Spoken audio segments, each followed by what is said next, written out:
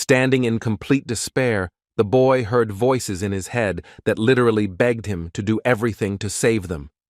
He was called a hero, only he could save them from the end of the world.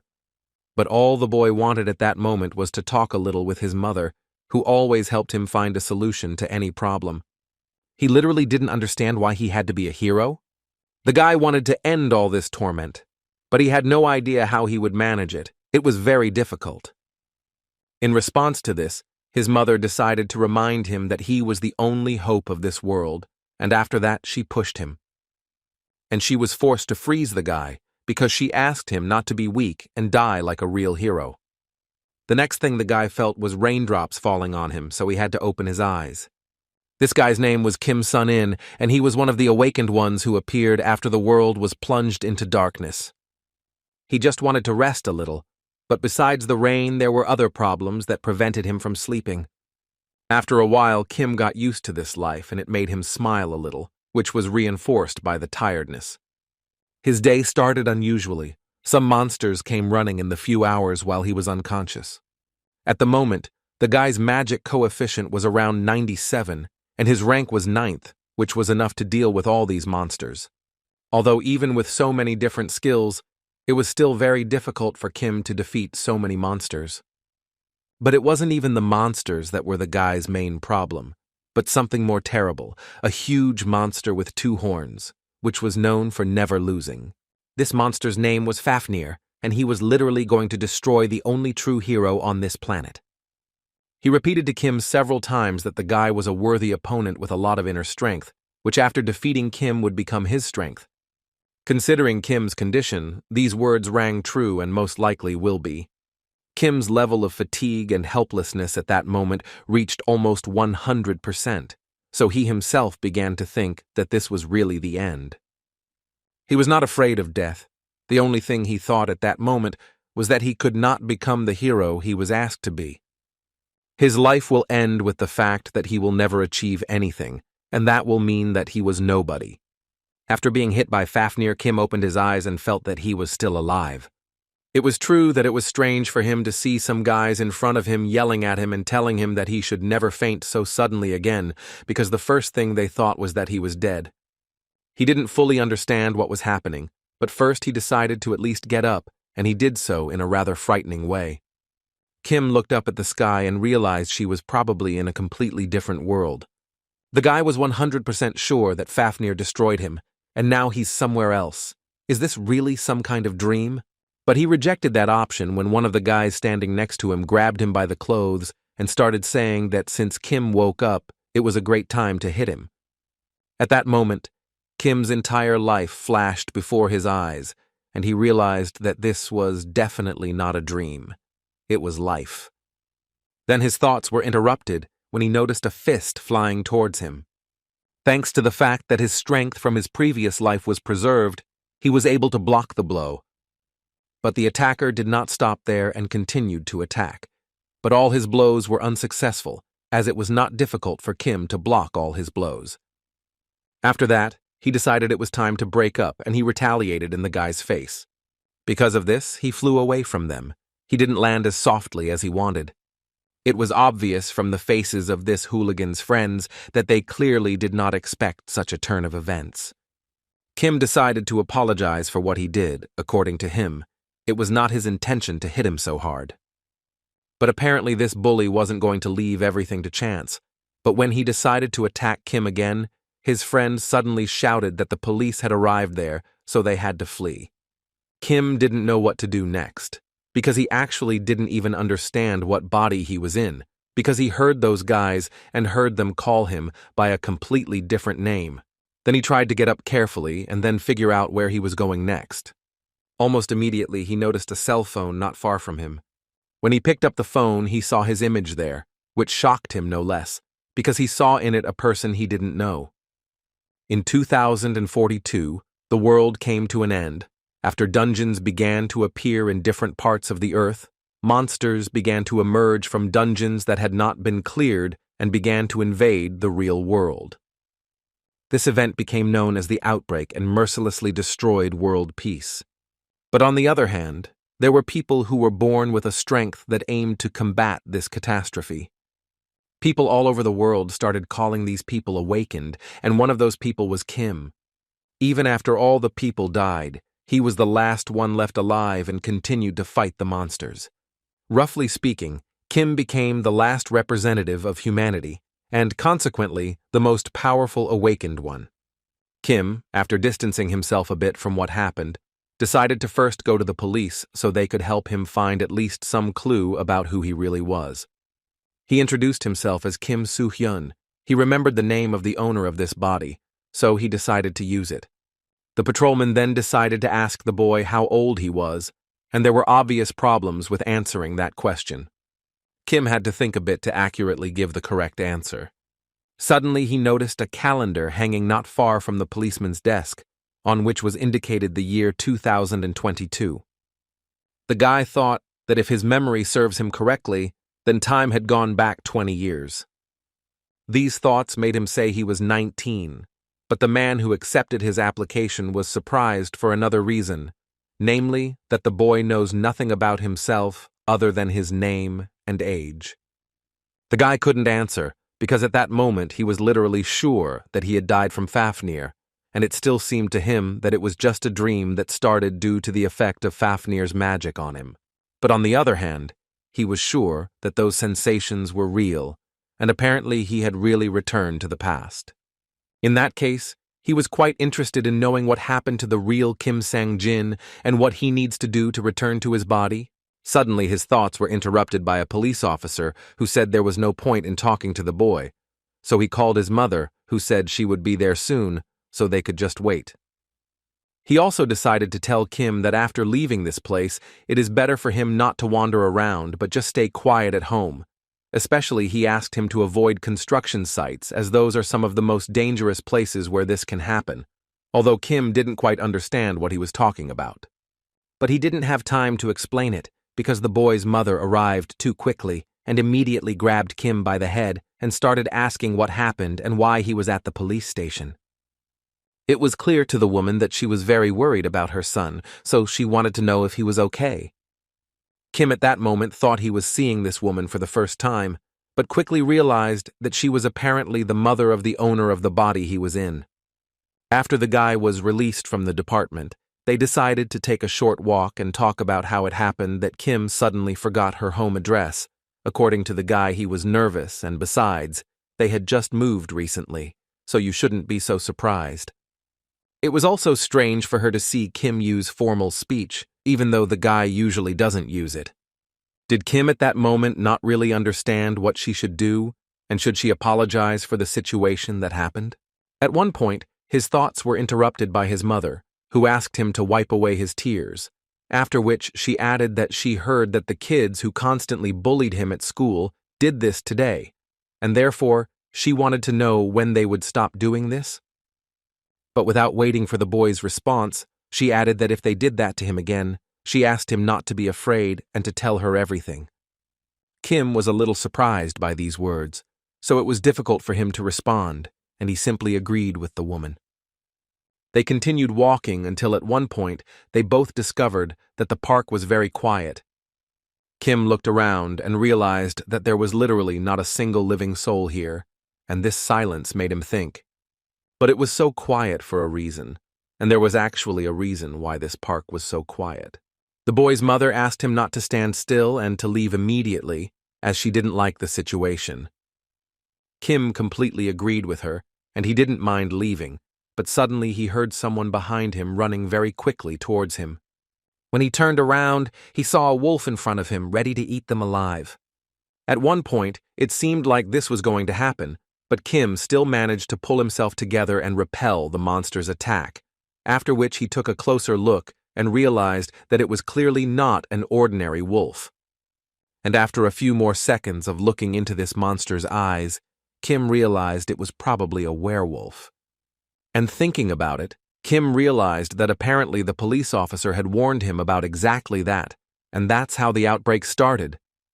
If memory serves you right, then already in 2022 outbreaks occurred much more frequently, and therefore it is quite possible that monsters could appear in the city center. But now this is not the main problem, but the fact that Kim urgently needs to find a way to deal with this monster, and for this he will need weapons. He decided to use an umbrella, which no one had needed for a long time. The guy's mother at that moment was shocked that they were seeing these monsters in front of them, as the news definitely reported that they had already been taken care of, but now that is not so important, and Kim asked her to not move and wait until he dealt with them. The guy understood that he was not attached to this body, but it seemed to him that, given the abilities he possessed, he could try to cope with them. The first attack went in Kim's favor. He was able to dodge the attack and launch his own rather strong counterattack. But that was just the beginning, as the monsters continued to attack him, and it was noticeable how difficult it was for him to resist them. At one point, the wolf's strength significantly surpassed the man's, and in his head he was thinking that he couldn't do anything to a monster of that level, and that was why he was so offended. If it were in his body, he would probably face it. This attack is easy.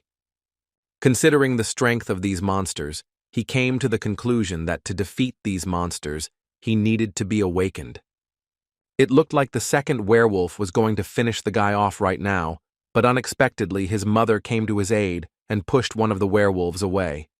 Although after such a blow, she herself flew back, and her landing left much to be desired. Anyway, thanks to this, Kim managed to free himself from the monster that attacked him. After that, he immediately ran to his mother to find out why she did this, because it was very dangerous. In response to these words, she told him that everything was fine with her. And she also wanted him to understand that above all else, now she wants the guy to get out of here alive. These words forced Kim to organize her thoughts and do everything possible to protect the woman. After he was finally ready for this fight, Kim turned to these monsters to ask if they had one last wish. The werewolves suddenly decided to retreat and started running away, but apparently this was one of those mistakes that shouldn't have been made. Kim immediately started yelling that she would do everything she could to stop them from leaving. But apparently he overestimated his body, which immediately after these words literally lost all its remaining strength, and he fell to the ground from impotence. After a few wishes, Kim finally decided it was time for them to go home, so he carefully picked up his mother. And as soon as he decided to raise his mother, he realized how weak his body was, that it clearly needed training. But the main problem at the moment was that he had no idea where his home was.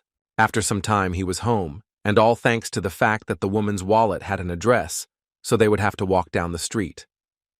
Suddenly, his thoughts were interrupted by his mother, who began talking in her sleep that she would save him and that he shouldn't worry about it.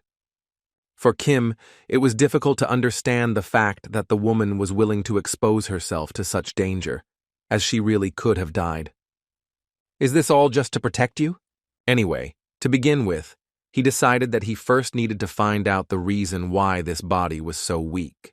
It was very strange for him to understand the fact that this body was so weak that it couldn't even fight back against some monsters. So he was understandably worried about being reborn into something so weak. At that moment, he realized that he needed to calm down immediately, because in those moments it was clear that he had to remain calm. Suddenly, his thoughts were interrupted when he heard a robot's voice, which informed him that Kim had been confirmed as a user. And now it was time to start the test, and after that the gates opened immediately. Although Kim didn't fully understand what was happening, he decided that an abyss had opened up before him at that moment. This means that most likely this body also has some kind of awakened talent, and if so, then in other words, he can start his life from the beginning. And if you think so, then in 2022, he was an ordinary person, and if you remember correctly, then he entered the abyss much earlier than in his past life. Therefore, he decided there was no reason to hesitate, so he entered the indicated gate, where the system congratulated him on entering the test tower. The Tower of Trials in this world meant the same thing as the abyss. This is the void where demons live and are condemned to eternal suffering. Once the awakened one is able to clear the first floor, only then will he gain the right to be awakened, and with each subsequent floor cleared, the power will gradually increase. That's why most people try to climb higher, but even then, There's a system in their head that's much more important than the floors, but Kim should think about that later, because right now, he's going to be tested on the first floor. To begin with, the system asked him to select a difficulty level, and he could choose from the first minimum level to the maximum level, that is, the 10th, which Kim chose without thinking. Levels are a system that exists in parallel with floors, although it is the same first floor. The higher the level, the stronger the enemies, but the reward for completing it is also much greater. When the level Kim had chosen finally loaded, the guy realized that perhaps he had made a mistake, as in a past life he could only pass the 8th level at most, and given how weak his body was, he was far from sure that he could pass this level. Although, on the other hand, he simply has no other choice as he must increase his strength as quickly as possible. After all, if he follows the same path as in the past, he will most likely meet the same sad end. The next step was for Kim to choose the weapon with which he would pass the test. After several hours of passing this test, Kim finally found the ones he wanted to destroy the most. It was the same wolves that attacked him and his mother, who at the time was threatening to kill someone else, but Kim intervened just in time. By this time, he was already strong enough to destroy one monster after another. By his actions, he indeed proved to them and to himself that he would never let them go. After some time, the news began to report that recently the number of dungeons opened had increased. Compared to how many dungeons first appeared in 2019, there were now about 3 times as many. The sudden appearance of dungeons had a huge impact, causing a lot of discussion. The challenge tower and dungeons are similar but have different formats. As people found more and more uses for the energy of the resources they found, their price logically shot up quite a bit. The rewards found in dungeons not only affected daily life, but also had a huge effect on the world economy. The awakened naturally received material rewards for conquering dungeons. A long time has passed since Kim was in the test tower. The Tower of Tests. This place is often referred to as the Abyss, and in its past life, it was a huge world in which countless awakened people could gather exploring the floors. Each floor is a separate world with its own habitat, climate, and even its own culture. Be that as it may, they all have something in common. Before ascending to the next floor, the awakened must pass an experimental test. At this time, all the awakened are on the 2nd floor. Compared to other floors, all kinds of resources are easy to find here. But to enjoy these amenities, people must collect the required amount of achievement points on the 1st floor. Kim still managed to pass the 1st floor test, although he understood that without the memories of his past life, he wouldn't have been able to handle it. Fortunately for him, the more he fought, the more feelings from the past came flooding back to him, so he was pretty sure that at this rate he could make it to the end. After passing the 1st floor of the 10th level, the system decided to reward Kim generously, so his characteristics grew much faster than in the past. With so many points, you can move on to the next floor with peace of mind. Plus, with such a large number of points, he could easily go to the store and buy something for himself. And as soon as he thought about it, he realized he really needed something, so he went to the first store that had it. As soon as he walked in, he was immediately greeted by a girl who was happy to see him. It was the store owner that Kim walked in on, and she immediately realized that the guy was here for the first time. And so she was ready to help him, and for that, she asked Kim to tell her everything he needed here. Her name was Wally, and she was essentially a dark elf. Kim knew that this was the same seller of various products, and as was clear, his way of enticing customers into thoughtless purchases had not changed, but he immediately decided for himself that this time it would not work for him, because he had already decided what he wanted to buy. According to him, he needs the jumping skill, and he wouldn't mind acquiring the transformation skill, which confused the girl a little, so she thought someone had given her some advice. But the worst part is that it costs a lot. For the jumping skill, he will have to pay 150 points, and for the transformation skill up to 1,000 points. Kim didn't think twice and simply paid the amount Wally asked for these 2 skills. She was so surprised that at one point she simply started screaming at him and saying that this was simply impossible because he looked like a person who had clearly just begun his path of awakening. According to her, no one has yet scored more than 1,000 points on the first floor, and so I would like to ask again, or did he definitely reach the second floor from the first floor? Without thinking much, Kim made it clear to her that there was no need to doubt it, and besides, according to him, he was just an ordinary buyer. After these words, he left the Valley store and began to think about taking a look, and for this, he took out his space bag, which people usually call inventory. Where were all the guy's purchases? He bought a sword, a spear, bandages, and medicine, and he also bought food. After that, he decided to analyze each skill that has the level of mana necessary to master it. The skills that a person masters will become stronger, but some of them have levels for which mastery alone is not enough. Such skills are called growth level, and they are very difficult to obtain, and there is only one skill with growth level that an awakened person can buy in the shop, and that is transformation. And to use skills, you need to have a mana catalyst. It will increase the mana level and regulate it accordingly. Kim could purchase it from a normal reward shop once her trials were over, as an item that would increase her magic power to the desired level without climbing the tower or conquering the dungeon. The guy thought it was very easy to miss because almost everyone is focused on getting to the next floor, but if you look closely, you can find many hidden treasures.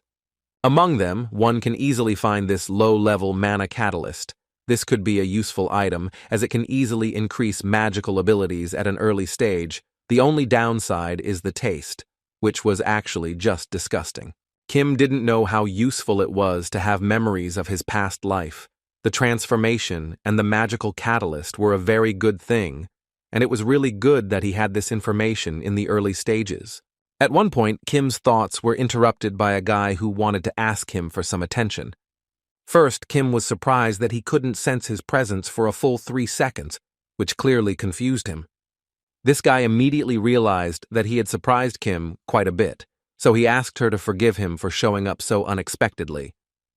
As soon as Kim saw the guy's face in front of him, he immediately remembered some photos from his past life. He couldn't believe his eyes, because it was Han Hak-jun. Han Hak-jun. He was a genius among all those who awakened in the abyss, but in the near future he became the main culprit for the death of a great guild. And now he's right in front of Kim, but this way it's hard to say he's such a dangerous person.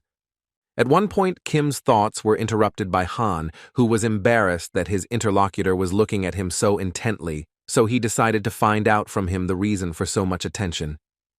Kim immediately told him that he was actually just a little surprised, although in his mind he thought that in the past he had a much more bloodthirsty aura, but now he was quite interested in finding out what Choi wanted to talk to him about.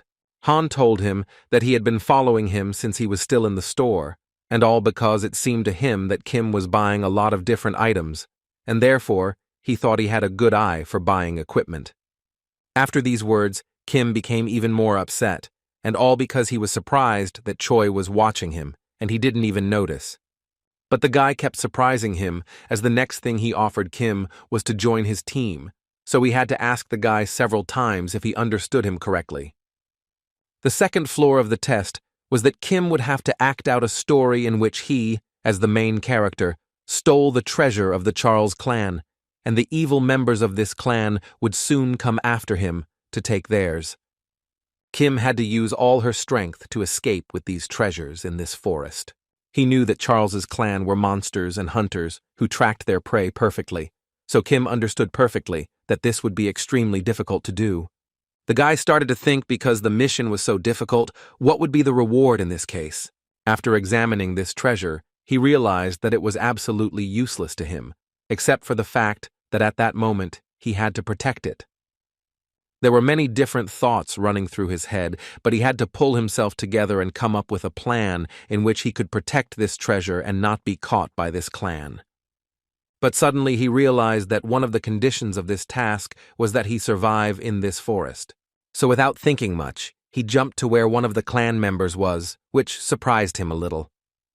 And that was his biggest mistake, because before he had time to come to his senses, Kim attacked him with his sword. The fact is, Kim realized one important thing. Surviving in the forest meant he needed to destroy all the monsters around. So when other monsters started attacking him, Kim didn't run away. On the contrary, he was happy that they were coming to him. His skills were more than enough to destroy one monster after another. He understood that since they were now moving in groups, there was a fairly high probability that the battle would be long, so it would be much more profitable to come here with a team.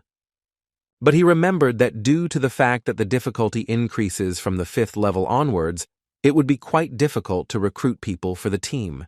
In this conversation, Choi asked Kim to accompany him to pass the 8th level, and according to him, he had reasons to pass such a high level, but it seemed to him that he could not do it alone. And Kim actually had his reasons for this, but unfortunately the 8th level is too low for his purpose. Suddenly his thoughts were interrupted after he saw in front of him only a huge monster with some creature standing on top of it. Kim didn't run away because he understood perfectly what it was. It was the boss who finally showed up, and now he had the chance to complete this test much sooner. He was confident that he could defeat such a ferocious monster with just one blow, and after a few minutes, he actually confirmed his words. After finishing off this monster, the system notified him that he had received a unique item, and this was the treasure of the Charles clan, which could heal all damage and restore characteristics that affect the player, although it could only be used 5 times. In fact, Kim didn't even expect there to be such a useful reward, so he was glad. He thought it would be better to destroy the monsters instead of hiding from them. Because of this, his abilities grow much faster than in the past. With the help of the transformation, Kim was able to understand that the clan head's unique ability is that he possesses an ability that is able to enhance physical abilities for a time in proportion to fatigue and vitality. In the end, although it was incredibly tiring, Kim still benefited greatly from this battle, and if he can continue to grow at this rate, then maybe this time he can rewrite history. When he finally returned home, he noticed that there was a lot of delicious food on the table, which his mother had prepared to please the boy a little. She added that this was all she could do as a token of her gratitude for saving her, but Kim felt ashamed that she was probably very tired, because she even went to work yesterday with these injuries, but assured him that she would prepare food, as it was not difficult for her to find a child. Kim finally sat down at the table and began to try everything his mother had prepared for him.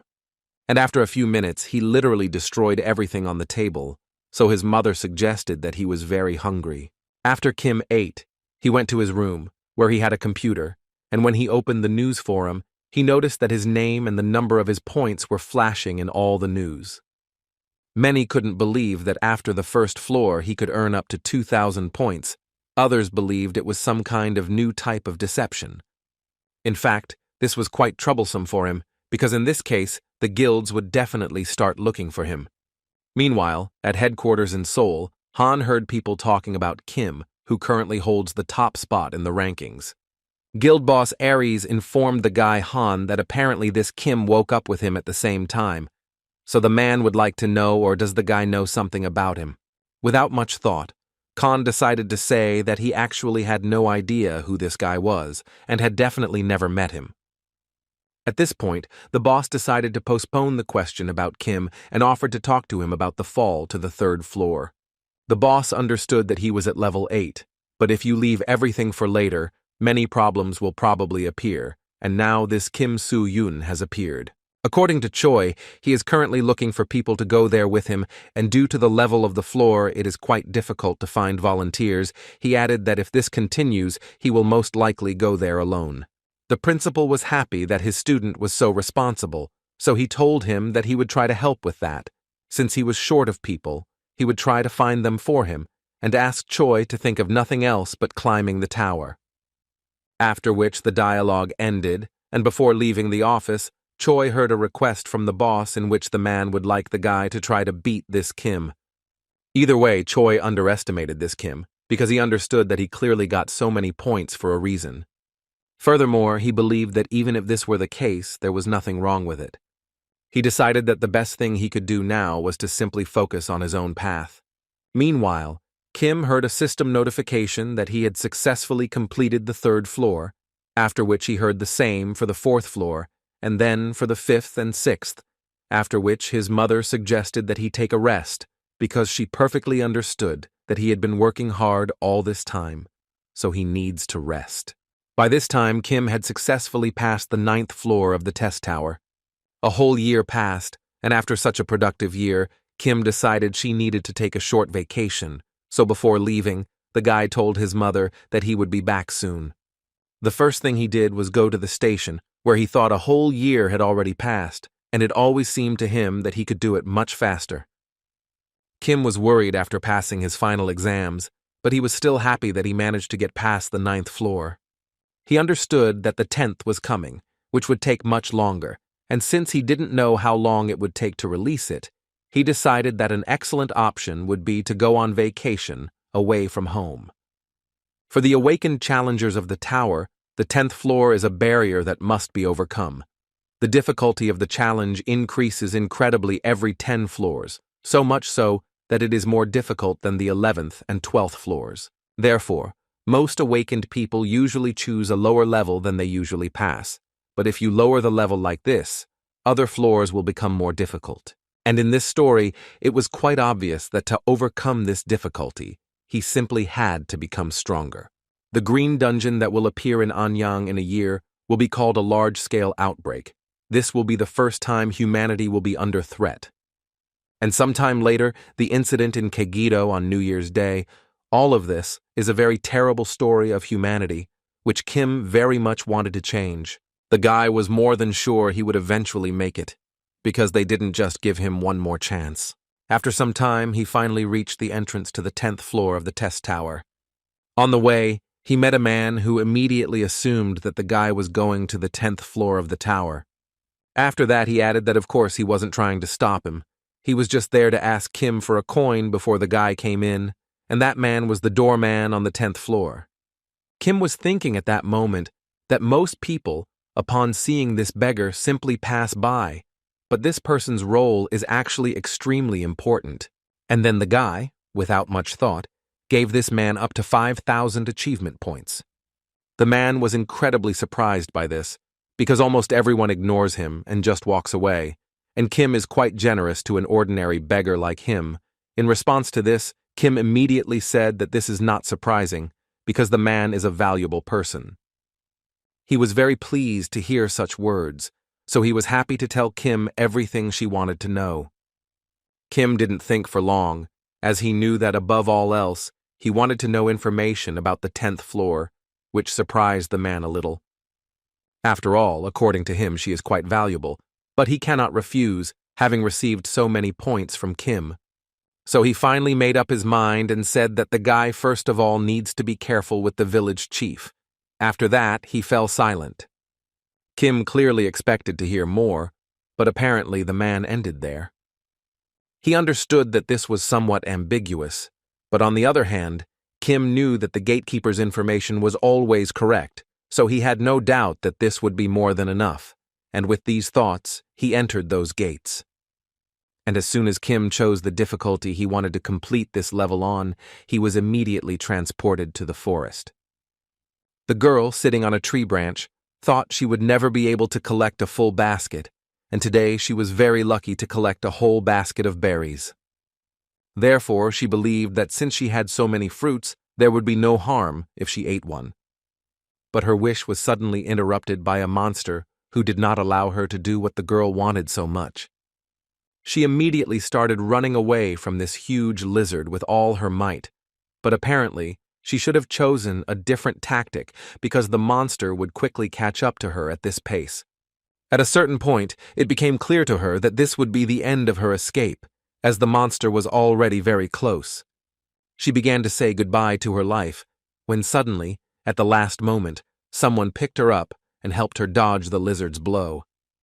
It was Kim who at the last moment managed to save the girl and also launch a counterattack against this huge lizard.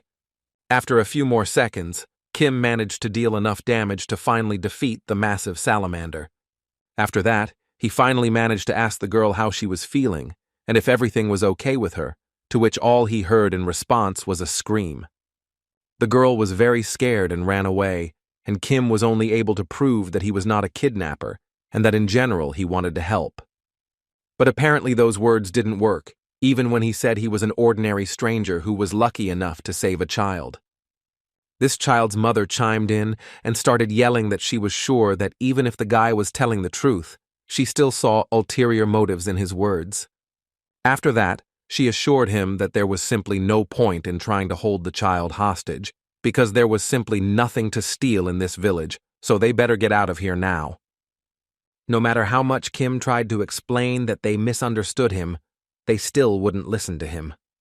It was very strange for Kim to understand that he was considered a kidnapper. He basically did nothing wrong, other than that he helped this little girl, and instead of thanks, he got this response. In addition to this monotonous environment, the locals were also hostile towards him, so Kim already understood at that moment that this floor was clearly different from the previous one.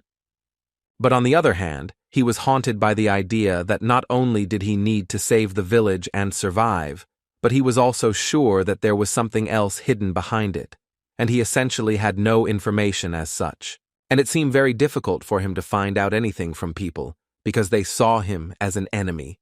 The people within the challenge are also known as in-game entities, similar in nature to the real player. The way they look and think is eerily similar to real people. At one point, Kim even seemed like they weren't part of the show. On this floor, the game's entities avoid people like the plague, and the village seems alarmed and desperate, much like the time Kim lived in. And then it was called the end of the world. The world was approaching the end. For people who hadn't experienced it, it would clearly be a new thing, so Kim wanted to know what all these people were doing. He decided that he first needs to meet someone who has information so that there can be at least some progress, but he doesn't even see ants. What can we say about people? When suddenly her thoughts were interrupted by a child's voice, which made Kim immediately wake up. It was the little girl he had recently saved, and Kim immediately remembered her. Instead of words, she unexpectedly ran up to the guy and put in his hands some fruits that she managed to collect in the forest. After that, she returned again to the same tree behind which she was hiding. And a few seconds later, in her calm voice, she carefully thanked Kim for saving her. Kim was very pleased that she had decided to thank him in this way, so he suddenly asked her to come to him for a while. Kim opened his inventory and took out a large amount of food. He understood that the girl would definitely like such a gift. She ate with joy, and it was clear from her face that she was doing it with incredible pleasure. Kim immediately realized that there was not enough food in this village, and the girl herself confirmed this assumption, adding that this was all due to the fact that everyone was indifferent to each other. They were afraid that the remains of their food would be stolen.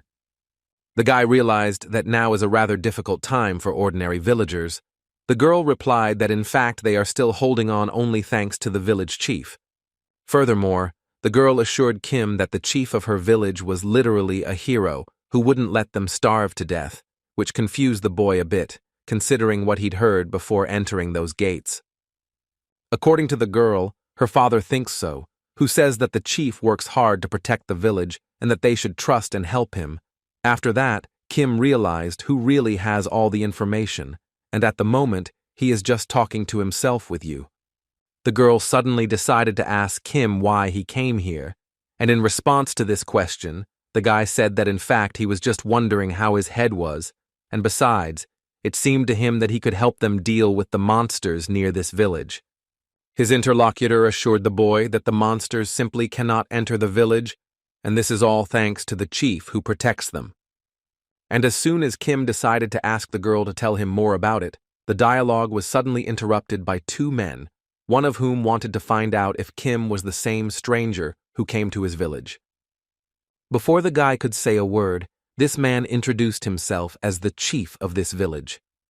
At that moment, Kim immediately remembered the words of the henchman, who asked him to be careful around the leader. The chief interrupted his thoughts by beginning to say that at the moment, there was a clear shortage of food in his village, and he was very sorry to have started his dialogue this way. But he saw how Kim gave food to the girl, and so he believed, which could cause confusion among other villagers. And then he expected Kim to stop handing out food to anyone, especially when he does it without the boss's permission. Kim wasn't very happy to hear this, but first he decided to clarify once again whether the head was really standing in front of him, because he really wanted to meet him. The guy started telling them that he was actually just a passerby who accidentally came across this village, and now he would like to ask to stay in this village for a few days. The chief immediately told him that it was actually a bad idea because the townspeople were afraid of strangers. Kim, talking to this boss, immediately realized that the man did not relax his vigilance for a second. And while the guy was thinking about this, the boss began to scold the poor girl, who was guilty of taking food without permission. She immediately lowered her head and began to cry, and at the same time asked him for forgiveness. But she was suddenly interrupted by Kim, who put her hand on the girl's head and asked her to calm down, because in fact, nothing terrible had happened, and there was no point in crying. After that, she began to stand up and tell the chief that he shared his food with her of his own free will, and that he would not cause any harm to the village. And to prove this, he is ready to help in the form of food, which, according to Kim, is enough for absolutely anyone, and his words were clearly true. Even the chef's assistant confirmed this when he looked directly at Kim's inventory. All Kim asks in return is that they provide him with housing, after which he will share food while he is here. And if that wasn't enough, then the guy was ready to offer something else, but was interrupted by the boss, who assured the guy that this was actually more than enough. He then asked Kim to follow him so he could show Kim various housing options in the village. They walked with him through the center of the village, where most of the people Kim had not seen before gathered. All these people continued to pray, and this made Kim think that a religious ceremony is a completely normal phenomenon, and it is quite natural that they would trust in the gods. Moreover, this is not surprising for Kim. He has seen this more than once, but unfortunately this happens more often on the verge of death of the world. People literally start to go crazy. Some, in such situations, hide behind the face of faith, others deny reality and begin to do terrible things. But the worst part is that in the end, there is literally nothing left. Looking at these people, he understood that this is exactly how it all begins. But at least so far, they are not throwing themselves at each other. But apparently Kim will have to take back her words, because she heard one of them suddenly start shouting that today they were sacrificing this unbelieving and spoiled soul. And a few seconds later he completely cut the rope, and one of the residents of this village began to fall into the pit with terrible screams. Seeing this, Kim thought hard about what he had just seen. He decided that this place is the same, and all people are the same, and no one changes, no matter where he goes. People even in such a world said that they were doing all this just for the good of their village. They believed that all this was only thanks to the chief, because he borrowed the power of the earth god to protect their village, and they most likely would have left long ago if it weren't for him, so they needed to sacrifice another person in 3 days. And each of them believed that at that moment, each of them was safe, because they had a candidate who would be perfect for that role. The chief's assistant came to the chief after some time to inform him that the ceremony was a success, but they had not yet found a victim for the next one. After this sentence, the man decided to check with the assistant how his new walker was doing, and according to the man, so far he had not done anything that could punish him. Out of fear, did the assistant decide to clarify again, or did the boss really want to use him as a victim? The man replied without hesitation that God had actually sent him here for this purpose, and he also added that they would give him this hypnotic drug and then throw him into that underground thing. He believed that this village was becoming more and more dangerous, so a small sacrifice was needed to save the entire village. A monster snake appeared under the village and only eats people. Fortunately, this snake prevents the rest of the monsters from invading the village, so the village remains safe. Right now, the whole village is in panic because they don't know when the monsters will attack them. And there is only one thing the chief can do: cost the villagers dearly, so he has no regrets. 4 days later, Kim's body was carefully placed where the hatch would open. The head was at the center of this madness, and it was he who approached the wanderer to ask for forgiveness for what they wanted to do to him. After that, he cut the rope and Kim fell quickly. It was not an easy grave. In this place sat a huge snake that devoured all the people who were thrown here under the pretext of sacrifice. Exactly 1 day had passed since Kim was thrown into this hole, so the boss decided to go there and check if everything was okay. The man believed the snake was digesting the guy, so he would soon have to spit him out. But as he got closer, he saw something he clearly didn't expect to see. In the center was Kim, who was literally cutting this huge snake into little pieces, and when he noticed the head, he simply greeted it. His head immediately began to shake with fear because he simply did not understand what was happening here and how was this possible. A man in such a state just wanted to know how he destroyed this monster and how something so impossible could happen. Kim responded with a smile that gave the impression that the boss believed this monster shouldn't have died. The man immediately understood what the guy meant, so he immediately began to yell at him and say that all of this was just for the good of the village, and if this snake hadn't marked this territory, then other monsters in the area would have started attacking them. Did all these words force Kim to clarify?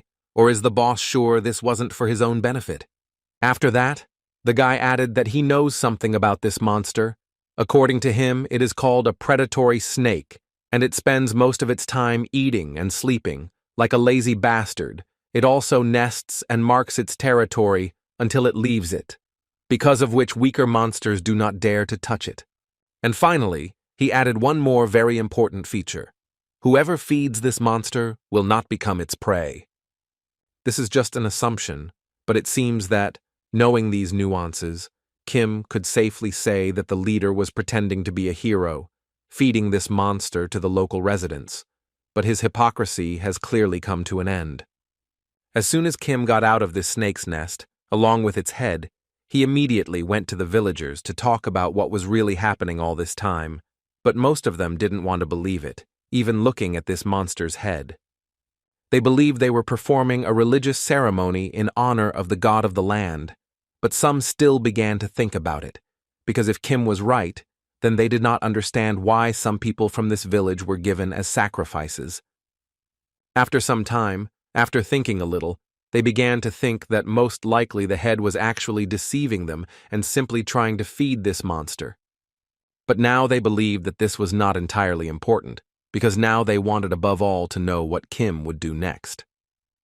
Kim remained silent for a while and finally replied that he would help them, but first he would show them something. And that something was the snake eggs that were laid by this monster. He understood perfectly how it all looked, but first he asked them to listen to him and only then make a decision. Kim reminded them that this predatory snake has a feature by which its feeder remains unharmed, and with the help of this feature, they can raise these baby snakes.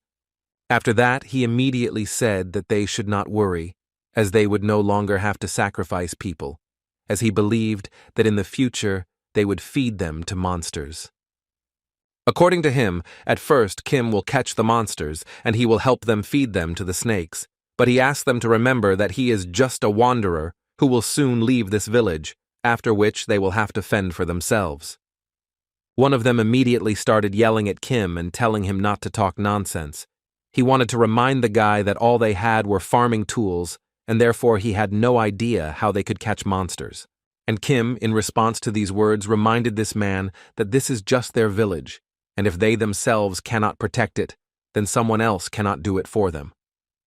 But even in this case, they tried to argue with him and say that they couldn't do it, so Kim couldn't take it anymore and stopped crying, asking them to give up, because they always have the option to give up on everything and continue sacrificing people to survive. Kim was sure that the unwillingness to defend oneself and the constant dependence on others, all these things give rise to so-called heroes. But did he still hope that his hope for the people who had lost their will was false? He realized that perhaps he was speaking too harshly to people and should find another way to persuade them.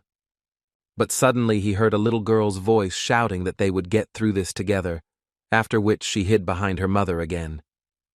Kim realized this was the same girl he saved and was happy to see that she supported him.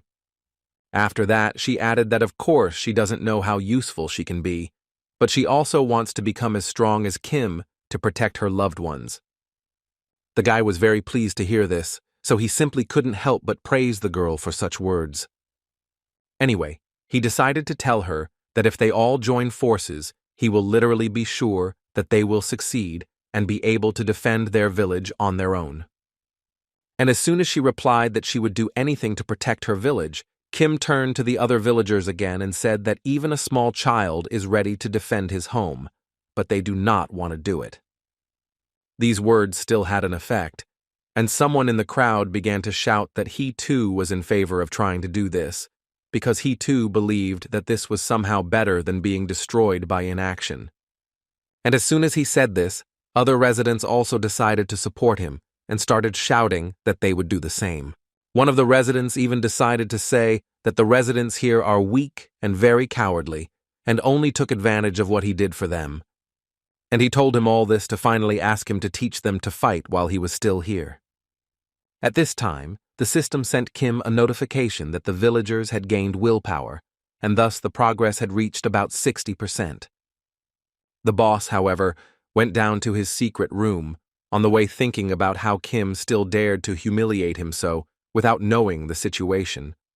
In any case, he believed that this was not all, and he still had a trump card, which he would use to get revenge. The man would destroy the entire village with the help of his pet and show who they are without him. The villagers, however, will place the baby monsters under the village, and if the villagers start feeding them, they will not eat them. And on the way, they looked at the wanderer, who, in their opinion, was amazing in every way. He destroyed the monsters one by one, and he did it with just 1 or at most 2 hits. At one point, the villagers interrupted him to suggest that he finish this, as the sun would soon set, and then it would be better not to be in the forest, to which Kim agreed, so he said he would return as soon as he was finished with this monster. At this stage, Kim had completed 90% of his task, but what bothered him most was the fact that no matter how hard he tried, that progress bar still remained in place, and therefore he began to suspect that it was all because of the village chief's absence. At that moment, he most wanted to reach 100% and complete this mission, but at least he didn't understand what he needed to do so, when suddenly, in a moment, his thoughts were interrupted by feeling a small earthquake under his feet. But as I found out later, that wasn't the biggest problem yet, because a few seconds later someone landed a pretty strong blow right in front of him, and as soon as Kim raised his head, he noticed a huge blue bird, which apparently tried to hurt him. Unfortunately, the guy knew what kind of bird it was. It was the only predator that could attack a snake. That is, it was a divine bird of blue fire. Kim immediately realized that all of this was just because of that man, who couldn't just retreat and came back again, taking such a strong monster with him. The former village chief was confident that with something like this, the villagers would accept him as a hero again, and then he would once again become the chief who could control the monster. The man was so happy to own a bird so strong that it was capable of destroying everything under his orders. At least that's how it seemed to him until this divine bird struck him. She literally burned him to ashes, and he didn't even have time to understand why she did it. In fact, Kim was not surprised by this decision, because this bird is free and does not listen to absolutely anyone, but the worst thing is that he is flying to the village at this moment. Therefore, he immediately decided to follow her and use all his strength to stop her. He used all his strength and even jumped, but still he couldn't reach the bird. But she, in turn, easily caught up with Kim and delivered a counterattack. Because of this, Kim suffered serious injuries, while he only thought that he would finally be able to convince the townspeople that he was right, and now they were in danger of being destroyed by another monster. The 2 men Kim was hiking with were already halfway to the village when they suddenly heard some very strange sounds that made them think that perhaps the hiker was continuing to hunt instead of returning home with them. For them, it was incredible, because it's important to note that Kim has been in this condition for a whole day, and even for such a young body, not sleeping for a whole day is a lot. One of them was sure that if he were his age, he would also fight him, because back then, he could also destroy all simple monsters. Suddenly, their dialogue was interrupted by a huge bird that flew straight towards the men. So, as expected, they became scared and started screaming like crazy. A little more and this divine creature would simply destroy them, but at the last moment, he tied his pasture with a rope. It was Kim who decided that since he couldn't reach this bird, he would just have to bring it down, and to do so he used a rope and his sword. He then used the transformation skill, with which he managed to take the bird's ability and then use it against himself. Kim's mother, in turn, was convinced that her son wanted to take a vacation after the final exam, so now he left town, so she didn't even worry about him. Furthermore, she believed that she should give her son more freedom, as it seemed to her that he had matured a lot. And at that moment, the guy continued to fight with the crazy bird, which gradually began to lose its position. At one point during the fight, Kim remembered that there is a limit to the abilities he can use in the transformation. And that could only mean one thing, that he would have to use all his power to defeat this monster. And it was very difficult to do this, because during all this time they were both under the influence of the flame.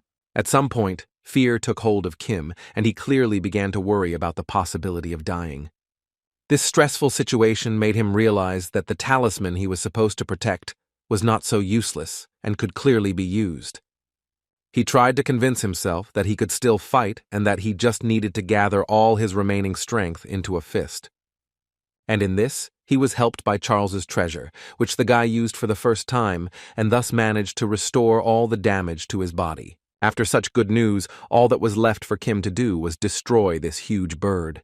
So without much thought, he struck the bird with his sword. And this really bore fruit, because this blow was so strong that it was enough to destroy the divine bird. Although Kim himself didn't feel well after that fight. Kimu's friend was the first to run to the boy's body. After some time, Kim came too, although looking at him it was obvious that his condition left much to be desired. In any case, everyone who was with him at that moment was extremely happy that he had come to his senses, because in a moment they already started to worry about him. First of all, Kim wanted to know what happened to him, as he remembers practically nothing, and, according to the two men who were with him, he was attacked by a huge bird, which he managed to defeat, and they, in turn, had already managed to shoot it down. They also immediately added that he had several bruises from the fall, but other than that, they didn't see any other more serious injuries, which was a bit surprising to them. They believed this was more than enough to call him a hero, although he considered himself simply an incredibly lucky man. At this time, the system notified Kim that he had completed the task 100%, and now he had nothing to worry about anymore. Now these villagers could live in peace. The system also reminded him that today the performance ranking will be calculated, and no matter what it looks like, it is quite obvious that Kim will take first place in this ranking. In the meantime, he heard the villagers tell him that they were immensely grateful to him for saving them. They promised him that they would never forget it, and that every villager would remember his kindness to them. It was still unusual for Kim to hear the word hero, but he didn't deny that it was a rather pleasant feeling. After some more time, Kim was healed and was about to return to his world, when he was suddenly stopped by a child's voice, who wanted to know if Kim was definitely leaving. This was the same little girl who even scared the guy a little and wanted to know why Kim was leaving without telling anyone. She assumed he was leaving to save another village, and Kim had no choice but to confirm this theory, because in fact, he was lost because he wanted to leave quietly. In any case, the girl came to him not to cry, but to give him a farewell gift in the form of a little bag, inside which were some fruits she had picked. And she also wanted to say that her name was Mally, and she wanted to thank him again for saving her village. Kim was very pleased to hear this, so he said goodbye to Mally with a smile. Meanwhile, Choi was driving the car to reevaluate his achievements, and it was clear on his face that the guy was a little worried about his success. And this was noticed by the guild boss, who was with him at that moment, so he asked the guy about it. Choi immediately started denying this, and the man was happy that the guy was behaving this way, because how could Choi Hakjun, the best among the newcomers, care? Also, if the boss remembers correctly, then the guy has already reached the 15th floor, and now he has at least a B rank, and in view of this, the boss wanted the guy to try to become an A rank. And since they started talking about newcomers, the man wanted to say that Kim Soo-yun's ranking would also be evaluated soon, and upon hearing that, Choi immediately wanted to ask how he knew that. The boss, without much thought, said that it was actually a common intuition, as Kim had recently passed through the 10th floor, and now it seemed like it was time for an evaluation. The man also wanted to say one more thing just in case. He believed that it didn't matter if it was the tower or the examination room. If he knew Kim Soo-hyun, then he believed that Choi was literally obligated to bring him to his guild. After all, if this happens suddenly, maybe then he'll be able to let Choi go, which clearly interested the guy. Finally, it was time for the Awakened Certification Committee, which Choi arrived at without delay. In his head at that moment there was a conversation with the boss, who told him that as soon as Choi finished the work, he would prepare everything so he could climb to the top of the abyss. Therefore, the man asked him to do everything he could to finish the exam as quickly as possible. Choi wasn't very happy about this, and the thought crossed his mind that he was an incredible idiot for agreeing to something like that. Immediately after Choi, Kim arrived for the appointment, who also arrived on time. The guy was in a great mood, as it had actually been a while since he confirmed his classification. The Awakened Certification Commission is a government-run commission where awakened people can find out their ranking. Whether they are newcomers or awakened foreigners, they have to deal with everyone. One might think that this is a place frequented by a certain group of people. Many awakened people often visit this place. To enter the dungeon, you need to get an A rank and you need to enter them, because this is the only way to make money, although Kim actually came here just to visit the dungeon and not to make money. Those who have confirmed their rank become active awakened people, and if a person has a good physique and unique abilities, then in this case he is recognized as awakened. Therefore, guilds often come here to recruit promising awakened people. One of these people also approached Kim to tell the boy that when everything was ready, they would call his name and tell him everything. But their dialogue was interrupted at a certain point by the scream of one of the workers or guinea pigs that Kim still did not understand.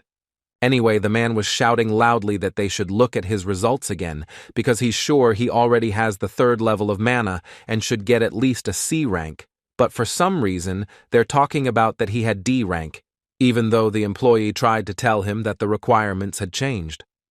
But he clearly didn't care about that, because he kept saying that it was their problem, that the requirements had changed, because it seemed to him that they had done it on purpose to lower his rating. Kim wasn't surprised by the man's reaction, as the income he receives from the dungeons depends on his rank, but he still believed that he shouldn't behave like this, even if he wasn't satisfied with the rank he received, because there are many scouts here. This magician was going to continue attacking the employees, and that's what happened, but he was stopped in time by Choi, who was tired of watching this. As this magician tried to escape from Choi's clutches, Kim watched this carefully. Then he immediately noticed the artifact that was in the magician's hand. This thing, if he is not mistaken, temporarily increases magical power. And this was noticed not only by Kim, but also by Choi, who immediately realized that this was a rather rare item and that it was not available in ordinary stores. He could not even guess where the magician got it from, because it clearly costs a lot of money. The magician wasn't going to tell where he got this thing.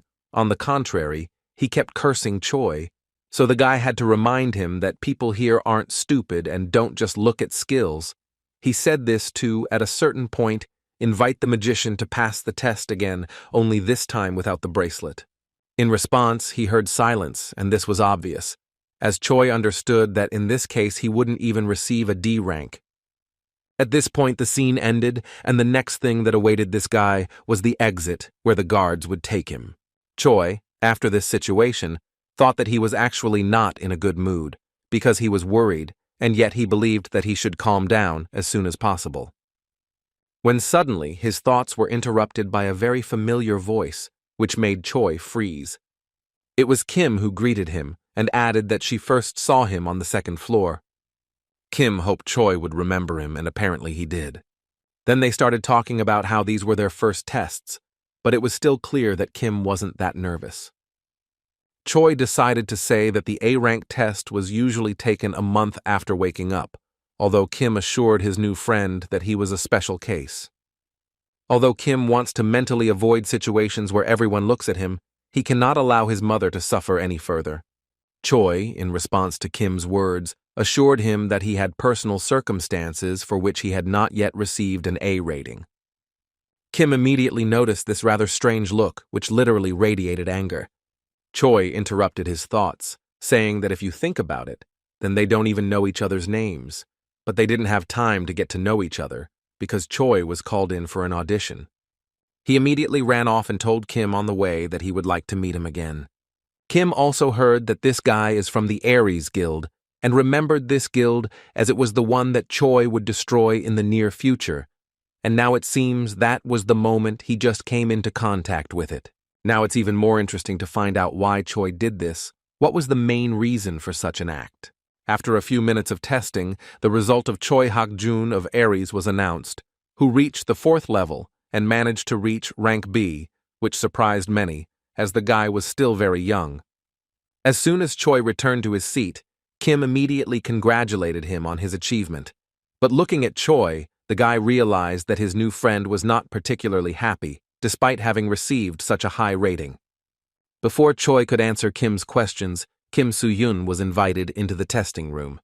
And what was Choi's surprise when he realized that the guy who scored the most points on the table was his new friend. At that moment, he immediately remembered what the boss had told him, that if he met Kim Soo-hyun in the tower or the testing room, he would need to bring him to the guild. Sometime later, Kim walked out of the audition room thinking she had messed up. A moment earlier, one of the employees asked the guy to send his mana to the meter.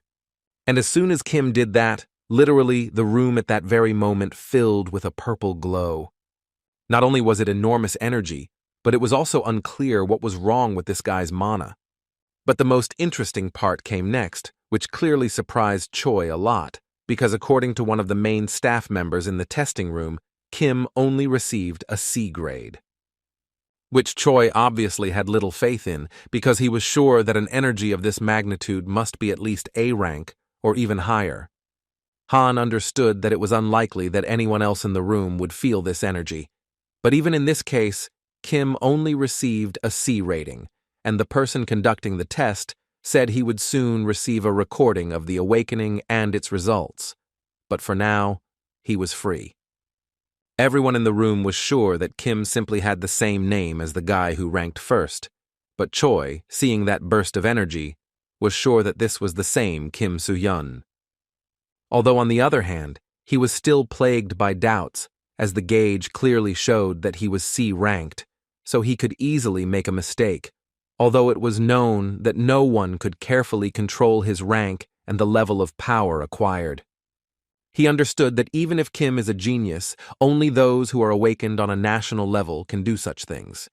Kim at that moment walked with the hope that everyone in the hall, including Choi, would believe that he was indeed very weak. Though only for a moment it felt like he was losing control of his mana. But fortunately, he managed to control it, otherwise everything could have ended very badly, and it seemed to him that all this was due to the sudden increase in his abilities. Although on the one hand, it could be said that this is absolutely normal, since his characteristics increased significantly after passing the 10th floor and the rewards were quite good. And the skill obtained after defeating the sacred bird is a fairly strong growth skill and is especially effective against demonic monsters, so it is very useful. He also noticed that his characteristics have increased a bit, and besides, what he likes the most is the store. The items in the store are impressive, as he completed the 10th floor on the 10th difficulty level. But he still believed that the main problem was that among all these delicious items, he bought this egg from an unidentified sacred creature, and the problem was that no one knew who might be born from it. He ended up buying it because it was the only item he didn't know how to get, but he was confused because he didn't know what would come of it. However, there was a case where some lucky awakened person took an egg and became a ranker with the help of a divine being's power from this egg. In fact, the guy has had this egg for a long time, but nothing seems to be happening, so he started to accept the fact that it might be an empty egg. Suddenly his thoughts were interrupted by Choi, who asked Kim to give him a few minutes so they could talk. First, Choi wanted to know from Kim how everything went, and Kim, without thinking much, told him that everything went very well and he received a C grade. After that, Choi wanted to ask Kim a question and immediately warned him that it was of a rather personal nature, But he didn't have time to do so, because at one point, he was interrupted by someone else's crying. This was the same magician who was still angry about the situation that happened between them, and apparently he had been waiting here all this time to get revenge on Choi. This guy was screaming that he worked so hard to get a C rank, and they just destroyed him. These words made Kim think that this guy is probably one of those people. Choi immediately stood in front of Kim and apparently wanted to teach this guy a lesson. Kim was happy that Choi had done just that, because he had always been interested in finding out how strong Choi was, and now, apparently, was a great chance to test him. But suddenly, the conversation was interrupted by another person who came up behind this magician and put his hand on his back, which is why he literally immediately started shaking. Was it the boss who came here to find out why Choi was suddenly late? Kim immediately wanted to find out from Choi who this guy was, and the guy immediately said he was the guild boss.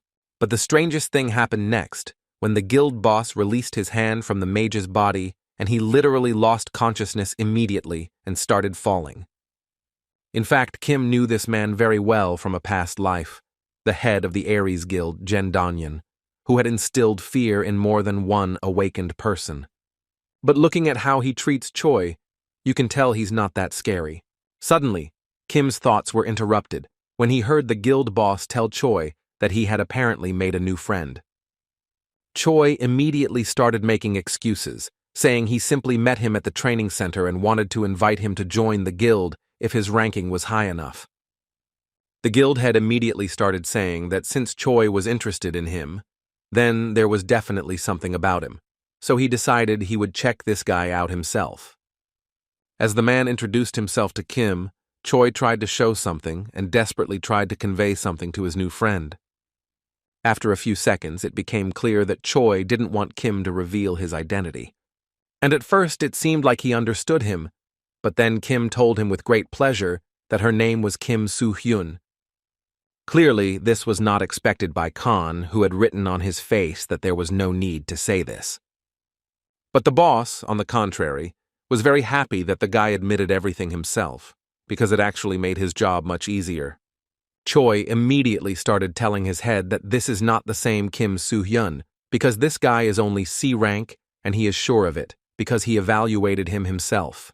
But the man immediately made it clear that he would not listen to him and asked Choi to shut his mouth, after which he once again reminded him that he was the one who decided everything here. Choi was displeased to hear such phrases, but apparently he really will have to remain silent while Kim shows his awakened card to prove that he really is C rank. Looking at his card, the man actually saw a C rank there, which confused him a bit, as he saw the achievements board, where the guy scored an indecently large number of points. After that, he returned the identity to the guy and asked him to forgive him for the trouble, but apparently he was not the one the man was looking for, and this made him very sad, because if only he had been the one he needed, the man would immediately call him to his guild. Then he simply turned around and said that it wasn't appropriate for the guild boss of his kind to invite an ordinary C rank to him, so all he could say was apologize for bothering him, although on the other hand, if the guy was still interested, then the man wasn't against him going to the guild for a test. And Kim's response was not long in coming, and the guy responded quite sternly, saying that such a guild would never interest him. After that, he confidently said that even if he was Kim Soo-hyun because of the rumors, even in that case, he wouldn't have joined him. He believed that he would join a guild where the boss didn't know the value of people's lives, so he simply wouldn't know what would happen to him in the future. These words caused laughter in his head, so he began to say that since there was already such a person who challenged his guild members, they all deservedly received their punishments, so he asked Kim to stop until he got mine. Kim didn't stop, plus he knew who he was talking about, so he decided to point out that the guy was only D rank, so it definitely didn't look like an accident. But oddly enough, this made the man laugh even more, after which he said that apparently the two thought differently. Then he decided to remind the guy that there is an unspoken rule that no one can enter the battle between the awakened, even if one of them dies in the process. The boss believed that the more awake he was, the greater his chances of getting away with it. A guild where the boss is so strong, a guild where nothing will happen even if they carry out a massacre. And taking that into consideration, Aries' boss believed that everyone just wanted to join this guild. Kim didn't fall for these provocations and simply told the man that they really thought differently than him. At that point, the boss decided it was time to end the conversation, so he said they had nothing more to talk about and started to leave, calling Choi after him. Choi, before leaving, discreetly asked Kim for forgiveness, although he did not want to respond. Instead, he reached out to him and handed him a small piece of paper, inside which was a message for the guy. Kim also told him with a smile that if Choi suddenly needed help, he could call him at any time. Jun Dongyang, the head of the Intermediate Aries Guild, and an A rank, has awakened. He used to be a common criminal and was known for throwing his fists into battle before waking up, and after waking up, he stopped crime and founded his own guild. But services, loans at interest, human and drug trafficking, all these are remnants of his past life. Aries is a dirty guild, or so they say. And indeed, today, Kim was once again convinced of this, because today the head of this guild simply destroyed a man without batting an eye. Kim could describe this whole situation in a few words, that a leopard would never change its spots, so the guy was sure that Aries' head was clearly hiding something. And considering the knowledge of his past life, Choi Hak-jun also has something against him. But no matter how much Kim thought about it, nothing came to mind yet. Did he try to find at least some information that would allow him to understand what really happened to Choi Hak-jun and the Aries Guild? And since he can't find the reason for this, he'll have to find out on his own in the near future. Suddenly, Kim realized that it was snowing outside, and at the same moment she remembered the proverb, "When the end comes, the world will be at peace. There will be no snow or rain." The situation was getting worse every day. At that time, Kim didn't know that peace and quiet is also a luxury. But anyway, at the moment there is still some time at this moment, and for now he wanted to relax a little. But apparently it won't be today, because at that moment the guy suddenly remembered something important. Because of the meeting with Hak-jun and the test, he has another reason to go to the tower. The reason Kim stopped climbing was not because of the position, but because he needed to obtain an awakening certificate from the Awakening Commission in order to participate in attacks. That's why he had to take the test, and he actually wasn't in a hurry, but unfortunately he couldn't wait any longer. After all, he knows very well that the incident will happen very soon, and he needs to arrive early to avoid the tragedy. But he was very worried that he wouldn't succeed even if he did fit in. Although after Kim looked at the Awaken's application, he realized that he wasn't the only C rank there, but there was another problem that according to the database, Kim had no experience in dungeons, so he doubted he could be selected. These thoughts made him have an idea in which he thought of deceiving everyone and making Aries work for him. A man and a woman sitting in a restaurant were considering applications from several awakened people for the raid, and among them were many C-rank people, although most of them already had experience clearing dungeons.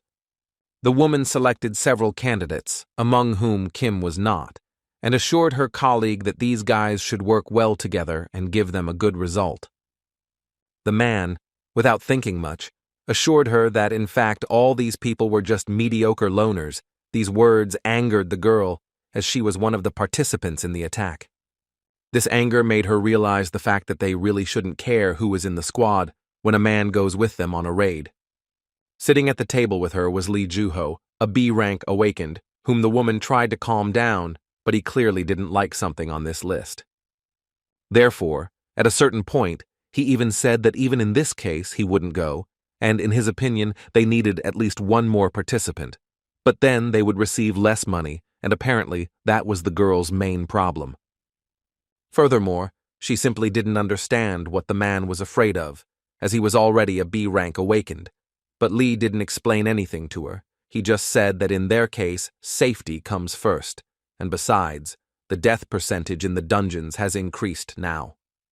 He also added that he stopped climbing the tower because he didn't want to waste his life, and he also didn't understand what the point was if he could die in one of the dungeons.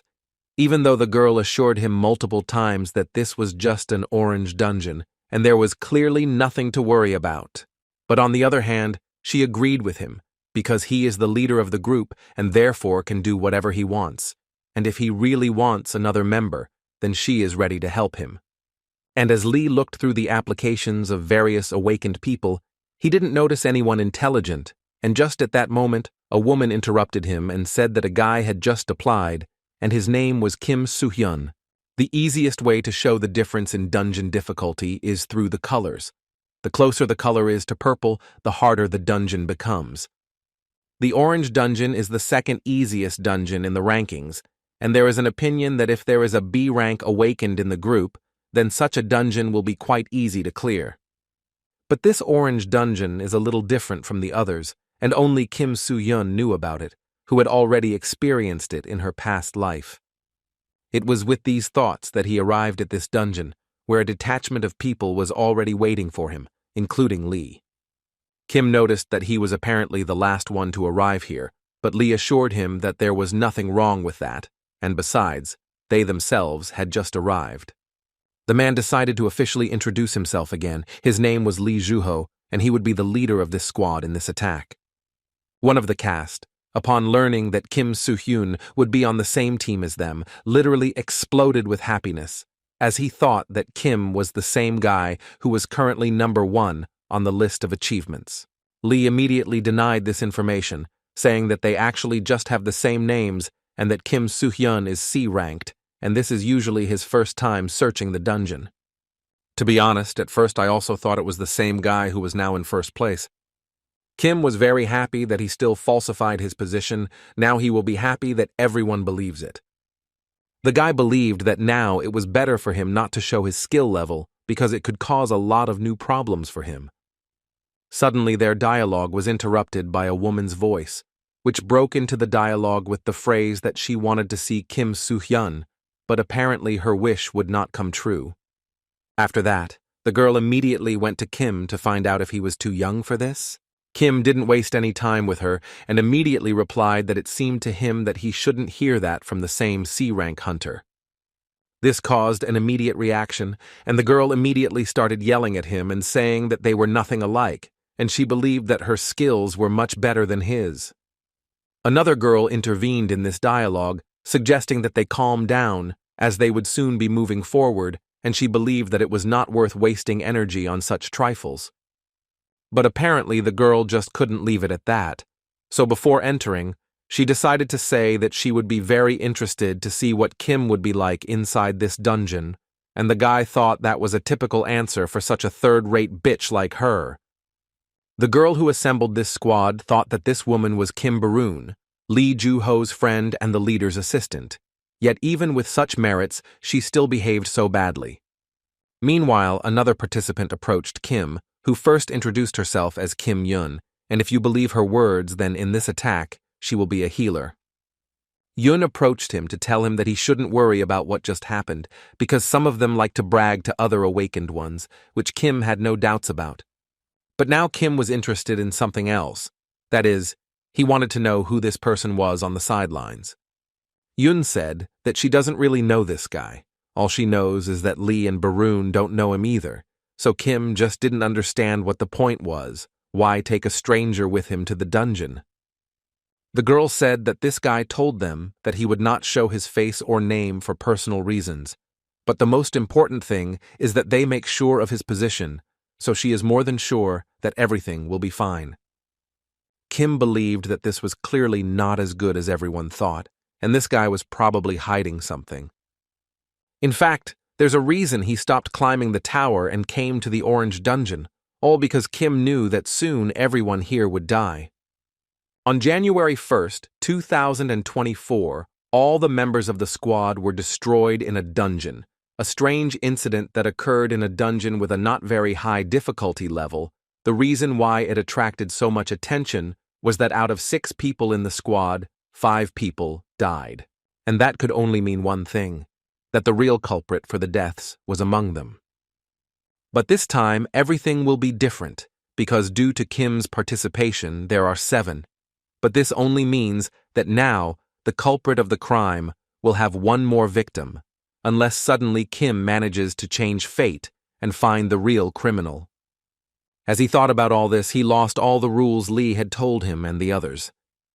After convincing them that he understood everything, Lee finally decided to open the dungeon and enter first.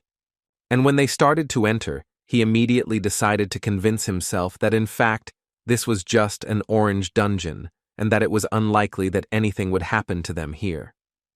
He also wanted to assure them that there probably wouldn't be many monsters here, and even if there were, they would probably be in the form of small wolves, which they could easily deal with.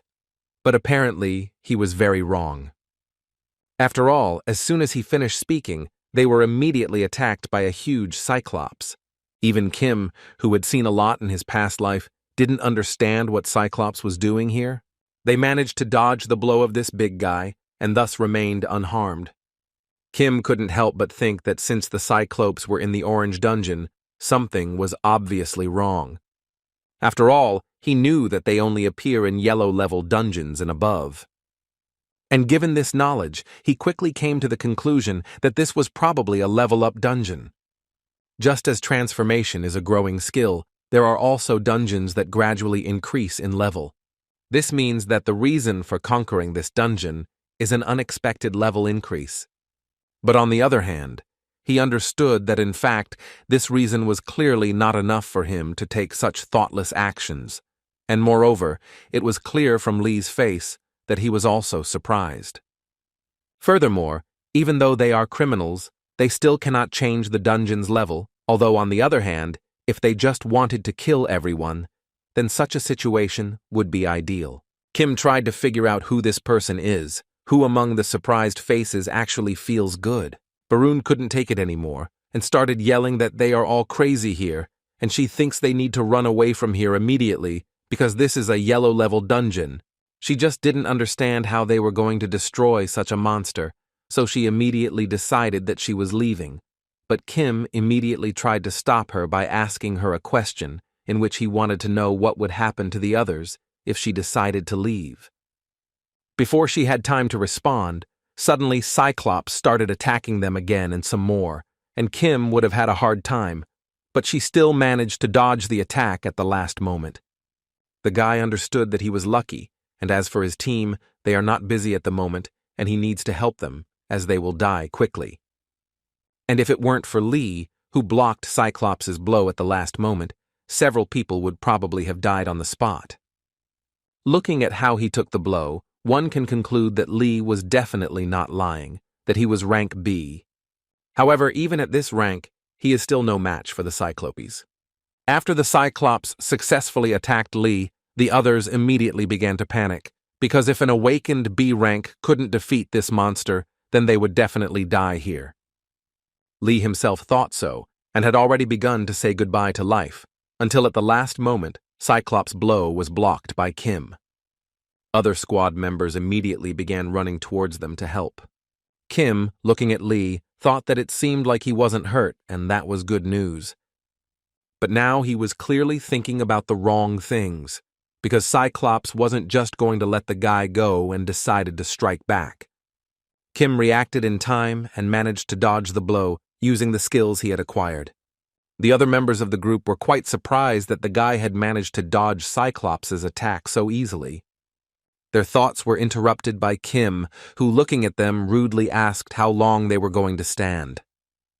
He asked them to compose themselves immediately and understand that even if they wanted to run away, they still could not do so.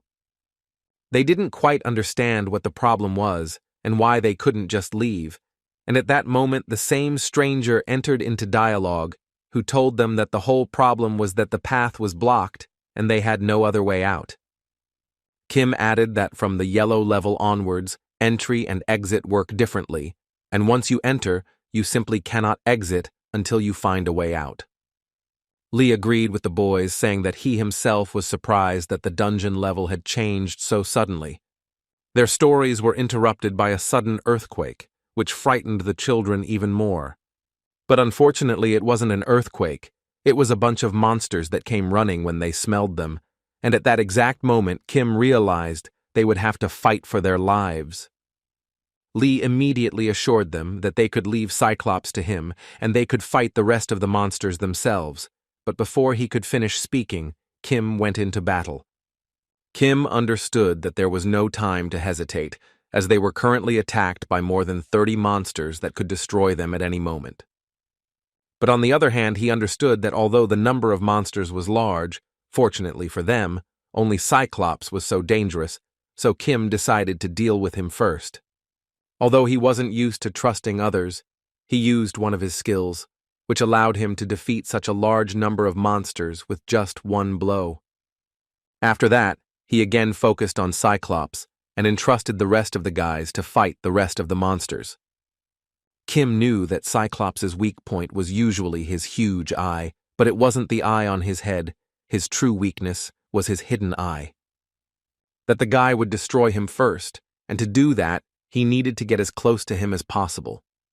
And he managed to do it quickly, and from what Kim remembered correctly, that same faint eye was located on the Cyclops in his left hand. The reason he holds the club so tightly is because at this point Cyclops is not only attacking, but also defending. Therefore, when Kim completed his plan, he immediately heard Cyclops' incredibly loud scream, which sounded throughout the dungeon. At this stage, the guy was confident that he had finally managed to destroy this monster. At this point, the rest of the guys were still fighting the remains of the monsters, and it seemed like they weren't in any danger at the moment.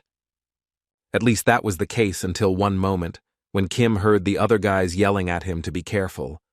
But it was too late, because when he came to his senses, the Cyclops had already grabbed him by the paw. Kim didn't quite understand how this was possible, and why this Cyclops didn't die, because he was sure that he had dealt him a strong enough blow, thanks to which it was possible to destroy him. At that moment, it occurred to him that this was apparently not the hand in which he held the gun. And as soon as he realized this, Cyclops immediately clenched his fists, and it looked like he literally crushed Kim. The boys stopped immediately as they understood perfectly what was happening and what had just happened. Each of them did not want to believe it, but apparently it was so. Kim was no longer with them. These were the thoughts that visited each of them. At some point, they had already started saying that it was absolutely useless to fight anymore, and that the best thing they could do was run away, but they changed their minds as soon as they saw that Kim had escaped from Cyclops' hands, which with all his appearance showed that he was clearly not rank C, and his abilities allowed him to do such things. The guy himself was glad that he managed to get out, because such an unexpected capture could really end badly. What saved him was that he borrowed this guy's skills in advance using the transformation skill, and the monster's skill was regeneration, which was quite useful to him. Now, considering the situation that had developed, Kim was happy that he had increased his skill level.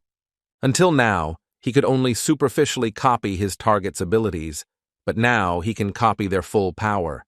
Kim was happy that she had gotten a little stronger than she expected, so she decided she should see how far she could go with this. Lee ran up to the guy to talk to him, but didn't have time, because Kim again literally took off and went into battle. He was not afraid at all and went straight towards the monsters, who could clearly destroy him. But unfortunately for them, they will only be destroyed today, because in just a few seconds, Kim was able to deliver thousands of blows at once, and thus destroy dozens of monsters. He clearly shouldn't stop there, because Cyclops continued to attack him without slowing down. Kim dodged all the blows quite easily and did it so quickly that Cyclops didn't even have time to track his enemy. Lee, looking at all this, couldn't help but think that his speed was incredible and his technique was also simply wonderful. Watching Kim's movements, the man began to think that the guy clearly had a much higher position than he was trying to show to everyone else. But on the other hand, he remembered that at the moment, this is not so important, because first they must face all the monsters, and only then think about other things. He decided that at this point he had to literally fulfill his duties, so he asked his assistant to cover the boys while he took the front position. After such words, they clearly started working together, and this was noticed by Kim, who couldn't help but be pleased. But for now, he shouldn't be distracted by these moments, because Cyclops still continues to attack him, and that's definitely not good. At one point, Kim decided it was time to finish off this monster once and for all, so he gathered his strength and started delivering one blow after another, which is why, after a few minutes, there was absolutely nothing left of Cyclops. The guys also finished fighting the monsters and were finally able to rest a bit.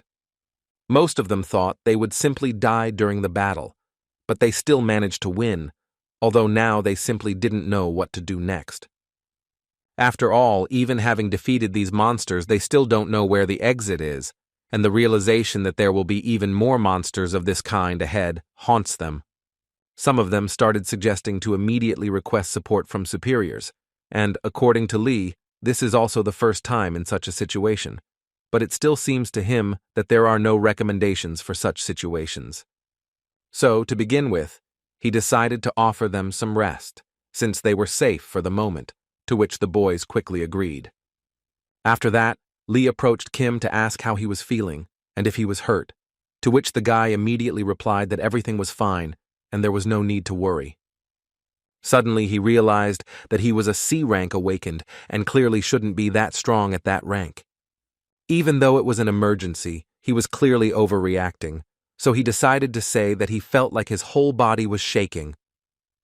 Hearing this, Lee immediately asked Yunxi to fix the guy, and while she was doing that, he decided to discuss with Barun what they should do next. Yunxi first asked the man what specifically hurt him, and only then applied magic to a specific spot to alleviate some of the pain. Also, at one point, she decided to add that Kim actually fought very well. She couldn't even think that he would be able to destroy the Cyclopes alone because even B-rank awakened find it difficult to deal with them. In response to this, Kim said that he was lucky. Yunxi smiled at first, and then Kim noticed the fear on her face and realized that she was very worried. And the guy perfectly understood that she was probably worried about the difficulty of the dungeon. The girl confirmed her guesses and added that she was worried about these people. According to her, Min-seok is afraid of dying and can't fight normally, while his girlfriend keeps complaining about everything, but what scares her the most is this man about whom they literally know nothing. She also added a few words about the two leaders of the group, about whom unpleasant rumors are circulating on the Abyss network. There are rumors that they are not distributing dungeon rewards properly and are making low-level excuses for their squad. Therefore, Yunxi was worried that even if they somehow ended the attack, they still wouldn't be able to receive the corresponding rewards. Listening to the girl, Kim began to understand what was really going on there, and it made him smile. With the same smile, he asked the girl not to worry about it, because according to him, he has everything under control. And as soon as he told her about it, Lee immediately approached him, who wanted to talk to Kim a little and asked him to step away with him for a while. Kim immediately agreed to this proposal, which made Yunxi a little cautious. But suddenly he said that he actually wanted to ask something himself, which Lee clearly didn't expect.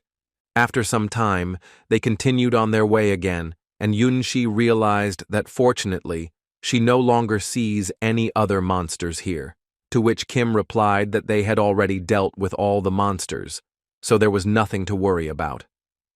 According to him, they will certainly be safe until the next zone. Barun approached Lee to quietly ask the man how his conversation with Kim went. Or rather, she wanted to know how their plan went. The man, without thinking much, told her that the plan had been cancelled and that they would not do anything like that. And according to him, the main reason for this decision was that something much bigger awaited them ahead. Kim walked all this time with a smile, because only he understood that very soon the true color of this dungeon would be known. Very smoothly they moved on to the next stage, where all the fun begins. At some point they reached the center of the dungeon, and from that moment on, things seemed to get more interesting. The girl noticed strange doors inside this room and thought she had finally found a way out, so without much concern she went in that direction to finally get out, although Lee tried with all his might to stop her. But she didn't listen to him and continued walking until a system board appeared in front of them, on which it was written that the dungeon system was on. After that, the system itself greeted those who had come all this way, and also informed them that the dungeon test would begin soon. Kim knew very well that from the yellow level onwards, the attack does not end after the monsters are destroyed. Just like the tower trials, the raid could only be completed when certain requirements were met, and at that time, the system asked them to choose an awakening method, the first of which was to destroy the monsters within 30 minutes. The second way was to open the door in front of them and then run away from the monsters for 30 minutes. They had to choose within 30 minutes, and if they didn't open the doors themselves, then the path would be chosen randomly. Barun and Lee simply couldn't believe what they just heard. Yunshi decided that they wouldn't leave until they had finished with one of the options. Yunmi immediately started shouting to everyone that they definitely needed to choose the second option, because in her opinion, the difficulty was too high, and they wouldn't be able to fight them. The guy in the yellow jacket suddenly suggested that maybe they still needed to fight, because then the reward would be much greater, and, besides, before that, they seemed to be doing a great job. His girlfriend immediately started yelling at him and telling him that he literally has no right to say such things because he is useless, and if it weren't for Barun, they would have obviously fought with each other. After that, she turned to Lee to know what they should do next, but he couldn't give an answer so easily. He needed to think a little. And after some time, he added that the reason they were able to defeat Cyclops and get here was Kim Soo-hyun. So taking that into consideration, Lee decided that they first needed to ask the guy himself for an opinion. Yunmi clearly didn't like this idea, because then some C-rank would be the leader of the attack, which clearly didn't suit her, and she simply didn't want to take into account the fact that he was the one who fought for everyone. Kim didn't think for long and immediately stated that he thought it would be better if they fought. This obviously caused Yunmi to scream in rage, and she began to tell him that he believed in himself too much after destroying Cyclops, and now his greed is just showing. He didn't answer and simply added that he would like to receive better rewards. Besides, they simply have no other option, either run away or keep fighting. And at first glance, of course, it seems that it is much easier to run, but on the other hand, he asked them to think about it from the other side. It is possible that they will be chased by the very monsters that they cannot defeat. And the most unpleasant thing is that they don't know what's behind that door, and it might be more profitable to take positions and fight here. Lee, hearing all this, added that if you think about it that way, this is probably actually the best option. And on this he made a decision, and if no one objects, then they will agree to it. The next step was to get into formation, which they thought would help them protect each other. The system realized that they had chosen the first option and announced to them that in 30 seconds the battle would begin, and finally the system itself wished them good luck. And after the promised 30 seconds, various types of monsters began to emerge from the gates that the boys would have to fight. But none of them expected these monsters to be so fast and strong. Lee was the first to suffer, and if Kim hadn't helped, he would have been caught off guard again. Kim began actively destroying the monsters one by one, sparing no one. Every time he blew another monster's head off, he thought about how much time had passed. And though his friends fought well, still only a minute passed. But the most interesting thing awaited them ahead, and, fortunately, only Kim knew about it. He was very interested to know what they would do next. Would they show their real faces, or would they wait and see how it all went? And at some point during the battle, everyone froze, looking at the door, inside which something terrible was visible. This same stranger tried to pass through these doors and was met with thorns sticking straight out of the ground. This shocked the boys and added even more panic to each of them. Lee asked them to concentrate and not pay attention to all this for now, as they could still die. He was right. The wave of monsters had not ended yet. But suddenly their battle was interrupted by another strange phenomenon, namely, that the monsters at some point began to literally disappear. After which the system notified them that the first route was forcibly closed, and also, according to the system, they would restart the second route in 10 minutes, during which time the system advised them to pass through the gate and reach the exit safely. They didn't understand what was happening here and why the entrance suddenly opened. They only had 5 minutes before the end of the test. Yunshi at that moment was sitting and just crying, after which, through her tears, she was still able to tell that this stranger simply opened the door and ran out. Barun and Lee looked at each other with the understanding that they would hardly be able to defeat all these monsters. because it was clear that they were probably stronger than the ones they were currently fighting, and since they've already been in combat, they don't have enough health and mana to deal with them. But Barun also wanted them to take into account the fact that if they run, there will be traps. Although Kim at one point interrupted the dialogue and said that there was actually no need to worry about it and that they could move on calmly. Yunmi immediately started yelling at him that apparently he was blind and couldn't see all those bodies, and she was very interested to know where he was going now. Kim had to explain that what the system said about the second route means that the summoned monsters will chase them, and does not say that you need to avoid traps. But he doesn't say they won't be able to see the traps. All he can say for sure is that the system doesn't lie, and maybe they are only activated for those who refuse the chosen route. After that, Kim realized that everyone here had already climbed the tower and explored the dungeons, so he asked them to just think and not panic. Kim believed that everyone would die in 3 minutes anyway, and so it seemed to him that it would be best to try to do at least something before then. These words made Lee come to his senses and tell the others that they must do everything to get out of here alive. He didn't argue with anyone in the group. He just said that if anyone had objections, they could stay here, and he, in turn, believed it would be better to leave. Yunmi nodded at these words, not understanding what was happening at all, but knowing for sure that it would be better if they were together. After that, they immediately started to leave this hall, when suddenly Yunxi noticed that Kim was still standing in place and decided to check with him, or would he go with them? In response to her question, the guy said he would stay here and try to buy them some time. They didn't understand the guy's decision, everyone except Yunmi, who simply thought the guy was crazy if he wanted to fight those monsters alone. Kim confirmed this theory and also added that he actually wouldn't be here alone and should take someone with him. And he first turned to Yunxi, who told her to go with him, but she didn't want to stay here and immediately told him about it. But before he had time to finish, he suddenly realized that Lee was closing the doors. Barut didn't understand what was going on here and why he suddenly started closing the doors in response. He just said that he would tell her everything a little later.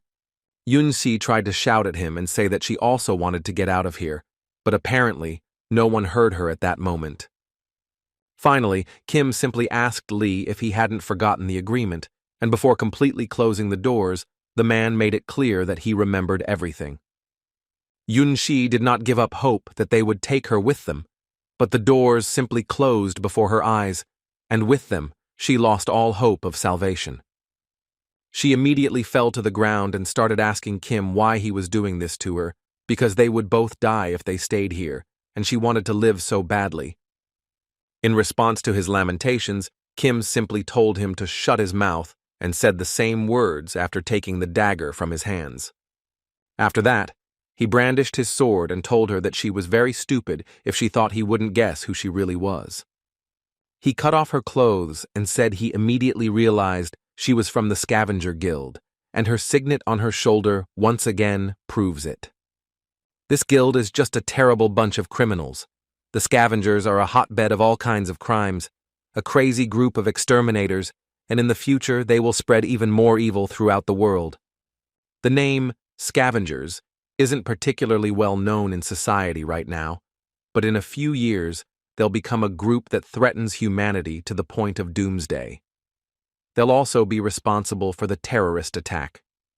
If Kim wants to save the world, he must get rid of them as quickly as possible and get started.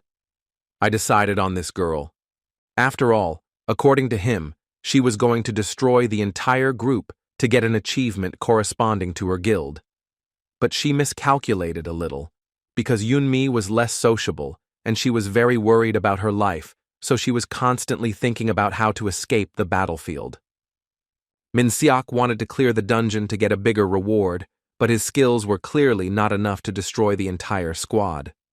And this mysterious man, by hiding his identity, seemed the most suspicious.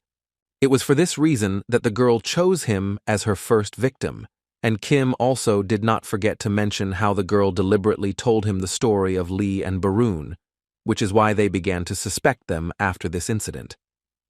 However, all of this made it clear to Kim that it was Yunxi who was to blame for all the deaths. In response to this whole story, the girl started laughing and saying that she realized this when he destroyed Cyclops, but now she is sure that he is the same Kim Soo-hyun from the ranking.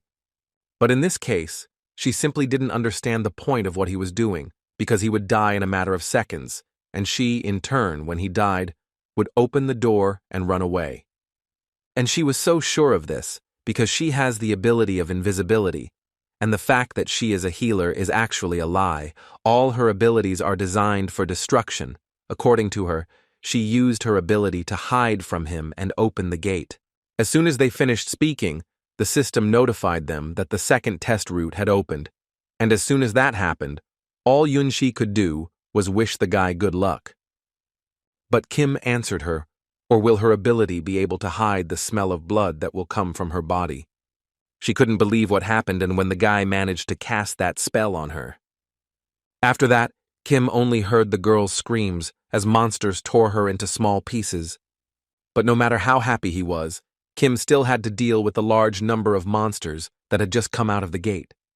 The guy didn't run away, as was the case in the task. He simply went into battle and quite successfully destroyed the monsters one by one. He immediately told them that they could not count on getting out of here alive. Kim didn't stop for a second and continued to destroy all the monsters, even the ones in the air. As expected, there were still a large number of monsters in front of Kim that he still needed to destroy, with no end in sight. But maybe this is a good thing, because this is exactly the right time for that very technology. The guy slowly put his hand in front of him and said just one sentence that he was going to end everything in one go. Meanwhile, the other members of the group continued to flee and said that they needed to get out of this tunnel as quickly as possible, otherwise the monsters would definitely catch up to them. During the escape, Barut listened attentively as Lee told her that Yunshi had destroyed that guy with a trap, and she couldn't believe it. According to Lee, this was information he received in advance when he spoke with Kim. Before the man knew this, he asked the guy, or is he really rank C? After all, he and Barut decided that the guy was clearly much stronger since he managed to destroy Cyclops single-handedly. Therefore, the two decided that he was Kim Soo-hyun because of the rumors, and if that was true, then Lee immediately asked Kim to become the leader of this attack. After all, first and foremost, he wanted the other guys to survive and get out of this dungeon alive. And because of such a dangerous situation, he thinks Kim is better suited for this role than he is. At this point, Kim had no choice but to tell Lee the truth. Therefore, he revealed that he is actually the same Kim Soo-hyun who was rumored. According to the man, he guessed this from the beginning, and now he just wanted to know if the guy was deliberately hiding it, and according to Kim, he had personal reasons for doing this and does not want to talk about them. But Kim decided that Lee seemed like someone he could trust, so he decided not to lie to him. After that, Kim said he was refusing his request and believed Lee should be the leader of the detachment. According to Kim, he became convinced of this after trying to style himself as a leader. But then he saw that when everyone was in danger, he could control them and was also ready to sacrifice himself for the good of others. Thus, he believes that Lee is a true leader, much better suited for this role than Kim. After that, Kim asked the man to simply listen to her request. The guy decided to talk briefly about everything and started by saying that a criminal case would be opened against their group. Lee clearly didn't understand what they were talking about, but Kim simply didn't interrupt him, after which he added that he would explain everything now, but before that, he asked Lee to promise that he would take everyone out except him, because he wants to stay behind, because I came here to catch a criminal. And now, when Lee fled with everyone, he thought that Kim was actually the strongest newcomer who had disappeared into the abyss, but still, even in this case, the man was not sure that thanks to his strength, he would be able to get out of such impasse situations. On the other hand, even if he can do this, what about the countless monsters that came out of the dungeon? But at some point he decided that it was time to stop thinking about it. Although he was worried, he couldn't do anything. In any case, he will simply get in his way. But at some point he just stopped and decided he couldn't do it. No matter how much he thinks about it, he just can't stop himself and walk away. Therefore, He immediately started back thinking that he could not fulfill his promise and bring all the people out. But imagine his surprise when he returned to that room and saw what had happened there. He captured the moment when Kim, using the Mad Flame skill, was able to destroy all the monsters that came out of the dungeon. The real problem was that there were still monsters left and the battle was not over. As Lee returned, Kim had to speed up and destroy all the monsters much faster so they couldn't reach Lee. After that, the guy turned to the man to ask a question in which he wanted to know why he came back, because he immediately told them to get out of here. The man lowered his head in front of him and said he was sorry, but he just couldn't leave Kim alone with so many monsters. According to the man, he ran here like crazy to help with the monsters, but apparently he did so in vain, because when he got here, he found only the bodies of the monsters that Kim had destroyed. But as it turns out, that wasn't entirely true, and according to Kim, Lee can still help him, because a yellow portal opened in front of them, which could only mean one thing, that everything was just beginning. And Kim was absolutely right, because at one point some strange creature began to emerge from this portal, who didn't look like someone who would show them the way home. Lee was shocked to see such a creature, which could not be said of Kim, because he understood that this was the final boss. Lee immediately wanted to know what the hell this was, but Kim didn't understand why he was asking this again, because he had already said that this was the final boss of this dungeon. The man was shocked, because he didn't even know that there were bosses that looked like skeletons, but he was immediately interrupted by the same boss who asked the man not to call him a skeleton because he found it very rude. But this shocked the man even more, because he did not expect this skeleton to be able to speak. The boss added that he would prefer to be treated properly, rather than called by such a derogatory word as skeleton. Kim then asked him to imagine what they should call him, and he finally waited for that question to proudly say that his name was the Dark Priest Lich. But he was immediately interrupted by a guy who asked him not to try to look cool, as it was clear he was only half lich, which surprised the boss.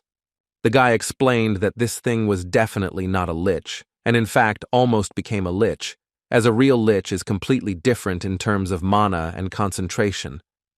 The boss thought everything the guy said was nonsense, and it was funny to him that the guy thought such a petty joke would work. But Kim didn't stop and continued to call this monster different words like underdeveloped, mistake, carbon copy.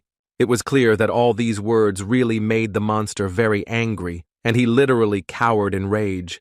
After that, his patience ran out, and he started screaming that he was going to rip off all his limbs and feed them to the monsters. A few seconds later, monsters began to crawl out of the ground, which in all their appearance looked like ordinary monsters.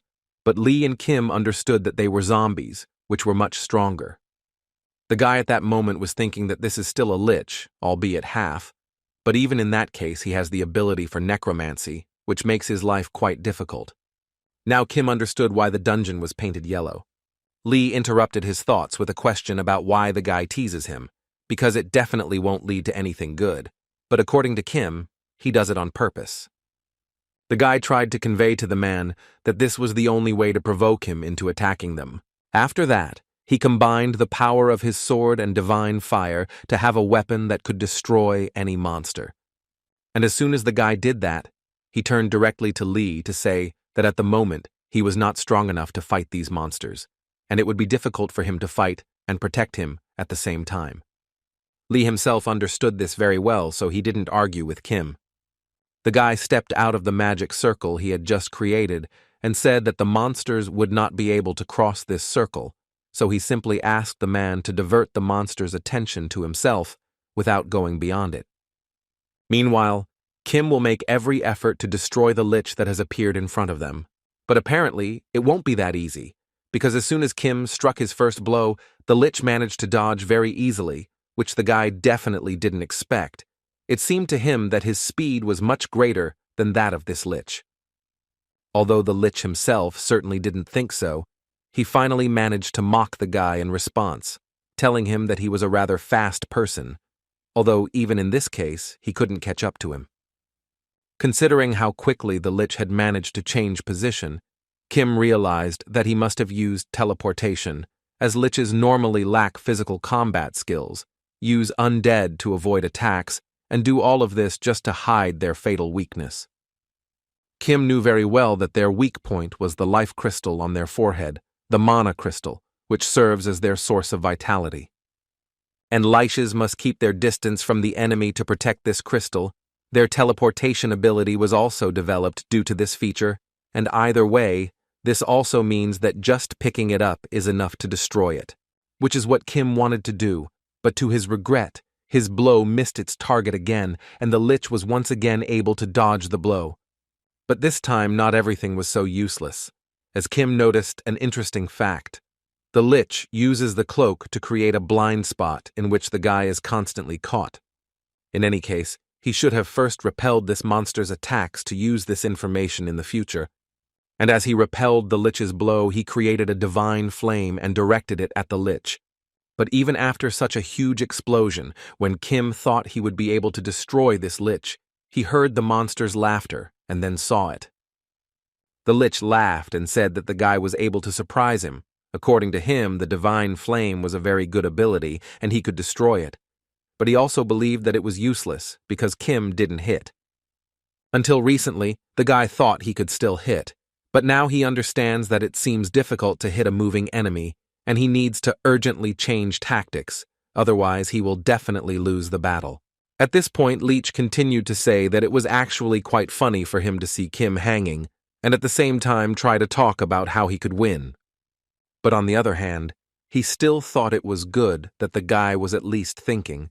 But first the lich advised him to look at his sword. According to the lich, his magic can destroy absolutely anything it touches and is slowly corroding his sword, so Kim only has about 5 minutes before he loses his weapon. In that case, Kim immediately told him that this would definitely not happen, since in 5 minutes they would finish the battle, and with such words, he flew to attack the lich. Lee, however, looked at all those monsters and thought that he didn't come to this dungeon to be protected by anyone. But on the other hand, he understood perfectly well that if he tried to do something, it would interfere with Kim Soo-yun, and then they would get into even more trouble. He understood that if he simply left this circle, he would probably die instantly. But even these thoughts didn't stop him from picking up his sword and leaving this circle to start the battle. He believed that standing still wasn't his style. Kim immediately realized that Lee had gone beyond the divine flame, and to be honest, the guy didn't like it. Although then he noticed that the man had significantly changed his fighting style, as now he doesn't just use his sword, he uses the divine flame to destroy monsters and thus always remains safe. Additionally, Kim noticed that her mana level had increased since entering the dungeon. Kim couldn't believe the man had gotten stronger in such a short time. But even if this is so, then in any case this is only for Kim's benefit. Now he can slightly change his plan and strategy for the battle. And after thinking for a bit, Kim flew past the lich, ignoring him, and went into battle against the monsters.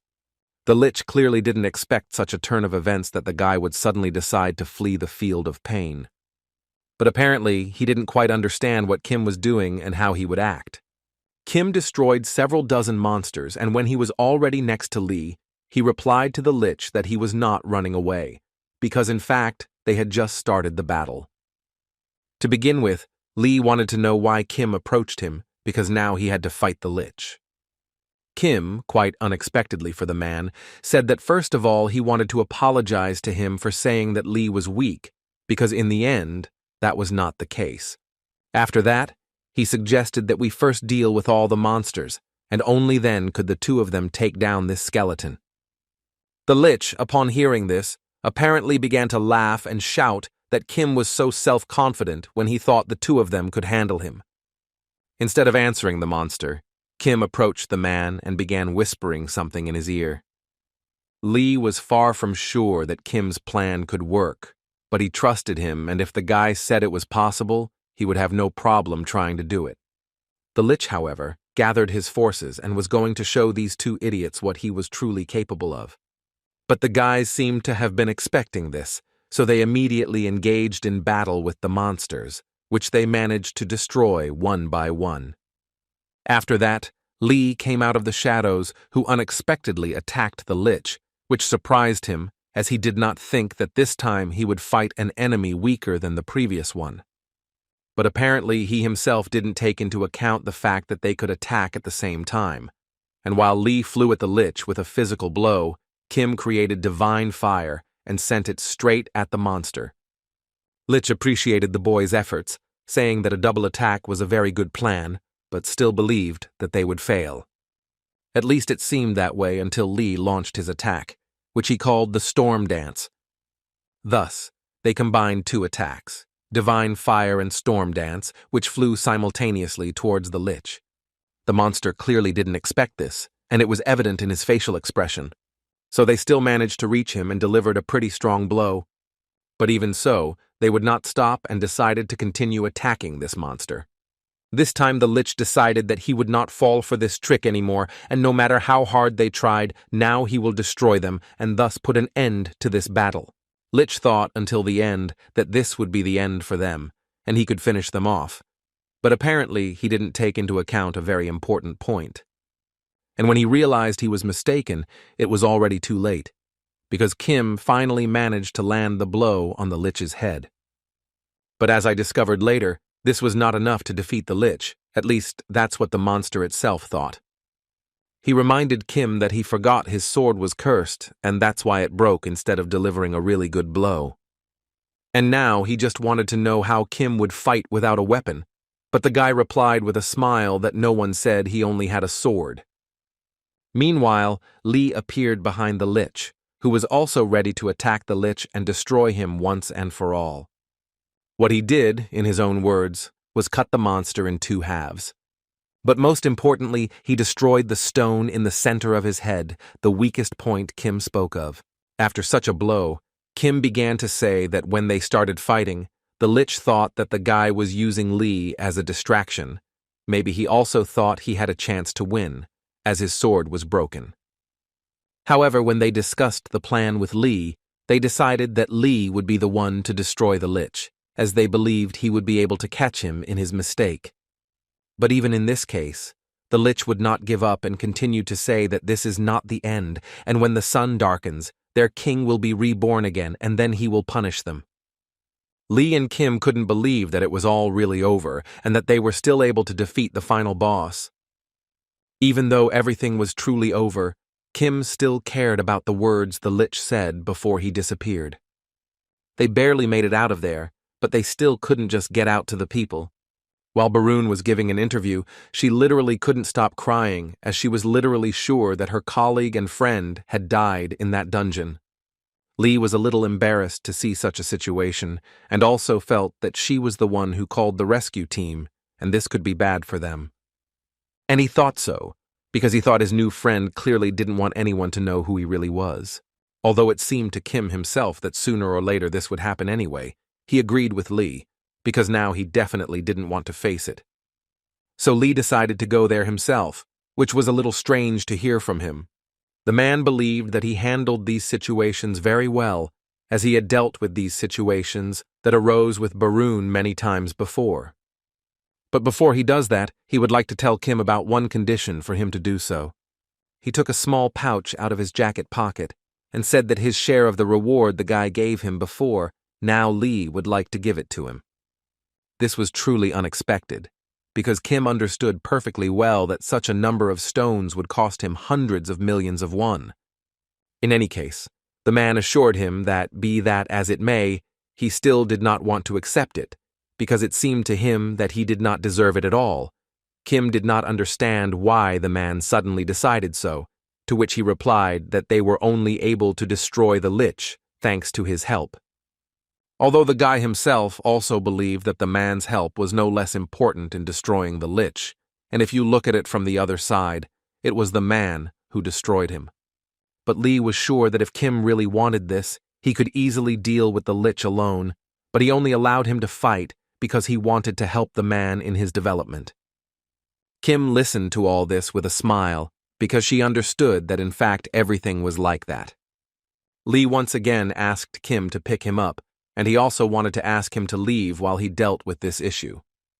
Lee suggested the guy call a taxi to the nearest road where he was going. Furthermore, He couldn't help but tell Kim that he knew a taxi driver who could come pick him up. Sometime later, Kim was already riding in a taxi, thinking that he would never have thought that the taxi driver would drive all the way to the mountains just to pick him up. This could only mean one thing. Lee was in a wide enough circle of acquaintances. Anyway, although they managed to capture the criminal, they couldn't save everyone, which left Kim a little sad. The only reason they managed to save at least someone was because Lee helped. Kim knew full well it would be incredibly difficult for him to handle this alone. This means he is not strong enough yet and needs to do everything he can to become much stronger. In the past, Kim thought he was strong, since he alone survived when everyone else fell, but apparently even then that won't be enough. Kim decided that she must become strong enough to change the future, and subsequently, she will call trustworthy people to her side. But of course, first of all, he must take care of himself, and to do so, he decided to first rest a little, as his fatigue level was approaching 100%. It seemed to the guy that after resting a little, he should start with something more. His assistant suddenly walked into the department head's office, who became a little excited when he brought him some news. The man didn't understand why his assistant was so concerned about a guy who only had a C rank. But in the end, the fact is that this guy, as he said, brought with him more than 500 grams of ethereal stone, and it was clear from the leader's face that he realized what was wrong with his assistant. After that, he himself went out into the corridor and began to ask forgiveness from the dear guest, for whom they were waiting. The man first approached the boy to say he was happy to get to know him better. He introduced himself as Kenjin, and he is the head of the ethereal stone auction house. Kim didn't wait long and immediately decided to show what she had brought with her, taking out a small bag. Inside were many ethereal stones, which the leader immediately began to examine, and after some time he concluded that they were definitely real, and besides, he knew that stones of that quality could only be found in yellow dungeons. Therefore, the man wanted to know if the guy had definitely acquired them legally, which left Kim in a slight stupor, as he honestly did not understand why he was asking such a question. Kenjin immediately replied that it's not that he suspects anything, it's that from what he's correctly informed, the guy is only rank C, and it seems strange to him that he has ethereal stones that can be found in the yellow dungeons or even higher. Kim, upon hearing all this, realized that the manager was trying to reduce the price by raising suspicions about the quality. The guy, in response to this, decided to say that he simply considered himself lucky, as he still got something else as a reward in the dungeon. After that, he carefully took out a stone from his pocket and placed it on the pillow, and as soon as Kenjin saw this stone, he was immediately speechless. And this was not surprising, because Kim had just placed a high-level ethereal stone on the pillow, which had the properties of a life crystal. Lich life crystal, few people know this, but this crystal is also an ethereal stone. It must be destroyed to destroy the lich once and for all, but the chance of it dropping as a dungeon reward is very low. Even Kim didn't expect such luck, but it still fell to him, and now, when he saw the doubts on the men's faces, he decided it was time to just leave, which is why Kyungjin immediately turned around and started asking the guy to stay and discuss this business again. The man didn't even have time to realize how this precious stone suddenly disappeared from his hands. But when they saw Kim at the exit, as he threw this stone, everything became very clear to them. The man, in turn, said that he would hear the price they could pay for this stone and that he was willing to accept it only once. They both realized how much they had messed up when they began to doubt the authenticity of these stones. After a while, Kim came out of the office and was very happy, because the guys transferred 6 million won to his account, and that's actually a very good price for it. However, he also understood that soon all of this would come to nothing when a catastrophe struck. But now he had to take advantage of it, and he didn't think he would have money problems in the near future. Among other things, he is happy that he does not need financial help from his mother. But his thoughts were interrupted as soon as he entered the house and noticed that his mother had some kind of scratch on her face. The guy immediately lost ground and was silent for a few seconds, thinking about what he could do about it. At first, the woman didn't realize there was anything wrong with the boy, and all she could say was that he obviously needed to let her know in advance that he was coming because dinner wasn't ready yet. But Kim didn't respond to her words. He just wanted to know what kind of scar was on her face. She thought for a bit and immediately told him that there was really nothing to worry about, because he probably remembered which restaurant she worked at, and such situations happen often. According to her, she only made a little money by separating the guests, but this caused incredible anger in the boy, and Kim immediately started asking her not to go there anymore, as she could get hurt there. She approached him and said that he would soon be going to college, and she would have to pay for his studies, and it wasn't cheap, so she asked him to understand. According to her, she is unable to provide him with good accommodation, but she really wants to help in any way she can. She has always been proud of her son and still wants to do everything she can to give him a bright future. At that moment, Kim remembered his mother from a past life, who constantly told him that he would never be able to become a normal awakened if he studied so poorly. She constantly told him that he should become so awake that the whole family would be proud of him. In other words, the woman literally made him a hero who was simply obliged to save the world from the threat. His thoughts were interrupted when he heard his mother scream in this life. After getting over the slight shock, he decided to talk to his mother and tell her a few things. She listened to him attentively all this time, and in the end, she just couldn't believe that he was actually awake. This was unusual for a woman, because the awakened had just started appearing at that time, but Kim still tried to convince her that he was respected in society and that he could earn the same as them, so he planned to work as an awakened one and didn't go anywhere. Which college? He also immediately wanted to apologize for not telling her about it sooner, but in fact, he always wanted to tell her about it, he just hadn't had the chance. The woman didn't scold him. Did she just want to know about him, or did he really want this? Did she ask him to think very carefully and tell her, or does he really want this, not for money and respect, but for his own desire? At that moment, images of his past life flew before Kim, where he could save the world, and therefore, when he made a second attempt, he was absolutely sure that he wanted it. And as soon as the woman heard this, she immediately breathed a sigh of relief and told him that everything was fine and that he could be whatever his soul desired. It was strange to Kim that she wasn't angry with him, because it seemed to her that she wouldn't like the fact that he didn't want to go to college and was hiding the truth from her, and besides, it was a very dangerous job. She didn't hide the fact that she would be worried about him, but she also knew that he had been hiding this from her for a whole year, and she understood that she wouldn't be able to convince him with a simple cry. Besides, she doesn't want to change his life by force, she just wants him to make his own decisions and be happy. But she only asked him one thing. She wanted him to tell her everything that bothers him. Kim was incredibly happy that she had reacted that way, for which he was extremely grateful to her. After that, he decided to tell her that he had already managed to wake up, and it seemed to him that this would be enough for her to immediately quit her job. She thought the guy was joking, but he immediately showed her his account balance, so she got a little shock. The woman literally started screaming because there was 6 million won in the account, and she just couldn't understand how they could get rich so quickly. She immediately threw the phone back to him and said she urgently needed to prepare something for dinner because this doesn't happen every day. Kim was very happy that she had finally managed to please her mother and gave her hope that everything would be okay. He had dreamed of this for so long, of this welcoming atmosphere that never existed. At times it was so pleasant that he thought about giving up everything and living such a peaceful life.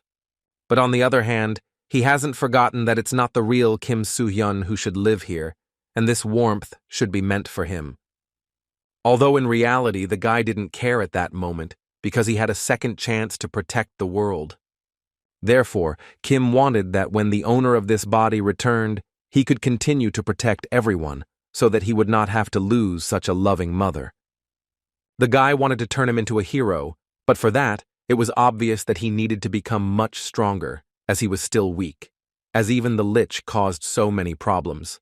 And to become stronger, the guy understood that he probably needed to climb the tower, but first he wanted to acquire a normal weapon, and not the junk he received from the authorities, but a legal weapon. Blacksmith Kim Da-ho always did his job efficiently, and that's why his weapons were always popular. One day he was distracted from work.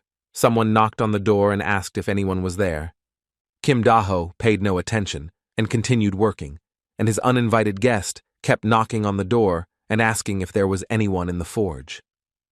So at a certain point the man couldn't take it anymore, and with incredible rage he opened the doors to find out who appeared to him.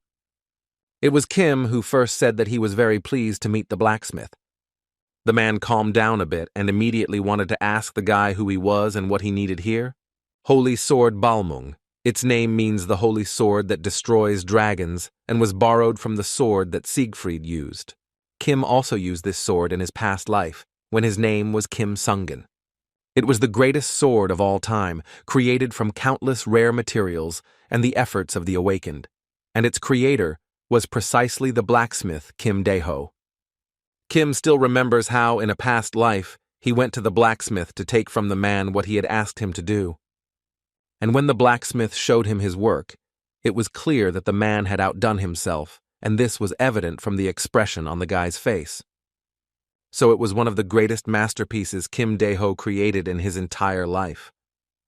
But to his surprise, Kim was initially unwilling to accept such a powerful weapon, which clearly surprised Kim Da-ho. According to the guy, these were the materials he used to create the greatest masterpiece of all time. And given this, Kim simply couldn't afford to accept such an expensive gift because she hadn't even paid for such valuable work.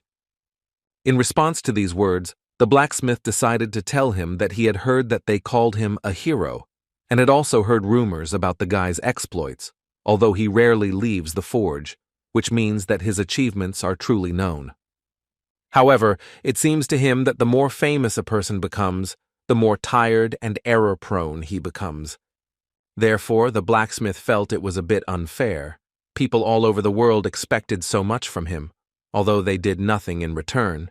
However, he still must live up to their expectations, even if it is difficult for him to do so. Kim didn't know what to say in response to those words, but he didn't need to say anything, because the blacksmith just wanted the guy to understand that he was the only one capable of becoming a true hero. Therefore, Kim Da-ho also decided to act dishonestly towards himself. He believed that people in the same way expect something from him for free, and in the same way they should do free favors for him. Kim Da-ho is Kim's master craftsman and savior, and was also one of those Kim was never able to protect in his past life. Now looking at her beloved blacksmith with a smile, Kim could only think that a lot of time had passed since the moment they spoke. But this time he promised himself that everything would be different, and now he would definitely be able to protect the man. But first he decided to get to know him like the first time, so he introduced himself. Kim Da-ho immediately responded, saying that this was the first time he had heard such a name in his smithy. After that, he thought the guy was just a big shot who didn't understand how he managed to become a blacksmith. The guy didn't explain who he was, he just said that he had heard that a man was making weapons for the awakened, which made the man start screaming, as he had no idea who could tell him such a thing.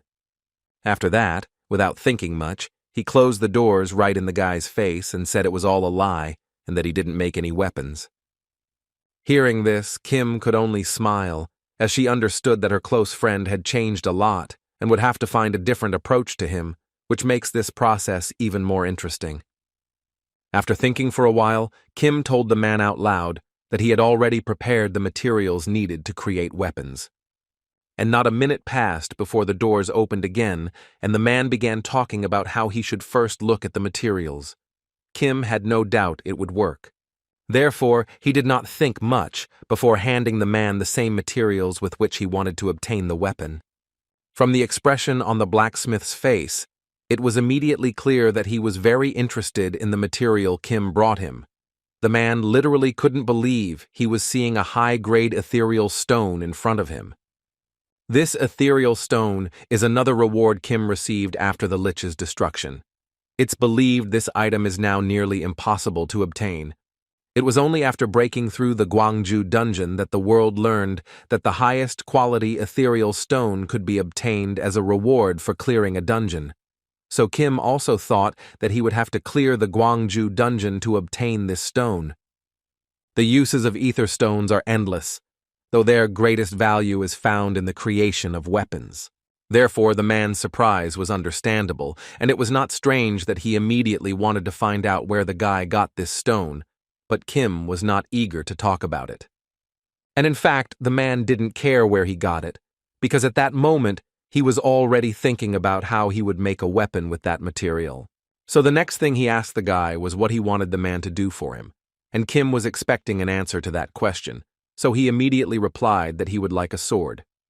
The man decided to tell the guy that at first, the man thought the guy was nothing to do with him, but now he sees for sure that the guy knows his business, and that's why he chose the right place, and therefore he won't charge him any fees. Even so, he offered to see the contract, but Kim immediately stopped him and said she didn't need the contract. And this was already interesting to the man, so he immediately turned around and asked the guy if he was sure about this.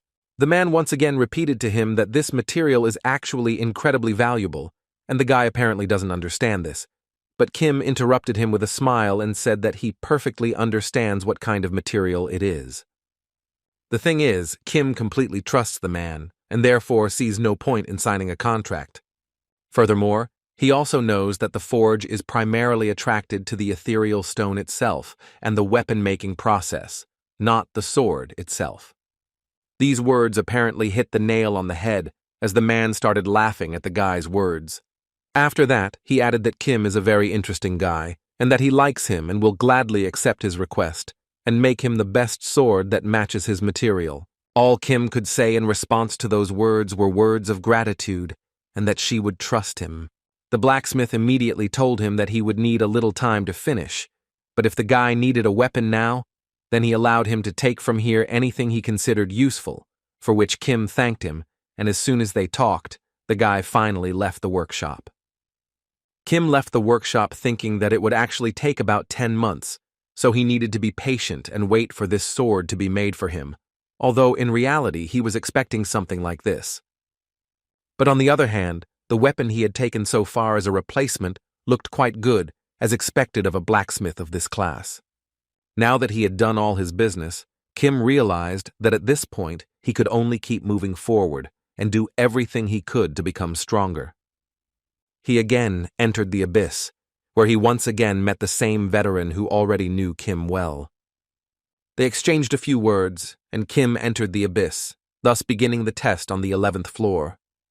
Thus, he passed from one floor to another, climbing the rankings of achievements again, although for most people, this was no longer something surprising. Days passed, and with them Kim completed the tests on more and more floors of the abyss. So, half a year has passed, and Kim has completed tests on more than 16 floors, which has strengthened him greatly. Meanwhile, Lee suffered a very serious injury and was taken to the hospital. If you believe the doctors, his treatment will last 6 whole weeks, and as Barut has told him 1,000 times, it's all due to the fact that he's constantly overexerting himself, and already at the hospital, Lee agreed with her that turning was much harder for him than he thought. The girl reminded him that he said he was challenging the tower again, and this time he increased the difficulty level to the 5th, and she reminded him of this to find out if this was too reckless of him.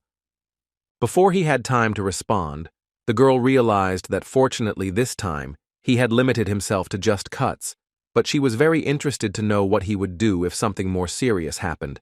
But he immediately replied with a smile that he could not give up just because of the difficulty, and it was all because he thought he would never achieve it if he felt sorry for himself in some of these things. Suddenly, their conversation was interrupted by a phone call. The man received a call from Kim, which took the man by surprise. The first thing the guy said was that he was very happy to hear from the man, because an incredibly long time had passed since they last heard from each other. After that, Kim said that if everything was okay with Lee, he would like to ask him a favor. Wu Lee, Kim asked 3 things. The first was to find a good apartment for the woke near Seoul. After he gave the store to his mother, he needed a good place to move. The second is to find out about the scavenger guild, because they might be the guys who heard about the Gwangju dungeon. Kim Yoon should be the lowest in the guild, but her guildmates might wonder why she died without completing the guild task. Lee was ready to fulfill all these requests and at the same time would try to do everything not to get caught. And finally, the third request, before talking about it, Kim decided to first tell Lee that a major outbreak would happen on December 24th. According to the guy, there will be at least 10,000 victims. After that, it will be considered the biggest tragedy in history. At one point in the story, Lee suddenly wondered how Kim knew about this, but the guy asked him not to ask unnecessary questions, and besides, he simply couldn't tell the details right now. But as he said, he knows he might be asking too much, so he immediately said Lee could turn this idea down if he thought it was too much for him. Although, according to Kim, he told the man all this only because he hopes Lee will believe him. These words forced Lee to repeat once again that he would do everything possible to fulfill the boy's request. Kim was happy to hear those words, so she told Lee she would leave it to him. So the last request was a cry for help. Kim wanted Lee to help him with the approaching tragedy, the outbreak in the Anyang Green Dungeon. Kim understood that there were less than 6 months left until Christmas, and by that time he had to get as strong as possible so he could receive the weapon ordered by Mr. Deho, and once he cleared all the floors of the dungeon, then he would be ready to face the outbreak. With these thoughts, a few days later, the guy entered the 19th floor of the test tower. Where small rats were already waiting for him, they managed to overpower the enormous monster and then eat it, leaving only the bones. The system notified the guy that he had just been transported to a rat den, and his main task was to survive and escape.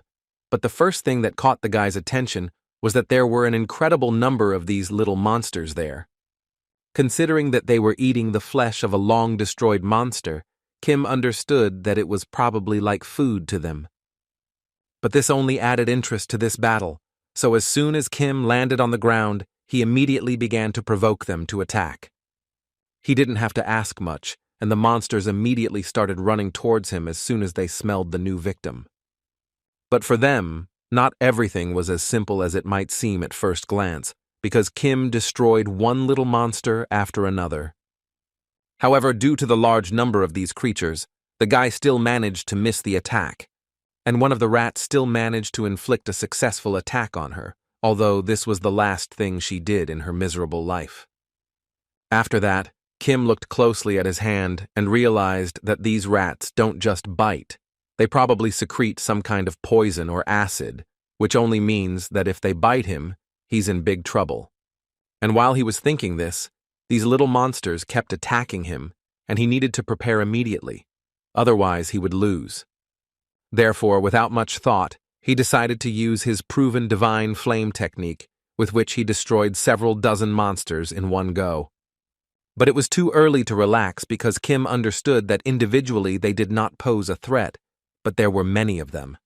And the realization that if he continues to use the flame, he will waste mana and he doesn't know what will happen next, so he clearly needs to find another method by which he can win this fight. The best solution in this situation would be to get rid of them with one blow, but until now Kim had no idea how to do that. At some point during the fight, he realized that these monsters didn't even give him time to think, which made them quite strong opponents. When he came to his senses, he realized that they had led him into a trap, and it was now crucial for him to find a method by which he would destroy these guys once and for all. At one point during the battle, Kim noticed a small crack in the ground, which made him think there was an underground space. And given this information, he seems to have found a very good option for dealing with the rats. He gathered power in his hand and threw his sword straight into one of the crevices, using divine fire.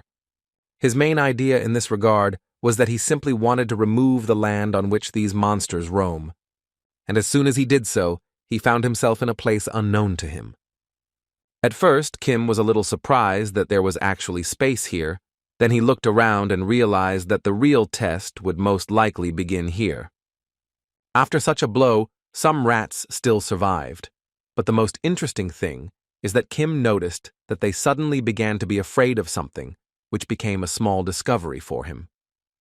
He couldn't believe that Mouse was running away and was afraid of it, even though it appeared that was the case.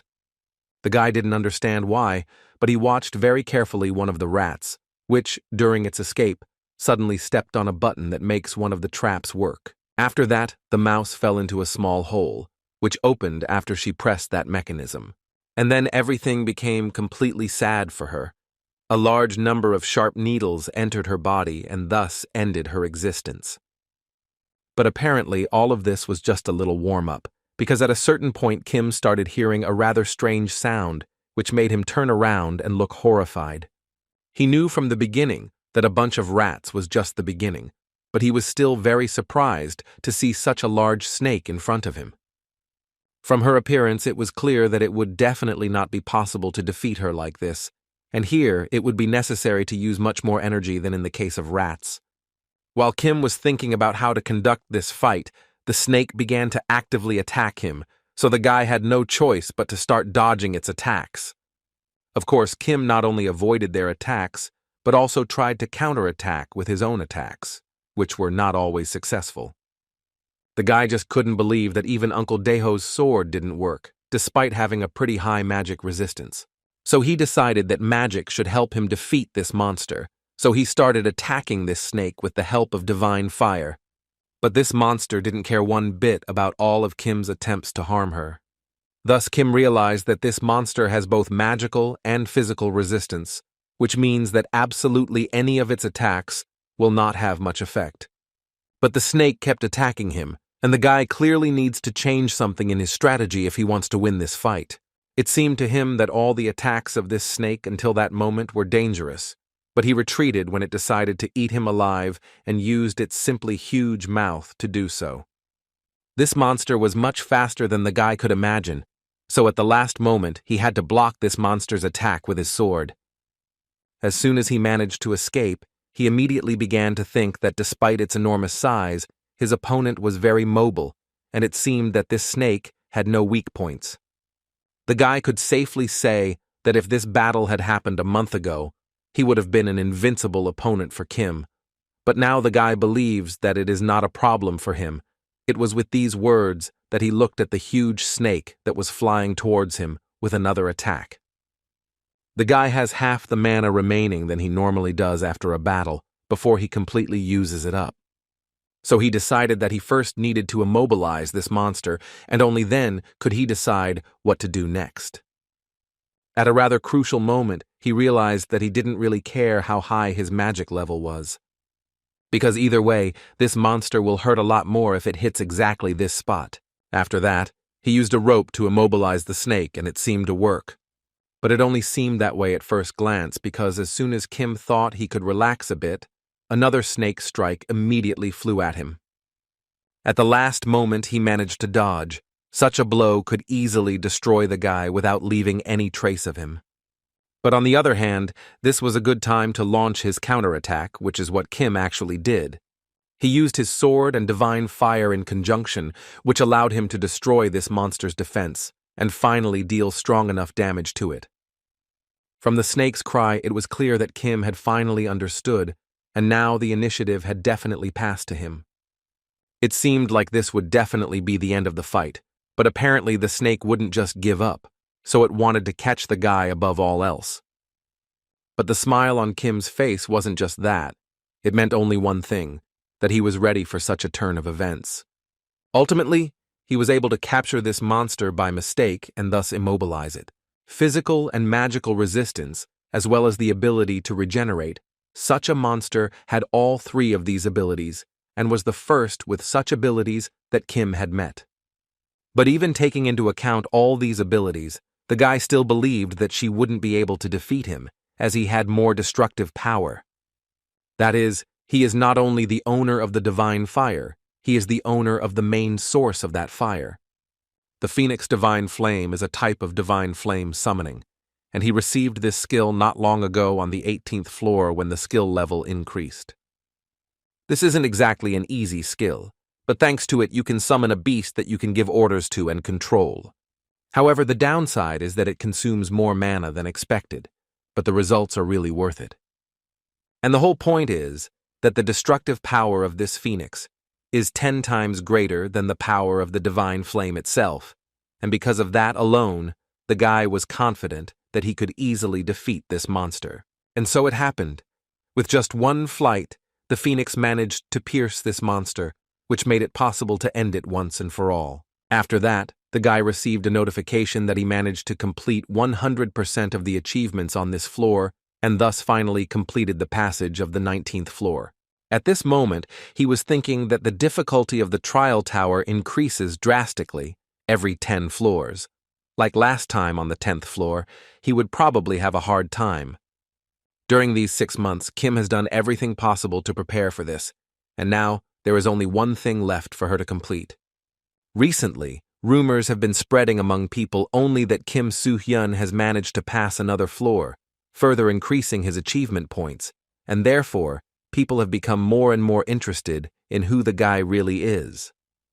One of those days, closer to lunch, a covered car approached the cafe where Lee was having lunch, which caught the attention of everyone around him.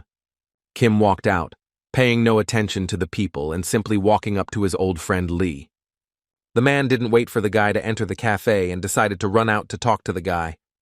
Kim was happy to see his friend, and the first thing he decided to do was apologize for keeping him waiting, but the man immediately said that he had actually come here earlier.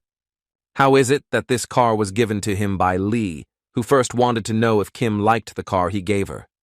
The guy thought it was too fancy for him, although Lee believed this was the only one he needed to build. When the man found out what kind of transportation Kim had used before, he was simply shocked and immediately decided to fix everything. Furthermore, according to him, the agreed one needs to visit many places, and just for reference, this car has a new engine and accelerates very fast. But at that moment, Kim decided to interrupt the man and asked him to go into the cafe and continue the conversation there. After discussing the car, Lee finally decided to ask the guy how he was preparing for the 20th floor. According to Kim, everything is fine, although he puts everything off because he's waiting for something. But luckily today, he's finally going to answer. Kim also wanted to thank Lee for stopping by his house and then his mother's store, and the man was happy to at least be able to help the guy with something. Lee, for his part, decided to say that he finally managed to set up a meeting with the director of an agency next month and that they would probably help the guy if he could tell his story. Kim knew that next month would be just 2 months before the outbreak, and all this help didn't look very promising. So for now, he decided to ignore this proposal and ask what Lee managed to find out about the Scavenger Guild. Lee said he asked everyone but got no answer, and it already looks like they're hiding it pretty well. But still, he managed to find out that the death and disappearance of the Awakened had increased, and this was due to the recent increase in the difficulty of the dungeons, so nothing could be done with this information. However, he also found a few cases where the Awakened died right in the middle of the street. At that moment, Kim remembered that in a past life, all these accidents were disproved, and later, it was discovered that all these Awakened ones were actually poisoned. So Kim immediately focused his attention on these cases and asked Lee to do his best to find as much information as possible about these cases, because he frankly doesn't like what's going on. After that, Kim left the cafe and went to his car, completely immersed in his thoughts. He thought there were only 3 months left before the outbreak in Anyang, and he was not ready for Kotsang yet. Although he was very pleased that Lee Ju-ho was trying his best to help him, so far he wasn't doing anything positive that could actually help them in the investigation. So he thought the best way to resolve this would be to intervene personally. But first he decided to go to the blacksmith, and the next day he was already at the man's house, who was very happy to see Kim again.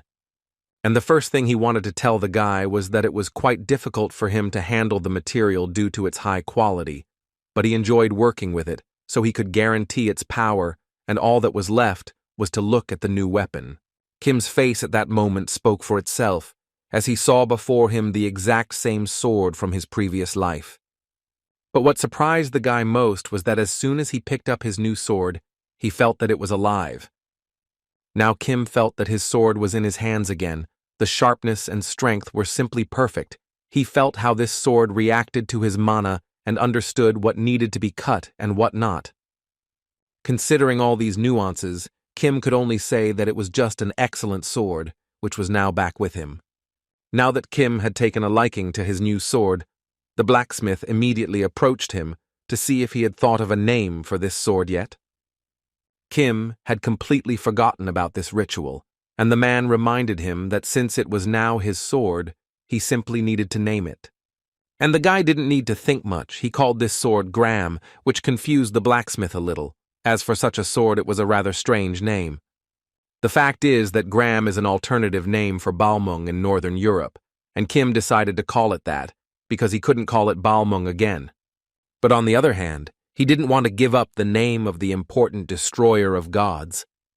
As soon as the guy got the sword, he decided to leave, which was too quick for the man, as he wanted the guy to stay with him much longer and drink tea. Kim would be happy, but unfortunately he is in a big hurry, so he suggested the man do it next time. One of the knights guarding the royal chambers suddenly turned around because he felt someone approaching him from behind.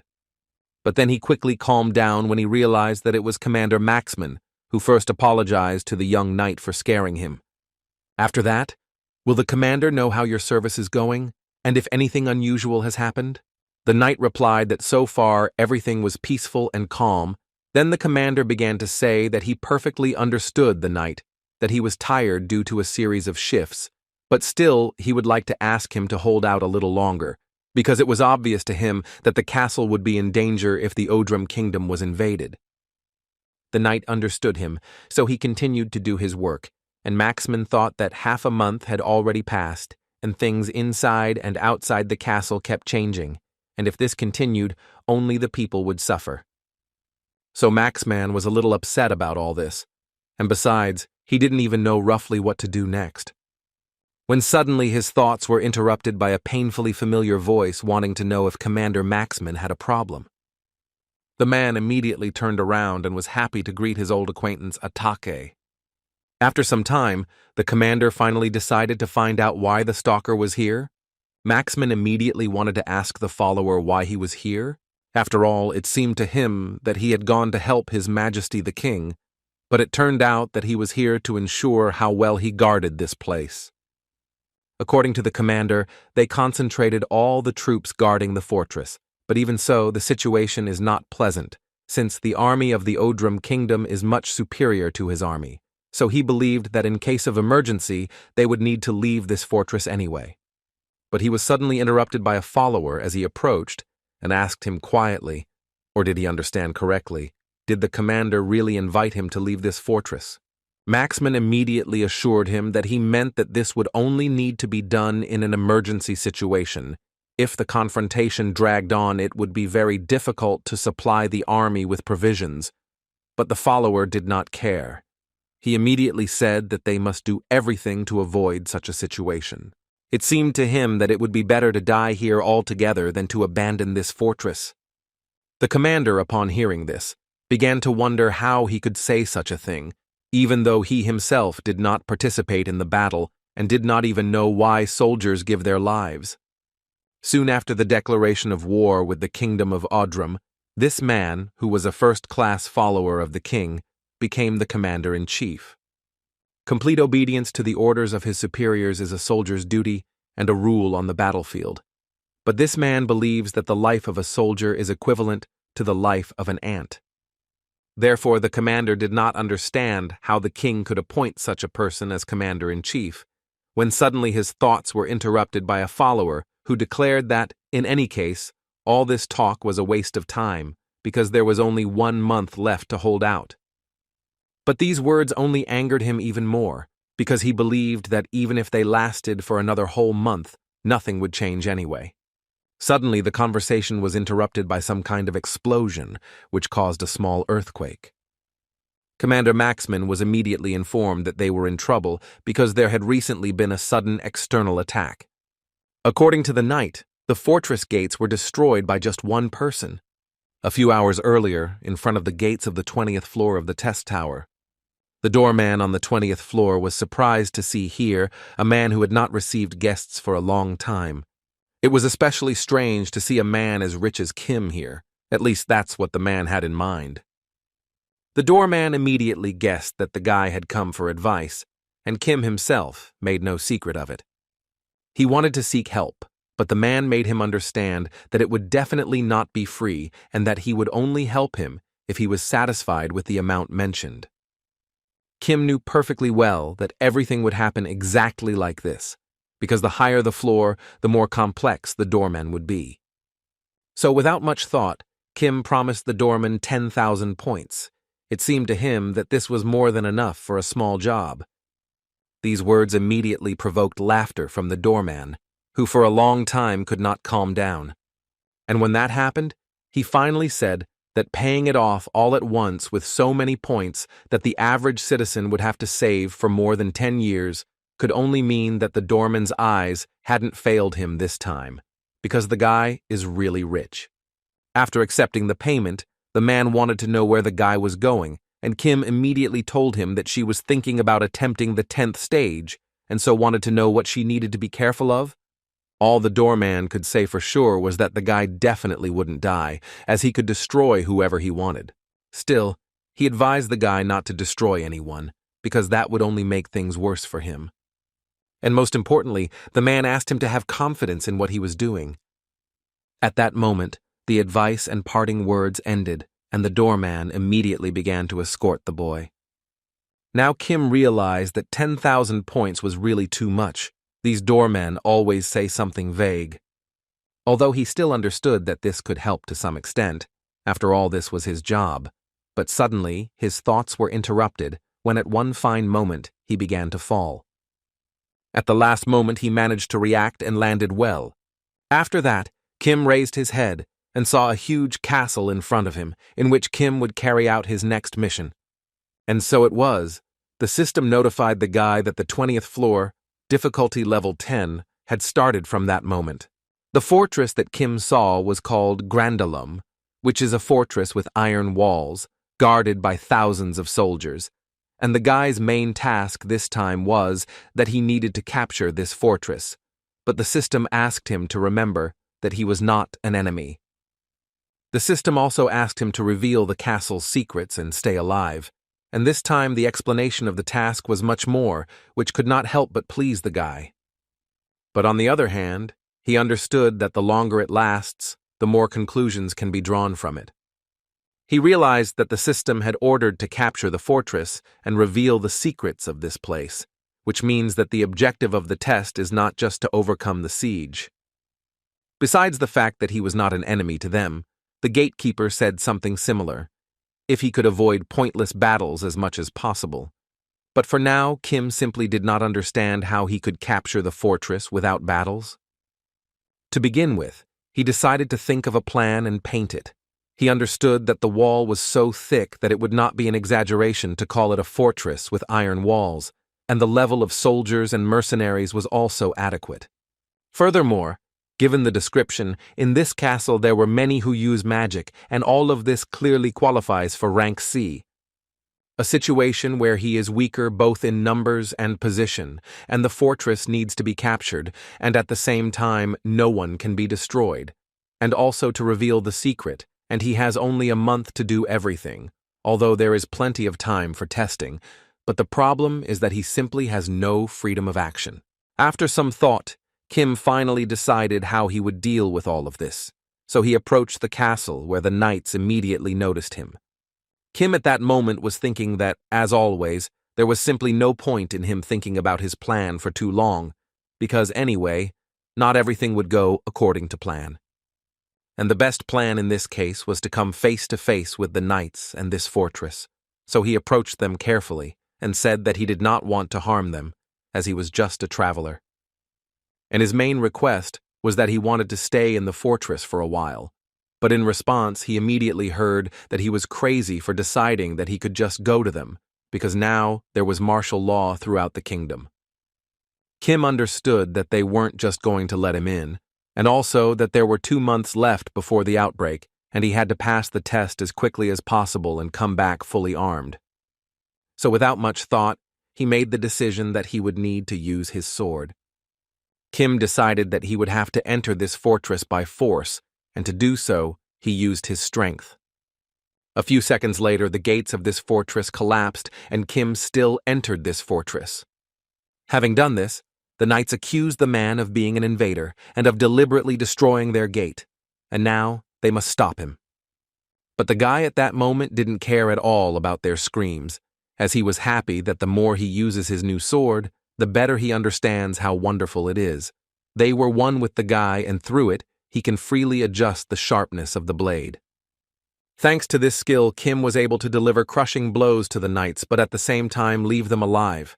Though, on the other hand, he understood that there was actually nothing this sword could not cut.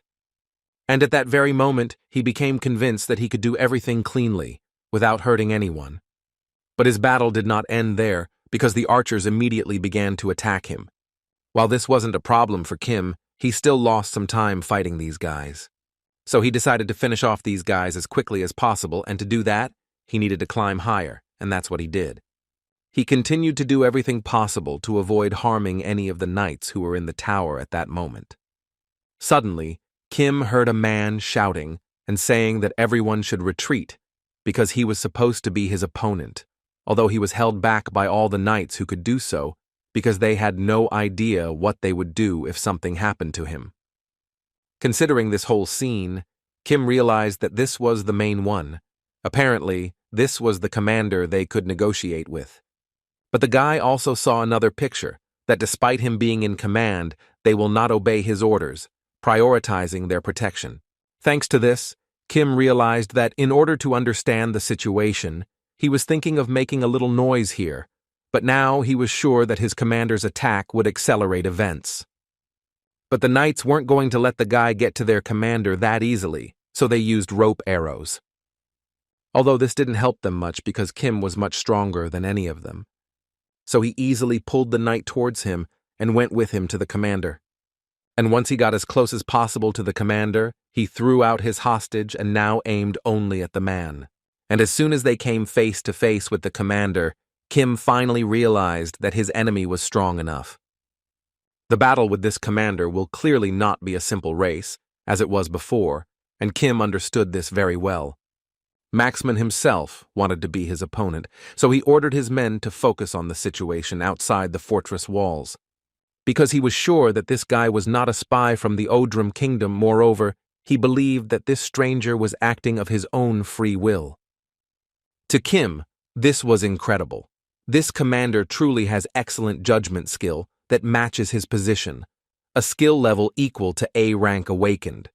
As Kim expected, this man was definitely worth something, especially when he was so eager to fight. 20 years ago, in the war with the kingdom of Odrum, at that time it was Maxman who led his army to victory. If this time Commander Maxman was with them, the knights believed that they would be able to stop the kingdom of Odrum. In fact, Kim had the feeling that the soldiers had a lot of faith in him, and perhaps it was because he was the hero of their kingdom. But unfortunately, no one knows that this faith is nothing more than shackles on this person's feet. Kim was so sure of this because he had also experienced something similar when he was Sunbin. So, to begin with, the guy decided to go to the commander and tell him that the guy was very sorry that they had to open the gate without permission, but he immediately wanted to convey to everyone that this was a very urgent matter. And to discuss all this, Kim suggested that they calm down and go into the fortress together to discuss all this. But in response, he immediately received the words that all this was simply outrageous, because according to the commander, his kingdom was under martial law, and at that moment, whoever destroyed the gates and threatened the lives of the soldiers had no place in the fortress. In this case, Kim will have to commit a crime again, and immediately after these words, he launched an attack on the commander. But he has not abandoned the idea that the way to capture the fortress without shedding blood remains the main one, and he still needs to convince those who trust this fortress the most. The commander fought with dignity, and at what point did he decide to ask the guy who he was and what he needed? But instead of responding, Kim took the moment to catch the man in an awkward position. The commander didn't even have time to notice how the guy used the same rope he was tied with before. But apparently he realized this too late, because Kim used her transformation ability and used it to create a huge magical hand. Kim was sure at that moment that through this man he would learn the secrets of this place and pass the test perfectly. And also, if that were possible, Kim would break the shackles of this commander, because everyone around him was clearly deceiving him. The knights who saw all this could not believe for a long time that their commander had just been buried under the rubble. They immediately gathered and listened to the order from the deputy commander, who ordered everyone to immediately search for Maxmine and do so with maximum efficiency. But as much as they wanted to, they couldn't understand where Maxmine had gone because they were sure he had just passed by here. Kim used another of his abilities, with the help of which he and the commander moved to a completely different place. The commander couldn't understand how this happened, and Kim was happy that the waste of points on the 15th floor wasn't in vain. He was referring to the Shadow Tail skill, which allows you to shift from one shadow to another, basically this dark attribute skill that is used by awakened slayers. It actually takes a long time to create and consumes a lot of mana. It's a complex skill with a limited number of uses per day and a limited range, but this skill is ideal for sneaking in. Kim had prepared it in advance in case she needed to hide or sneak somewhere during the test, and it was indeed the right choice. But when Kim finally entered the fortress, the first thing he noticed was that there was a very strong smell here, something menacing. In any case, there is only one thing left for him to do at the moment: force this man to reveal the secret of this place. But first, Kim decided to apologize for the current situation. According to him, this was the only way to talk privately, so he was rude. The commander still thought he was trying to attack their kingdom, even though Kim assured him that wasn't the case. Then the commander simply did not understand why he had to break down the gate and attack the knights. Kim tried to convey to him that he simply had no other choice. According to him, they did not allow him to enter the fortress. Besides, he is in a hurry and cannot waste time, and as soon as the commander heard this, he immediately decided to ask the boy why he was in a hurry. Instead of answering, Kim told the commander that trouble would soon arise in this fortress.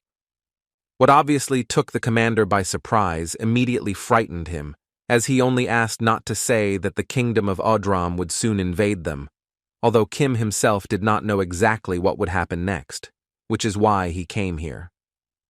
The only thing he was sure of was that it would be much worse than just a war between kingdoms. And to understand what would happen, Kim decided to ask the commander if there had been any strange incidents in this fortress lately.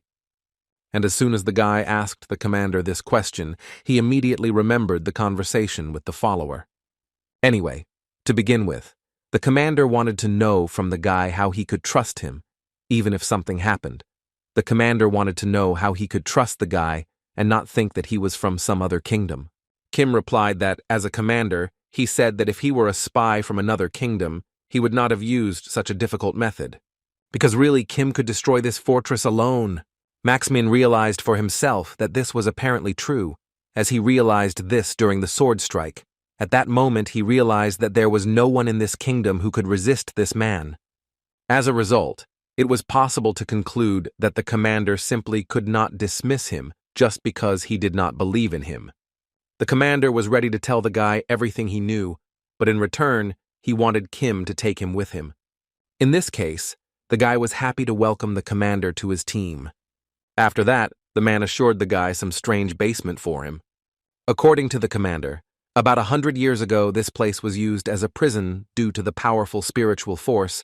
Many prisoners died then. In the end, the prison was built on another site, and this was closed. Few people know of its existence. Still, the commander didn't understand what this had to do with the problem Kim told him about. The guy could only say that he would find out about it later, but for now, Kim could only say that the fortress stinks a lot. And this smell was like the incessant smell of the dead. How suddenly was their dialogue interrupted when someone from the darkness asked who was walking there? A few minutes later, they saw a follower ahead of them, whom the commander clearly did not expect to see here. The same could be said of the follower, who also had to first ask the commander what he had forgotten here. Moreover, he was angry with him because he, as a commander, abandoned his post as commander, and also the same offender was standing next to him, which made him even more angry. The commander didn't have time to respond when suddenly Kim intervened in this dialogue, who really wanted to know what the follower was doing here. After that, the guy immediately realized the fact that this prison was closed until the commandant opened it, and in view of this, Kim became very interested in knowing how he consistently found out about this place. The man responded quite calmly that he felt someone's presence as he passed by, and, furthermore, he believed that in a situation like this, he should monitor what was happening in this fortress. Kim listened to him attentively, and as soon as he finished, the guy realized that it was as if the follower had chosen a too perfect moment to inspect this prison. And given all this, Kim decided to assume he was consistently following them. The man immediately began to say that this was outrageous and asked the commander to come to his senses as quickly as possible, but the commander clearly began to suspect something. As he kept talking about the guy being a criminal and manipulating the commander, Kim carefully took the sword out of its case. Before the commander had time to blink and the follower finished, Kim knocked his head off with the help of his sword.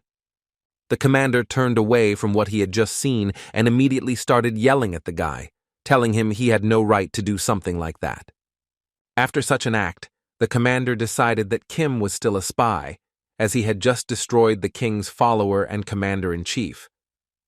But Kim doubted he had destroyed it, as he had only removed the mask which hid a little secret. Behind the mask was a lich, and by his actions Kim opened the eyes of the commander, who would never have thought that behind the follower's mask was hidden not a person, but a monster. The man didn't understand what the hell was going on in this country, but Kim at that moment was thinking that a dark smell filled the castle, which had never experienced a war before. In any case, he understood that this scent was more than enough to understand that this lich was hiding behind all the troubles in this castle. Furthermore, very recently, Kim already had experience in facing this monster and, probably thanks to that, he was able to reveal his essence much faster. However, looking at this lich, Kim got the impression that this bastard was a real lich. This one is clearly different from the half-baked one he met in the Gwangju dungeon.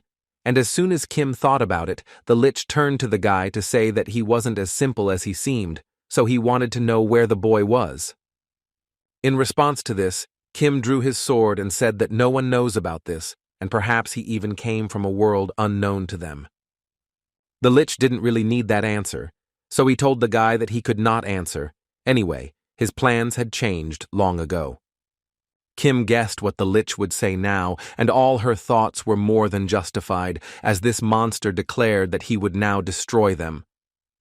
The next moment, the lich used his magic, but Kim was not afraid and immediately rushed into battle, as he was confident that his strength and skills would be enough to face this monster. And he was absolutely right, because he easily managed to stop that monster's attack with just one move. This obviously shocked both the lich and the commander, who clearly didn't expect to see something like this. Looking at the guy, the first thing the lich thought was that this guy's resistance to magic was much greater than he could have imagined. He also quickly realized that this was all due to the fact that his sword was created with high-quality materials. Kim at that moment also understood perfectly that the sword would not break, as happened last time, but the fact that the weapon would not solve all the problems, because the lich is a monster with dark abilities, and the attack would not work properly unless it is holy power. At least Maxman talked about it, and that could only mean one thing, that this commander is strong in his own way. But the problem was that it would be very difficult for Kim to team up with someone who didn't have holy attribute skills, and in that case, he decided it would be better to use his holy flame to suppress it. Unfortunately, his blow was unsuccessful and he never hit his opponent, and it actually wasn't much of a problem for the lich to dodge this attack. But Kim wasn't going to stop there and decided that he would continue to attack with the help of the divine flame. However, no matter how hard he tried, he still couldn't handle the lich's great power. Looking at his opponent, Kim realized that he had clearly not expected his flame to be unable to suppress the lich's spirit, but now he began to fully understand that his power could not be compared to other liches, as it surpassed them by more than half. The guy understood that if he continued using the sacred flame, he would be able to hold out for some time at this pace, but on the other hand, he really wouldn't want to spend all his mana on this skill. Besides, if he prolongs the battle, then it doesn't matter, nothing will change. Based on these thoughts, He began to realize that he simply had no other option but to aim at the stone of life with his sword. That's what he tried to do, but so far he hasn't been successful. The lich dodged all the physical blows with great ease.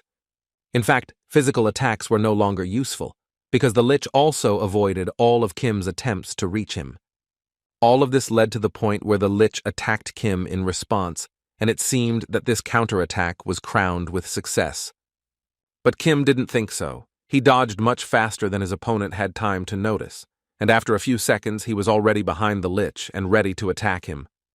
That's what he did, and finally the lich missed a pretty strong blow from the guy, which sent him flying free. But Kim wasn't going to stop there, so he immediately dropped to the ground to deliver another blow to the monster's body. Although the lich was not prepared for such a turn of events, he still managed to enter a state that would allow him to not suffer from this attack. The man didn't expect it, but he wasn't surprised that the lich decided to use his spirit to prevent the fall. The battle continued, and now Kim had to fight back, which, oddly enough, he didn't like. At some point, Kim noticed a peculiarity. Having so much spirit, it clearly did not seem like he was seriously opposing him. This led Kim to assume that the lich had other intentions that he would carry out. Suddenly, the guy's thoughts were interrupted at a moment when he heard from the lich that everything was ready. Behind the commander, a black mist began to pour out of the cage, which, according to the lich, will finally stop all these games. And after a few more seconds, something literally exploded behind him, and there was even more smoke, so it was unclear how the commander was feeling. Kim managed to block the attack in time, and that's why everything went well with Commander Maxman. Now when Kim saw this broken cage, he finally understood what was happening. Now he finally understood everything. The commander at that moment was talking about the fact that liches are able to control darkness even at a long distance, but the guy stopped him in time to say that in fact all this is not so, because this is, first of all, a lich's nest. A dark and gloomy space where no light reaches, as well as a place where human grievances, hatred, and energy are confused. All of this was behind this cage. The lich saw from the faces of Kim and the commander that they both understood everything and realized what would happen next, because according to him, they understood everything correctly. This is indeed their refuge, where sometimes the screams of people can still be heard sweetly. After that, 2 more liches came out of this dark place, who first of all declared that it was a shelter and no one had the right to enter there. Kim imagined that there could be anything in this cage, but he couldn't quite wrap his head around the idea that there could be multiple liches in there. However, now he was sure that although the fortress was large, but thousands of soldiers were concentrated in a limited area, the liches still invaded the fortress under the false pretense of royal followers. Suddenly, the guy's thoughts were interrupted when he heard one of the liches say that they waited too long and simply didn't have time to feel sorry for these losers anymore. The other one was even talking about how they should have been destroyed even when they came down the stairs. The commander still couldn't believe what he saw. Moreover, he simply didn't understand what these monsters were carrying there. What kind of plan were they talking about? Suddenly, his monologue was interrupted when Kim decided to ask him a question in which he wanted to know, or did the commander know that the liches actually have a king? He is called the Lich King only because he rules the world of the dead, and there are actually several ways to summon him. And one of them, strange as it was a human sacrifice, so it was clear to the commander that the liches were going to sacrifice all the soldiers in the fortress. Kim completely agreed with him, and besides, in his opinion, they are clearly doing this for a reason, but only to summon the Lich King to this place. From the monster's reaction, it was clear that Kim was absolutely right, because they immediately told him that he was a pretty smart guy, but still, they didn't understand one thing. How could such a low creature like Kim find out about their king? Anyway, they decided to tell him that while they were looking for a suitable victim to resurrect the king, they discovered this kingdom. After invading the kingdom and destroying the king by manipulating his corpse, one of the liches was appointed as his follower. Hearing all this, the commander became more and more irritated by the second, because he simply didn't understand how these low-level monsters could do this, and so unnoticed. But Leech didn't stop there, and went on to say that the ceremony was originally supposed to take place in a month, but the altar was ready sooner than expected. However, now they understood that if they could deal with these guys, they would be able to perform the ritual quite easily. Kim understood that he was surrounded by 3 liches, and first of all, he should have understood that these were very difficult opponents, but not so difficult that he couldn't face them alone if he adjusted his magic power correctly. But before he had time to take a step, suddenly in front of his feet, he saw a strange energy coming out around them. After a few seconds, it became clear that it was some kind of cage where the liches had placed them. In other words, it was called the Dark Barrier. It inherently compressed all dark space, and Kim also knew very well that only a high-level lich possessed such an ability. And this bothered him even more, as he understood perfectly well that an ordinary lich could not take advantage of this. Considering all this, Kim only had one option. He assumed that this lich might be the Lich King's apostle. Anyway, Kim didn't need to think about it now, because in a little while longer this trap would close, and then it was far from certain that he would be able to get out.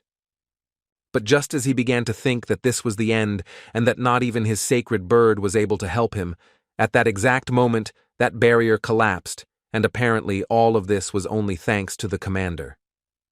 The lich could not believe what he saw, because it seemed to him that the lich's ability as a guide could not be dispelled by some kind of physical force, but still the commander was still able to destroy this barrier with the help of his sword. All 3 liches at once began to say that most likely this lich's weapon was simply a holy sword, which he used to destroy his cell. But the man stopped them in time and asked them not to talk nonsense, because after all, his weapon was not a holy sword, but an ordinary sword. After all, it's worth remembering that he's just an ordinary paladin who, in any case, will fight to the end. Furthermore, when he found out that they destroyed His Majesty the King, after which they tried to sacrifice the soldiers of the kingdom. So he rushed into battle because he was sure that whatever plan they had, he would put an end to it right then and there. But there was no fear in the monster's eyes, and all this because they were sure that he was an ordinary person who clearly should not be afraid. They would crush him to avoid wasting too much of their precious time on him. But before that, the head lich ordered his friend to leave the fortress and summon the dead to start surrounding the castle so that people could not escape. The paladin used all his strength to prevent this lich from escaping, but apparently he wouldn't be able to reach him like that, because he had another lich on his tail.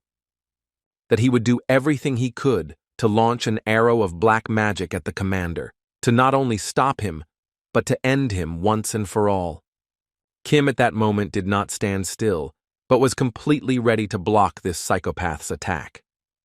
And for this, he used the divine flame, just like a phoenix, which would with great pleasure destroy one of the forces of darkness.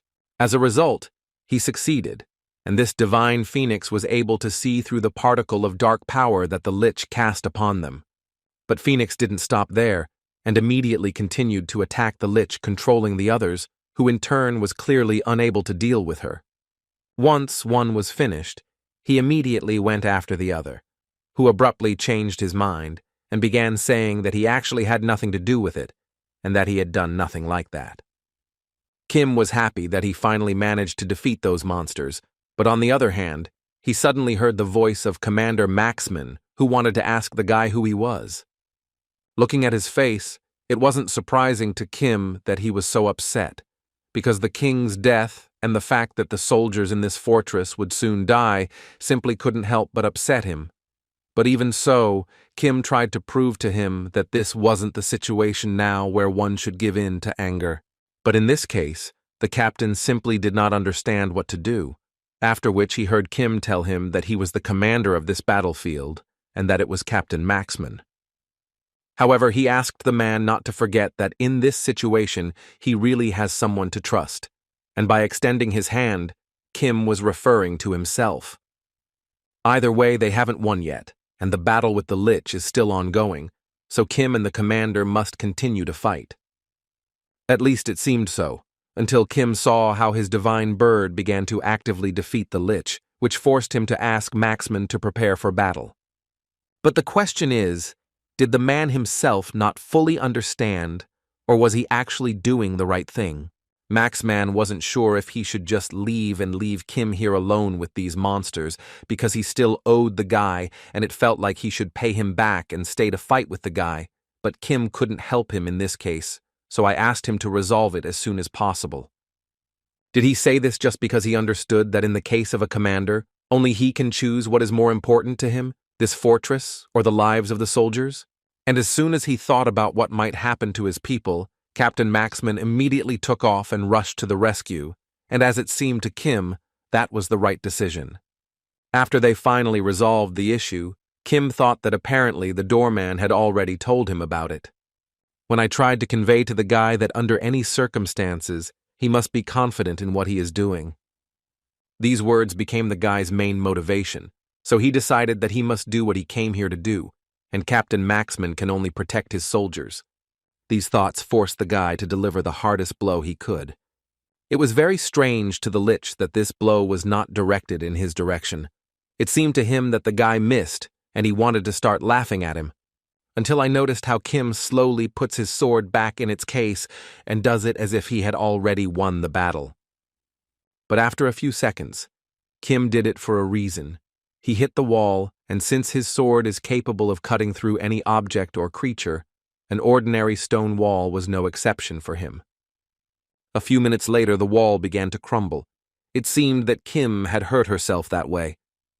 But the panic on the lich's faces gave him a little more hope that he had done everything right. Outside the secret basement, a loud explosion was also heard, which no doubt frightened all the soldiers who had been waiting so long for their commander to emerge from the rubble.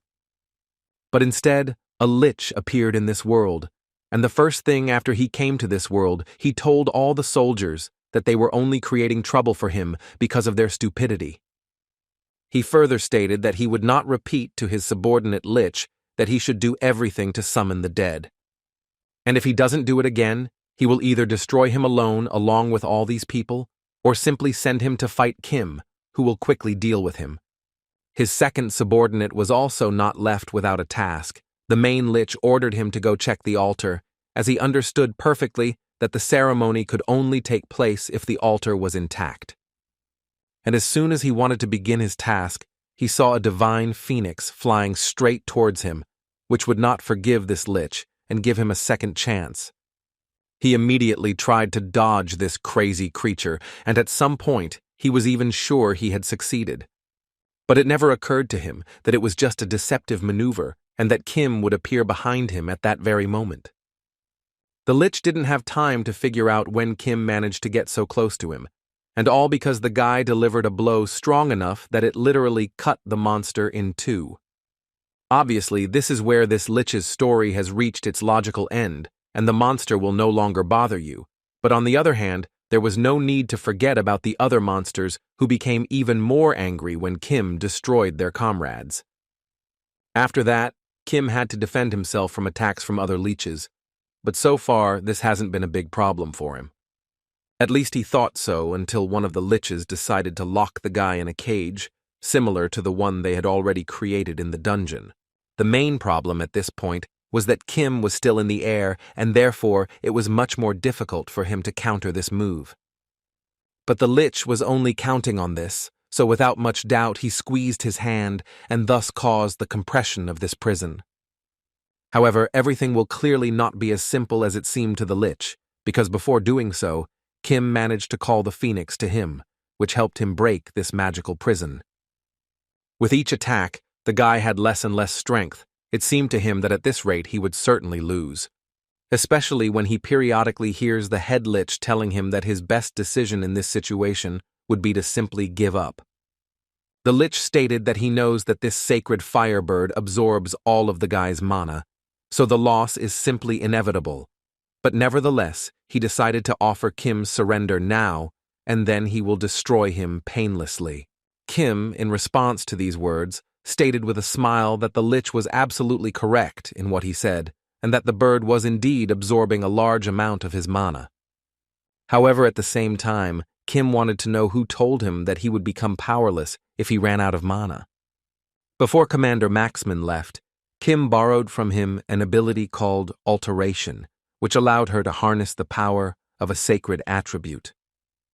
And now, when his mana was at its limit, Kim finally invited the Lich to begin their battle in earnest. Meanwhile, all the soldiers tried to get away from that huge explosion, and at the same time did everything they could to monitor the enemy's movement. Suddenly, they were interrupted by a new explosion, which forced each of them to turn around. This was another Lich who managed to escape from Kim and go fulfill his task.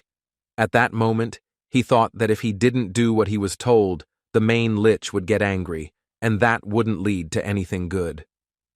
So without much thought, he used his powers to make all the dead wake up. And as soon as he began to do this, the dead miraculously began to emerge from the ground. All the soldiers immediately realized that it was the Lich who summoned the monsters, so they decided they needed to attack this bastard urgently.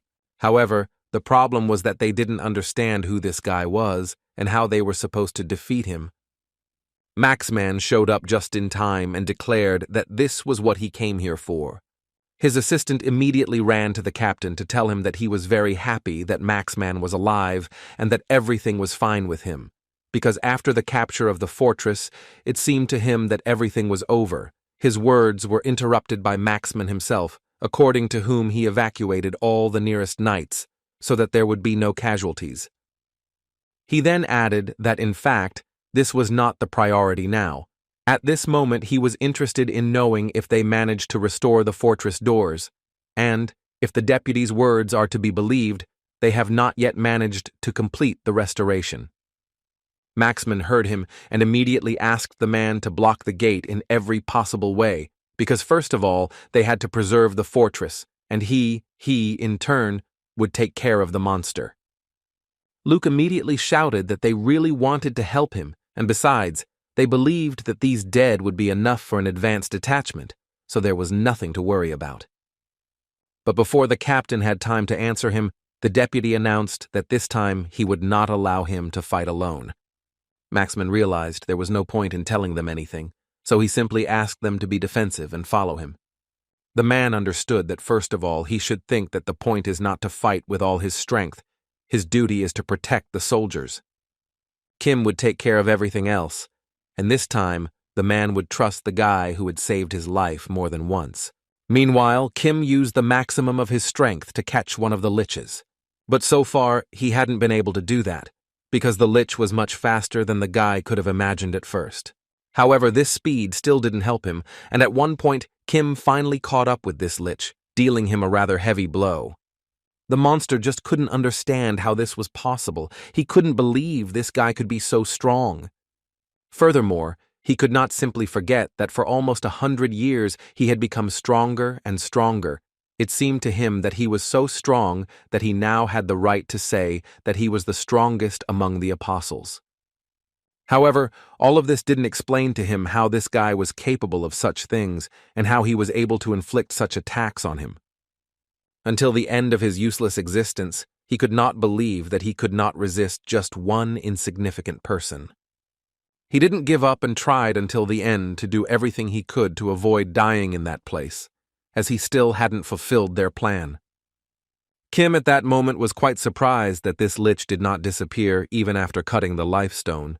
This could only mean one thing, that he was indeed no ordinary lich. Anyway, Kim decided to advise him to give up and not fight so hard for this idea, as it seemed obvious to him that they had lost. But this only made the lich laugh. After that, he started telling the guy that he was just a stupid person, because the only one here who was doing his job in vain was Kim, and he thought so only because they were not the only ones who were going to summon the king. According to him, thousands of apostles are working day and night for the resurrection of the king, and even if he had 10,000 years, he still would not be able to stop them, because in the end, the king will be resurrected and plunge the world into darkness. As soon as the apostle finished speaking, Kim approached him and said that this is why he says they are doing everything in vain. And the reason for such confidence was that Kim believed the Lich King would still die at his hands. These were the last words the lich heard before Kim destroyed him.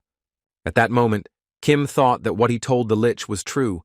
After all, the Lich King who invaded the world in his past life and who destroyed it was Kim. Anyway, now he was thinking that they started to remember the Lich King a lot, and therefore Kim started to think that most likely his resurrection would happen much sooner than he thought, and if Kim was right, then everything would be much more complicated than in his past life. In any case, first he decided that he needed to deal with everything that was before his eyes, and only then could he think about the future. Besides, he still had to deal with one more lich. He decided to go to the rescue as quickly as possible, as he had no idea how the captain was dealing with it there. At that moment, he thought it was difficult to resist him, since his movements were unpredictable, and this lich actively took advantage of his weakness in aerial combat. But on the other hand, he remembered that in fact his main task was not to shoot him down. First, he needed to be careful not to get too close to the soldiers, and besides, that guy should come soon, but for now they need to hold on a little longer. At that moment, the lich was suddenly shot in the head, and this was a sign that his friend had just been destroyed. At the same moment, 1,000 questions began to arise in his head. He wanted to know why this happened and how, but unfortunately he simply had no answer to a single question. Maxman heard what this lich was saying quietly, and the information he repeated could not help but please the captain, as he understood that Kim had finally completed his part of the plan. But apparently it was too early to rejoice because these thoughts were driving the lich crazier by the second. Therefore, he decided to use some of his special techniques, which made it very difficult for most of the soldiers to breathe. Sergeant Luke, who was standing next to Maxman, also began to feel incredibly weak. The captain immediately began shouting at the lich and ordering him to stop all this madness immediately. After all, he understood perfectly well that ordinary soldiers would not be able to withstand such a level of spiritual power, and if his ability continued to work at this rate, then everyone would meet their end. Before the captain had time to finish speaking, Kim appeared out of nowhere, already flying with his strike towards the last lich. The monster didn't have time to react before being hit in the face. For the commander, such an unexpected appearance by Kim could only mean one thing, that the guy still managed to defeat that monster. Kim, in turn, noted that their situation was not the best either, and if he had come a little later, nothing would have happened here. But the commander was glad that everything ended there, because in fact there could have been many more victims. The ability to absorb the dead is an ability that allows its owner to absorb the energy of the dead and the living within their reach, and the magic of the dead makes them much stronger. But now he understood perfectly what the system's words meant when it asked, if possible, not to destroy anyone. After all, if the death toll increased, the magic would be stronger than it is now. But Kim was also very aware of the fact that despite being the apostle of the Lich King, he still shouldn't be capable of this alone and seems like a subordinate of the Lich he recently defeated, but he is still incredibly strong. Suddenly, his thoughts were interrupted by the voice of the last Lich, who declared that he would never forgive Kim in his life and would do everything to destroy him, and for that, he would use his special weapon. With the help of this staff, he created a huge seal in the sky and also strengthened it so that it could not be easily destroyed. In any case, Kim already knew what to do in this case. That is, he would use the ability to absorb the dead, but first he understood that he needed to reach the Stone of Life. But the Lich wasn't going to give up like that, and he also started saying that Kim couldn't just break his weapon, as it was a spell with his life as a guarantee. And that can only mean one thing. If Kim wants to dispel the spell, then he simply has no choice but to destroy it. Kim didn't respond at this point, he simply continued to attack this nasty monster. The guy was clearly aware that he simply couldn't break through this barrier, although on the other hand, he needed to grab this bastard as quickly as possible, because if he took any longer, he would be in big trouble. Suddenly, his thoughts were interrupted by the commander, who wanted to tell Kim that since the guy asked him to do everything possible to protect his soldiers, he would be very happy to use all his strength to carry out this order, after which he struck his sword on the ground. Thanks to this, a huge blue ball was created around the entire kingdom at that very second. Immediately after creating such a barrier, most soldiers noticed that the energy pressing down on their bodies disappeared. Kim couldn't believe what he saw because he understood that the commander was most likely using a skill called Sacred Place. According to Maxman, this is a paladin skill. This is his best and last skill, which is able to increase the spirit of all allies in the distribution area and destroy the darkness attribute. But the problem is that this skill takes away their life energy. But either way, the man was sure that even if this was his last breath, he would definitely do everything to protect the knights. So all he asked Kim in the end was to take care of all the knights who would survive. Kim understood perfectly at that moment that everyone was fighting desperately, risking their lives. And therefore Kim really wouldn't want to disappoint Commander Maxman, who has so much hope for him. But the lich at that moment continued to attack the guy, saying many offensive words to him, as if he was a weak, helpless worm incapable of anything on his own. Therefore, he wanted to destroy thousands of people just because they are all weak creatures who have no right to exist. In response to these words, Kim stopped his attacks and told him that even a creature like him appreciates friends. But still, he wanted to convey to him that of the thousands of people who had already destroyed and those who would destroy, each of them was someone's friend. And now Kim wanted to do everything so that this lich would finally understand what it's like when a person loses absolutely everything. And before finishing him off, Kim asked the lich to remember this feeling, and when he goes to the underworld, he will have to pass this on to his dead friends so that they will never want to return to his world again. After that, he delivered the final blow, with which he finished the lich, preventing him from finishing what he started. Having destroyed the last lich, the monsters that appeared before him began to gradually disappear, which could not but rejoice. The only one who didn't feel as well as he would have liked was Captain Maxman, whose condition was very bad, and he didn't quite understand whether all this horror was over or not. A little more, and he would definitely have lost consciousness, but Kim approached him in time, thanks to which he managed to catch him.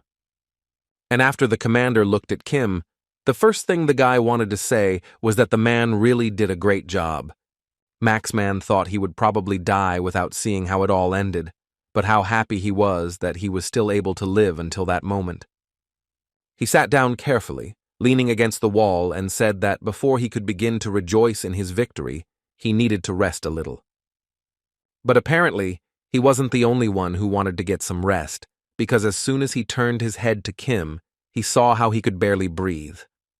Meanwhile, at the Awakened Management Agency, Song Kyung-tae, who served as the director of Awakened Management, yelled at his subordinates because he didn't understand how, 3 months later, a dungeon appeared in Anyang City and immediately caused such an explosion. And in general, he didn't want to believe all this nonsense because to him it seemed implausible. Lee, hearing all these screams, no longer felt like talking to the director, but he knew he still had to. The director continued to tell Lee that people could not predict the appearance of the dungeon, and that the dungeon would immediately cause an explosion, causing the entire city of Anyang to fall into chaos. Even when dungeons appear, they don't cause an immediate outbreak. At least a month must pass from the moment they appear, and the director was sure of all of this. Lee wouldn't argue with him and completely agreed with the man's words, but he still wanted to add that in the past, the process of a dungeon appearing went beyond common sense. Therefore, it seems to him that whatever happens, this problem should not be forgotten, as it is worth remembering that the population of Anyang is 700,000 people, so it can be said that public safety is at risk. The director understood perfectly what Lee was telling him and what would happen to him if they did nothing and the disaster still happened, but still he did not forget that if they were wrong, 700 million people would be subject to fear. Kim Do-hee, who was an A-rank awakened and worked for an agency, suddenly intervened in the dialogue. He declared that there was simply no end to this conversation. The director immediately turned to him to ask Do-hee's opinion because he also heard everything and probably thinks something about it, to which Do-hee told him that even if there were no such cases, Lee's argument was still correct. According to Do-hee, He saw only one problem here. No matter how reliable the information was, these words clearly hurt Lee. Doi didn't stop there and started talking about the fact that maybe Lee was simply influenced by ogres. So to finally convince himself of one option or another, Doi wanted to know from Lee who gave him this information. Answering this question, the man said that in fact the source is obvious. According to him, everyone has probably heard that name. And as soon as Lee announced that this message was conveyed by Kim Soo-hyun, the two men's faces changed, because they clearly did not expect to hear something like this. Their surprise was normal after all. Kim was now known as a position changer and a silent commotion in the abyss. The director didn't believe at all that Lee knew Kim Soo-hyun, and Dewey realized at that moment that he knew that at the Gwaju dungeon capture site there was a man named Kim Soo-hyun. However, according to his information, he was rank C. But even knowing this information, the director lowered his head and said he would not change his decision, which clearly surprised Lee, who was confident he could convince the director otherwise. According to the director, he made this decision only because there is no data to confirm his identity, and therefore they simply cannot trust him. Before Lee had time to say anything, the director decided to ask him a question in which he wanted to know what would happen if he believed Lee and evacuated all the citizens, but nothing happened. As the warden, he will have to take responsibility for everything, so he asked Lee to listen to him carefully. On the other hand, the dungeon is a kind of natural disaster, and in his opinion, even if a small number of citizens die, he will not be held responsible for it. Until recently, Lee didn't want to believe that the director would pretend he wasn't aware of the situation, and only because he didn't want to take responsibility. But no matter how angry Lee tried to be, the director still believed that the decision was his, and he was also responsible for everyone. Lee still tried to respond to these words, but he didn't have time, as the director decided to end the conversation there and asked the man to do everything so that no one knew that this conversation had taken place. Kim rested a bit, and a few minutes after destroying the lich, he received a notification that he had passed the test on the 20th floor perfectly, thus earning 100,000 achievement points. But until now, there was no joy on Kim's face, because he still couldn't forget that it was incredibly difficult, because even 3 apostle-class leeches fought with him, and this happened to him only on the 20th floor and the 10th level. However, this was actually a significant achievement for him, considering the fact that he increased his stats quite a bit. His coefficient is 60, and the 7th level of magic power corresponds to the S-rank level, which he originally intended. But at that time, the system notified him that it was still counting achievements, which confused the guy a little. Ultimately, he could ask for help from a large number of people in this kingdom. And taking this into account, he concluded that he had gone into the red by working so much alone. Although, on the other hand, he looked closely at Maxman and thought that in fact this time, he was not alone. The captain at that moment was talking to his warriors that the matters in the fortress were almost resolved, but the war with the kingdom of Odrum was not yet over. So he wanted to ask his knights to spend more time repairing the fortress walls and the gates. While talking with his knights, Kim approached him, whom the man was looking for, as he thought Kim had left without saying goodbye. Maxman wanted to thank Kim again for helping him save the kingdom and for all the work he had done, but Kim didn't really like hearing him praised. Suddenly, to the guy's surprise, Maxman told the guy that the same thing had happened to him once. After his contribution in the last war, people began to call him War Hero Maxman. Of course, he understood that it was an honorary title. But on the other hand, he understood that the more time passes, the harder it is to carry this burden, from which he began to feel how this burden weighs on him, waking up every day with the thought that he is a hero. Kim began to understand that apparently Maxman was feeling the same pressure he had felt in the past. However, Maxman also wanted to remind Kim of how he told him that his task was to protect the local soldiers, and only thanks to Kim did his mind finally return to normal. And indeed, Kim believed her new friend, because it was clear on her face. After that, Kim realized the fact that the answer is always closer than a person can imagine, and the captain simply could not agree with him. At this point, Kim decided to end his stay at this location, mainly because he had already completed his task, so she told Maxman that he was leaving, which clearly surprised the man. The man understood his surprise, but still believed that here he had concluded all his business, and it seemed to him that it would be better to leave the rest to the captain.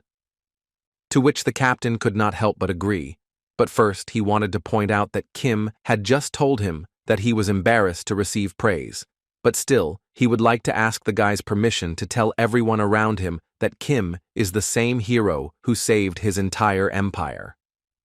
Thanks to this, the system informed Kim that he had discovered a new achievement, as well as a new skill. Now his hero is immortal. A girl who was working out at the gym started yelling at her friend to answer his phone because she wasn't going to hear that old-fashioned ringtone. That friend was Lee, who picked up the phone and heard the voice of his friend Kim, who had disappeared. But as soon as Kim said something to Lee, he immediately realized that this was not a joke now, and it was clear from his facial expression. Kim left the hospital with a slight scandal, as the doctors didn't want to let him go, even though he told them several times that he was fine, and so he didn't understand why they were making such a fuss. But apparently that was just the beginning, because as soon as he left the hospital, he was immediately greeted by Lee, who first of all wanted to ask the guy how he was feeling. After Kim told him everything in detail about his adventure, Lee calmed down a bit, although he still didn't fully believe the guy, as his hand didn't look as good as Kim himself described. But most of all, Lee was surprised that the guy managed to get past the 20th floor in just one day, and as he sees now, the guy wasn't badly injured, so the man would appreciate advice from someone so experienced. Warrior. Kim didn't understand what the man wanted to talk to him about, so he immediately said he didn't have any advice because he didn't really know much. Lee didn't expect any other answer, but it suited him to understand that he didn't need to worry about this guy. Anyway, Lee also wanted to talk to Kim about the fact that in the end, he failed and he was very sorry. Moreover, his identity was revealed. But the guy immediately said that this was not a big problem, because from the beginning, he did not expect this director. In a past life, Kim was awakened directly under the agency's management and therefore knew who this director was. One way or another, Lee stated that the persuasion was unsuccessful, and he also had information he learned from an assistant close to director Kim Dewey, saying that a green dungeon had appeared in Gyeonggi-do Ansan and they were planning to raid it, and some awakened ones were gathering in Ansan. Hearing all this, Kim understood perfectly that that very day was gradually approaching. In his previous life, he was also called there, which made him unable to prepare for the sudden outbreak in Anyang. Director Song Kyung-tae was too busy dodging responsibilities that day, so the late response played a big role. Kim was so angry that Song Kyung-tae was an idiot who only cared about himself. But Lee interrupted Kim's thoughts to find out how the guy knew the time the dungeon appeared. The guy, in response to this question, thanked Lee for his effort, and if so, he would like to act on a different plane, in which he would work alone, which shocked Lee. Kim asked him not to be too surprised, as he had actually already received a lot of help from Lee. But the man didn't even want to hear that, because he was sure that what he did was not enough. Lee wanted to tell the guy that he was now in a position where he couldn't wait for the agency's cooperation, and he was also sure that in Kim's new plan, there would be a case where Lee could still help him. Kim clearly didn't expect anything like this. It seemed to him that Lee would quickly agree with him and wouldn't want to continue helping him, but apparently he was wrong, so he happily decided to tell Lee his plan. 2 months later, on December 17th, a week before Christmas, a lot of different news began to come out that terrorist attacks were taking place in the cities of the country, so the situation on the internet is heating up all the people, including the Abyss. Nobody at that time understood whether the prediction about the Domp Guild was actually true or not. Many people didn't even believe in the existence of the Domp Guild, but not Lee, who openly declared to all journalists that he personally experienced all of this and did all of this for a reason, but only because Kim Soo-yeon entrusted him with this work. Lee spoke on TV about how he nearly suffered significant damage from the recent capture of the Gwaju dungeon, something that even those close to Lee had trouble believing. But the agency director wasn't the kind of person who would just let all this go, and as soon as he saw that Lee was using journalists, he immediately became angry and started yelling. His head was already spinning from the appearance of the dungeon in Ansan, but here he had even more problems in his head. Dawn believed that nothing could be done about it, and they should let the situation go, because no matter what the agency was, they simply could not stop the autonomous actions of each of the awakened ones. The director was sure that this was Kim Soo-hyun's doing, so he asked his deputy to find out this guy's identity as quickly as possible so that they could deal with him and thus solve all their problems. According to Dawn, Kim Soo-hyun settled into the abyss a month ago, but the only thing that was unclear to him was why this guy was making so much noise. Kim, in turn, was going crazy. His body was so relaxed that at times he didn't even understand what was happening. But his strange activity was suddenly interrupted by a knock on the door. It was the owner of the apartment, who came to the guy because the rent was late for a month and there was no answer for several days, and the man came here to find out what the guy was doing there and also to take his money. The man decided that since the guy didn't answer, then most likely he would die. So the man decided that first the guy should pay him, and then he could do whatever he wanted. But as soon as he opened the doors, he immediately saw what was wrong with his guest. Everything is fine and you can demand payment. But he was so brave until a monstrous energy captured the man. The next thing he heard, the guy apologized and said he would pay extra for the trouble he caused. Then he added that he was actually about to leave, and the man would most likely never see him again. These were the guy's last words before he disappeared, leaving behind a small bag of gold. But even at that amount, it was simply a huge payment for such a room. On December 23rd, a month had passed since he entrusted the task to Lee Joo-ho and arrived at the tower. Kim purchased an excellent magic catalyst with the accumulated achievement points, which were approximately 2 million points. So by locking himself in a room and drinking a catalyst, he trained himself to tame the magical energy. The taste and smell were simply disgusting. But thanks to this, he managed to reach such a wonderful state as he is now. Kim was simply in a great mood as he realized that tomorrow would finally be the final battle, which he would definitely need to win. A guild official at the appointed time came to the guild chief's office and informed him that it was time for them to move on. The boss completely agreed with him, and as soon as he stood up, he immediately turned to Hak Jun and said that he should go with him. Reading all this news, Hak believed that all of this was being done by a criminal guild that was in the shadows, and now their existence has come to light. Maybe they even have an informant. Although he wasn't actually sure about this either, it seemed to him that there was a possibility that the start of a terrorist attack when a green dungeon appeared in Ansan was quite plausible, but it was still unclear why this would happen. But at one point, the boss interrupted him to say that he was actually talking about the guy who posted that post. According to him, few awakened people know of their existence, and to find out who brought them to the surface, he carried out some kind of investigation. And thanks to this research, the boss determined that the person who posted this post is Kim Soo-hyun. And as soon as the man said this, it was clear from Han's face that he was familiar with that name. Furthermore, the man added that he was considering conducting another investigation to understand why this boy was framing the Domp Guild. As they got into the car, Khan became very interested in knowing why the reader, who does not benefit from writing such things, cares about such a subject, and why he cares about the Domp Guild.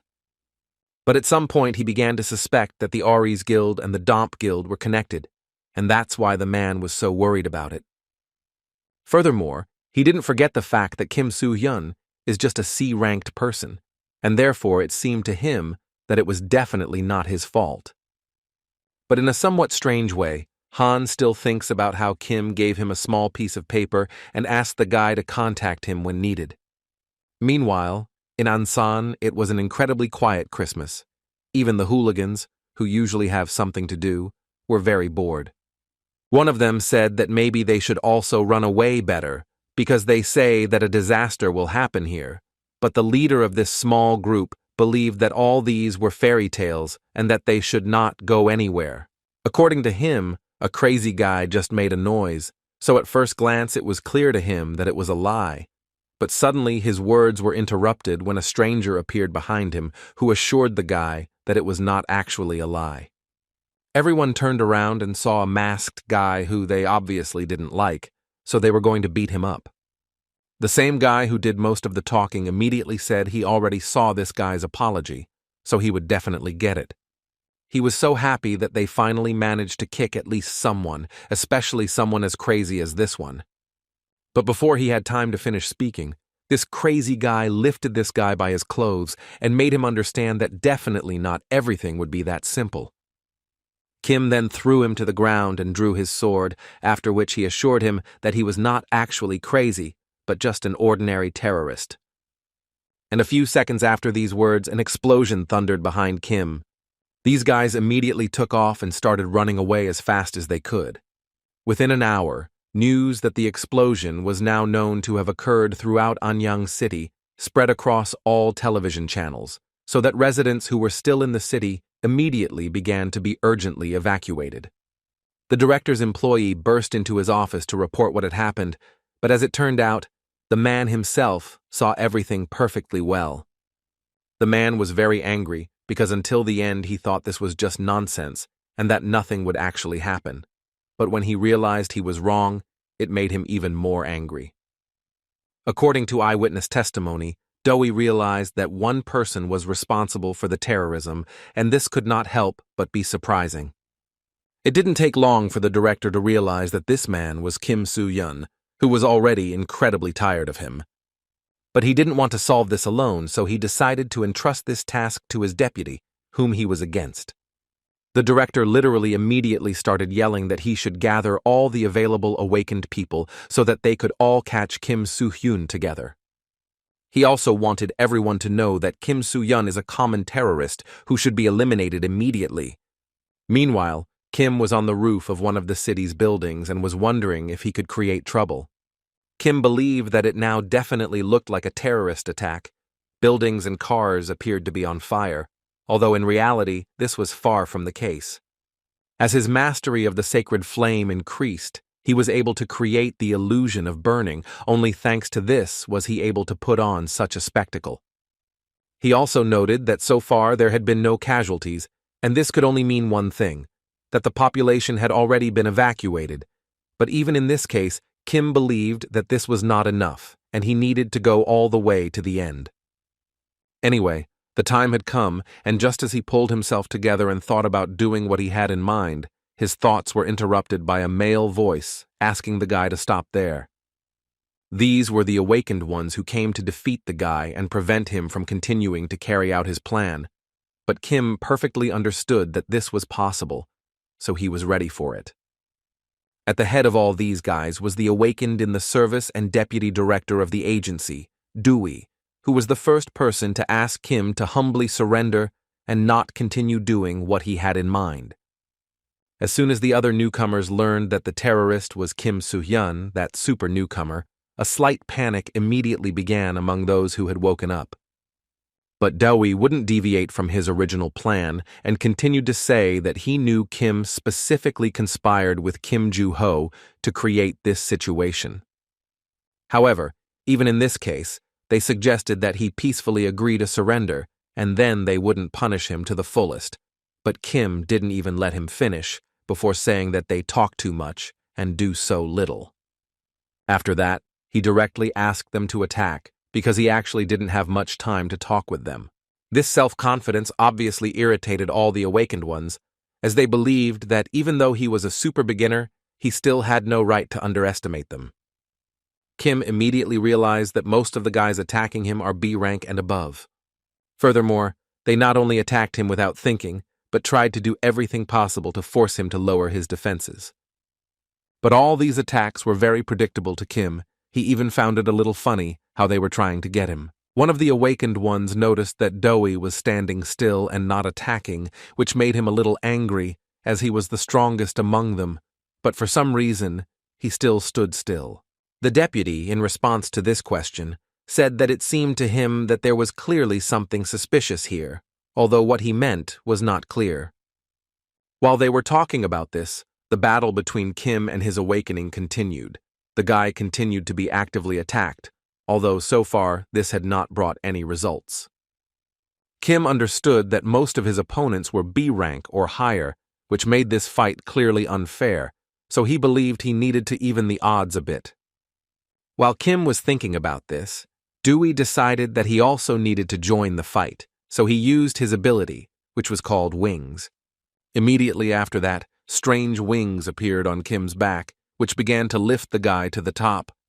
And as soon as Dewey managed to hold Kim in his hands, he immediately decided to tell him that he noticed a very interesting detail, that although everything was on fire, there was no damage, as the buildings were in good condition.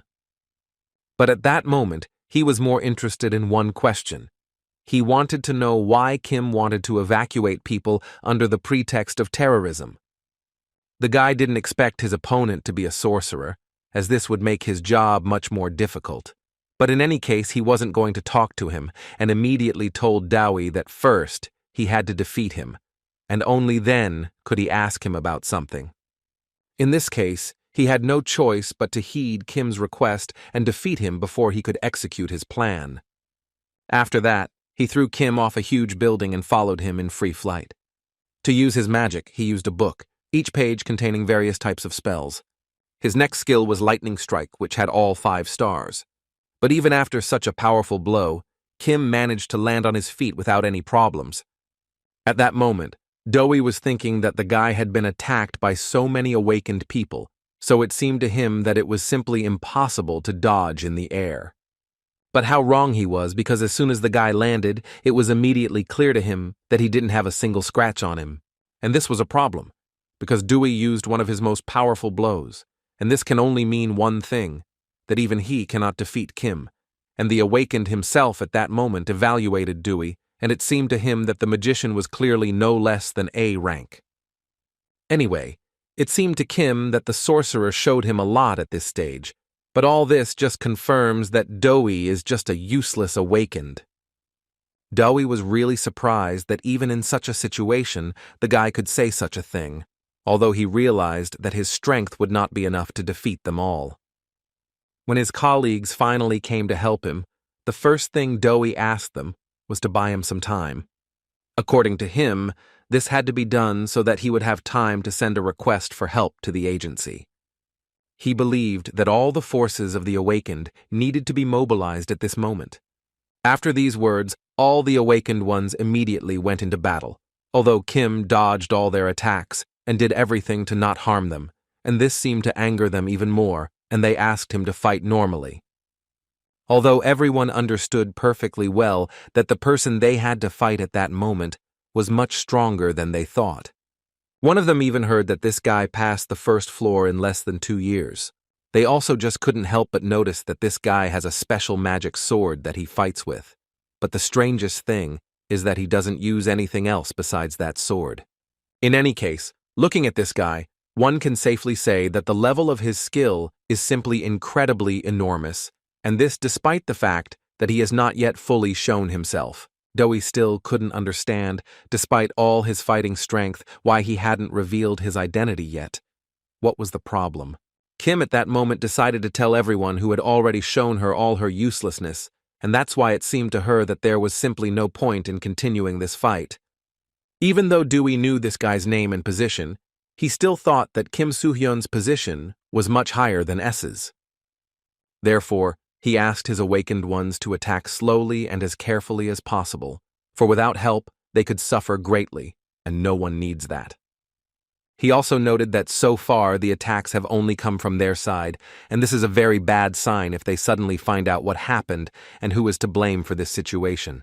Kim, hearing all this, couldn't help but notice that Dewey was a very intelligent guy. He especially liked the idea of not wasting energy in vain, but in a more serious situation to act, it was quite reasonable. There are really only 2 reasons why Kim hid her identity and put on such a show. Firstly, he wanted to determine the strength of the active awakened, and now this was necessary to find out how much of the awakened's combat power could be used in battle. Secondly, to attract more fighters, if he had said that he was not a terrorist, Director Song Kyung-tae would not have sent any help because initially this person simply did not care whether an outbreak happened or not.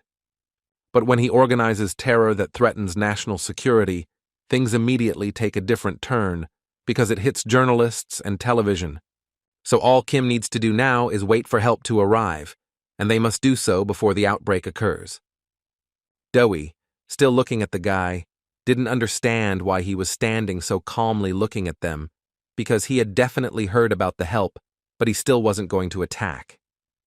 As he was thinking about this, help arrived on the scene and quickly responded to the call for help.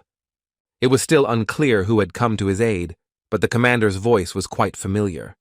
Dowie, looking at the detachment that had arrived to help, immediately thought that the director was apparently furious that he had sent just such people to help. The state's Awakened organization, which has been selected and trained by the agency to manage the Awakened, is a sort of rapid response squad, a group called ACT. Even though Kim was wearing a mask, it was immediately noticeable that he was smiling, because he hadn't actually seen his old acquaintances for a long time. The head of this detachment was Park Yoon-gyu, rank S. He served as captain. Most of the Awakened immediately recognized Park Yoon because he was one of the strongest among the S-Rank Awakened. First of all, as soon as the ACT squad arrived at the scene, Park Yoon wanted to know the situation, and according to his assistant, the enemy forces are much weaker than them, and according to that person's report, his name is Kim Soo-hyun. He is registered as a C-rank fighter. But in fact, he possesses his skills at the S-rank level. Dowie even assumed that Kim Soo-hyun was even stronger for Park Yoon-go at the moment. Suddenly, his thoughts were interrupted by ACTA's vice-captain, Kak Seong-chul, who had an A rank, and said that it was clear to Dowie that he was scared, as if he was on the battlefield for the first time. As Seong-chul believed that there was only one guy in front of them that they could easily defeat, but Park Yoon immediately asked him to calm down and in no case let his guard down. After that, Captain Acta turned to Deputy Dowie and told him that he did not know how strong the enemy was and that he did not think it was worth launching the attack first, with which the deputy director himself agreed. But, as it turned out later, he had only himself in mind, so he sent his squad into battle, which, in his opinion, would be the first to launch the attack. How the son attacked his new opponent with a smile, as he believed that he could now easily deal with this guy.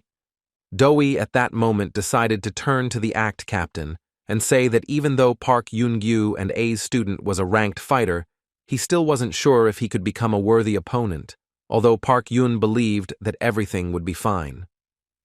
The man asked not to forget that ACT's battles are different from the battles of other awakened ones. Kim listened carefully to the man and looked him straight in the eye.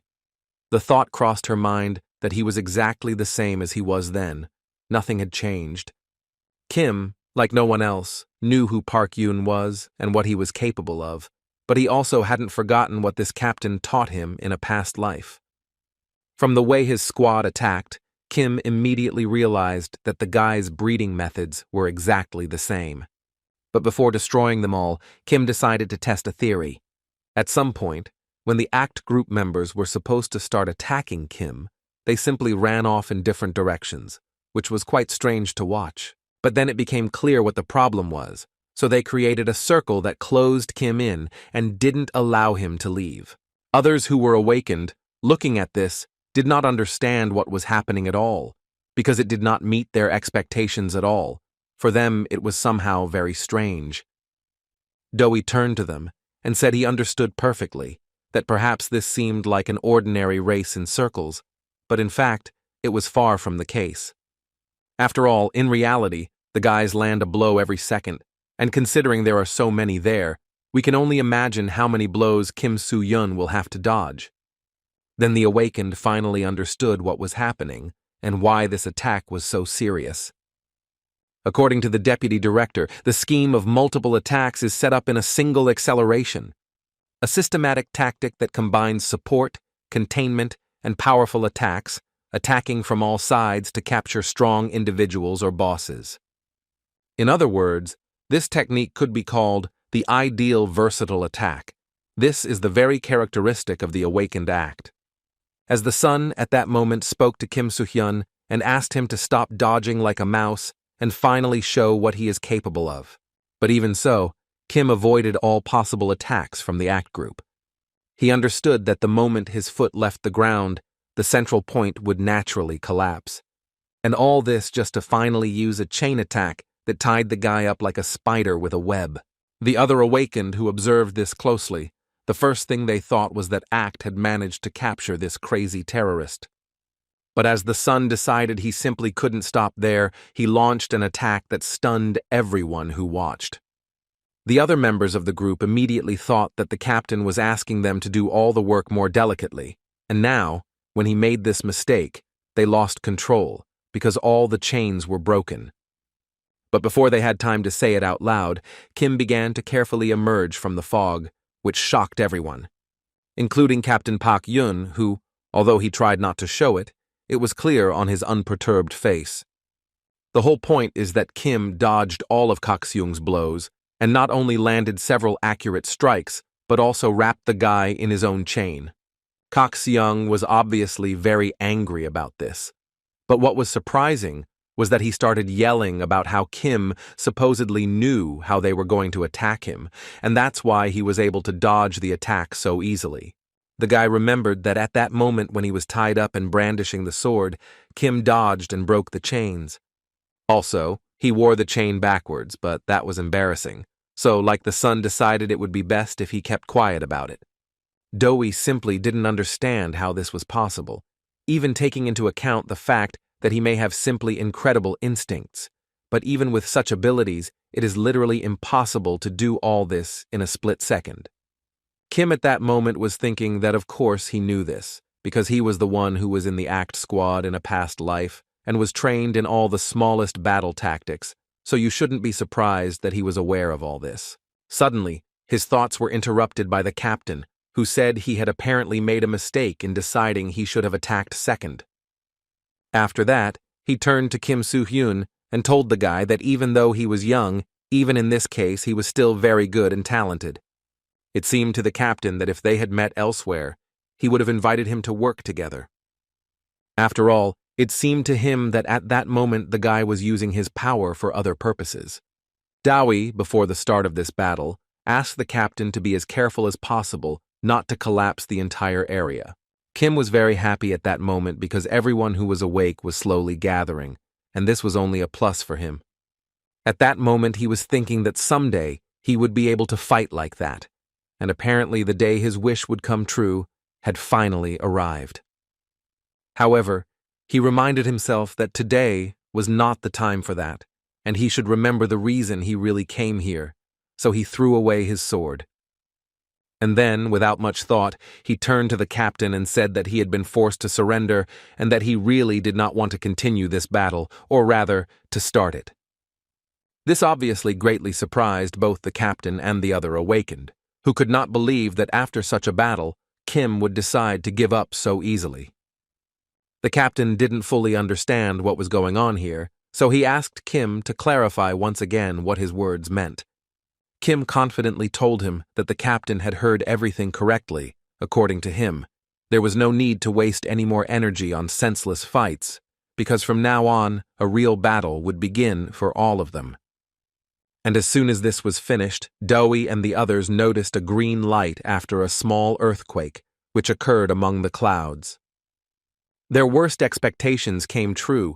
They noticed that a dungeon had opened in the sky, which had been rumored for so long. It didn't take long for either of them to realize it was the same flash. As they wondered and tried to understand how all of this was possible, Kim turned to them and told them that, as they could see, the appearance of dungeons and the speed of the outbreak would become even more unpredictable in the future. After these words, Kim went back to absorbing all the fire that was in the city. Dowie noticed this immediately and decided for himself that this was definitely this guy's skill, and no houses or people were actually harmed. At this point, Kim continued to tell them that they might be confused and hate him for not telling them the truth from the beginning, but now he would like to make just one request. And the essence of this request was very simple. He just wanted them to fight together. After all, Only then will they be able to protect the city of Anyang, which without their help could disappear from the face of the earth forever. Dewey couldn't believe that this man in front of him was really Kim Soo-yun, who had been rumored so much.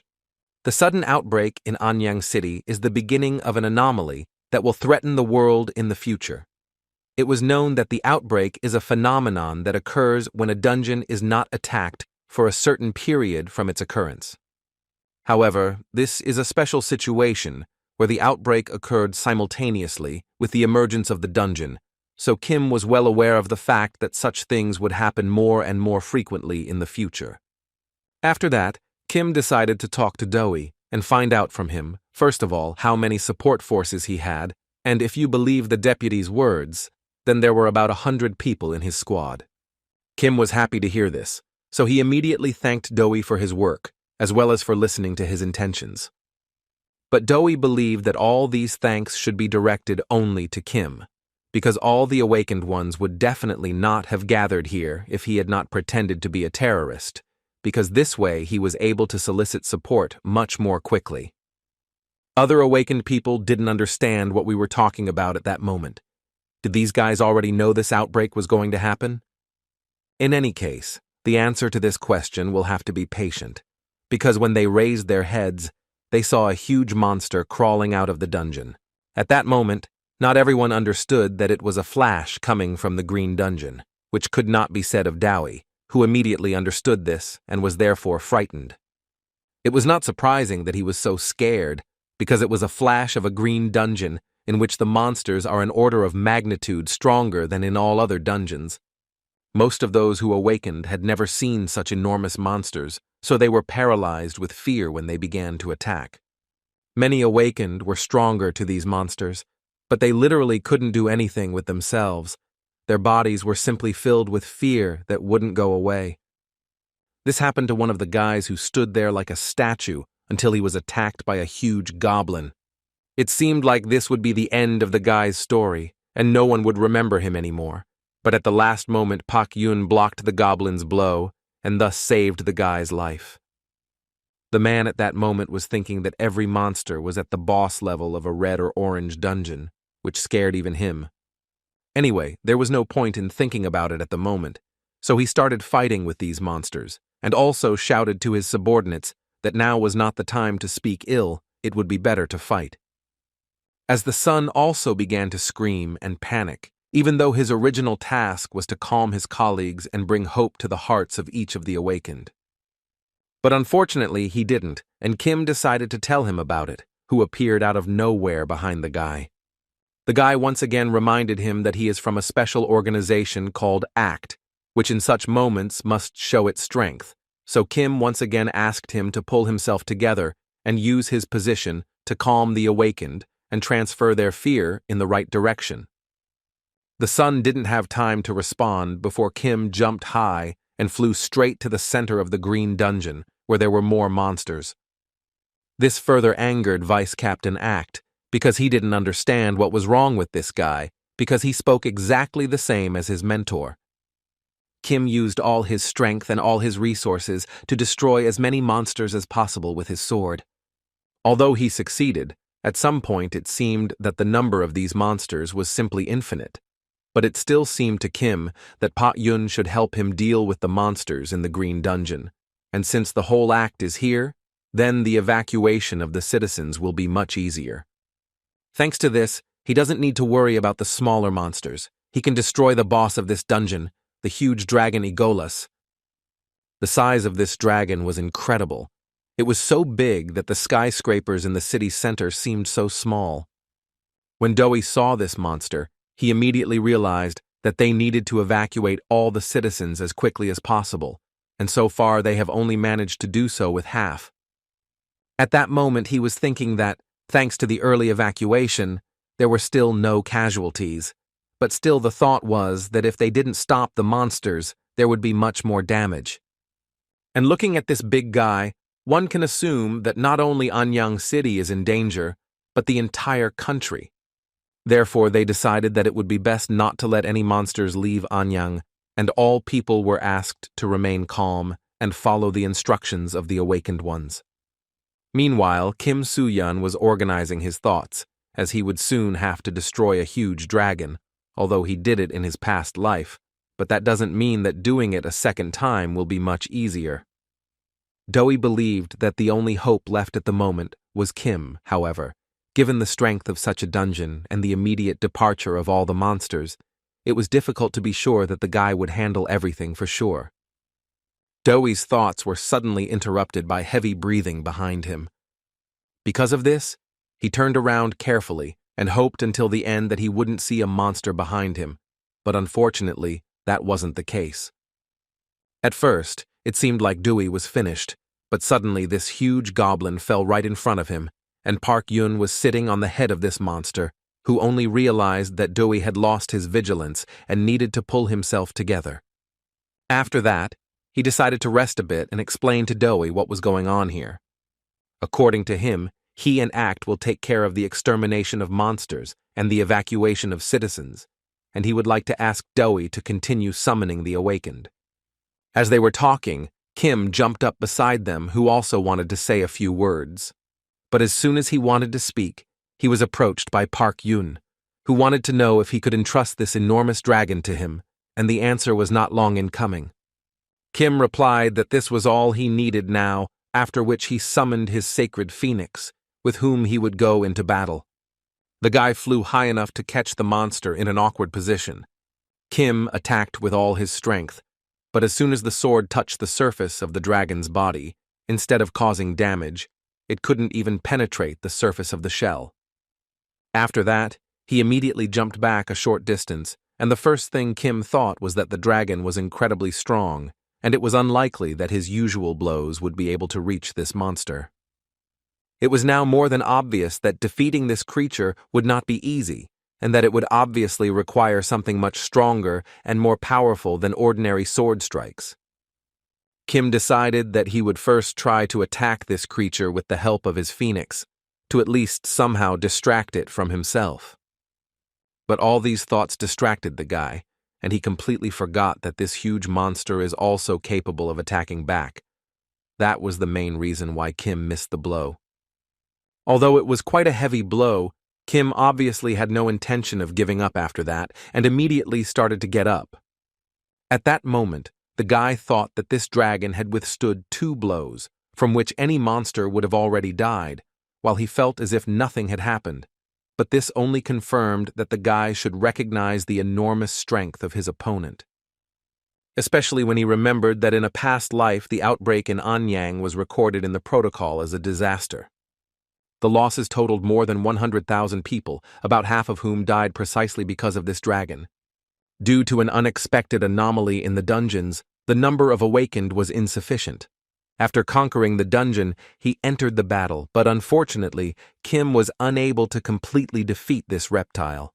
Be that as it may, Kim still decided for himself that he would do everything to cut this dragon in half in this life, and avoid losses as great as in his previous life.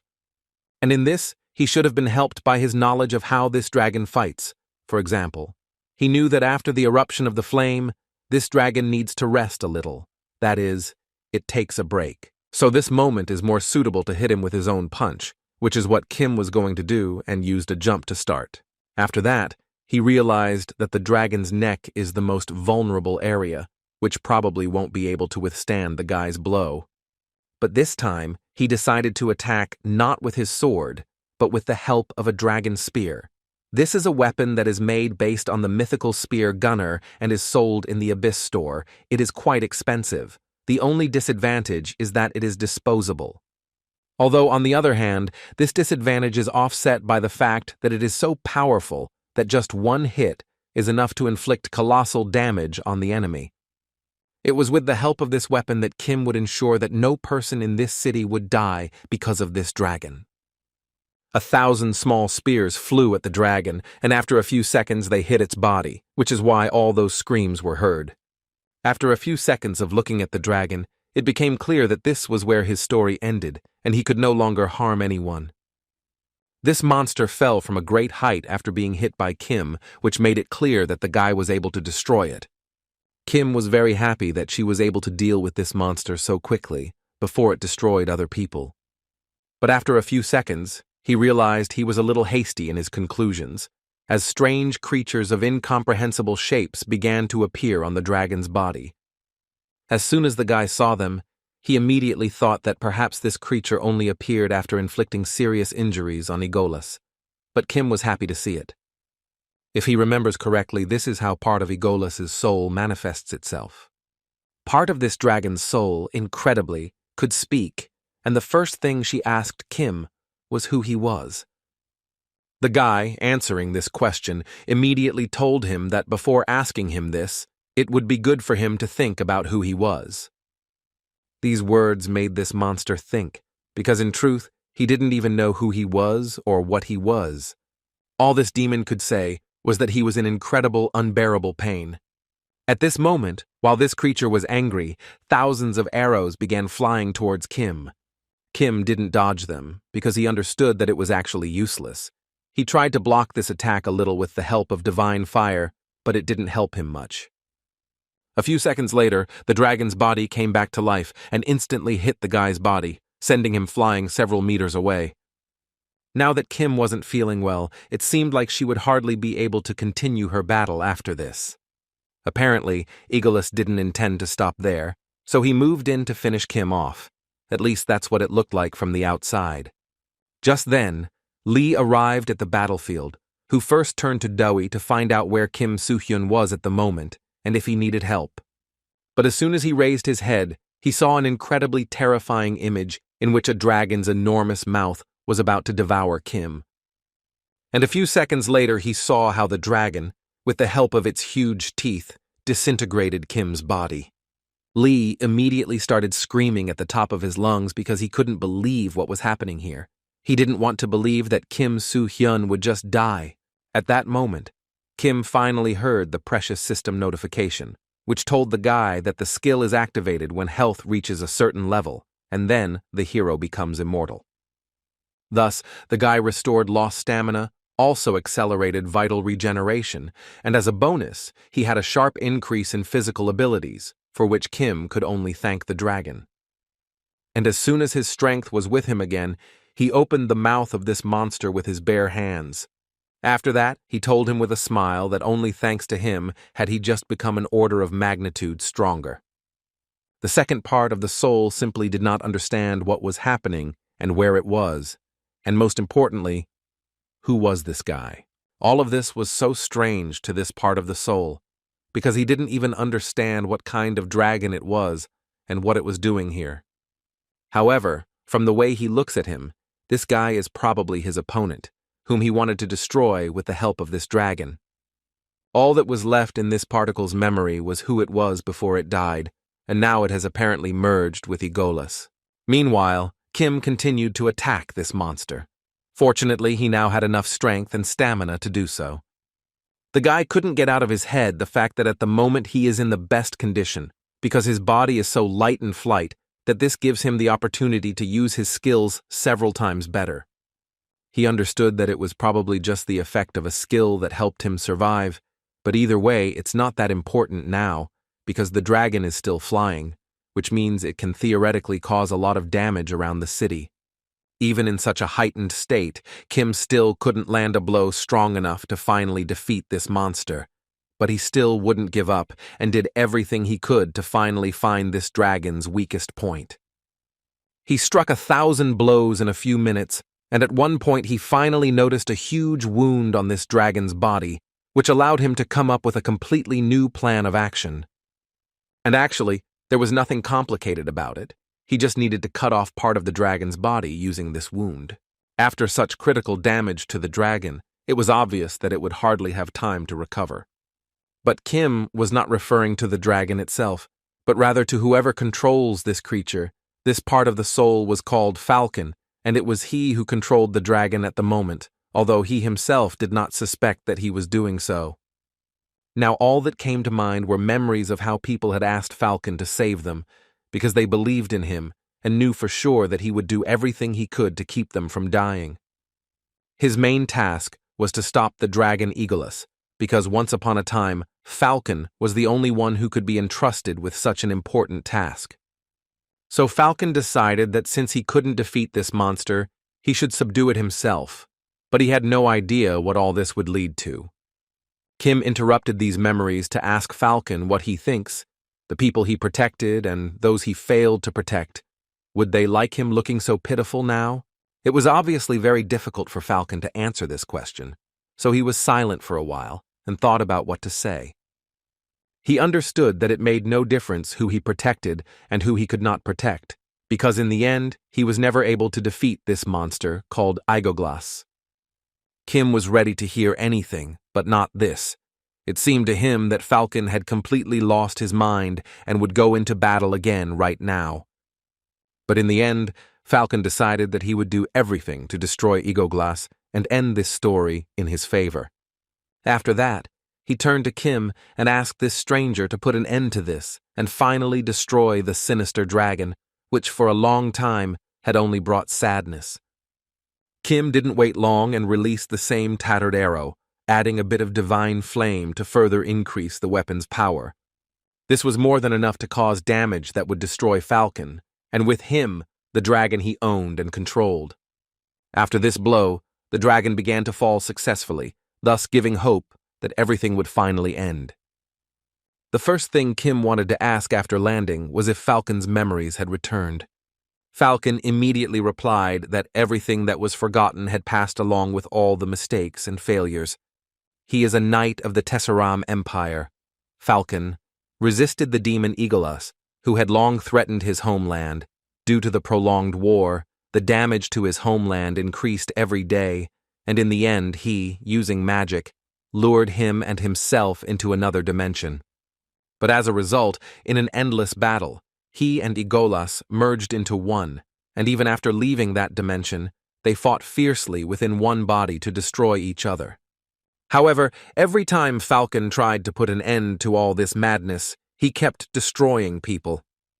Kim told him that, in fact, it had been a long time and there was simply no point in regretting it. Now, for him, it is important to think about what he can protect and not what he has lost. And besides, just think about the fact that if he had not saved his empire, even more people would have died. Falcon smiled and said that this was a somewhat awkward consolation on Kim's part. The guy honestly admitted that he had no skills in that area, but he spoke from the bottom of his heart. Even so, the knight said that it seemed to him that Kim's words were true. He would be lying if he said he didn't regret it, and even if Falcon returned to the past, he would probably make the same choice. Kim said those words in her head and thought about what she would do in the end. His thoughts were interrupted by Falcon, who suddenly pulled a glowing ball out of nowhere and began saying that since the guy saved him, he would like to give him this gift. According to him, it was the armor that was made for him in the Tesseram Empire. It was the strongest armor one could dream of and was created specifically to resist Igolus. In fact, Kim was very happy to receive this gift, so she immediately thanked Falcon for it. Before leaving for another world, Falcon once again decided to thank Kim for her help, as it was actually a very long battle. After these words, he was finally able to go to another world with a peaceful soul and rest there for a while. Kim bowed her head to him in respect to the great Tesserama warrior. And as soon as Falcon completely disappeared from this world, Kim immediately heard Lee and Dewey screaming and running towards him behind him. First, Lee examined him for injuries, and at first glance it was clear that there were no serious injuries, although this was quite strange for him. Kim told him that the monster was much stronger and he almost died, but these words confused Lee even more, who began to worry even more about the guy. Dewey interrupted Lee's panic to say that he was very happy that everything was okay with Kim, as it was only thanks to him that there were no casualties. Dewey added that the department head may not accept such behavior, but he didn't mind and would like to apologize to Kim on behalf of the institution, and also thank him for his work. Kim smiled in response and immediately said that there was actually no need to apologize so much. He was just happy to know there were no casualties. He went on to say that a weight was also lifted off his shoulders when he discovered there were no victims, but he never managed to finish because at one point he simply started to black out and eventually lost consciousness. Lee caught him in the process. Before the guy fell to the ground, this state of the guy made the man think again that something had happened to him, and he was obviously injured somewhere. Dowie assured Lee that due to the high energy consumption, he must have been very tired, and fortunately, there were no serious injuries, and mentally thought that when the situation was resolved, a storm would rage around this guy. And the reason for this storm is that he is the protagonist of the event, and now the world can sleep peacefully, only thanks to this guy. The next day, all the news channels in the country reported that citizens had been evacuated from Anyang City due to an outbreak, and everyone also said that a terrorist attack by the Domp Guild had been predicted in Anyang City, and all these incidents were directly related to Kim Soo-hyun. Kim was lying in a quiet hospital room at the time and had just opened his eyes. But then the memories came back to him, and he immediately jumped out of bed like a madman. The first thing he did was look around, and when he did, he finally realized that it was a hospital. But he couldn't remember when he lost consciousness, so he began to suspect that he was severely physically exhausted. Then he picked up his cell phone and realized that today was already the 27th, which meant he had slept for 3 whole days. But those thoughts quickly left his head when he noticed a small note on the table. He immediately started reading it, inside which was a story about how he came to visit Kim when he was sleeping, so he decided to leave this note. He also said that because of this situation the world was worried, and it seemed like everything needed to be put in order for him, so now he is dealing with annoying calls and requests. Also, the person who wrote this message to him understood that it was more of an arbitrary thing, but it still seemed like Kim would understand him, and from the guy's smile, it was clear that he understood him perfectly. Lee really did a good job when he decided to put his hand in. In this letter, it was said that Kim saved a large number of people, and he must have been very tired, so the author of the letter wanted Kim to rest more and not think about anything, and finally asked him to eat all the fruits because the guy probably wakes up hungry. Kim took the apple with a smile and thought that he was actually very grateful to Lee for taking such care. It was very important to him.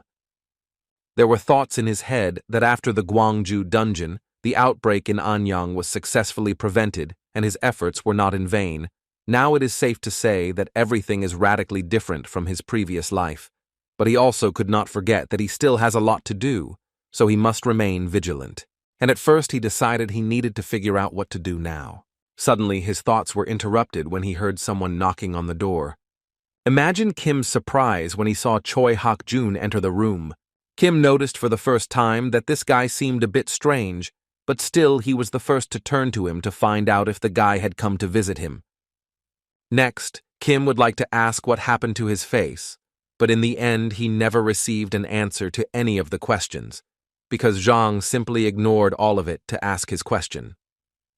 He placed his hand on the bed and asked Kim in a somewhat gruff voice if he had considered joining their guild. The head of the scavenger guild noticed that it seemed like everyone was already gathered, so he wanted to get straight to the point and began by explaining that the evaluation of a medium guild's level promotion to a large guild is a very important event for the future of his guild. According to him, by becoming a large guild, they would finally receive many benefits. But what he liked most was that they would receive support from the institution. Therefore, he asked each of the guild's employees to make sure they were ready for the promotion evaluation, and if even one of them made a mistake, the man would immediately destroy the culprit. At this point, the guild meeting ended, and the man released all of them except Hak-jun, whom he asked to stay for a while. The guy didn't quite understand why the boss had called him, and when he asked about it, the first thing the man decided to do was clarify, or wouldn't Hak-jun want to exchange a few words with him. After a few minutes of conversation, the man began to beat Hak, and he did so with particular cruelty. After each blow, the man reminded the boy that he didn't care about cowards, scoundrels, or cruel people, but that he would never forgive anyone who betrayed him. So now, all he wanted to know from the guy was why he lied to him, even though Khan tried until the end to prove that he didn't lie. The guy, in the midst of pain, tried to prove that he didn't know and thought that everything he said was true. The man highly doubted that the guy was telling the truth, because according to his information, they met in the abyss and even passed the classification assessment together. But even so, the guy says he didn't know. The boss had already started yelling because he couldn't believe the guy didn't know what Kim Soo-hyun was. Anyway, he was already tired of messing with the guy, and so he decided to give the guy one last chance. That is, he needed to bring Kim Soo-hyun to him, because having him in the guild would give them an advantage. Promotion. Han didn't understand how he should bring Kim Soo-hyun, because they only met by chance a few times and never contacted each other again. In this case, he can't even use force, because everyone knows perfectly well how strong that guy is. In response to these words, the man could only once again call Khan stupid.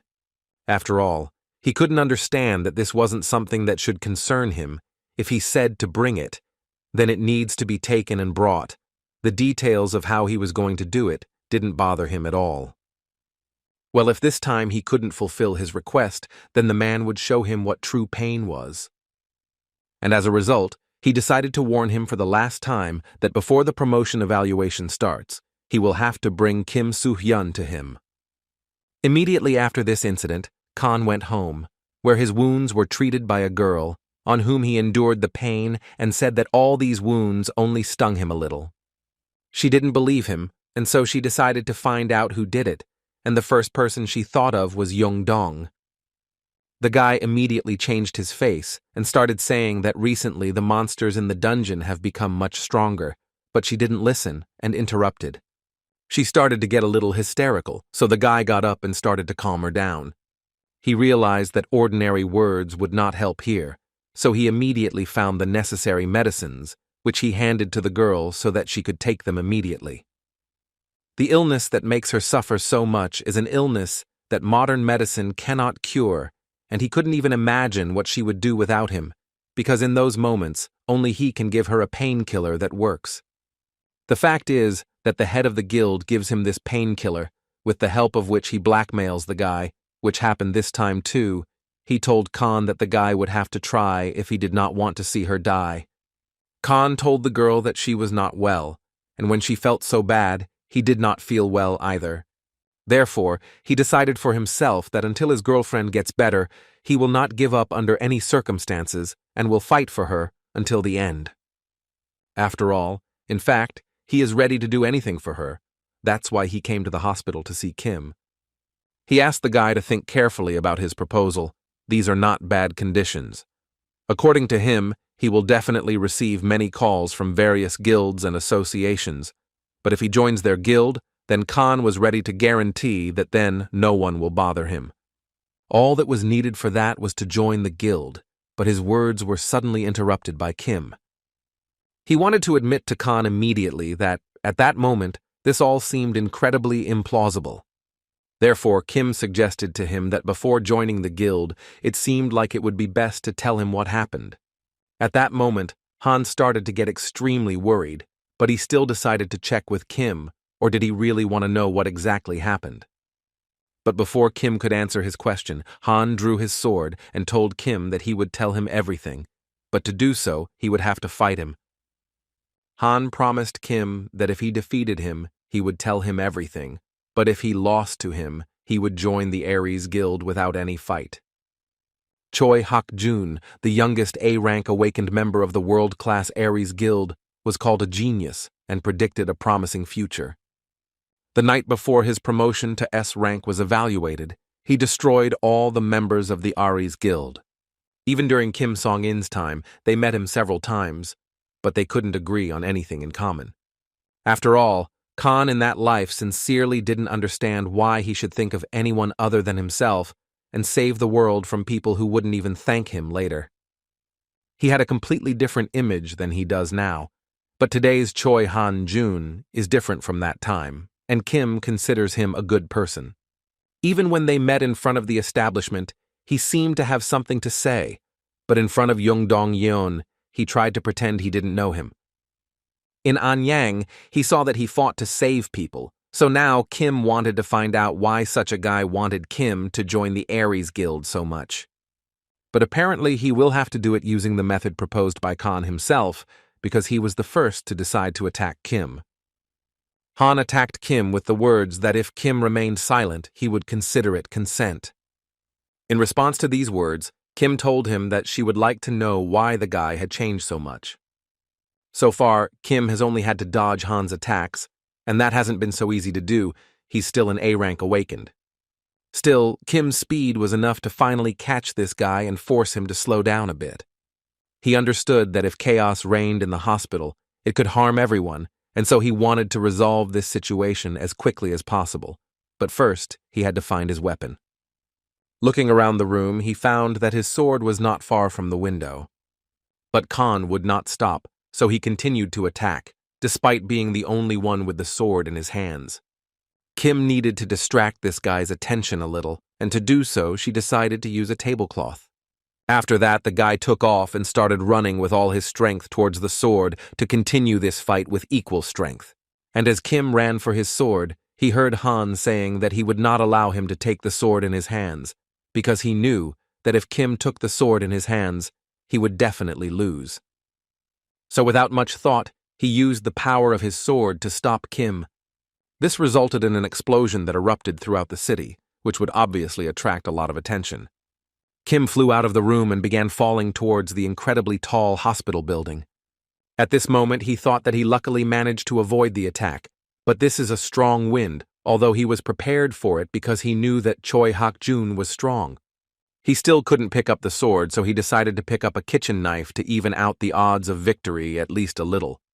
Furthermore, he knew that there were many innocent people below, and their fight could have unpleasant consequences, so he decided it would be best to lure Khan to the roof. And to reach the roof, he himself used a phoenix and divine fire. Han, watching as Kim flew to the roof, understood perfectly where this was leading, but he also understood perfectly that he really had no other choice and would have to follow Kim. Kim, standing on the roof and waiting for his opponent, thought that, in fact, even if he fought Khan with his bare hands, it was still unlikely that he would lose. But that would happen if he were in normal conditions. And right now, he still hasn't fully recovered the stamina he expended in Anyang, so he needs to be extremely careful when fighting this guy, who immediately noticed that Kim was holding a fruit knife in her hands, but still couldn't believe that this kitchen knife could become a normal weapon for the guy. Kim, in response to these words, asked the boy not to doubt this, but rather to attack quickly so that they could end the fight and finally move on to a conversation. Although mentally, Kim himself understood perfectly well that this was definitely not a suitable weapon for an awakened one, because in essence, it was just a blade, and of course, with this type of weapon, there would be no magical resonance. All Kim could count on at that moment was her mana control, which in her opinion was top-notch. And after a few seconds, he showed why he was so confident in this. With just a small kitchen knife, he was able to deliver an incredibly powerful attack to Han's body. The damage was critical because Khan's shout spoke of it, but it seems that this technique didn't stop Han, but rather angered him even more, as he decided that he would use the full moon's explosion to finally get Kim. This technique apparently caused a huge explosion, even louder than the previous one. A few minutes after the two explosions, police and a group of rescue service personnel gathered under the hospital building to help the injured and wounded. At this moment, Han was already rejoicing in his victory, thinking that not even Kim Soo-hyun could withstand such a close attack. But as the fog began to clear, he saw Kim's silhouette, and now his smile grew even wider, although now it was hysterical as he realized he still wouldn't be able to defeat Kim. The whole point is that Kim, with the help of a small knife and mana control, was able to block such a strong blow from Khan. Kim suggested he end it there and asked Han to tell her how things were with him, no tricks. Guak Yoon-seong. That was the name of the man Han wanted to make happy. Yoon-sung and Han spent their childhood together. He was a childhood friend he simply couldn't let go of. And recently he started calling her his girlfriend, although she was so dear to him that for a while it even seemed to him that she was his sister. After graduating from high school, Yoon-sung inherited his parents' flower shop and helped him a lot while he was unemployed. She always encouraged and supported him anytime and anywhere, and even after the guy woke up, he was very happy to have such a girl by his side. However, one day everything changed. Khan returned to the girl's store once again, where he saw her crying on the floor, which immediately made him understand that something had happened. He immediately tried to find out from her what was going on and who was to blame for this mess. A man walked into a flower shop wanting to buy flowers for his beloved, but for some reason, he immediately realized that things were very bad in the store. Khan immediately turned to see who the man was and saw the guild leader Ares there, which was a bit surprising at that moment. Then the man began to say that judging by the girl's condition, it can be assumed that someone had poisoned her, and very strongly, and he spoke with such confidence only because he knows a little about poisons and antidotes. He thought this was an incredible coincidence, and also believed that since he had already come here, he could help them figure everything out. Kim listened to this story carefully and finally came to the conclusion that the guy was doing all this just because his girlfriend needed to take medication constantly, which only Yeon could manage. Han confirmed all of this and immediately afterward reminded Kim of the day he promised to help him if he ever needed help. And he did this just to say that he was now seriously counting on these words. That is, he asked Kim for help to finally escape from Jong Dong-yong's clutches. But then again, he believed that if he received help from others, he would not be able to defend himself and would likely continue to be deceived, just like Jong Dong-yong did. It seemed to Khan that if he could not protect anything alone, everything would be the same in the future. So now that he believes that there is no other way and that it would be better for him to go and end it all once and for all, Kim helped him make this decision, for which the guy was extremely grateful to him. The man, holding a small piece of paper in his hands, read what was written on it and did not completely believe that things were so. But the man who provided him with this information reminded him that he makes money by providing information, so there is simply no point in thinking that he lied, and he also asked him not to forget that all of this is top secret, and he only told him this, so he better be careful with it. Lee understood him perfectly, so he decided not to speak to him anymore, and just as he was about to leave, he heard the man shout behind him that under no circumstances should he dare drag him along with him. The man heard him and immediately picked up the phone to call Kim and ask how he was feeling, as he already knew he had been attacked at the hospital. Kim didn't tell him the details of that fight. He just said that nothing special happened and that he felt great because in the end, he wasn't hurt anywhere. After that, the guy was the first to decide to ask a question that interested him. And as soon as Lee heard what Kim wanted to tell him, his face changed immediately, after which he said that now a picture had been drawn in his head and he finally understood what was happening.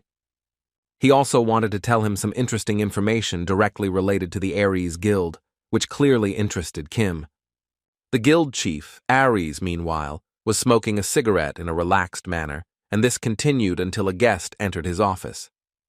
It was Hak Jun, who became a rather unexpected guest for the man, as he had only gone on vacation for a short time, yet he showed up at the office. The boss immediately wanted to know what brought the guy to him on his day off.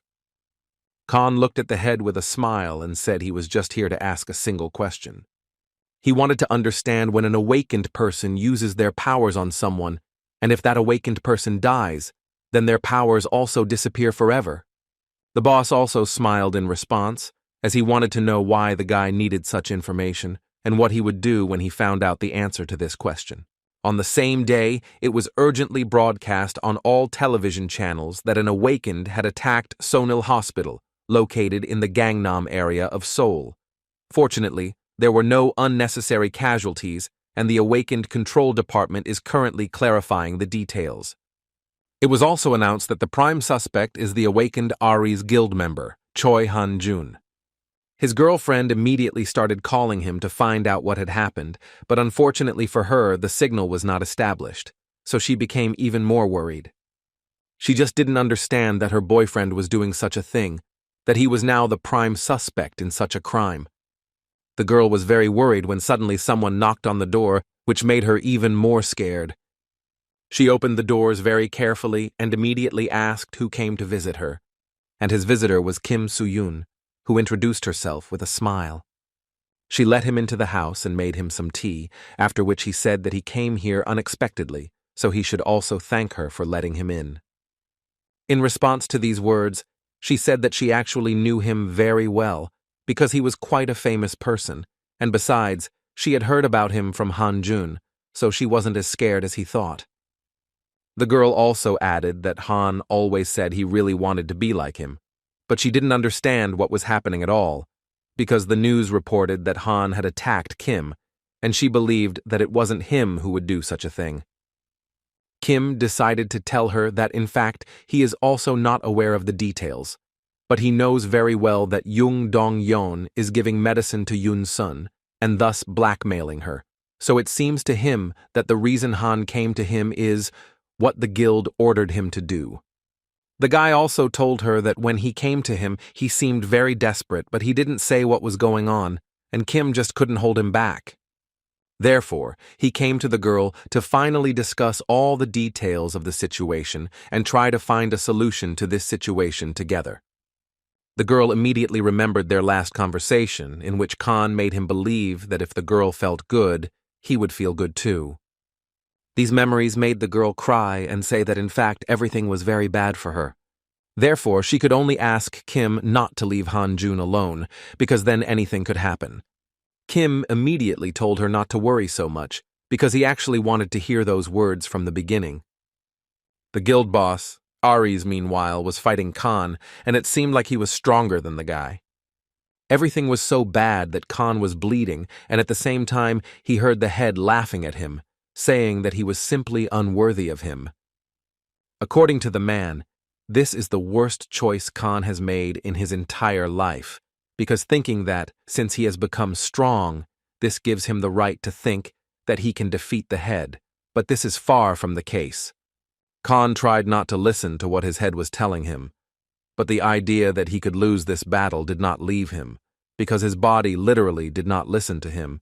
He had the sensation that thorns seemed to pierce his entire body. The boss believed that now the guy fully felt that the man was much stronger for him and that only today he would die at his hands. Dong-yeon continued to say several insulting words to the point where he could destroy the guy with just one finger, but still, the guy's patience is not iron, so at a certain point, he couldn't take it anymore and asked the man to shut up. After that, the guy started saying that he knew very well that it was the man who arranged everything for Yoon-sun to get sick. It was he who pumped poison into her, and then pretended that only he had the cure for this disease. Khan is now well aware that he was the one who created all the trouble. The crime the man committed was committed only to lure Khan into his guild. At that moment, the man began to smile and say that he actually had nothing to hide, because he really did, although for him it was such a trivial matter that he doesn't even remember the details. In fact, Khan had guessed this for a long time. He just couldn't do anything about it because he was too weak. But now his self-confidence was at its peak, and he asked himself to pull himself together and do everything to defeat this bastard, because now everything is really different. These thoughts gave him so much motivation that he was able to not only get up after the blows, but also grab a sword and go for another attack. The guy went to battle and at the same time invited the man to die here together. But all this just once again made the man smile, and he once again convinced himself that the guy was too arrogant to decide he could defeat him like that. And to prove his strength to this guy, he decided to teach him a lesson that would teach him not to do it again. So he snapped his fingers. After that, the guy's body became paralyzed, and his internal organs seemed to rupture. The man reinforced the blow with the words that the guy was simply stupid if he thought that there was only one type of poison. And since they had such a frank conversation, the man decided to tell the boy that there are poisons that cause continuous damage, like the one used on his girlfriend. But there is also an explosive poison that is injected unnoticed and accumulates in a moment. Furthermore, according to the man, he knew very well that one day the guy would want to destroy him, so he poisoned him in advance every time they saw each other. And now that it has finally happened, a man can easily finish off a guy without even using his strength. At that moment, Khan's field of vision blurred and he gradually lost track of where he was and what was happening to him. The only thing he understood was that he was never able to destroy Yung Dong-yeon, and therefore he could not help his girlfriend, who counted so much on his help. And as soon as Khan lost consciousness, an explosion occurred behind the man. He wasn't too scared, although he didn't understand what was happening and who suddenly decided to invade his guild. The man who broke down the guild boss's doors, shortly after entering his office, said that all the guild members he wanted to ask for guidance from had left work for some reason. After that, Kim said with a smile that they had already met with the boss, and he came here today to enroll in the Ares Guild. The boss couldn't say anything except express his surprise, because he completely thought that Kim didn't really want to join the guild, so it was quite unexpected for him that he himself came. At that moment, Kim was thinking about Han first. It was very difficult for him to observe the guy's condition. But his thoughts were constantly interrupted by the boss, who had already asked a question several times in which he wanted to know why Kim suddenly changed his mind and still decided to join the guild. Besides, the man was pretty sure Kim knew he wasn't exactly a nice guy. Kim, in response to these questions, said that the man is clearly mistaken about him, because in fact he is not a super good boy either. Being a hero or something like that is not for Kim. According to him, he is not able to endure things like that. Furthermore, he came here to assure Ares' boss that he can join hands with anyone as long as he sees benefit in it. The man clearly liked these words and was quite pleased to hear them. Anyway, he proposed at this stage to return to the subject and talk a little about the conditions after joining the guild and sharing the profits. But that would be the second question, because so far, according to the boss, he still does not trust Kim. And to fix this, he believed that the guy should first sign the application, and then the man could offer the guy the best possible conditions for him, which Kim agreed to without any problems, which although it surprised the man, he was still very happy about it. Once Kim did what the man asked, the Ares boss invited the guy to finally get serious about his business, and first he would like to know from the guy himself if there is something he really wants. Kim was ready for this question, so he had several requests prepared. First, he wanted the man to remove the poison from Hak-jun's body. The man's face changed immediately, and that was understandable, as he understood that not everything would be so simple, but he didn't fully suspect that Kim would want to save this guy. Kim didn't think much and immediately decided to remind the man who had just said that working in the Ares Guild is a business, and leaving Han-jun in this state doesn't seem like the ability to run a business. At least, that's what it seemed to Kim. After that, the guy added that of course he doesn't know whether the man saw the news or not, but he has personal reasons to retaliate against the attacker in the person of Khan. The man immediately realized that the guy would simply take advantage of Han-jun after the rescue, and in fact, he was ready to make concessions on such an occasion. But he immediately added that even if he removes the poison from the body, it will not be in a proper state, because as you know, the consequences of the poison leave their mark on the body. Kim added that it doesn't matter to him, because for him, 1 Han-jun is better than 100 C-rank awakened. The boss thought for a bit and decided that since Kim wanted it so much, he would do it for him. After that, he approached Khan's body and put his hands on his neck, squeezing 2 fingers tightly, which is why Khan started screaming incredibly loudly. So, he didn't want to finish him off. On the contrary, he started sucking all the poison out of Khan's body. This process didn't last long, and after a few minutes everything was ready and all the poison was removed from the guy's body. And when the man finally did so, he decided that they now needed to talk about profit sharing and other details. But first, Kim wanted to whisper to Han that he came here after talking to Yoon's son. As soon as he heard his girlfriend's name, he immediately opened his eyes and quietly asked Kim why he did this. Kim asked him to be quiet and just trust him, because now is not the time to yell about it. The boss, however, had already started saying that the profit from the dungeon raid was 70%, and the boss would also like to offer Kim the position of vice guild boss. He believed that this was just an excellent offer. There was no point in refusing.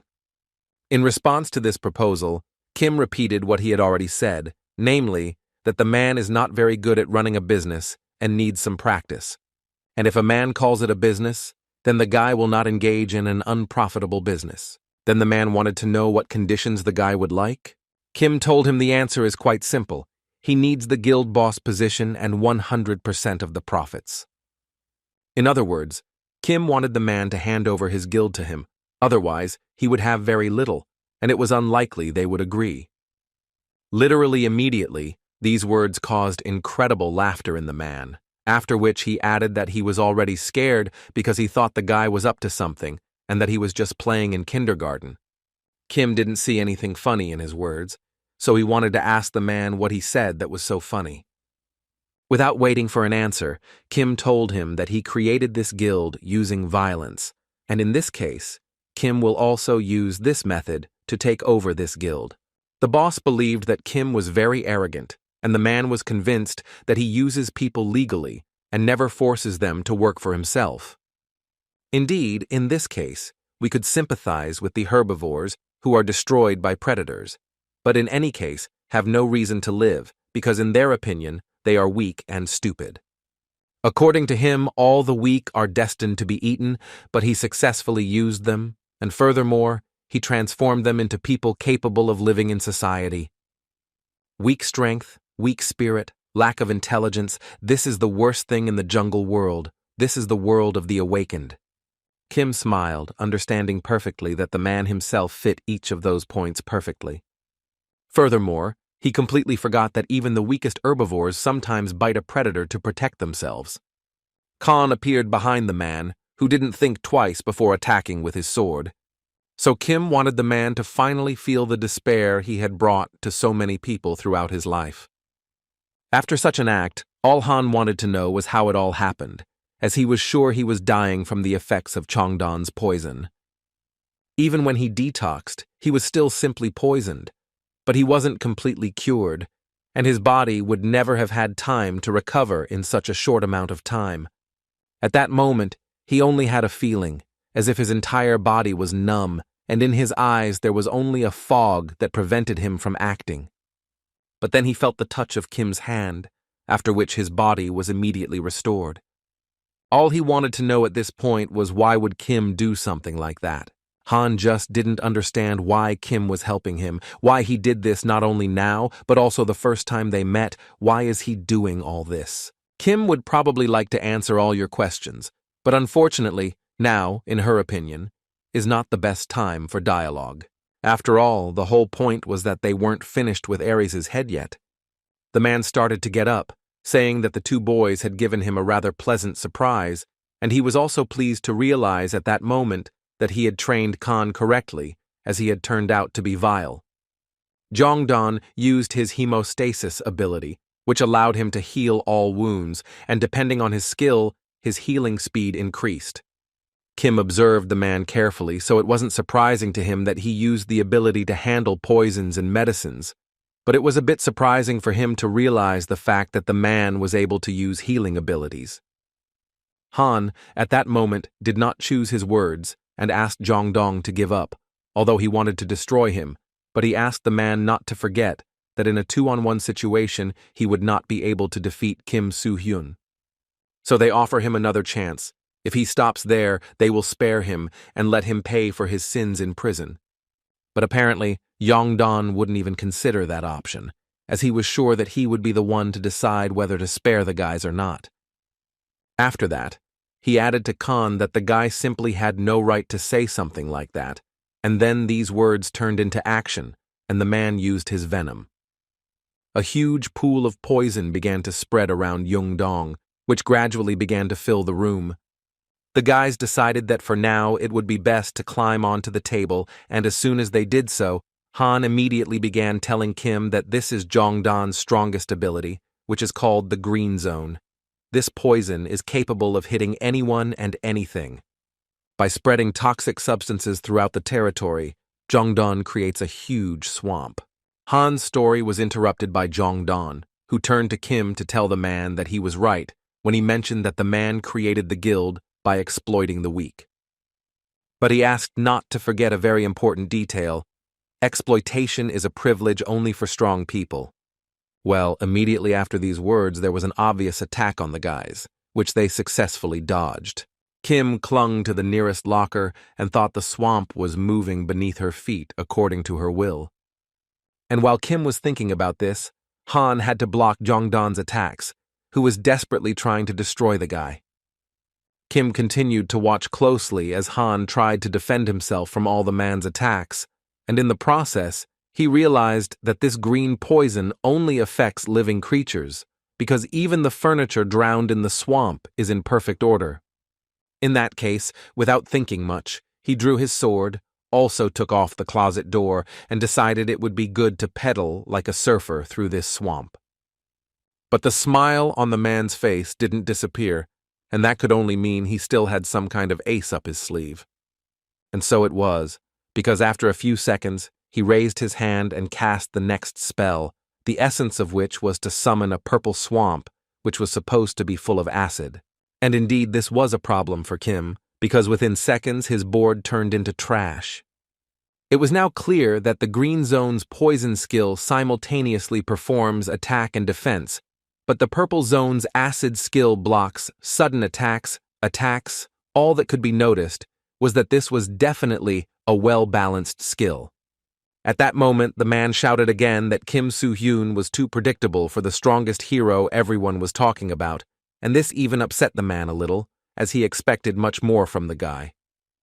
In response to these words, Kim agreed with the man and told him that he had indeed made a mistake, but was now ready to correct it. There was fear in Khan's eyes at that moment, because an image appeared before his eyes that was in Anyang when that dragon attacked the city. Kim didn't say much and simply turned all those arrows into needles, which he shot straight at the man. And only after that did Kim invite the man to play a little game in which he would have to dodge all the arrows, as he considers himself a very strong person. Jongdon tried until the end to dodge all these arrows, using all his strength and speed. But he clearly shouldn't have forgotten that besides Kim, he has another opponent who also doesn't stand still. Now they started working together, which worked very well for them. As soon as Han destroyed the poison protection, Kim again created several dozen needles and launched them directly at the man. But the main problem was that because of this, he constantly lost sight of Han, who skillfully approached Jongdong from behind. Although even in these moments he miraculously managed to counterattack Khan and thus avoid being hit. And he blocked the arrows with the help of his poison, creating a huge wave that protected him. This was starting to irritate Kim a little, as the second attack on this guy had already failed. All of this only made the man talk even more. Now he was convinced that Kim could only talk and nothing more, as he couldn't even realize that his poison was capable of not only attacking, but also defending himself. The guy didn't really want to argue with him, so he once again agreed that the man's ability was quite strong and therefore difficult to resist. However, in this case, Kim can simply burn everything here, and then there will be no wet spot left of the man. Kim didn't waste words and even used divine fire, which he directed straight at the man, which unfortunately he couldn't block, so all he could do was endure incredibly intense pain. After that, he was not in the best condition and had already admitted to himself that he would probably lose the fight. Until recently, Khan couldn't believe the fact that the poison ability had been deactivated and all the poison was returning to him. It was absolutely clear to the boys that the man could no longer maintain his skill because he was seriously injured. And this is the best chance to finally finish him off, but suddenly the man started screaming incredibly loudly. And he did this so that Han would hear him, as he was talking about what he would do for him with an antidote, for we must not forget that even if he destroys the man, the poison will not disappear from Yun-sun's body. Therefore, he asked the boy to think again before deciding to do something like that, because in this case, he is literally putting his beloved's life at risk. Or he still has a second option, in which he will save the man's life and thus save Yun-sun. Now the choice is only up to Han. But Kim intervened in the dialogue quite opportunely, asking Han not to pay attention to all this, because at the moment, this man was trying to influence him. After that, Kim consciously stepped forward to enter the pot with the remaining poison, and as soon as he did so, the poison immediately began to penetrate his body. The man immediately rejoiced, as he believed that Kim had made a big mistake by entering the poison, as in this case, Kim would soon come to an end. At least it seemed that way at first, but Kim angered him when he used one of his abilities that forced the man to close his mouth. Kim used a healing ability that allowed her to deal with the poison.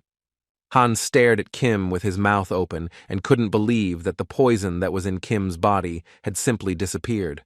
Moreover, Han felt as if the guy's mana was being replenished. It's the same thing he felt a few minutes ago when Kim touched the guy with her hand. And as soon as Kim completed the healing phase, he told the man that in fact his poison now had no effect on him, and that the man could not count on victory in this fight. Jongdan had no idea what was happening and what kind of light was around the guy and how he managed to recover from a direct hit of poison to his body, because before that, it was simply impossible. Treasures of the Charles clan, this is a reward for the second floor trial. If you reach the 10th stage and complete it 100%, you can obtain this item, which heals all damage and removes all negative effects from the owner's body, such as poison. However, the disadvantage of this item is that it can only be used 5 times. The first time Kim used it was when he was on the 10th floor of the testing tower, and then again on the 15th floor. The third time was when he healed Han, and the fourth time was just when the poison started to affect him. So there is one last use left, which I would like to give to Khan, who knows exactly how to use it for its intended purpose. Khan immediately saw a photo of his girlfriend saying that one day she would definitely be fine, and now everything became clear to the guy. Because of this, he could barely hold back his tears as he understood that all this horror would finally end and his girlfriend would be healthy again. He was truly grateful to Kim for her kindness and what she did for him. After that, he didn't wait for Kim's reply and immediately ran to his girlfriend and brought her the good news, without even paying attention to the fact that Choi Dong was calling him. Furthermore, the man had someone to look after, as Kim immediately approached him and grabbed him by the neck to explain where he was wrong. After that, the guy added that from now on he will not hold back and the man better choose his expressions more carefully. But apparently Choi Dong was just waiting for this moment, because he understood perfectly well that Kim would most likely simply destroy him. Although before that, he decided to remind Kim that he was the master of one of the biggest guilds, although people didn't care if it was a battle between the awakened, but he wanted to know how they would react if Kim still destroyed him.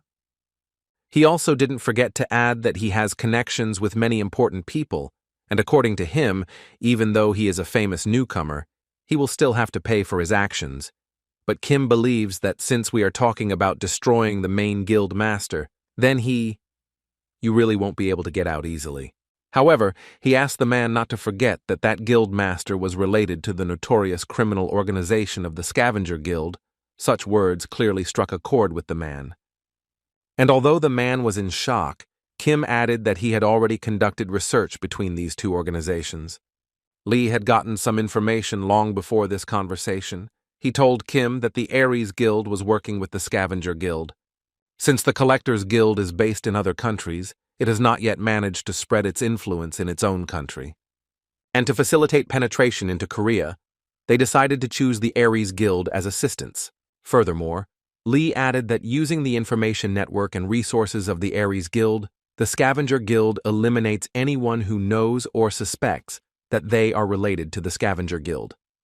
And the saddest thing about all of this for Lee was the fact that the Scavengers Guild had turned its attention to Kim.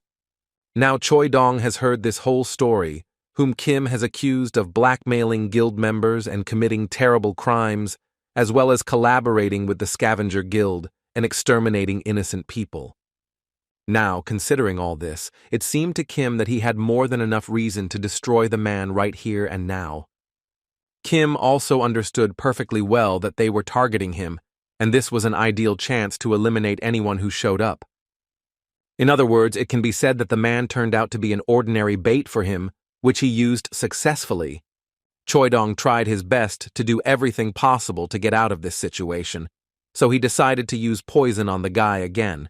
It seemed to him that it could destroy him. But whatever magic the man tried to use on the guy didn't work. This still surprised Choi Dong. He had never seen his poison disappear from a person's body so quickly.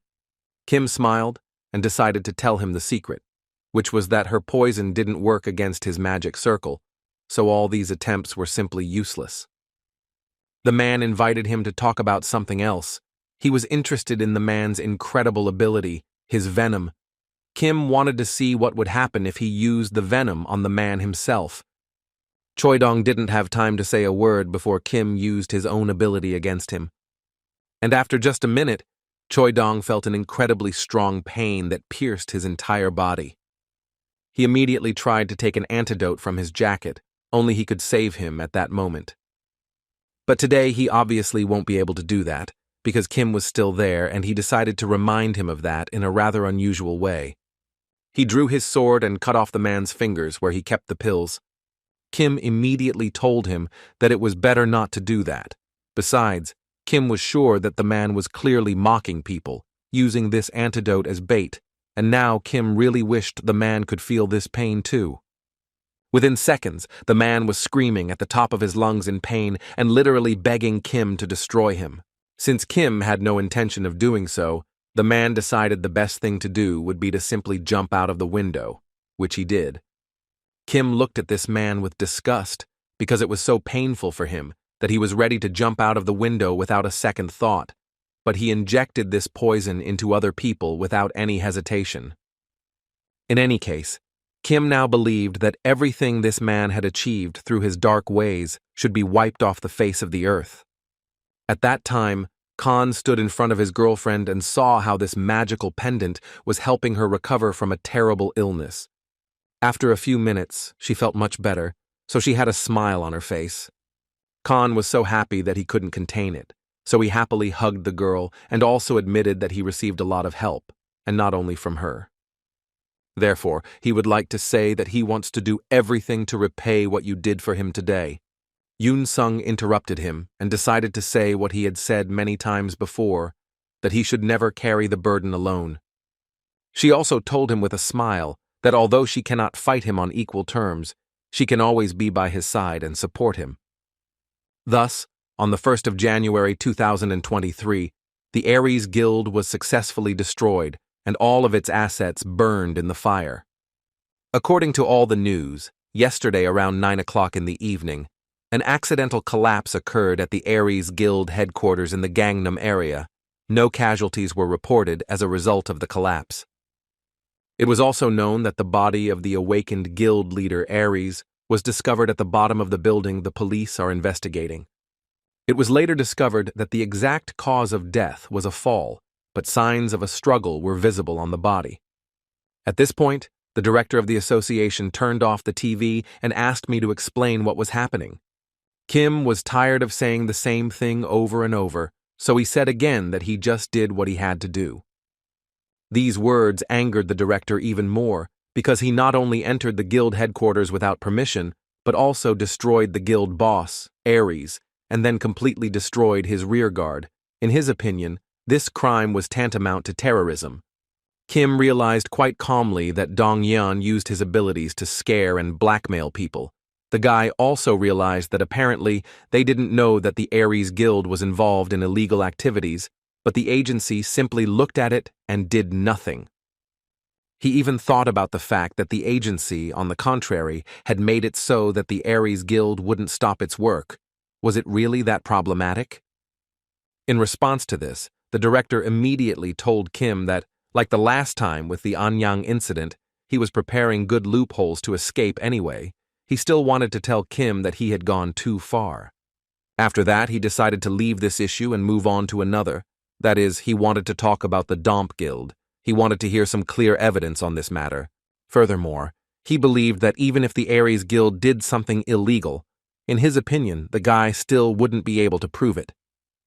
The director once again noted that if a guy thinks he was applauded because of the Anyang incident and therefore can consider himself a hero, then that is far from the case.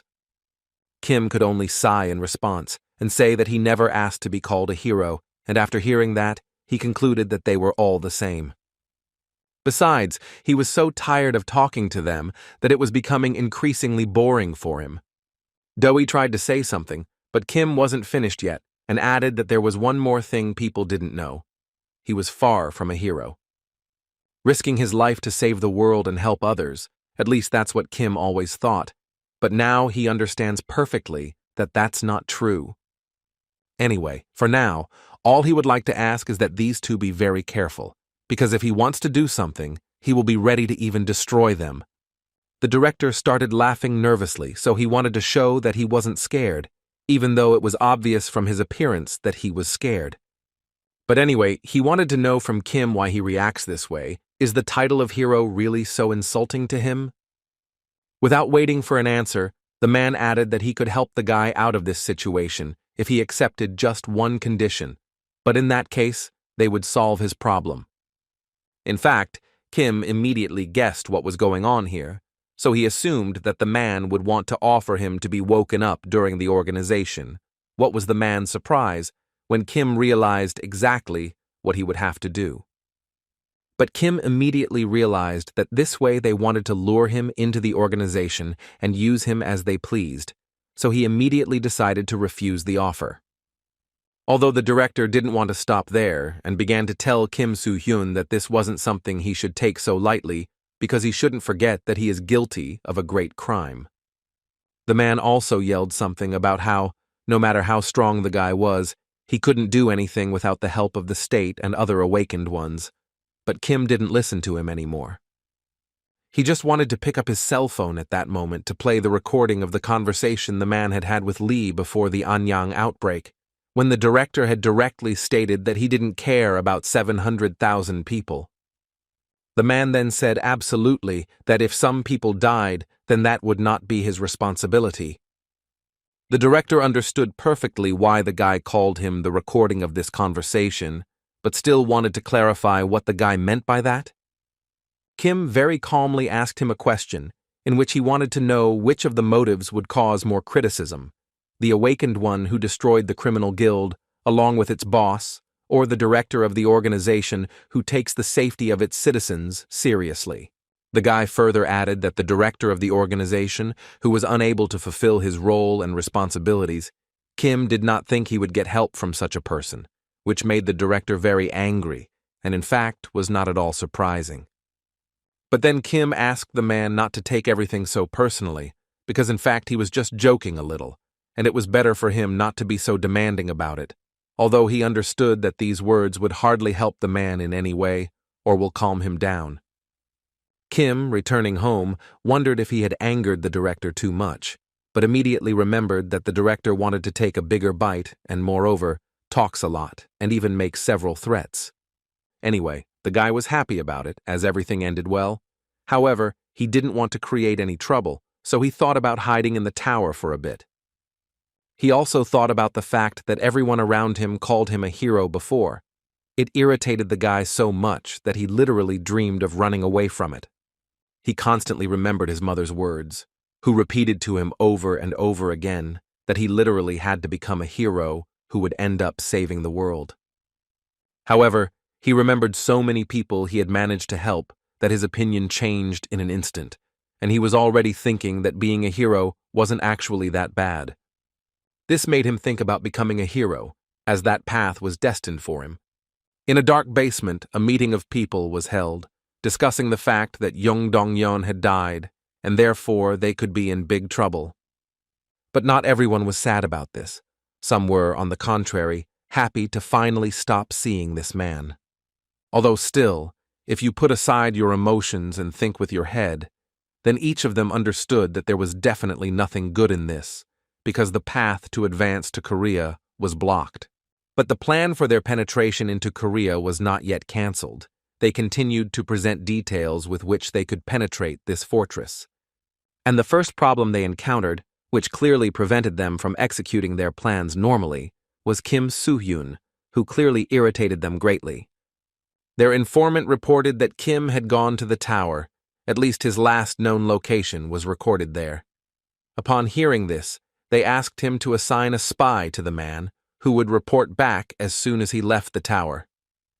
Well, at the end of that meeting, one of them laughed and said that the time had finally come to deal with this guy and destroy him once and for all. After the fall of the Ares Guild, public opinion was divided into two camps. Someone believed that Kim was nothing more than a hero who had already saved the city twice, and someone called him evil, who exists only to show his power, and at a certain point he will begin to demonstrate it to ordinary citizens. These disputes continued for a long time. Some said that without Kim Soo-hyun, the entire population of Anyang City would have died, and her quick decision-making and strength saved those people. Others cried out that he was just a power-hungry man who constantly wanted to show off his virtues.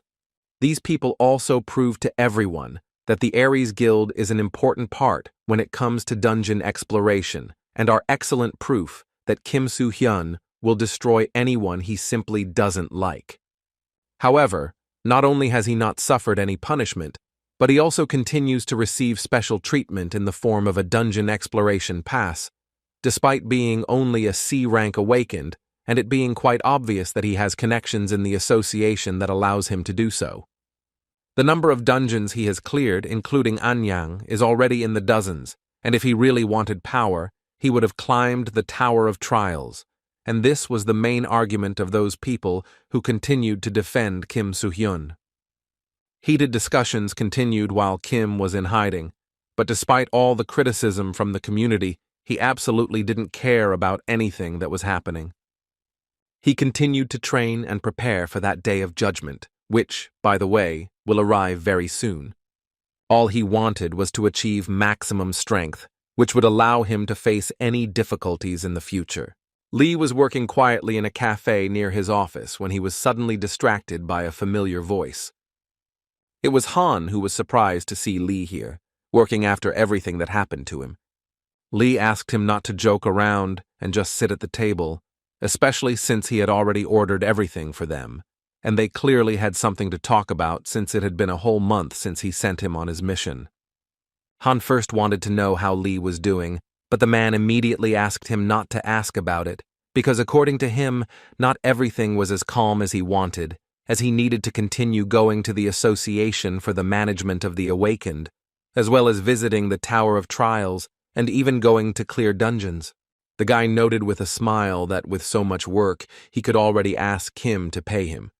After that, Khan calmed down a bit and decided to say that although he had already said this several times, he still wanted to thank Lee once again for helping in the destruction of the Ares Guild. This actually means a lot to him. After all, only thanks to Lee, he was able to prove his innocence and spend time with his girlfriend. Lee was happy to hear these words, so he simply asked the guy not to worry about it. He just asked him to think about the debt he needed to pay. Then their conversation turned to Kim. Lee wanted to know how Kim was doing, and at that moment, someone entered the restaurant. It was Kim, which Han didn't notice, and so he continued to talk about how he and Kim are always together now, although lately, for some reason, Kim has been trying to stop him when he tries to return to the tower. Kim laughed at his words and simply sat down next to him, which startled Han a little, although by now the guy should have gotten used to Kim's unexpected appearances. Han calmed down a bit and decided to ask Kim if he was finally free here and if they could continue their business. But unfortunately, Kim still had some things he needed to take care of. Before the guys had time to ask what he was talking about, the guy, quite unexpectedly for them, took out a huge egg, which immediately surprised the guys, which was not surprising, because they knew very well that this was the egg of a divine beast, which Kim received when he raised her to the 10th floor. According to Han, it was an incredibly rare thing, and he heard it must have special properties. Kim noticed that this egg did not react in any way until he climbed to the 20th floor, and only then did the system notify him that the divine beast egg had begun to heat up, although after that, nothing special happened. So Kim decided that since it was a living object, it would be best to ask an expert about it. He considered the S-Rank awakened, Song Hyun-ki, the expert, according to rumors. There is no one who knows divine beasts better than him. Lee agreed with the guy about his professional skills, but even then, the man was not completely sure that the awakened one would be able to help him, as Song Hyun-ki is known for not accepting offers from anyone, since he is in the highest third-generation conglomerate. Khan, in turn, added that although this person is S-Rank, it is almost impossible to contact him, as he is not associated with any of the famous guilds. But Kim assured them that there was really nothing to worry about because this guy was a big fan of divine beasts. Therefore, in order to get help, Kim understood that he would need to be patient, and when the time came, he believed that Sun Hyunki would personally come to them. Song Hyunki was sitting in his room at that moment, attentively watching all the advertisements related to the divine beasts, until suddenly his assistant knocked on his room. The assistant made another report about Kim Soo-hyun, which Sun Hyunki asked to verify. According to the assistant, Kim Soo-hyun is an awakened mage who is proficient in swordsmanship and magic, but what surprised the guy the most was that this famous awakened is only rank C. Song Hyunki also paid attention to this, as he didn't understand how this guy dared to use the community chat to contact him when he was only C rank.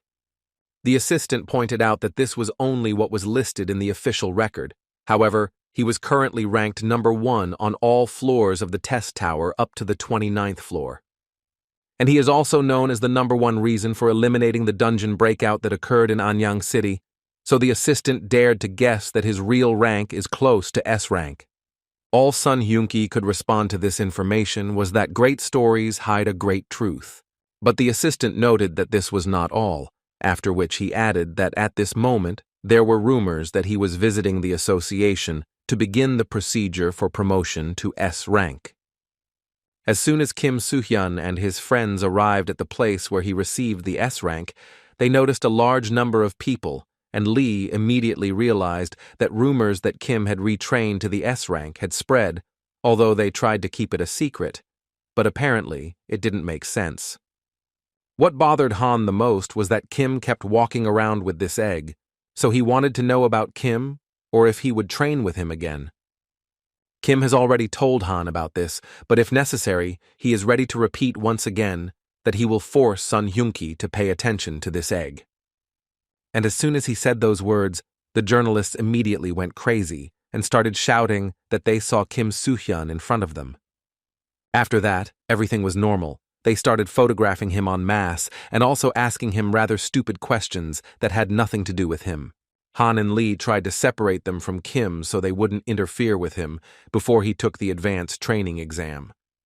But they continued to climb, and Kim wouldn't answer a single question until one of the journalists asked Kim what kind of egg it was and why he brought it here. Before Kim had time to say a word, another journalist immediately started shouting from behind that this was the same egg that was the hero of all the rumors. Kim didn't hide it and without a doubt said he was right. This is the same egg of the divine beast. After that, the guy discreetly added that he would like to know a lot about this egg, and therefore, if there is anyone with professional knowledge, he would be very grateful if he contacted the guy. The journalists tried to ask Kim a few more questions, but he ended his speech there, after which Lee realized that this was originally Kim's plan. And he was absolutely right, because now in the guy's head, there were only thoughts that this should be more than enough, since he showed the egg and Song Hyunki's interest should make him start looking for it. But his thoughts were suddenly interrupted by one of the journalists, who shouted at the top of his lungs and asked Kim to answer just one question. As soon as Kim stopped, the journalist immediately continued and said that this matter mainly concerns the incident related to the Ares Guild. According to the journalist, there are sources who claim that Kim is a terrorist, so the man would very much like Kim to share his opinion on this matter. Kim began to turn her head carefully, and at the same time say that it began to seem to her that people were becoming more and more courageous. After that, he completely turned around to ask a question in which he wanted to know what they would do if they found out he was actually a terrorist. It was clear from the journalists' faces that they were not very eager to know more about this now. At this point, the questions ended, and the guys managed to calmly leave this annoying crowd of journalists, after which Han and Lee noticed that Kim answered the journalists quite harshly, although Lee was not entirely happy about this, because in this case, their image fell to an all-time low. Kim asked him to forget about it because she believed that if he started worrying about these things, he wouldn't be able to do anything, although now all he could do was just wait, because the bait had already been dropped. Before entering the research center, he was greeted by several people. In the center among them was a man in a robe who introduced himself as So-hyun. And before Kim enters the assessment room, would he like to ask Kim, or is the guy ready to allow others to watch his exam? Kim was apparently prepared for this question, because he immediately said that only his two friends were allowed to enter, so Seo-hyun had to shout to all the journalists that they were not allowed to enter and could leave. This was quite surprising to everyone, as in this case it was clear to them that Kim did not plan to join the guild, as she did not allow viewing. In the middle of this crowd, there was a man who didn't say a word, and all he did was watch closely what Kim would do, and as soon as the guy made his decision, this man picked up the phone and called his boss to tell him about it. This guy's name was Seok Jin. He was from the Reaper Guild. His next order was to simply wait, which he was ready to do without any problems. Before starting the test, Seo-hyun decided to first explain to Kim the conditions he must accept if he passes the S-Rank assessment. Firstly, S-Rank Awakened will receive an allowance on the first day of each month. In return, all S-Rank Awakened will regularly visit certain dungeons, alternating with other S-Rank ones as an assigned duty. Now it was time to talk about the test itself. It was clear that Seo-hyun was quite nervous when she told all of this to Kim. Suddenly, his story was interrupted at a certain point by someone else, who suggested that the professor end it there and pass on the opportunity to tell Kim everything to him. It was Dowie who first claimed to be a member of the Awakened Association, meaning he had the right to join and observe all the tests that took place. And above all, he himself simply couldn't miss the opportunity to see what the best newcomer of recent times could do. Kim wasn't actually that surprised, as he expected something like this, and while he was thinking about it, Dowie continued talking about how he would explain the rest of the procedure, and for that, Kim needed to move on to the next step. According to him, the S-Rank score is different from the usual scores, and first he will need to pass a test, which will be similar to the Tower of Tests. Kim at that moment was thinking that the test would test the rank and capabilities of physical and magical abilities, as well as the ability to control magic. He was well aware that not only the general indicators would be checked, but also all the factors that could affect the battle. The system for this test and the stage itself are all the abilities of an awakened person, regardless of time and place, in order to create a field where awakened people of the most different S ranks can demonstrate their capabilities. This is the ability of a high-ranking American known for his hallucination-based abilities, Johnny Brad. While Kim was thinking about all this, Dewey kept telling him that the guy should try not to resist the magic he felt from the device. According to him, he just had to accept it. In fact, this is not the first time Kim has taken this test, so he knows what and how he needs to do it, which allowed him to close his eyes with absolute calm and start the test. A few seconds after starting the test, the guy found himself in a virtual area where everything was just like in real life. Even after a long time, he couldn't get used to this incredible hallucination. He really wanted to lie down for a bit and think about what would happen next, but unfortunately he wasn't placed here for that, so he had to immediately dodge the monster's attacks. His first opponent was a huge ogre who didn't even give Kim a chance to look around, and his friends followed suit, literally forcing Kim to draw his sword to even the odds a bit. To assess S rank, the ability to complete the dungeon is tested. Furthermore, not only the overall performance of the awakened during battle is tested, but also their ability to survive in difficult situations. During this process, physical survival capabilities, the strength used during attacks, and even mental fortitude during the test itself are tested. Don't forget to look at resilience, decision-making, self-control, vision, and predictability. And the most important thing is that he is so awake and courageous, because other indicators depend on this, which may not fully manifest themselves. However, Kim knew very well that he should not be too self-confident and should not succumb to the illusions created for this assessment, for the number of heroes who died out of pride and weakness was in the hundreds. Once the awakened person realizes what they are capable of in the present, they will have to move forward into the unpredictable future and survive. And in the process of all this madness, Kim would finally prove to himself that he was the true hero. The first test with such thoughts was completed in just 15 seconds, which surprised literally everyone, including Khan. Dewey at this moment was thinking that this time wasn't much better than other S-rank awakened ones. On the other hand, there were also thoughts in his head that first of all, the first test should assess survival ability, especially in situations where the awakened one is faced with a large number of monsters, and even in this case, there are not many people who pass the first test. However, he would not forget that this man managed to pass the test and still seemed to be having fun. Kim was really having fun at that moment, because until now all these monsters were funny to him, as they were very weak, so he is looking forward to the second test, which he thinks will be more difficult. A few seconds later, the second test officially began, without Kim having time to rest. He kept wondering what would happen next, and what monster awaited him next. These thoughts were interrupted when strange silhouettes of creatures began to appear behind him. If Kim is not mistaken, then the second test tests experience and talent in controlling magic, which Kim seems to be doing well with. First, the guy uses divine fire to test these creatures, but after a few minutes it became clear that his magic didn't affect these creatures much. There were thoughts in his head that even if he defeated them, they would immediately recover thanks to their cores, so he decided that he needed to find the hidden core and destroy them all with one blow.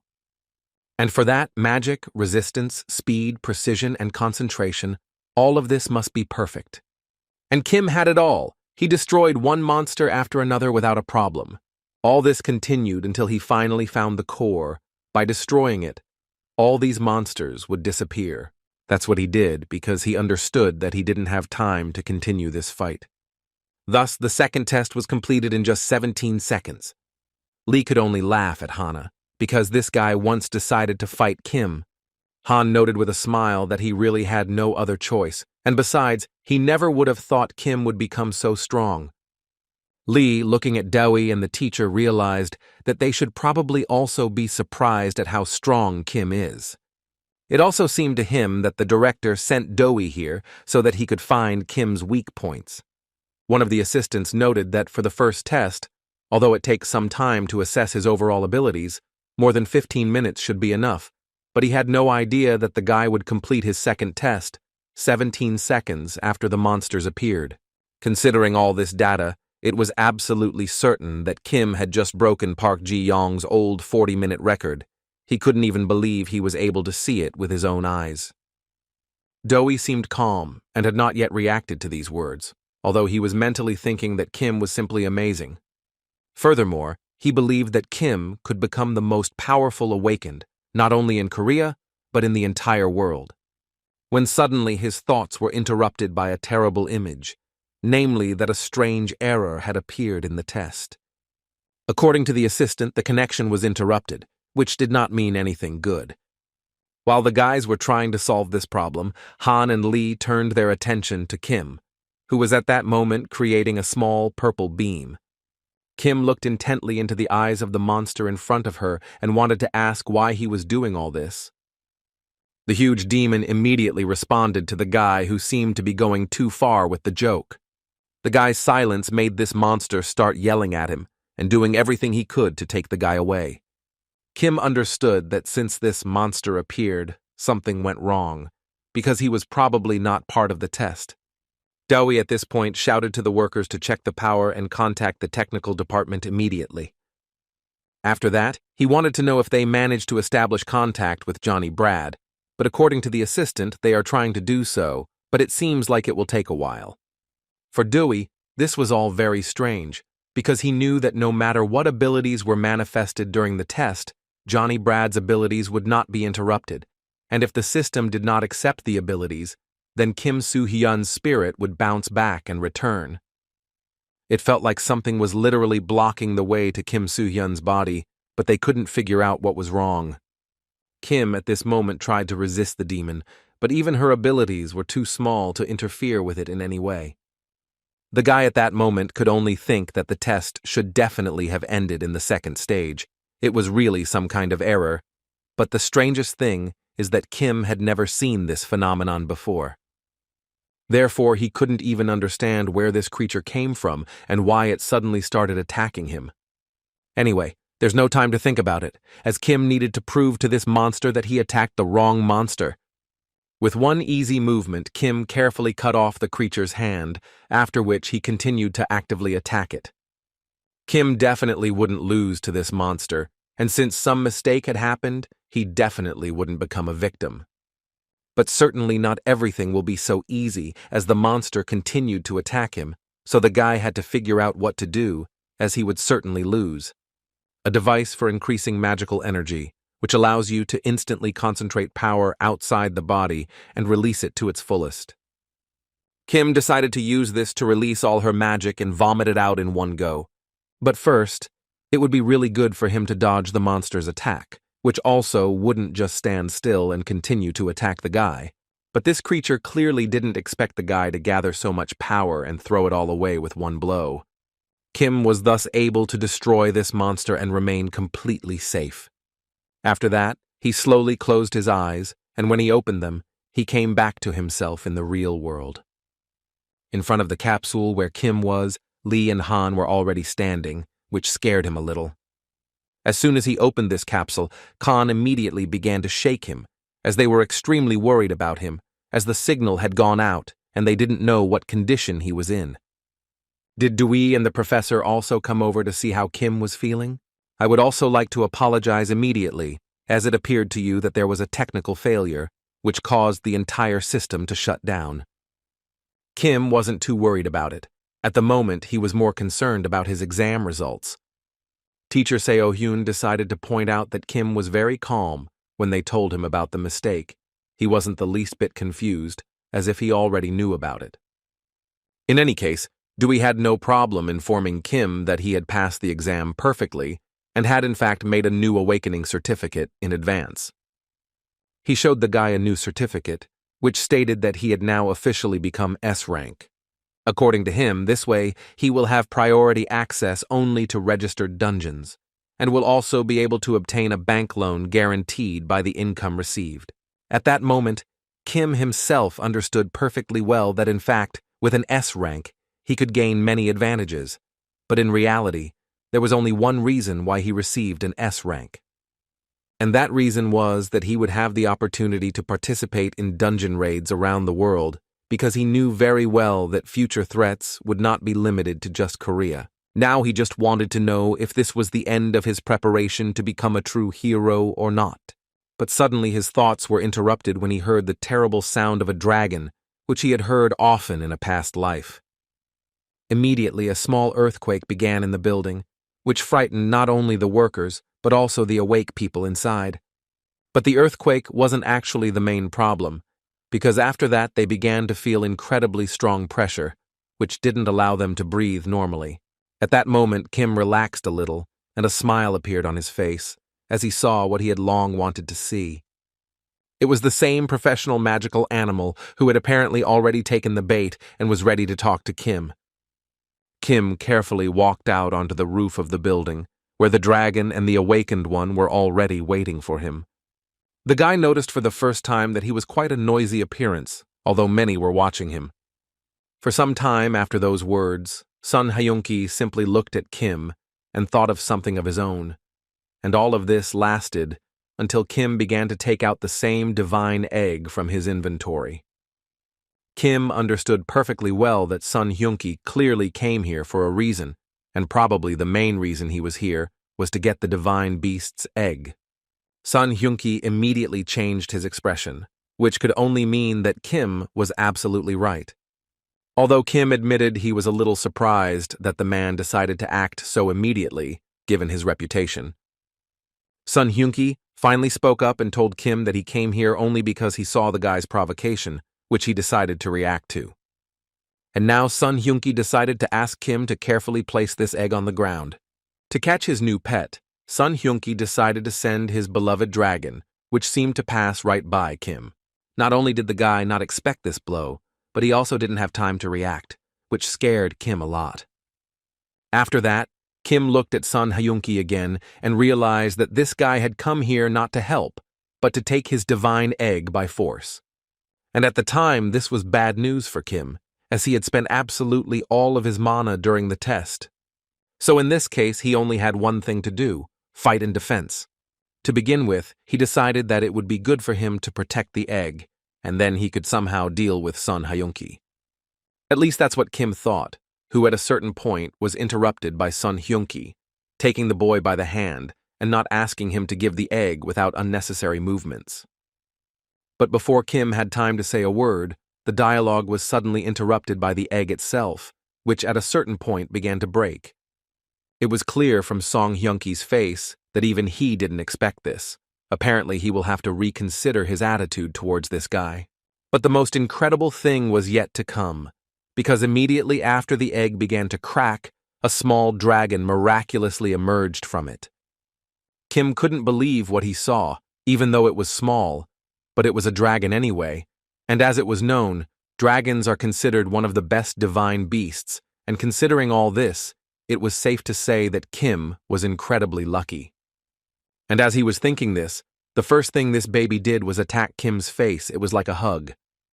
Kim asked him not to do anything like that, because now is actually not the best time for that. Dragon Sun Hyunki at the last moment failed to complete his attack and returned to his owner, who first of all wanted to ask the dragon what happened and why he stopped. Yong, that was the name of the dragon Sun Hyunki, and he literally shed a tear when he saw the one that hatched from the egg. This was the first time this happened to him, which clearly surprised Sun Hyunki himself. This turn of events forced Sun Hyunki to change location and speak in a different environment, where he first told Kim that he received this baby as a reward for passing the test, which Kim confirmed and added that he received this reward after passing the test perfectly. After that, Sun Hyunki admitted that Yong told him that this boy had a higher rank than him, which surprised Kim because he didn't even know that there were ranks among dragons. He had never thought about it. Furthermore, at this point, he wanted to know more if Sun Hyunki was still planning to take him away, and the guy immediately assured Kim that he really had nothing to worry about because he had changed his mind about taking him. Sun Hyunki, in response, decided to ask Kim a question in which he wanted to know whether or not Kim knows how long dragons live. Kim wasn't sure of the answer, so Song Hyun-ki told him that even if they drank dewdrops, they would grow up completely in 3 years and live for another 1,000 years after that. Furthermore, according to him, unlike people, divine beasts are pure, trust unconditionally, love devotedly, and choose their owners even before they are born. Their properties change depending on the owner's character and behavior, so if the owner is evil, then they can only become a demonic beast. Even if they don't become demonic beasts, there are those who use them as tools, which is why Song Hyunki collects eggs from unknown divine beasts. His greatest fear is that the divine beasts will choose the wrong path, so he deprives them of that option. Kim clearly didn't expect to hear this from Sun Hyunki, so he was slightly shocked for a while by what he heard. After that, he decided to ask Sun Hyunki how old his dragon was, and the answer surprised Kim a little, because if you believe the guy's words, then his dragon is only 5 years old, and although you can't tell by his appearance, he is still a child. What upset Song Hyunki the most was that he could only live to be 100 years old, and his beloved dragon would have to live another 900 years alone. So the man planned to make sure the dragon could forget about him for the rest of the remaining years of his life. Kim listened to Song Hyun-ki very carefully, and the whole time he thought that at first glance, it seemed like this guy was just an immature rich kid who collected divine beasts as a hobby. But now he sees that Sun Hyunki is actually a thoughtful and intelligent guy who doesn't just think about himself. Song Hyunki suddenly interrupted Kim's thoughts to tell the man that this little dragon had chosen him, because as was known, the divine beast will not hatch if it is not favorable to the person or their mana. So for now, Sun Hyunki decided that he would just observe this dragon, and if suddenly Kim raised it wrongly, then he would immediately take it away. After that, he decided to threaten Kim a little, calling him lucky that if he doesn't take care of this child, he will be punished a lot. At this point, all those questions were closed, and Sun Hyunki wanted to know if Kim had chosen a name for him. After some thought, Kim said quite confidently that this little dragon is now called Mir. After a brief conversation with Song Hyun-ki, Kim went home thinking that the collector actually turned out to be much nicer than Kim initially thought. The guy was a little worried, because in his past life he was quite unpredictable, and it was quite difficult to understand how Sun Hyun-ki would behave now.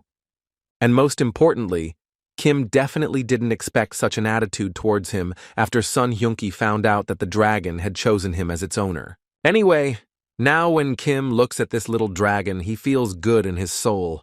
He was so happy to now have such a friend, with such a wonderful name, Mir. As Kim was returning home, he was followed by an agent, who, at the first opportunity, reported that Kim Soo-hyun was returning home with the divine beast and wanted to ask his boss if he should continue the pursuit.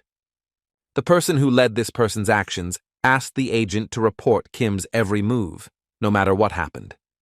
The man made this decision because it seemed to him that they were still far from completing the scenario.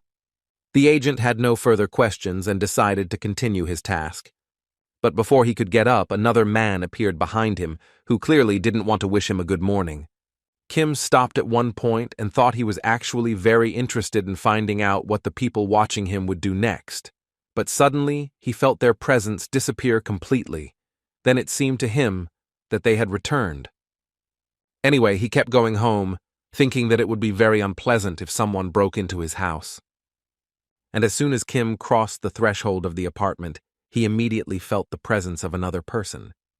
The blow he had to dodge, that's what Kim did, in his own words. Above all, Kim didn't want to fight in her house because she was afraid of breaking something here.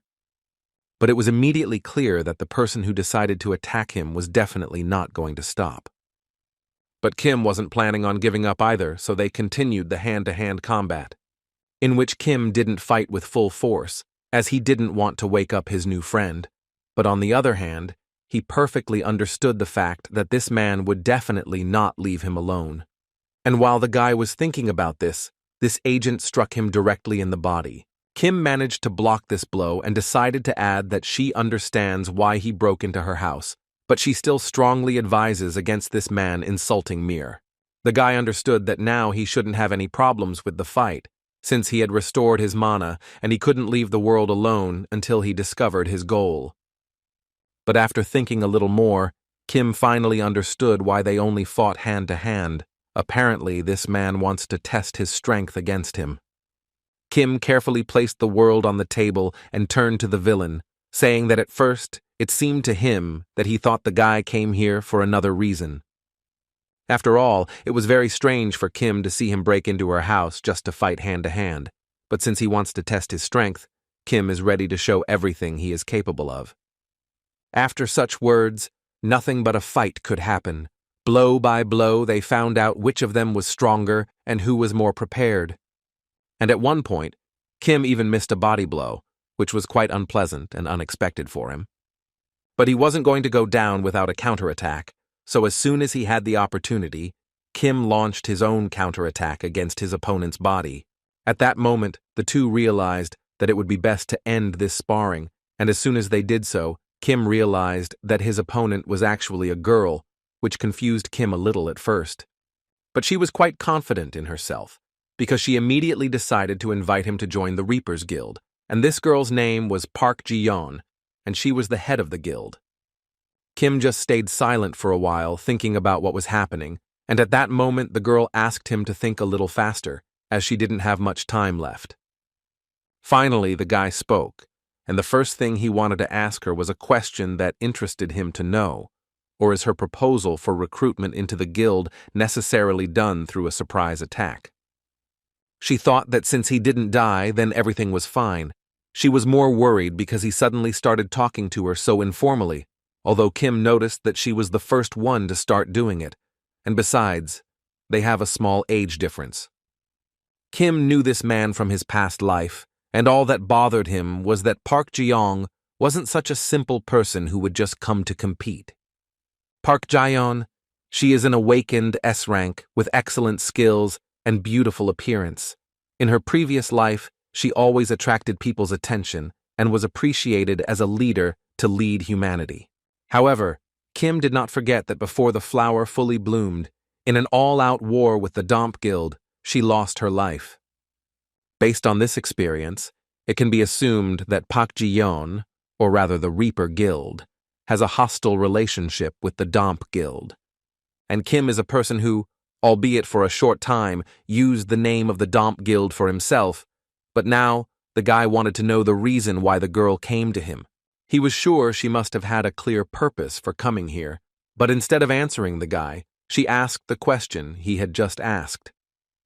This scared the guy a little, although he hadn't forgotten that in a past life, she was still so eccentric, so he immediately told her that if she didn't have more compelling reasons, then she could leave, because he had no intention of joining her guild.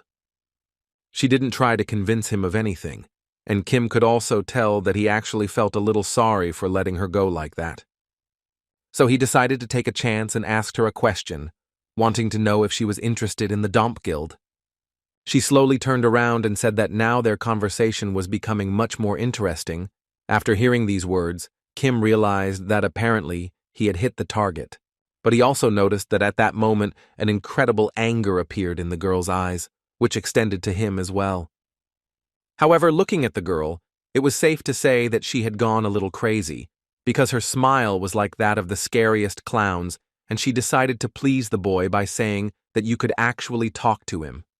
After a brief dialogue, the girl realized that Kim was deliberately pretending to be the guild house in Anyang City to bring them to the surface. Kim added that the guild works in the shadows, so the bastards are hard to find, and above all, because it is a divided organization, even if you grab it by the tail, it will still be impossible to completely get rid of the root. Hearing this, the girl realized that apparently the guy knew this system much better than she expected him to, and apparently for the same reason, he destroyed the Ares Guild. Kim didn't deny this because there is actually some truth to it. But the main reason was that he wanted to save some guys who were under the influence of the boss of this guild. In any case, he believed that even if he destroyed the Ares Guild, it would still be destined to collapse. But he didn't forget to notice that it was the girl who was attacking all the Korean guilds associated with the Domp Guild, and from her facial expression it was clear that Kim was absolutely right in this case. After that, she finally confirmed it and added that she was the one who destroyed everyone, and now their only goal is to destroy the Domp Guild and everything related to that scum. Kim wasn't particularly surprised to hear such words, because the girl's anger in this life is exactly the same as in the last. Regarding the Domp Guild, emotions are extraordinary, and in this girl's case, she is able to transform her negative emotions into magical power, which makes her even stronger. It can also be noted that she is incredibly impulsive, and that is why her magic is simply incredible, so Kim understood that the girl was very capable in this regard. His thoughts were interrupted by the girl when she started talking about how she had defeated all the bastards hiding in Korea, but she didn't forget to add that they were all just crowns, no torso, no head. There were no clues, however. Their number and personalities are unknown to be challenged in direct combat. Therefore, she understood that the only option left for her was to simply wait until the head moved, and Kim himself added that at that moment he appeared, and that is why the girl came to him to talk a little.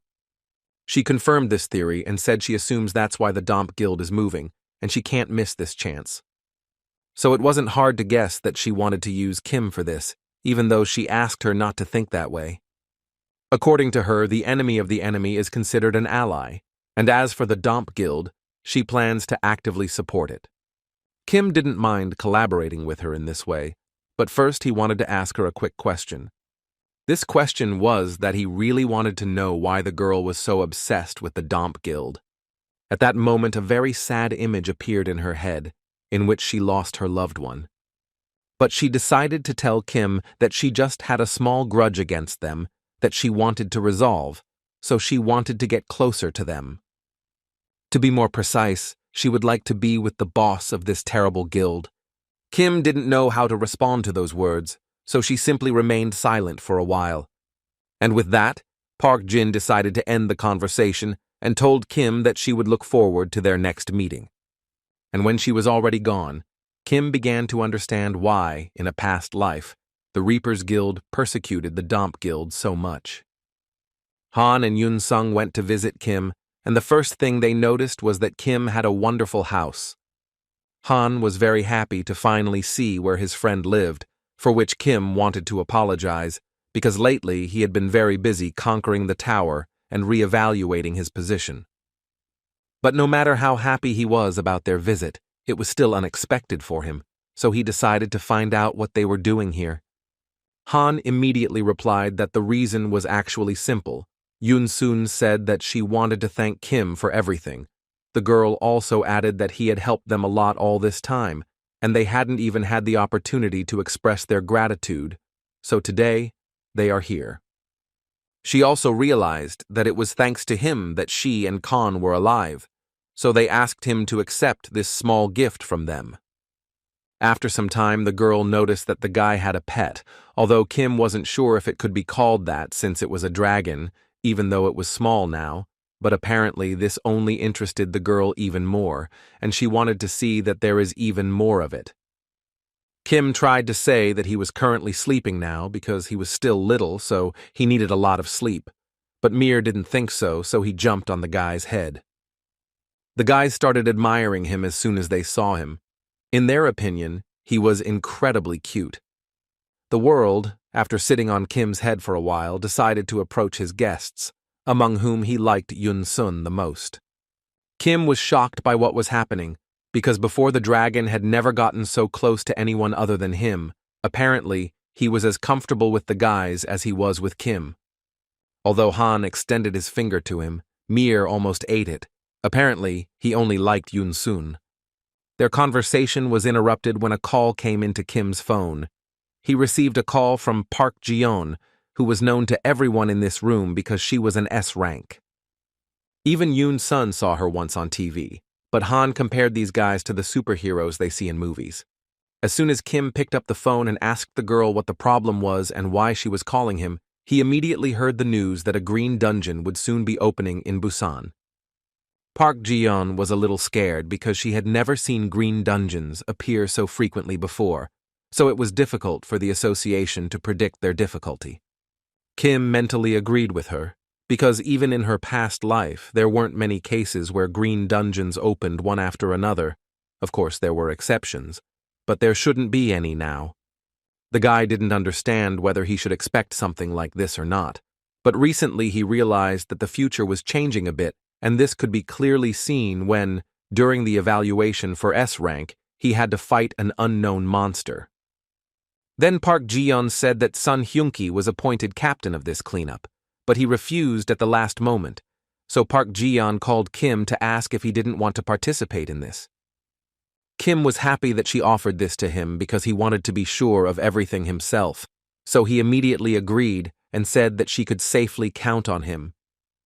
Although he understood that in return, Park Ji-yeon also had a request, which Kim asked to announce right now. She could only tell him that they would resolve this issue a little later. The only thing she wanted to add was that she would take on any problems that might arise with the Domp Guild. Kim recalled how, in the past, the Domp Guild simultaneously carried out terrorist attacks in America, China, Korea, Great Britain, and France, thus showing their true colors. It all started when the first blue dungeon appeared in America. While clearing the dungeon, they destroyed several awakened S-Ranks, after which the dungeon was not cleared, and there was an invasion of monsters.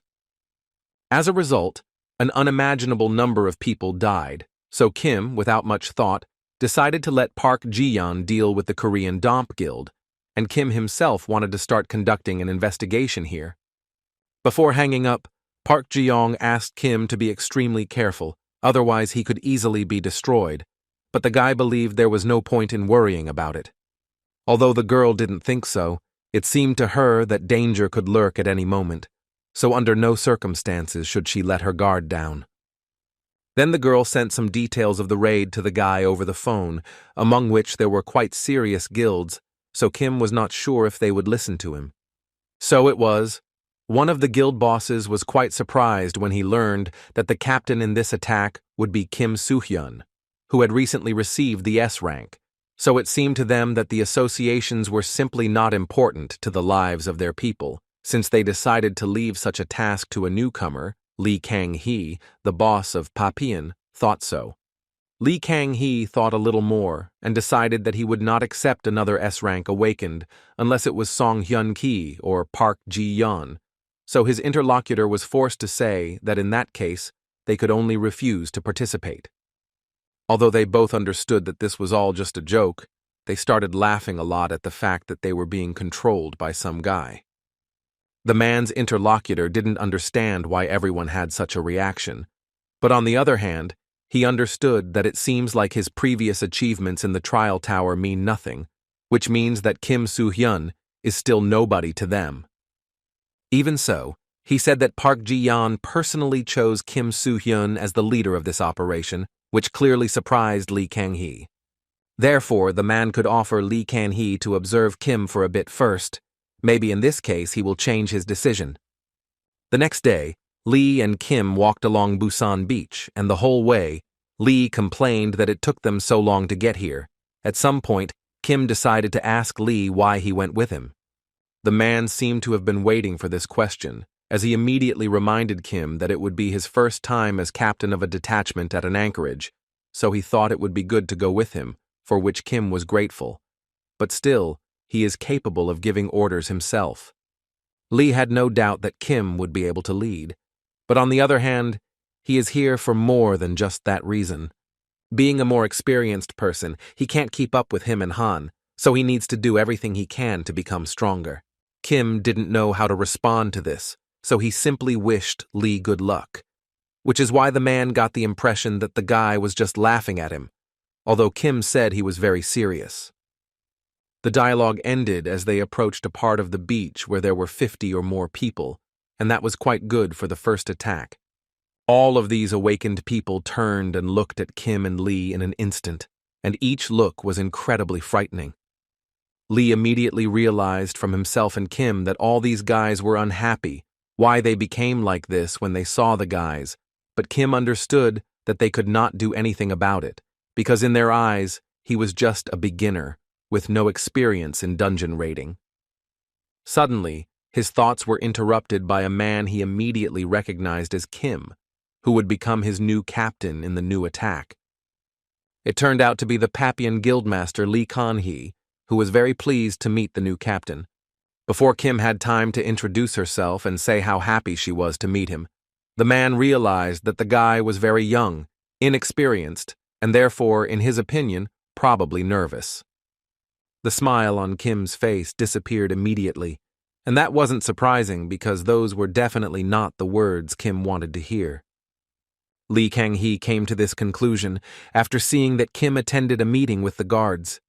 Lee immediately began yelling at the man and telling him that this was definitely not the right thing to say to the new squad captain. Without much thought, Lee Kang-hee immediately said that he was actually just joking and that if he needed help, Kim could just say the word. According to him, he is a veteran in going to the dungeon, but Kim immediately interrupted him and said that he was very pleased to hear that, but still expected him and his people to obediently carry out his orders. This behavior clearly irritated the man. It was evident from his facial expression, because he did not expect Kim to be so persistent. At the same moment, the head of the Red Devils Guild, whose name was Kim Tae-kyun, approached Kim, and the first thing he wanted to say was that he really wanted to wish everyone good luck in the next raid.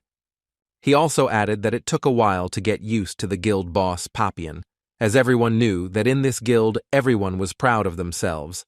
And now that you've mentioned it, I'd like to introduce Kim to Moen. This girl's name was Park Moen, and she was the head of the Gambler Guild, and according to her, she was also very happy to meet him. Kim, talking to these people, already at that moment understood that it would be very difficult for him to complete the attack. After all, he immediately realized that most of the people behind him have their mana at the limit, despite their smiles, but on the other hand, there are those who know how to hide their mana, which actually isn't very good either. And even if you didn't pay attention, Kim still understood that it would be impossible to hide the smell of blood. These thoughts were interrupted at one point by Park Moyeon, who didn't understand why Kim was looking at her so carefully. She thought there was something on his face, but the guy immediately came to his senses and said that it was actually okay, he was just looking. In any case, he was ready to leave, and with this question, he addressed the guild leaders, who immediately told him that they were just waiting for his order. Hearing this, Kim didn't wait long and immediately said that they didn't need to prepare for so long, so they could leave now. A few minutes after entering the dungeon, a massacre began. All those awake fought with the monsters that attacked them. After a few minutes, it was obvious that they were doing very well, although they knew it was all just a small thing, despite this being the famous Green Dungeon. Kim at that moment wasn't so sure that everything was okay, because he and Mir both felt that something was wrong. Lee also felt a strange energy, and if Kim is not mistaken, then this is a trap that will be a little further. The man immediately decided to warn the others about this and told Lee Kan-hee to be careful as there might be a trap ahead, so they shouldn't let their guard down. But from the expression on Lee Kan-ha's face, it was clear that he himself knew everything perfectly well and would only do what he considered necessary.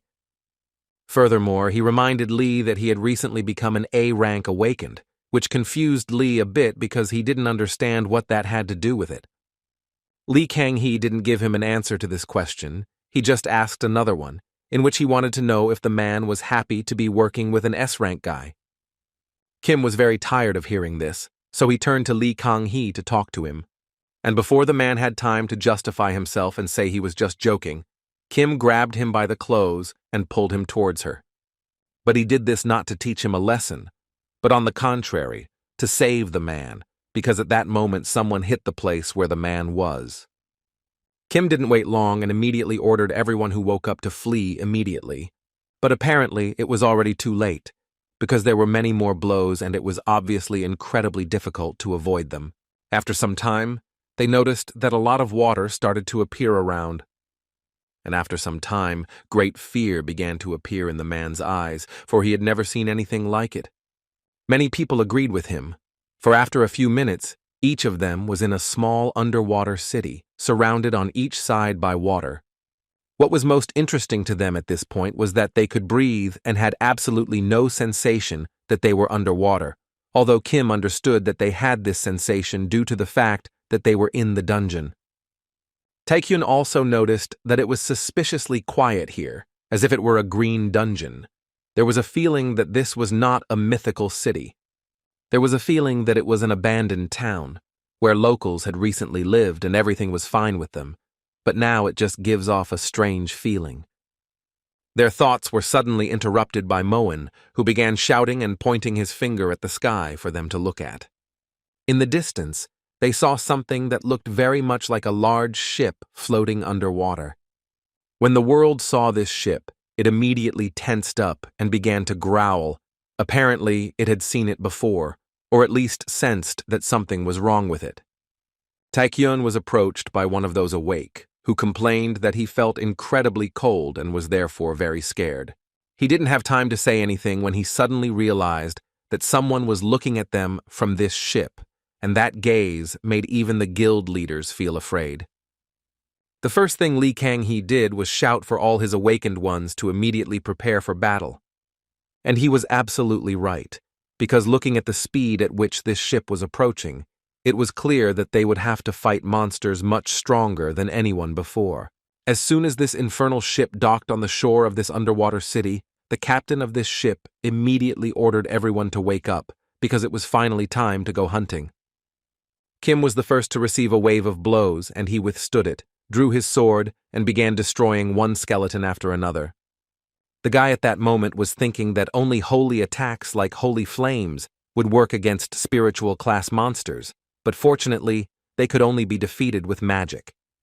Other awakened ones also understood this, especially Lee Kan-hee's boss, who encouraged his boys not to be afraid and just move forward, as all these skeletons can be destroyed with the help of magic. He also noticed that they all have nothing but numerical superiority, so they really have nothing to worry about, and so that they don't think about running away, he decided to start threatening them, saying that he will destroy whoever runs away. Kim, looking at all this, thought that the other awakened actually work well together despite the circumstances, although they cannot be expected to have organized tactics. Even so, he decided that in this case, he needed to trust the guild leaders, namely their ability to lead people.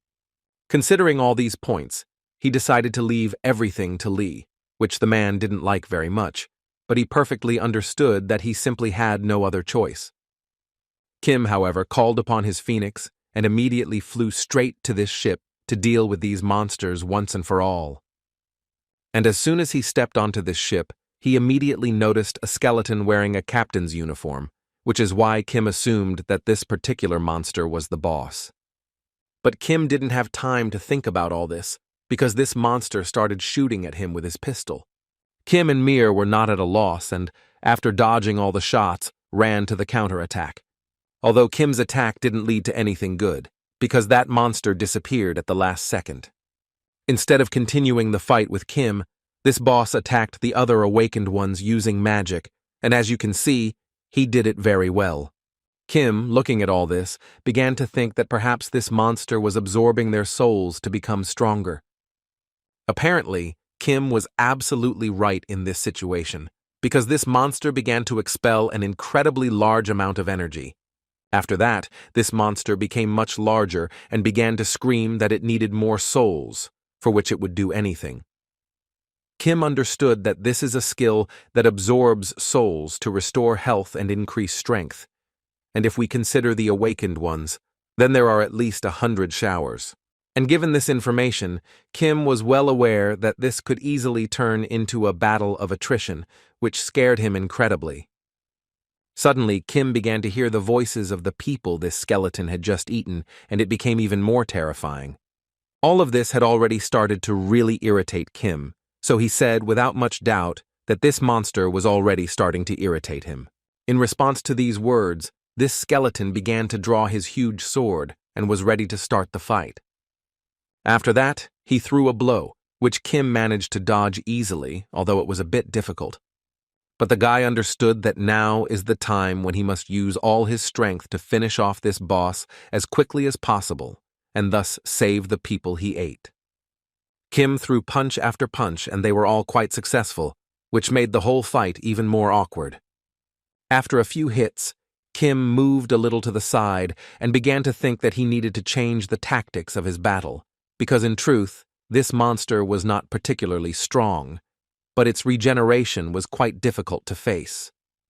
It would be a waste of time to prolong the fight, but if he used all his strength at once, it wouldn't work either. At this rate, it could become a dangerous fight.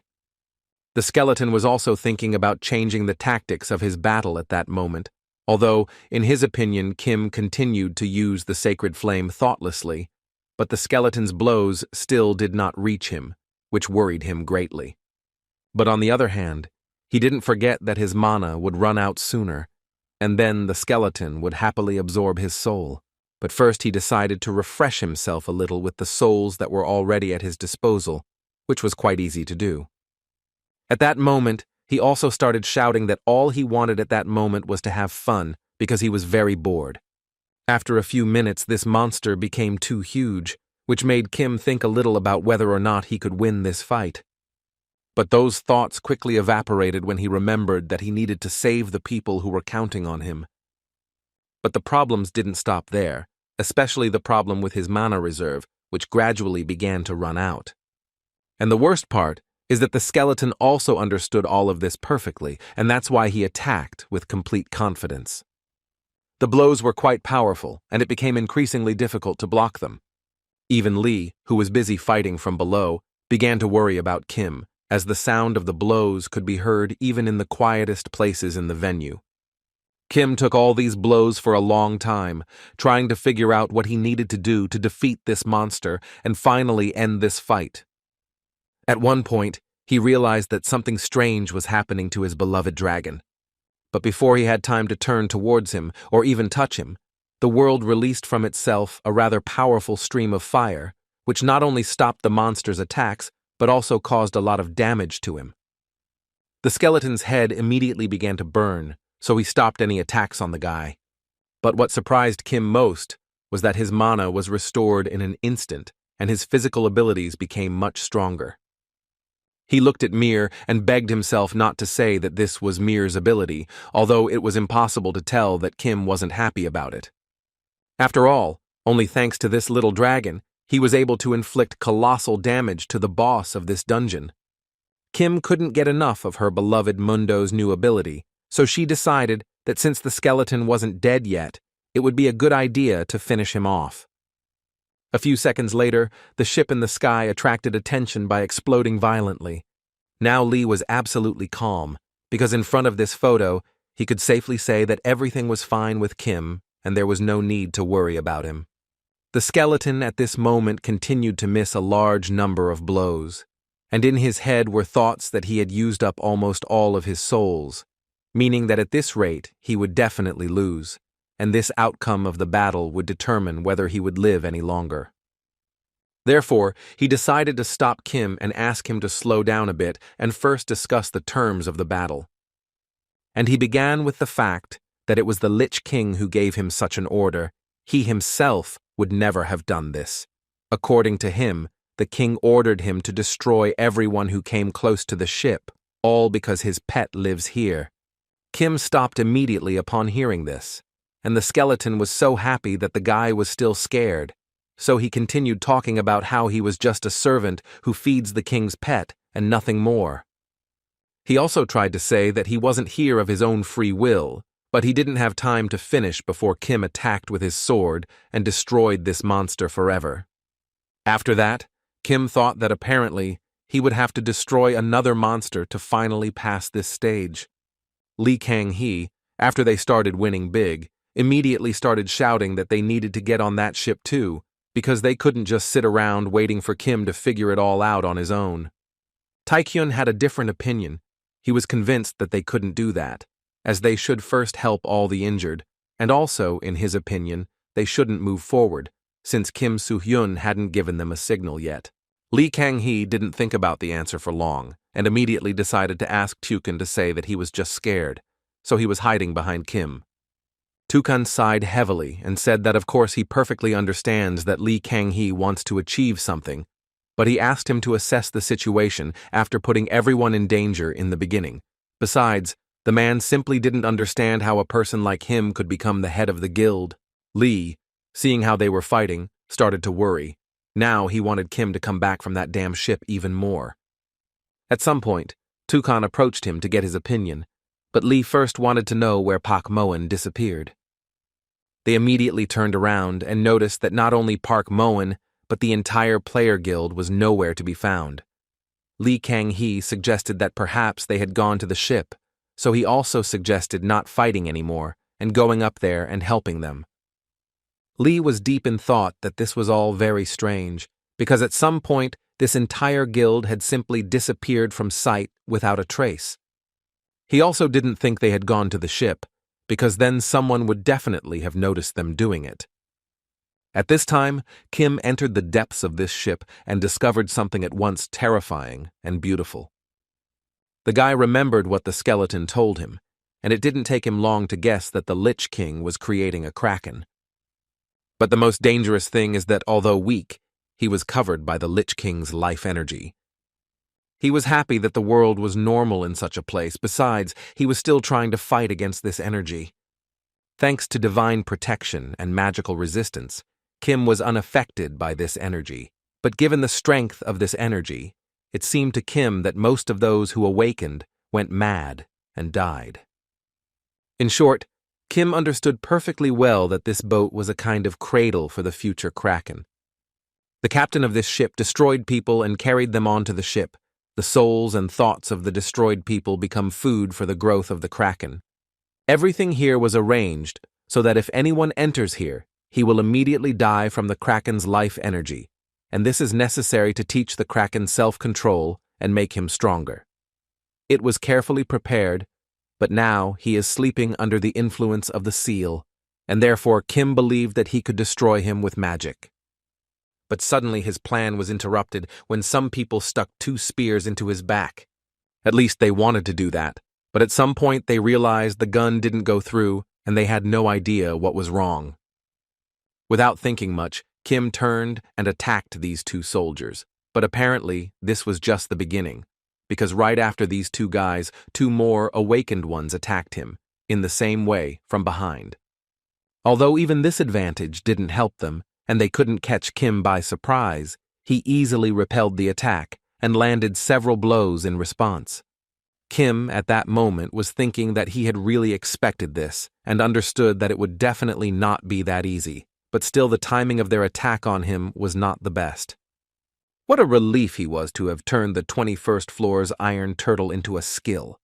Anyway, he wanted to see his new opponent as soon as possible, so he asked him to show himself. Pak Moen didn't wait long and immediately stepped out of the shadows, behind which were many warriors who were ready to attack the guy at any moment. Kim immediately understood why he felt bloodlust, but now he fully understood what was happening, so Pak Moen apparently emphasized that the Domp Guild would be in this attack. And as soon as Kim said that, the mask on his opponent's face changed to his real appearance, which was very pleased because even S-Rank couldn't detect his camouflage. Kim sighed and added that actually, all his tricks were obvious from the start. Destroying the awakened in the dungeon is so low for Kim. After that, Kim decided to piss off this guy and told them in detail his plan. In his opinion, this time they wanted to destroy him in disguise, and after that, they would organize an invasion of monsters in America and put all the blame on Kim. It was clear from the look on Kim's opponent's face that this was exactly how they were going to act. He didn't fully understand how Kim knew this, because such information, it was forbidden to tell even relatives, so such information was only available to a few people. Either way, this won't affect how they execute their plan, so he told Kim that even if the guy was right, they would still be leaving soon. According to the guy, they call this action a blood festival with the help of an invasion in all countries. He had no idea how many people would die.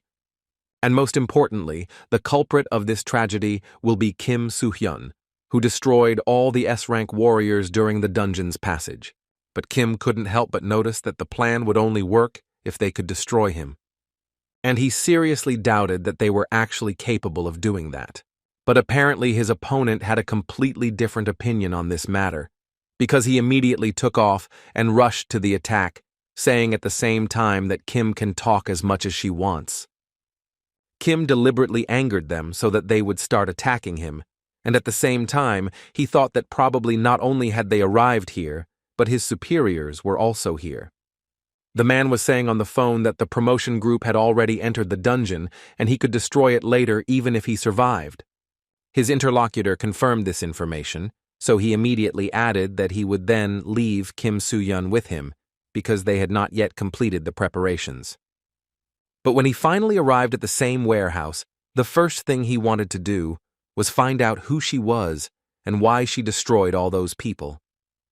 Park Jin was already tired of waiting for him, so as soon as he arrived, she realized he was a little late and could do her work faster next time. And also, she just couldn't help but say that unlike all these people, he seems pretty strong, so apparently she'll finally be able to have some fun.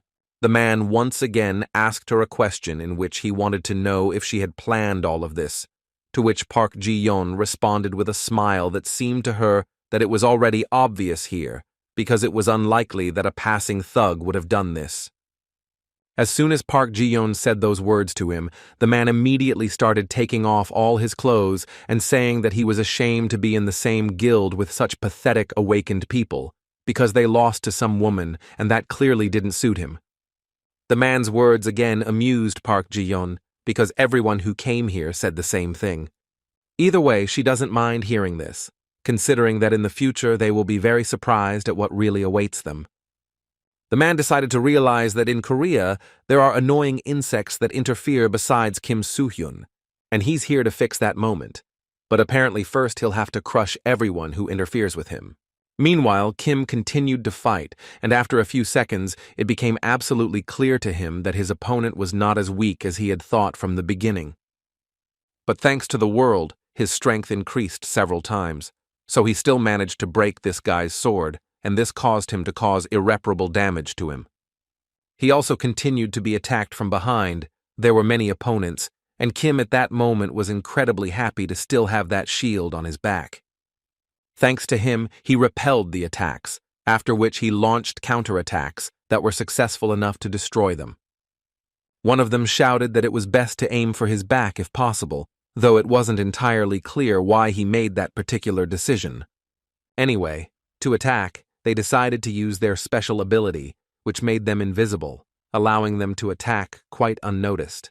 Kim understood perfectly well that a surprise attack by destroyers was far more dangerous than a head-on collision. But on the other hand, he did not forget that he had peace and was to some extent confident that he could sense danger, and for this, he used the ability to repel sudden attacks. Though he remained surprised that the Lich King's spirit was able to hide its presence. Either way, he essentially has no choice but to trust Mira, whom he asked or could he smell those guys, to which he received an answer that was not entirely clear, but it was clear that the world would be happy to help Kim destroy his enemies. All Kim could do was listen to his little dragon when it warned him of the danger. After that, Kim simply closed his eyes and decided that it would be better to simply trust the world, and the dragon in due time began to help the guy without any problems. Therefore, Kim easily managed to destroy his first attacker with the first blow, who didn't have time to do anything, as he couldn't even think that Kim would notice him. As Kim expected, Mir's ability to sense danger works much better than the guy's own. The Lich King's pawns couldn't believe that even the hidden technique wouldn't work in this case, so one of them decided to volunteer to retreat temporarily and repeat the sneak attack disguised as someone else. But one of them understood perfectly well that such a trick would hardly work either, because then the skeleton ghost would have destroyed him long ago. Looking at Kim, it was clear to them that they had simply underestimated him, but he exceeded all expectations. He was too strong for them. They made a mistake from the beginning because they believed they could defeat someone like Kim. Furthermore, it is unknown when they might go mad due to evil spiritual energy. But suddenly these thoughts led the guy to an idea that, in his opinion, would be good to implement. And the center of their plan was the kraken, which was still alive on this ship, so they could use it in their plans without any problems. As soon as the guy came up with a new plan, everyone immediately abandoned their stealth ability, which surprised the guy a little, as he didn't understand why they suddenly decided to stop attacking him. After all, it seemed to him that they knew very well that in a direct battle, they would never be able to defeat him. But apparently, they decided to try again, and Kim will have to prove to them that he is much stronger than them, and that it was better for them to continue the sneak attacks. After a few minutes of such fighting, Kim finally realized that the main target was not him, but the kraken, which was still in this room. And as soon as this thought appeared in Kim's head, he immediately decided that under no circumstances should he allow these guys to reach the kraken. However, he was probably too late, because one of them successfully reached the kraken's body and was already ready to break through the shell to free the Lich King's pet. Due to the fact that he hit this crystal on which the kraken was sitting, it began to crack. And a few seconds later, there was a very strong explosion that destroyed half of the ship. The person responsible for releasing the kraken was very happy, and that's why the laughter didn't stop coming from him. He believed that today he would be able to defeat the legendary Kim Soo-yun. At least that was until he noticed the kraken's enormous eye that was looking directly at him. This did not mean anything good for this guy, because the kraken immediately caught him in its tentacles, after which it squeezed them as tightly as possible, and thus there was nothing left of him. Kim was at that moment getting as close to the kraken as possible, and as soon as he did so, he immediately turned to the octopus and said that they hadn't seen him for a long time. But the guy actually wouldn't have seen him for the same time, so he decided to organize this with the help of his sword and strengthening the world. The blow wasn't strong enough to destroy the kraken, but it was enough that it couldn't recover for some time, and it was during this period that Kim would figure out how to deal with it. But there was also bad news, as Kim noticed that the improvements in his sword were gradually disappearing, and this was quite natural, as the world is in a state where his abilities have just been revealed, so he is quite unstable. In addition, he cannot use these abilities indefinitely. And this is really a problem because Kim used all her magic to stop the explosion that happened when the seal was broken. Thus, Kim simply had no choice but to regain his strength and fight solely thanks to immortality.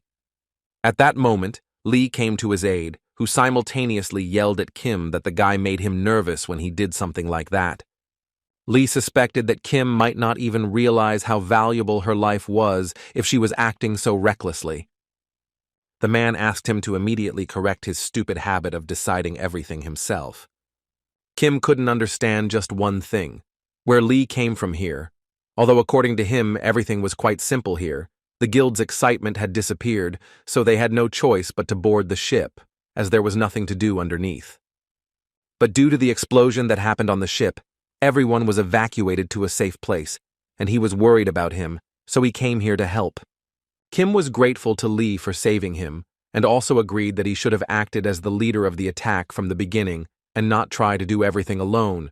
But now Lee wanted to know more about that kraken, i.e., will it suddenly start chasing them? According to Kim, he had lost his vision, so he would focus on recovery. But due to his size, the two were unsure if they would be able to catch him.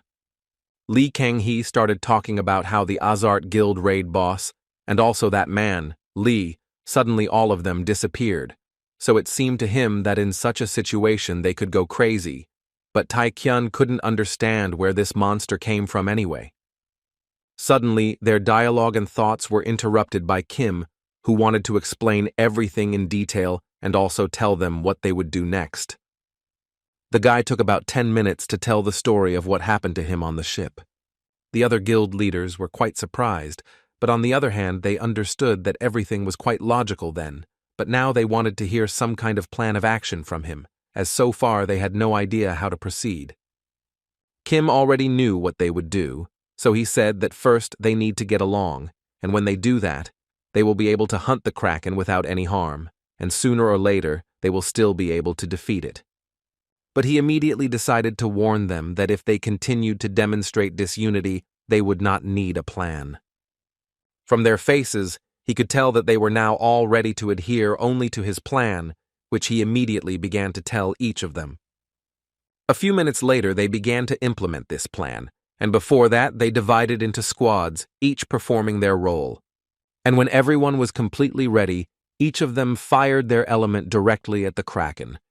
Thus, they wanted to inflict even more damage on him so that he could not recover from it. It seemed to Lee that everything was going very well, just as Kim had said, so they continued to execute the plan step by step without any problems. According to Kim, the kraken's main weakness is its speed, because given its size, it requires simply enormous strength to use it. According to him, if they attack him from afar with magical powers, they will be able to fight him without letting him get close to them. Lee remembered all these words of Kim and understood that it was quite obvious that the kraken could not reach them. But on the other hand, he simply observed enormous durability, which meant that, as he thought, they would not be able to destroy it with their strength alone. But on the other hand, this was not so important, because their main task is to hold out until Kim Soo-hyun recovers, so they just block the kraken's approach. Everyone who woke up at that moment did their best, and according to him, everyone looked great, because looking at the kraken, it was obvious that there was definitely an effect. But suddenly his thoughts were interrupted when someone in the crowd shouted that someone was walking towards the kraken behind Lee. Lee turned around, thinking that perhaps Kim had already recovered, so he decided to immediately begin his part of the plan. But unfortunately, it was not Kim, but Lee Kan-hee, who, along with his people, ran straight into the monster. As Lee Kan-hee and his guys were rushing into battle, one of them decided to ask the man, "Or is this normal? What are they doing?" After all, it seemed to him that Kim Soo-hyun ordered them not to approach the kraken. But before he had time to finish, Lee Kang-hee grabbed him by the clothes and started saying that if Kim had told him to jump off the roof, he would have jumped too. The guy didn't quite understand what that comparison was, because Kim told them that the kraken can't be defeated due to its high resistance and good regeneration. Lee Kang-hee couldn't respond, so he decided to simply call the guy an idiot who doesn't understand anything in this life. According to the boss, at the moment the kraken is distracted by other awakened ones, and so they have the chance to destroy the kraken and thus keep part of the glory for themselves. Because if they don't do this, everyone will think that Kim cleared this dungeon alone. Therefore, the man told him that if he didn't want to be kicked out of the guild, then he should just do what the man says, and for that, he should just follow him for now. He would do everything possible to ensure that the kraken was destroyed by the Papillon Guild.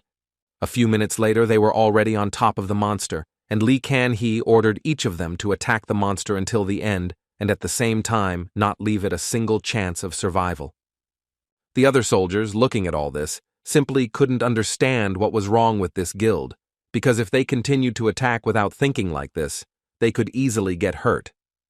Lee Kan-hee would not stop this attack in any way. He believed that they were all cheeky guys who wanted to take all the glory for themselves just because this puppy had more strength, but he was confident that in the end, he would destroy the kraken he. At least he thought so, until he saw that all of his attacks were literally useless, as they only left small scratches. But it was too late to change his mind about the kraken, because the monster finally regained his sight, and the first person he wanted to destroy was Lee Kan-hee. Not only was the kraken incredibly loud, but its voice was so loud that it literally forced the awake to sit on their knees and cover their ears with their hands to drown out at least a little of the sound. The man at that moment began to think that because of the sound of crying, his magical power was destabilized, and so he decided that it was time for them to retreat. But apparently there will be no such gift because the kraken has already begun to attack, and he clearly will not be able to block this attack because his magical power has simply disappeared. Lee Kan-hee was already saying goodbye to his life when suddenly, right before his eyes, one of the tentacles was destroyed. Kim barely had time to save these people, but as soon as he did, he immediately wanted to find out from Lee Kan-hee why he did this. Did he really want to die so much? Before he had time to answer Kim's question, the guy immediately decided to test his head strength by hitting him on the head. The other members of this guild realized they had made a mistake, so now they wanted to ask Kim what to do next, to which he gave an immediate answer, saying that now they should just return to the attack zone. And Kim at this moment will try to do everything to destroy the kraken once and for all, and for this he called his beloved Phoenix, which he first ordered to close the kraken's mouth and prevent him from using it. After that, Kim entered the battle, who was going to deliver a direct blow to the eye of this monster. But unfortunately for Kim, he couldn't pierce this monster's eye, which was quite strange for him, as he was sure that the kraken's speed was clearly its weak point. Could he really dodge instinctively? However, that wasn't the main problem, because then this monster started to fight back, and then Kim realized that this kraken was very angry with him because of their fall. Kim understood that in such a situation it would be difficult to suddenly attack him, so he clearly had to think of something else. Several ideas popped into his head, but none of them, unfortunately, suited him, so Kim decided he would cut off one tentacle at a time. The guild members couldn't believe their eyes, as they could barely scratch him, and Kim, in turn, easily cuts off one tentacle after another. Lee wanted to know how Teknin was feeling, because of the sound the kraken made, most people got dizzy, so he wanted to suggest leaving the kraken to Kim, while they themselves could collect the equipment they needed. He didn't quite understand what they were talking about, so they asked him to watch how Kim fought, so they wanted the boss to understand that they wouldn't need to fight anymore, because the guy would now destroy the kraken, and that would be the end of the attack. Taekun, looking at how Kim was fighting, thought that for 2 years he was confident that he would reach S rank in a year, but now he understands that compared to Kim, he just seems like an empty place. He also advised Lee to think about it, although the man didn't really understand him. He explained to him that now Lee can't feel it, but Kim can become the best in the world among the awakened. And if this really happens, and Lee continues to follow him, then one day it seemed to him that Lee might break. And as a result, Taken decided to tell Lee that if he feels like he can't handle the situation, then the man will always be happy to see a man in his guild, because among ordinary people like them, he will stand out strongly.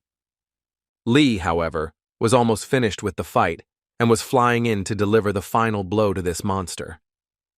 Kim wasn't afraid even when the monster opened its mouth, and Kim apparently planned to jump right there. And that's exactly what he did, although after a few minutes it became clear that the kraken would soon regret it very much. Everything was behind the plan. Kim destroyed this monster from the inside, opening it up, and so it came out.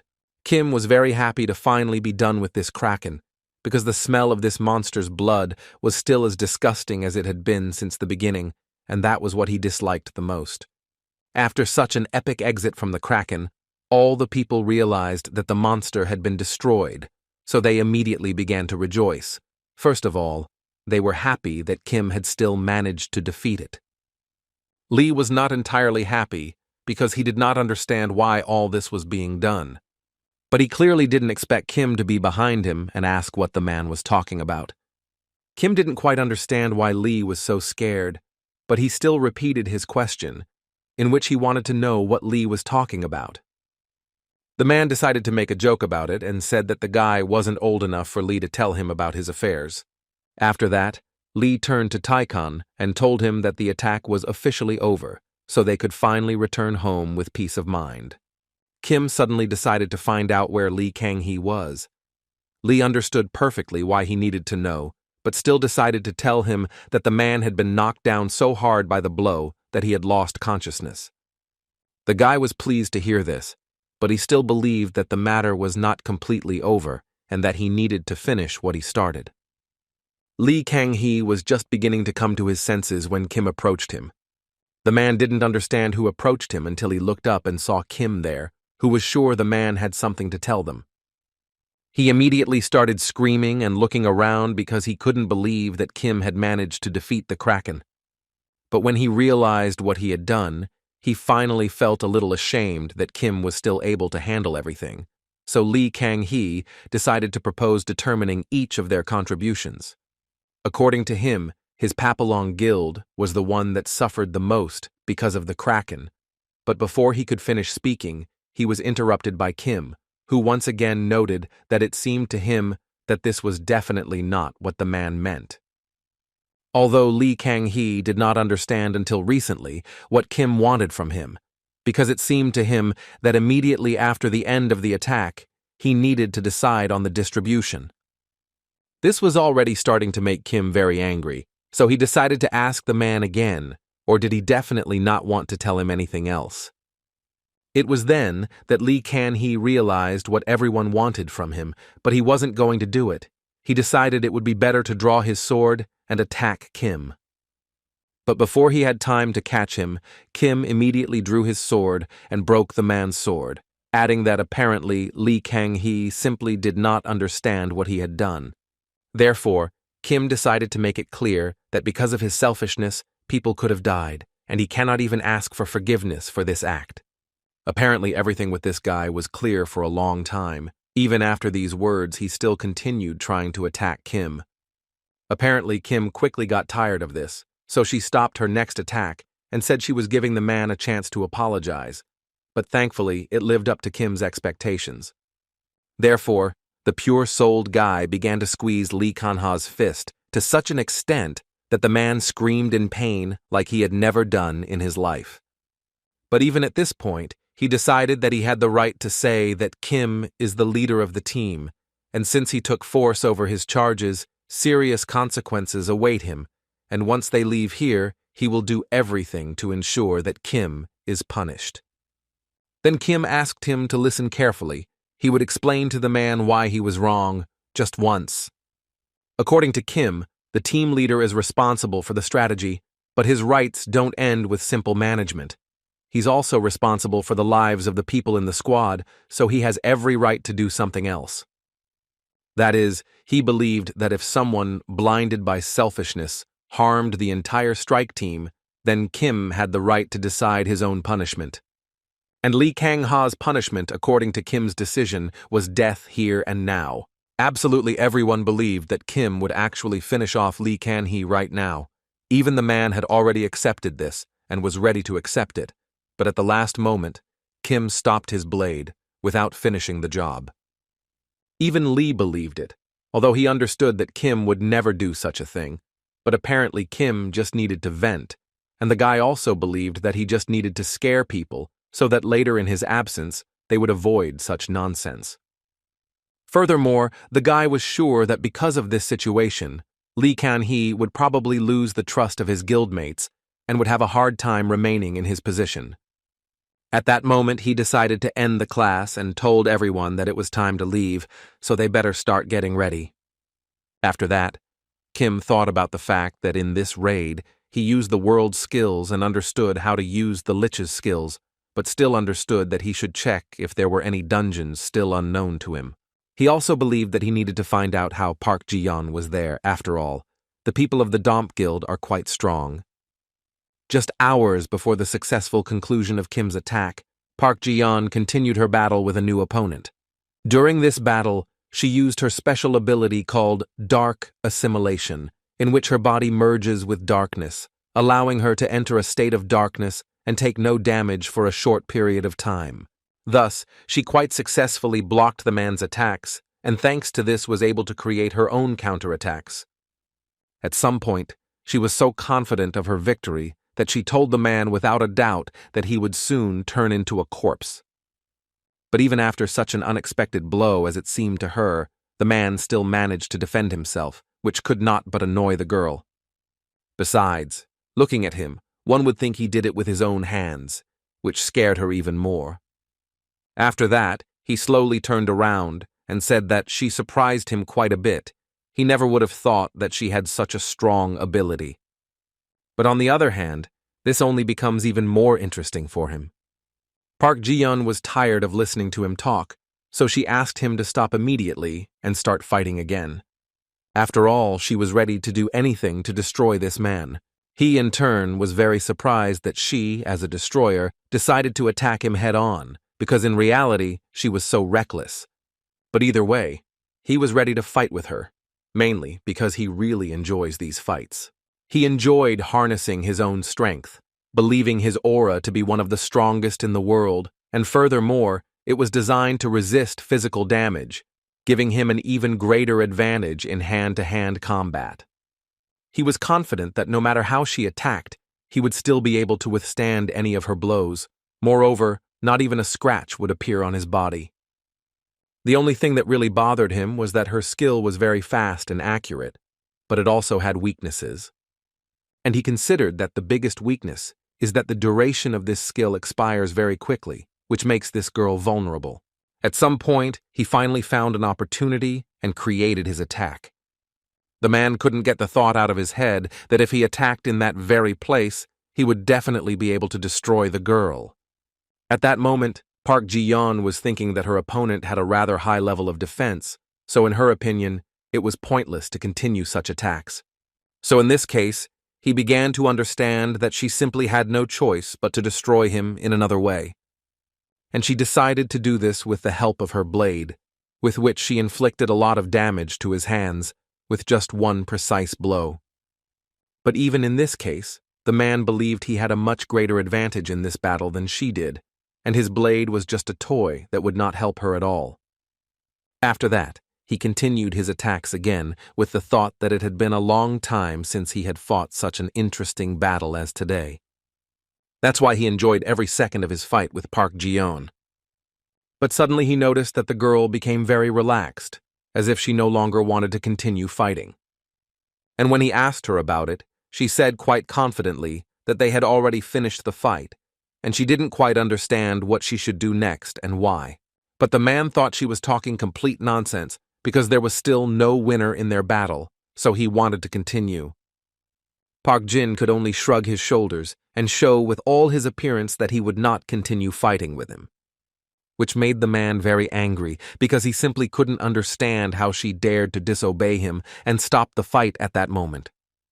He decided that since the girl didn't feel like fighting, he would do everything he could to make her feel like fighting. Imagine his surprise when he ran closer, and just as he wanted to attack, something stopped him. After a few seconds, he realized that his body was not moving, or rather, he could not control it. And after a few seconds, he fell to the ground by accident. After that, Park Ji-yeon slowly approached him and once again said that their fight was long over, and then delivered the final blow to the man. At that time, he was trying to figure out in his head why his defense skills didn't work, and moreover, there were no more magical powers in his body, but no power at all. The man simply didn't understand what was happening and how it was possible, which was clearly visible on his face. So as soon as Park Ji-yeon realized this, she decided to tease him a little and find out if he was interested in what was going on. What's wrong with him? Having kept a bit of intrigue, she told him that the whole tip is in her blade. According to her, it has durability. That's why she often can't use it. But this blade is able to bind the magical power within the body, and as soon as the victim begins to use the magical power, it immediately begins to compress their body. The moment she scratched the man, the outcome of the fight was determined, and she only had to wait until the man attacked her with his fists again. Well, now that they've gotten this far, it's Park Ji-yeon's turn to ask who the man should work for. He really didn't feel like responding, so she continued to hit him. The girl couldn't stop. She wanted above all to find out who the man's boss was, so the amount of blows she dealt him was simply off the charts. But even with so much torment, he still wasn't going to say anything, and decided it would be appropriate to make jokes, as if no one knew about it. And after those words, he completely decided that it would be good to invite Park Ji-yeon to the Damp Guild. He thought she would look wonderful there. It seemed to her that with her they could destroy many, and as soon as Park Ji-yeon heard this, she decided to start her first task with this man. At the last moment, his dagger hand was stopped by another man, who with his actions prevented Park Ji-yeon from making a mistake. After that, he added that he perfectly understands the girl's feelings. However, he asked her not to forget that this man is not the last person in the Damp Guild and probably knows a lot of things, and if they destroy him now, they will not achieve their goal in the future. It also seemed to him that she should calm down a bit and change the situation. But even after those words, Park Ji-yeon still demanded that he let go of her hand. He did this, and the girl calmed down a little. After that, she even asked for forgiveness for being so angry. After that, she suggested that the man was already convinced of the veracity of the information. He confirmed this information and added that they should hurry up with the preparations. Park Jin's opponent decided to join in the dialogue and tell the second man that they had a very good conversation, and he joined in the conversation. But it was a mistake for which he was punished with several blows to the face from Park Jin. After that, Park Ji-yeon's friend added that since this underdeveloped person is here, it is safe to say that the information provided by Kim Soo-hyun is true. He also did not forget to mention that information about the opening of the first blue dungeon in America was confirmed, inside which evidence of the work of the Damp Guild was found. Park Ji-yeon was happy to hear this, but above all, she was now interested in Kim Soo-hyun's condition, and according to her friend, the guy only recently finished clearing the dungeon. The Damp Guild man, hearing all this, couldn't believe that they were collaborating with Kim Soo-hyun, but on the other hand, that wasn't that important right now. What was important now was what did Kim Soo-hyun know about the Damp Guild's plans. For him now, this was a huge problem, and he couldn't do anything about it, because he couldn't even lift a finger, so obviously he wouldn't be able to tell the guild, and if this continues like this, then the boss's script will clearly be ruined, which I wouldn't want to see. He decided that the only option he could choose was to try to buy as much time as possible.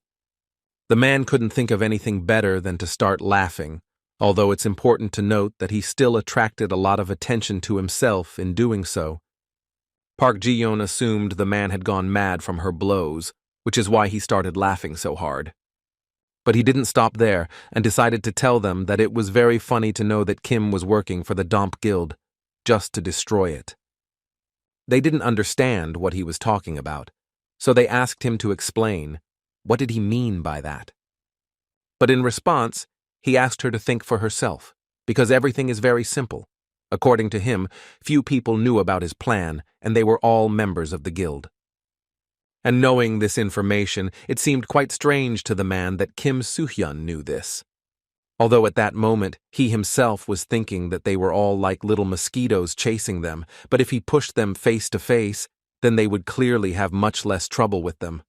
And for that, he decided to offer to make a deal.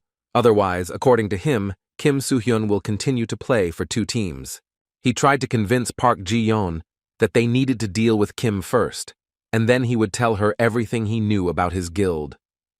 Before the girl could respond to his proposal, her friend Park Ji-yeon approached him and told him to shut up because they wouldn't trust the exterminator. Although he still continued to say that Kim Soo-hyun is a traitor to everyone, he also believed that there was nothing stopping Kim from doing something like that again. And in general, he would like to know if he betrayed them, would they be able to deal with the Domp Guild alone? Park Ji-yeon's friend understood that it was best to ignore him in this situation, as he was clearly trying to create a conflict and then take advantage of it. But apparently, Park Ji-yeon didn't think so she asked her assistant to bring Kim here, and also asked to gather members of the Reaper Guild. She understood what he was thinking now, but she still wanted to reassure him, because she had long wanted to find out who Kim Soo-hyun's informant was, because he really always knows everything. Park Ji-yeon's enemy immediately started laughing and saying that if she destroys Kim, he will immediately become her ally. But before he could finish speaking, Park Ji-yeon interrupted him to say something that apparently didn't reach him. According to her, she would rather die than join a destroyer like him. And if Kim is a member of the Domp Guild, she will simply destroy him and start all over again, because her main goal is to destroy the Domp Guild, and she will do everything to implement this plan. After some time, Kim, who everyone was waiting for, finally arrived at the right place. Kim wanted to find out what happened because they called him so late, but instead of answering that question, Assistant Park Ji-yeon suggested that he look into it himself. Such words made the guy nervous, as it was already starting to seem to him that Park Ji-yeon was hurt, and they were simply afraid to tell him. But as soon as he entered, they placed several daggers on his neck for no apparent reason. Kim was absolutely calm at that moment, so he simply asked them to explain what was going on. Mentally, the guy perfectly understood that Park Ji-yeon was using the shadow assimilation skill. This is a skill that allows one to merge with the shadow. This ability is usually used to hide as much as possible in the darkness. But it was also possible to close the space around it and thus hide other people in it. Considering all these skills, it was safe to say that she was indeed very talented, at which point her thoughts were interrupted by Park Ji-yeon, who started saying that she had no particular reason to call the guy. But her recent enemy had said a lot of curious things about Kim, so she decided to check it out. According to that trash, Kim Soo-hyun is a member of the Domp Guild, and while Park Ji-yeon was talking, that man tried in every way to talk to Kim, as if they knew each other until that moment. Kim, in response to this, immediately told her that it seemed to him that she was not so gullible as to fall for such a thing, and here he was right. She definitely would not believe all this so easily. She judged by what the guy had done before, and given all of this, she doesn't think the man is telling the truth, so Kim just didn't understand what she wanted from him. It turns out she was haunted by one question. That is, she wanted to know where Kim got information about the Domp Guild. She was so concerned about this question because that idiot said that only the guild members knew about this operation. Therefore, she wanted to make sure that he was not associated with the Domp Guild, and to do that, she needed to reveal her informant. Kim had different thoughts in his head, because he simply knew about this operation in his past life, but clearly couldn't say it. It was also obvious that this guy was just trying to pick a fight between them, but he was confident that his answer would solve everything. But then again, his informant is a memory from his past life, and Park Jin won't believe it for sure. The situation was clearly not the most pleasant for Kim. This man, whose name was Ethan, is now inciting everyone, and it is clearly not possible to get away with just a lie. Furthermore, he understood that if he decided to lie again, one day this matter might come up again. And if this falls into Ethan's hands, it could ruin his plans. And while he was thinking, Park Ji-yeon once again asked him to give an answer. Kim decided that he needed to take the initiative first, then said that he would prove to Park Ji-yeon that he had no connection with the Domp Guild. But he would like to say right away that he cannot disclose the source of the information, The guy replied that their relationship was based on trust and mutual understanding, so he had no reason to tell her everything. Besides, it seemed to him that his possible past in the Domp Guild was more important to her. And to continue, Kim invited Park Ji-yeon to go home with him, where he could show and tell her everything. Park Ji-yeon's friend immediately chimed in with the words that they would never agree to this crazy proposal. Kim responded by reminding her that the decision is made by the guild head, not him. Other guild members also believed that Park Ji-yeon shouldn't go with him because they were sure that Kim would catch her and get away with it.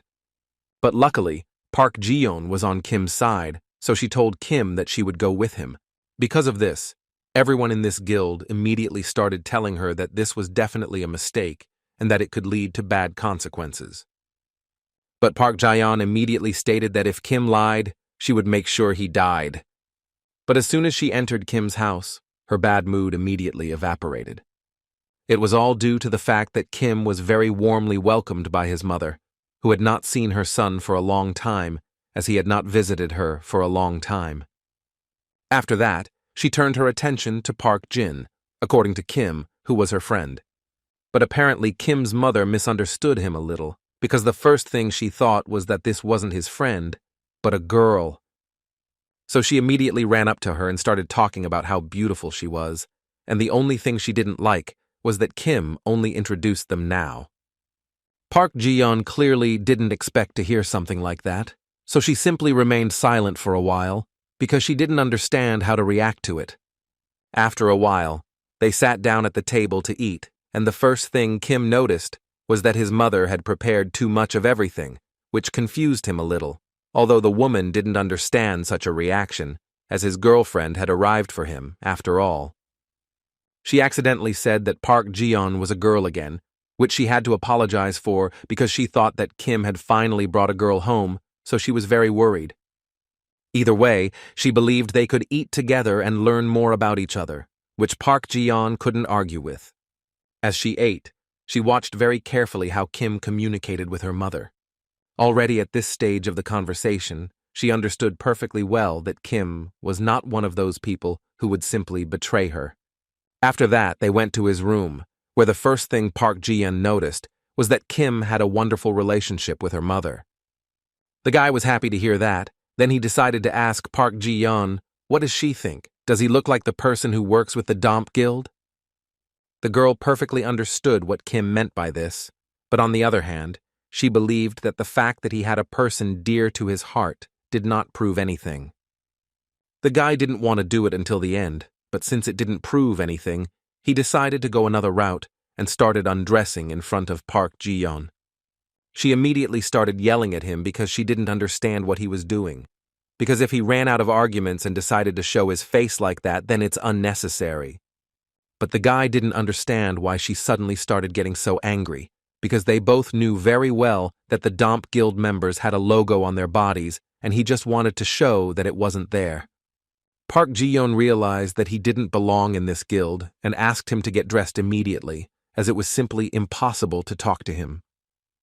Besides, she has already started to believe him, and there are no problems for her. And in fact, she really believed him when she saw his mother, because if he were from the Domp Guild, he wouldn't have loved ones. She knows this better than anyone. These people don't care about others at all. Kim, upon hearing this, decided to ask a question in which she wanted to know what happened between her and the Domp Guild, since she hates her so much. In response to this question, Park Ji-yeon told him that their relationship was based on trust and mutual understanding, and in light of this, she simply had no reason to let him know all of this. Now Kim regretted saying those words before. Still, he decided to realize that they had become a little closer, and now hopes that over time, their relationship will change to one of complete trust. Even so, Park Ji-yeon decided to tell Kim that since childhood everyone had praised her for her beauty and calmness. People have always placed their expectations and fantasies on her, and perhaps that was the main problem. But over time, recognizing their peculiar character, their attitude changed. Disappointed, people abandoned her, even her parents, who had endured until the end, still abandoned her. But she just wanted to be herself. Then she realized that she wouldn't be able to settle down anywhere, but time passed, and she had to decide what to do next. Then one day she made a decision and woke up. At that time she met Kim Gi-hyun, who was very friendly to her, but Park Ji-yeon didn't like it very much. He tried to prove to her that he wasn't going to recruit her, he just wanted to join her. According to him, it is allowed to participate in the capture of this dungeon for free, so many awakened people have gathered here. He also said that there is no leadership system here, so everyone is on their own. That's why he wanted them to go to this dungeon together so badly, because it was better than going alone anyway. Park Gina didn't care about him at all at the time, so she immediately told him she wasn't interested and started to leave. Gi-hyun didn't fully understand why she was behaving this way, but either way, he already had people he would participate in this attack with. In the dungeon itself, when this attack began, there were many awakened, and they all fought with monsters. After some time, Gu-hung discovered that this dungeon was much more difficult than he expected. Although Park Ji-yeon didn't think so, she destroyed the monsters one by one, which is why she attracted the attention of other awakened ones. A girl from Gu-hyun's team wanted to know if the guy offered this girl to join their team, and according to the guy, he did, but she rudely refused. The guy believed that with strength, she could live normally on her own. This girl couldn't help but notice that she would really like to go out with a beauty like that, and not with stupid people like them. At that moment, Gu-hyun thought that the girl's back looked quite sad, although he himself didn't understand how he determined that. In any case, the battle still continued, and the monsters became more and more numerous as time went on. And consequently, the difficulty increased with each passing second. Therefore, at a certain point, Gu-hyun heard the scream of a girl from his team who wanted to warn him that there was a monster behind him. It seemed like a little more and he would literally crush the guy, but at the last second his companion intervened and literally demolished this monster. After that, they destroyed it together and thus saved Gu-hyun's life. As soon as they dealt with this monster, the guy decided to apologize for his mistakes, as this could put not only himself, but also other members of his team at risk. But his friend believed that the issue here was completely different. He assumed that the guy was simply still thinking about that girl. That's why he makes such childish mistakes. Therefore, he decided to send the guy to this girl so that Ji-hong wouldn't regret anything later. Meanwhile, Park Ji-yeon destroyed the monsters one by one and did so with incredible ease. Thinking about it now, she didn't want to die there, but on that trip she met a monster that was incredibly strong. But the main problem wasn't him, but the fact that at the same time she didn't want to survive, because she didn't really see the point in living anymore, and although she fought monsters, it wasn't like she could actually do that. At one point, she caught herself thinking that her fatigue was gradually beginning to build up, and that in time she would have almost no strength left. And this big guy, with a huge sword, kept advancing, so the girl began to suspect that the end had come for her, which she was not so afraid of. At that moment, she had complete peace of mind, as she felt no regrets, so she was completely prepared for the fact that something could happen to her. But suddenly, she heard the voice of the same guy who spoke to her before the attack began, and he finally managed to say that, as he had said before, it would be very difficult for her alone, after which he destroyed the big guy. Now Park Ji-yeon will never be able to forget how Gu-hyun saved her life and then offered to join the team again. It was an encounter with someone who gave her a will to live, something she herself couldn't believe. But even so, she decided not to lose face, so she walked past the guy with a smile, which made him think that she still agreed, so he immediately ran after her in the hope that they would now work together.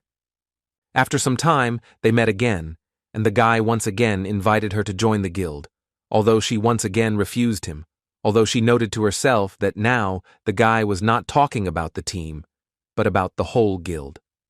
So she didn't know if it was by chance or on purpose, but after that incident, they met in absolutely every dungeon. Wherever they were and whoever they fought with, every time Gu-heng asked her to join the guild. At some point, his proposals to join the guild became white noise to her, but seeing as he didn't give up, he followed her. She finally reached out and squeezed his hand, which could only mean one thing. Park Ji-yeon finally joined the guild, and only after that did she finally feel truly happy. At that moment, it seemed to him that he had finally found his place by their side. As time passed, their connection with Gu Hyun turned into something more. They started spending a lot more time together, and the girl really liked it. She had never felt anything like this before. Beside him, she was always nervous, although she didn't understand why, and her heart beat so fast that it made her incredibly uncomfortable.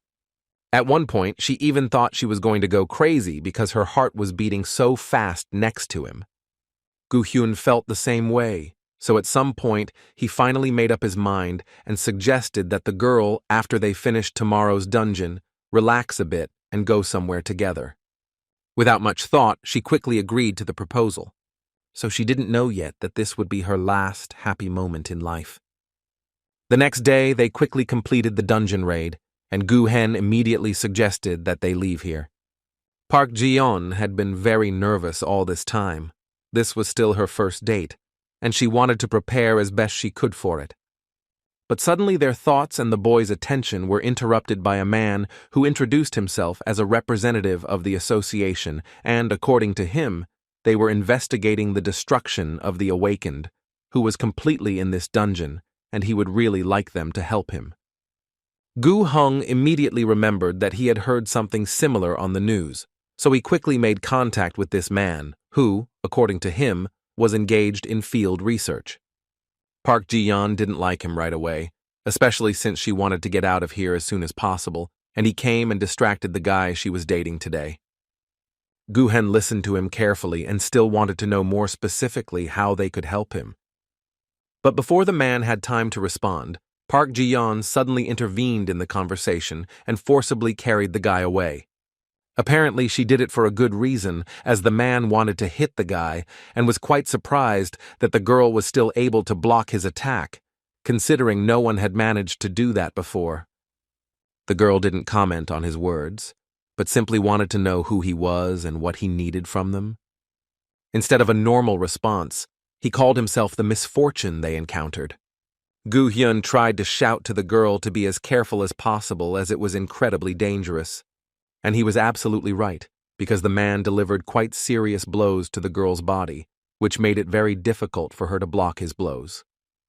The other guild members stood there like idols and were only surprised that the girl was able to repel all of their quick attacks.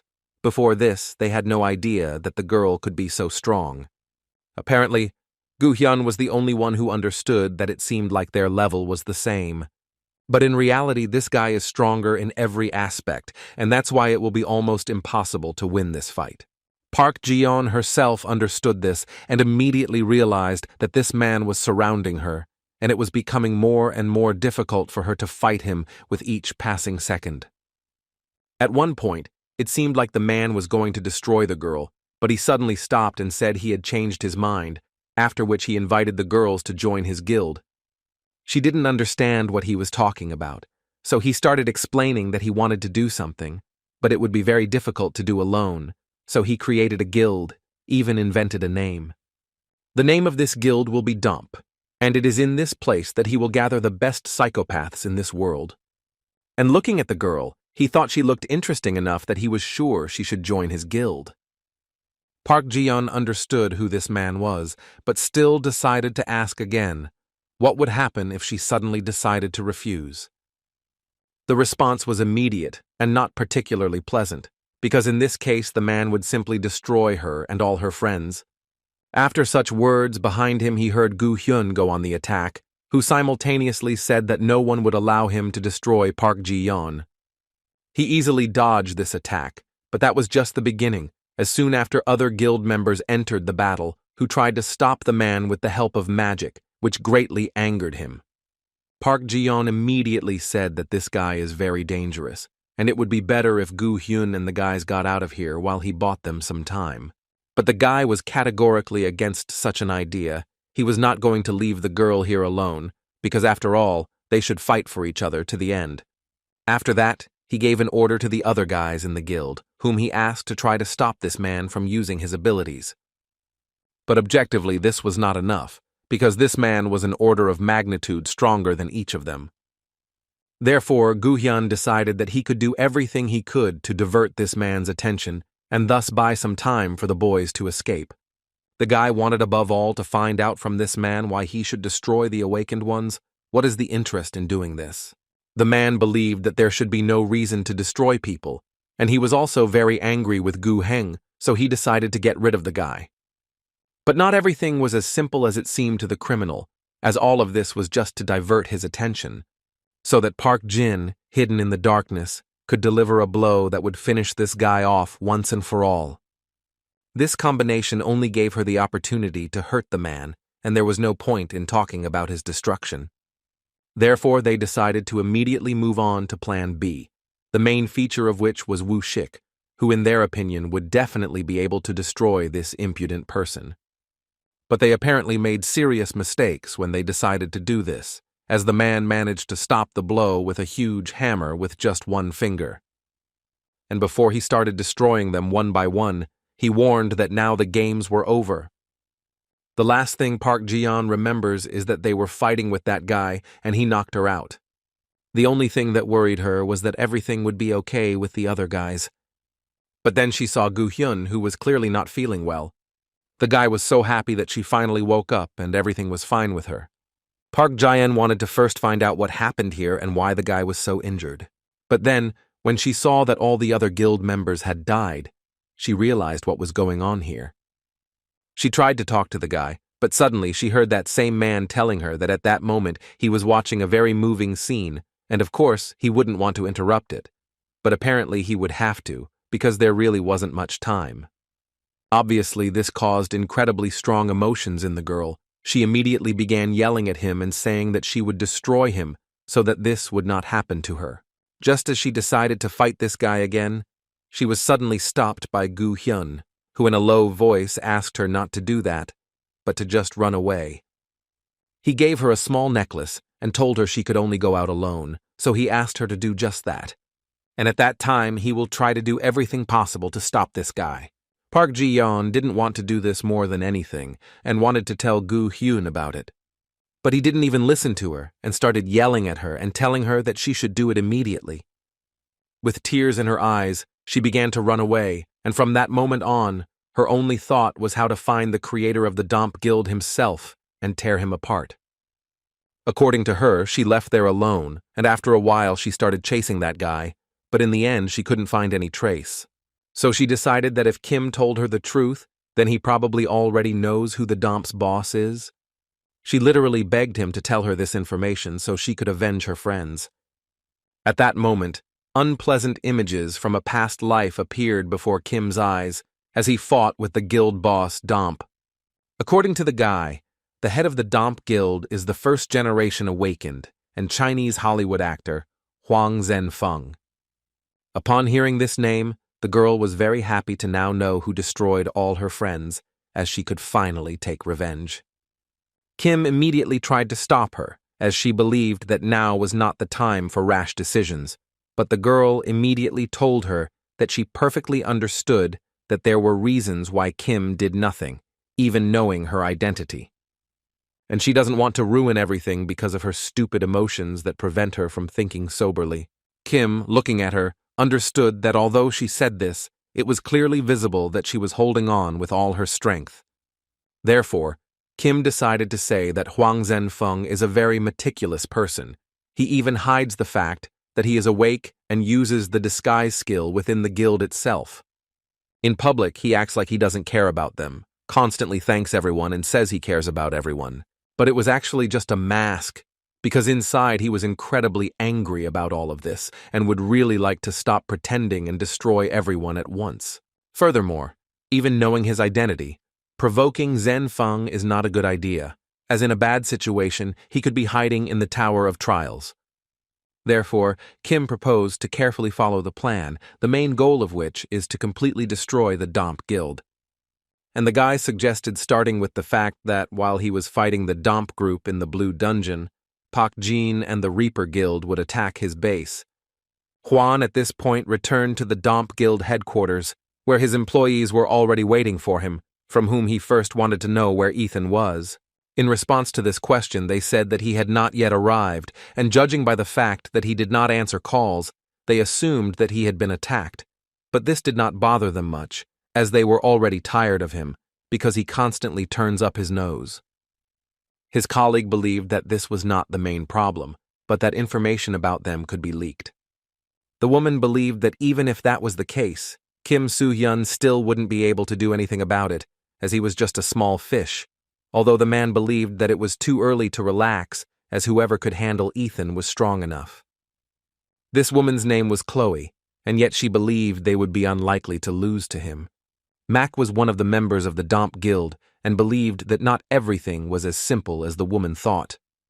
Hwan completely agreed with Chloe, although he was also a little regretful that they hadn't destroyed Kim Soo-hyun, but on the other hand, he didn't see it as a problem either, because he was confident that together they could eliminate the consequences of such a mistake. After all he needed was to see in the future how this huge city would collapse. Just thinking about it excited him. Han, along with Kim and Park Jian, flew on a special mission and flew only because Kim called him, but he never thought that during this flight there would be such a depressing atmosphere. There was also an unknown uncle with them, who scared Khan a little to the point that he couldn't even talk to him. And looking at Park Ji-yeon, he immediately realized that it would be very difficult to start any conversation with her. Han's thoughts changed every second, and at one point he became interested in finding out what was so interesting about Kim, because he had been sitting on the phone the whole time. Kim was thinking at this moment that even after checking the Dungeon Association's information, all that had changed since then was the Green Dungeon.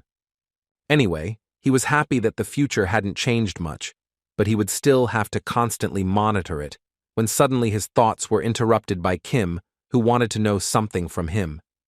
And this thing was tied to just one question. He wanted to find out from the guy why they were flying to America in the first place. Kim was a little surprised that he forgot to tell Han about it. After that, he said that they went there because a blue dungeon had been opened there, which shocked the guy quite a bit. After that, he shouted to the entire plane, because Kim only told him about this now, and this is extremely important information. Upon arriving in America, Khan distanced himself from the information and even began to rejoice that they had arrived here. After that, Han decided to ask Kim if the Blue Dungeon appeared here for the first time, because he had never heard of it before. Kim replied that this was actually normal practice, because the American leadership controls the flow of information, so few people know about it. But then, due to the lack of awakened people, a rupture could arise, or so Han thought. But Kim thought a little differently, because in fact, America has the most awakened people, but most of them are B-level, or even lower, so they are evaluated as unpromising. So, according to Kim, they want to show other countries that they win not only in quantity, but also in quality. Khan still did not understand anything, because it seemed to him that in this case, innocent people could suffer because of pride. In this case, Kim completely agreed with him, because pride is the most useless thing people have ever invented. Meanwhile, Park Ji-yeon walked away from the boys a little to call someone named Robert, who immediately recognized the girl by her voice. The first thing he wanted to do was find out what happened and why she was calling, and in response to this question, the girl said that all this would take a long time to explain, so she'd better tell him the most important thing, and she would like to talk to him about the Blue Dungeon. After this conversation, the boys went to Robert, who welcomed them very warmly. He also didn't forget to say that he was a big fan of Kim Soo-hyun, and it was a great honor for him to meet him. Robert himself was the head of the medical association. Kim was thinking at this point that in his past life, Robert was known as a greedy person who was eager for public merit, and that's why the guy was thinking of throwing him a little bait. Park Ji-yeon wanted to tell Robert that the guy doesn't know English, so she would translate, but before she could finish, Kim told Robert that she would be frank with him. Han was very surprised to learn that Kim knew English, and Kim at that moment decided to ask Robert for permission to participate in the capture of the Blue Dungeon. The man scratched his head and said he didn't know how they found out about him, but this was a very difficult request for him. As everyone knows, America has never resorted to the help of awakened people from other states, but now, in his opinion, the situation is completely different because he himself asks to attract him. Kim didn't think twice and offered him a rather tempting offer. That is, if the man fulfills his request, the guy will give him half of his reward. It was immediately clear from the man's face that he was extremely interested in this proposal. Kim confirmed this once again and added that considering all the facts, this business will be profitable for you. The man, of course, understood that the guy was absolutely right and that the rewards of an S rank were equal in quantity to the guild level. But what's more important is that they are now critically short of S rank to clear, and if the HI Guild agrees to host it, then they can become heroes of America. However, he decided for himself that even taking into account the size of the reward for an awakened S rank, half of it was still not enough to cover the man's risks. So he told Kim that this was certainly a great proposal, but he didn't know how the public would react. Kim immediately said that he knew that now only 2 S-rank people were participating in this attack, which really surprised the man, because very few people had this information. The guy believed that if there was an urgent need for another S-rank awakened in the situation, then Kim believed that it was necessary to announce the participation of another, and only then could he become a national hero. Robert was completely scared, because he didn't understand how Kim could know all of this, so the only thoughts that were in his head were who this guy was and how he read his thoughts. Kim continued to press the man a little, and said that apparently Robert still finds his proposal unsustainable and apparently put him in a difficult position. And since that's the case, the guy decided that he would apparently have to turn to another guild, since it was too difficult for one man. And as soon as Kim started to get up from the table, the man literally went crazy, started screaming and stopping Kim. Through inner anger, he began to tell Kim that the guy clearly got it all wrong and that he actually agreed to the deal, although mentally he didn't want to say it above all. After that, Kim noted that if the reward was divided equally, it still wouldn't be quite right. Therefore, Kim proposed a new condition, that is, if at least one more S rank goes to this raid, then he will give it all to the medical guild. But he also didn't forget to add that, otherwise, they would give him all the achievements.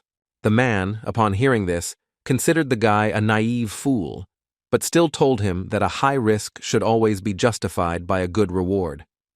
After that, he decided to quickly draw up a contract and asked Park Ji-yeon to be the intermediary. Kim tried to contain himself as much as possible and not smile, even though it was very amusing to him. In fact, he won as soon as he agreed to the deal, although knowing the future is natural. The man at that moment couldn't stop thinking that this was just a great deal, although he was still worried that no one else would agree. As a result, it was Robert who turned out to be naive after signing the contract. Time passed quickly, and there were 3 days left before the attack on the Blue Dungeon. Just like in the past, none of the awakened S ranks entered this attack anymore. There were only 2 days left, and at the Domp Guild, Chloe couldn't believe that Kim Soo-hyun would launch a medical guild attack, but Hwan believed that this way he had signed up for certain death with his own hands. And this makes it even more interesting for him. He even wanted to see what would happen. There was 1 day left, and they worked to put into action the plan to destroy the Domp Guild. One of the most important steps in this plan was that Kim had to complete the awakened training. And finally, the day of the attack has arrived, which will take place somewhere in the forests on the border of Los Angeles. When Jordan Rogers arrived, he was the vice chief of the Maximum Guild, as well as an S rank awakened. Kim wasn't there yet, and this worried Jordan a little until he heard people coming out of the woods, who told him that he had completely lost his patience and that he shouldn't expect much from this attack. The author of these words was Chloe and her friend, who came to help Jordan a little. The first thing the man did was tell her that maybe she didn't know, but he was the only one who passed the 10th difficulty level tests, and felt she should have looked for more information instead of trying to cover up her wrinkles with makeup. She thought he was showing weakness this way, but Jordan immediately reminded her that this dungeon requires at least 5 S rank awakened, and therefore now was not the best time to talk about making money. And according to her, that's why the Star Guild sent very strong people, which was a little funny for Jordan, because he understood that they were talking about themselves, After that, the man approached the guy and asked a question, in which he wanted to know if the guy came here of his own free will, or was he forced. Although he was confident in his abilities, it didn't matter to him. But regardless, the man asked them to try, and that applied to Grandma as well. That's what he called Chloe, who immediately became angry and began threatening him, saying that if he called her that again, she would kill him. Jordan couldn't contain himself and immediately told her that she was the first one to come up to him.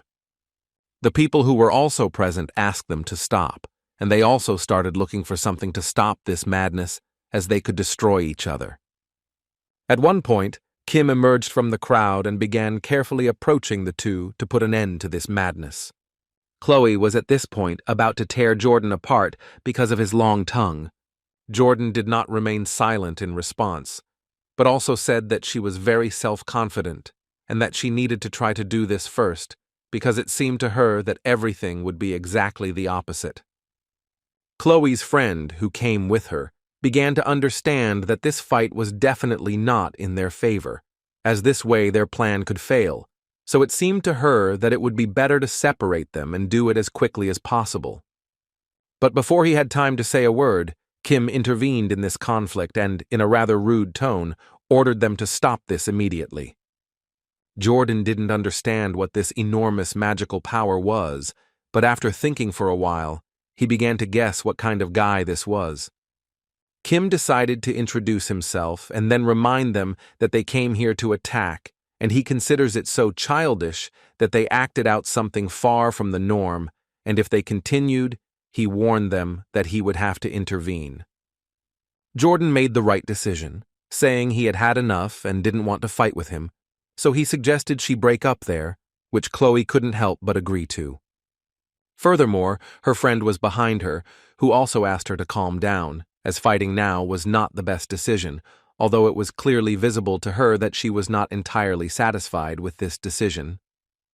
Kim, looking at them, realized that this was far from just his friend. He was also a member of the Domp Guild, Mac River. Just like in his previous life, all the elites gathered here, but Hwangjun could still become an unpredictable variable. Kim knew very well that this guy only had two options. The first was to participate in this attack as in the past, and the second was to prepare for unforeseen events and await the result at the Star Guild, the meeting point of the Domp Guild, and Kim clearly wanted this to be the first option. Mac and Chloe walked behind and discussed how they felt an incredibly strong energy. Plus, Chloe was very angry when she realized Kim had ruined her magic.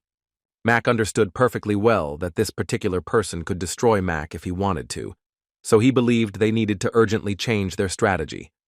So they decided they should deal with Jordan later, because they obviously should have dealt with Kim Soo-hyun first. Kim also walked thinking, until at one point Jordan turned to him, who immediately realized that Kim was pretending not to see him.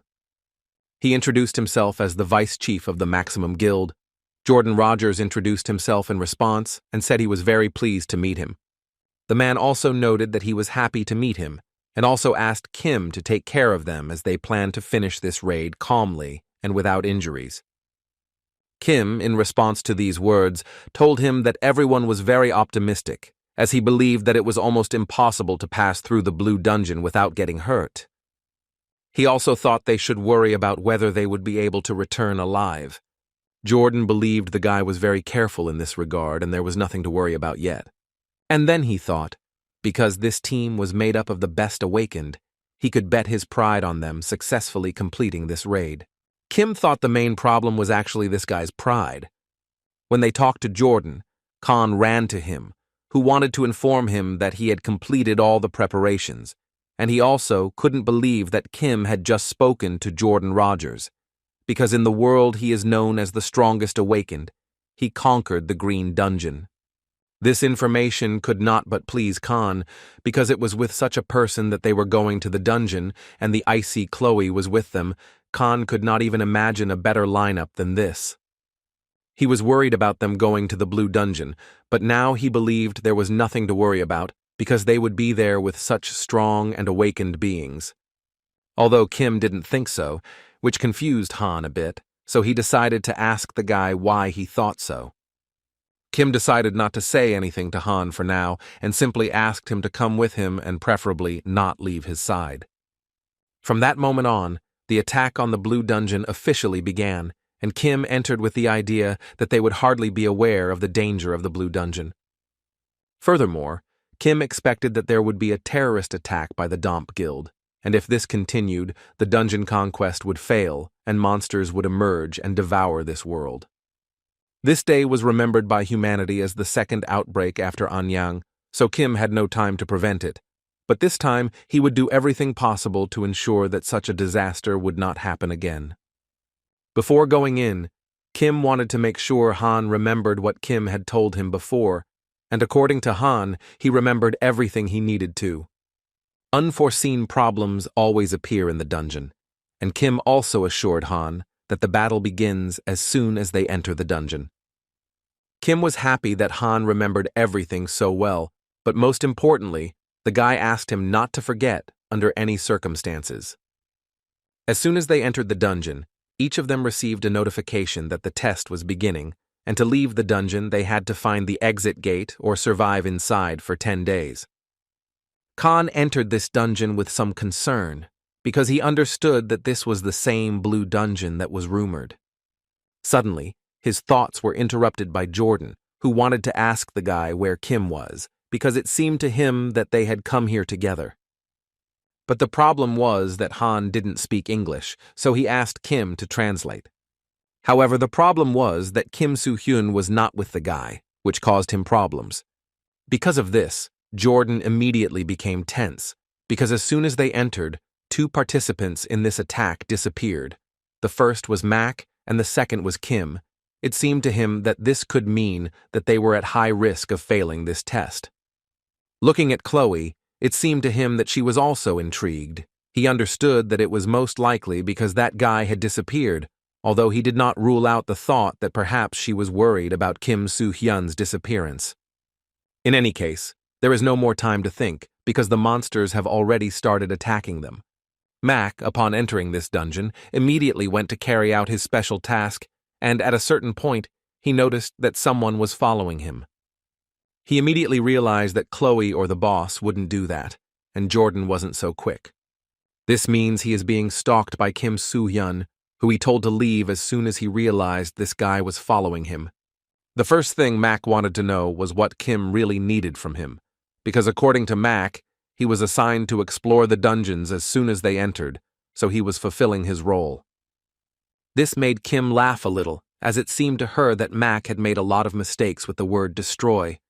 The guy knew very well that in terms of skills, Mac was next after Hwan, and therefore Kim wouldn't mind evaluating his skills. Mac had no idea how Kim knew the boss's name. Also, knowing the guy's abilities, he most likely knows the details of their plan. But on the other hand, he tried to calm down, as Ethan could tell such information, and fortunately, the man didn't know that much. Kim watched the guy's emotions closely after he started talking, and the only thing Kim could say was praise Mac for having excellent control over his emotions.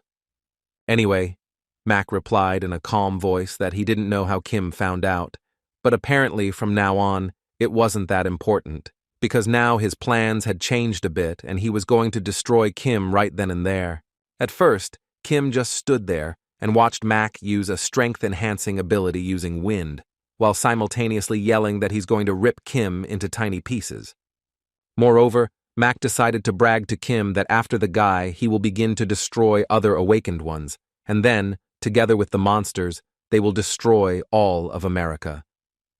He was convinced that everyone would die so that Kim wouldn't feel alone, although Kim certainly didn't think so. After all, as soon as they entered the dungeon, Kim realized that his shitty plan had failed immediately, because he already knew how to stop them, and apparently Mac would no longer doubt it. Meanwhile, Khan watched carefully as all these awakened elites successfully destroyed all the monsters, and this was so surprising to him as he had never seen such enormous power before. Looking at Chloe, he saw how she shielded the attackers with ice and then finished them off. Georgian, in turn, acts as the spear of the attacking team, and the other members of the guild also do an excellent job, but these two cannot be compared in any way. But Khan himself did not stand still. He also drew his huge sword and entered the battle. Jordan watched Khan fight, and it was impossible to tell the man didn't appreciate his style. The man believed that if Khan honed his skills a little further, he would become an incredibly powerful awakened. After some time of battling, Jordan believed that the blue dungeon was not that difficult, and it seemed to him that it would be much more difficult. Chloe, on the other hand, believed this was an advantage for them, as the attacking team had already shown the best result in history. Here, Jordan couldn't help but agree with her, but still he wanted to know if there was at least one dungeon that his squad couldn't clear. She started laughing softly, and at one point said that she forgot to say something, that is, that this attack, unfortunately, failed. Jordan didn't understand why she started saying that and what it meant. But before he had time to understand what was happening, suddenly a powerful explosion occurred in the center of this dungeon. After that, most of those who participated in this attack began to scream in pain. Their arms and legs suddenly began to fail. Khan managed to block the blow at the last moment, and there were thoughts in his head that if he had delayed even just one more second, he would have been in the same condition as these guys. Everyone around thought a monster had appeared. Then there was an explosion, but Khan clearly understood what was happening. Chloe suddenly attacked Jordan. Then this situation happened. This wasn't surprising, because two S-Rank awakened collided with each other, which was why such a serious explosion occurred. In any case, now is not the time to think about it, because it was necessary to transfer the wounded to another location. But the Star Guild, who were miraculously unharmed, simply stood by and watched as the other awakened ones slowly died.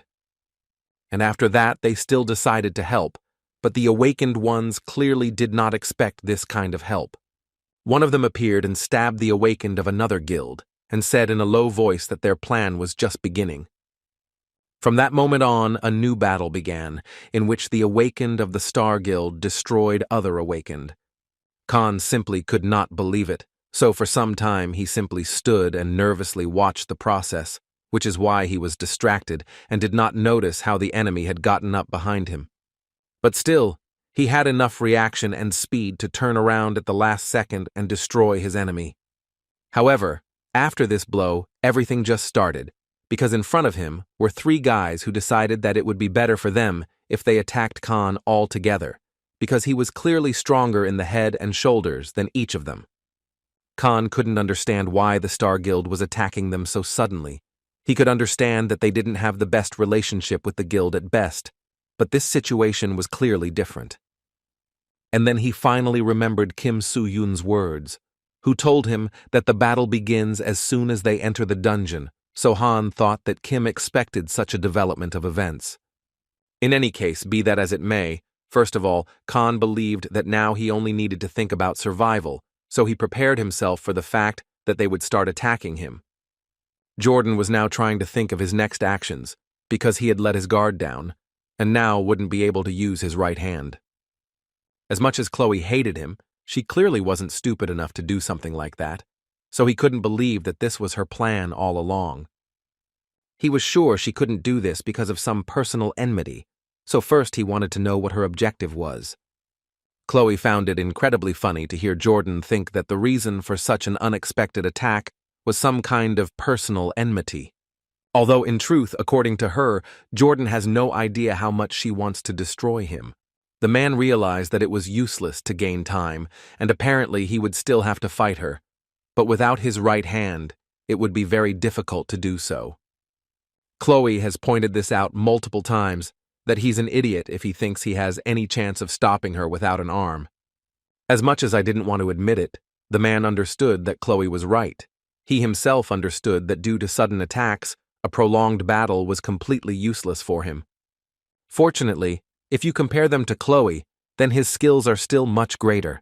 But even taking this into account, it was perfectly clear that he only had one chance to end this fight in his favor. Therefore, he gathered his strength and decided that he would carry out a coup in which he put all his strength. Chloe tried to stop the man until the end, building ice towers, but he, using fire and his strength, went straight to her and declared that there was no point in her resisting, as he would win anyway. But when he finally struck her with a blow, in which he invested a great deal of force, he realized that instead of Chloe, he had destroyed her ice clone. And when the man realized this, but unfortunately for him, it was already too late, because the girl appeared from behind and began to freeze his entire body. Jordan realized that she had apparently deliberately allowed him to get close to catch him making such a childish mistake. He decided to tell her that their relationship was very complicated, but now he wanted to point out that they were together on a raid in the Blue Dungeon, and it seemed to him that her thoughts that she could clean everything up alone were wrong. Chloe, in response to these words, told the man that he was very stupid, because in fact his main task was to fail this raid and not to clear the dungeon. In response to these words, he immediately began yelling at her, because she apparently didn't understand where she was. This was a blue dungeon, and if she failed the attack, there would be a flash, which will likely suffer huge losses. In addition, now all the awakened S ranks of America are absent, and due to the concealment of information about the Blue Dungeon, reinforcements from other countries will also have to wait a long time. This means that in the event of an outbreak, Los Angeles, and then all of America, will be buried alive. Jordan tried to come to an agreement with her until the end and even offered to give her her reward, but she changed her mind. But in response, she just laughed even harder and said she didn't expect to hear anything more from him. After that, she carefully lowered her dress and showed him a tattoo that could not be confused with anything, and Jordan immediately realized that she was from the Domp Guild, and therefore it became clear to him what they really needed here. And then she simply mocked Jordan, saying that she was incredibly fond of faces so beautiful that they were distorted by despair. Plus, she wanted to show Jordan the destroyed America and then look at her facial expressions. At that moment, he was thinking that she was probably a monster, not a person.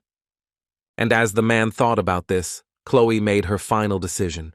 She would not destroy him now, so that in the future she could see his beautiful, desperate face.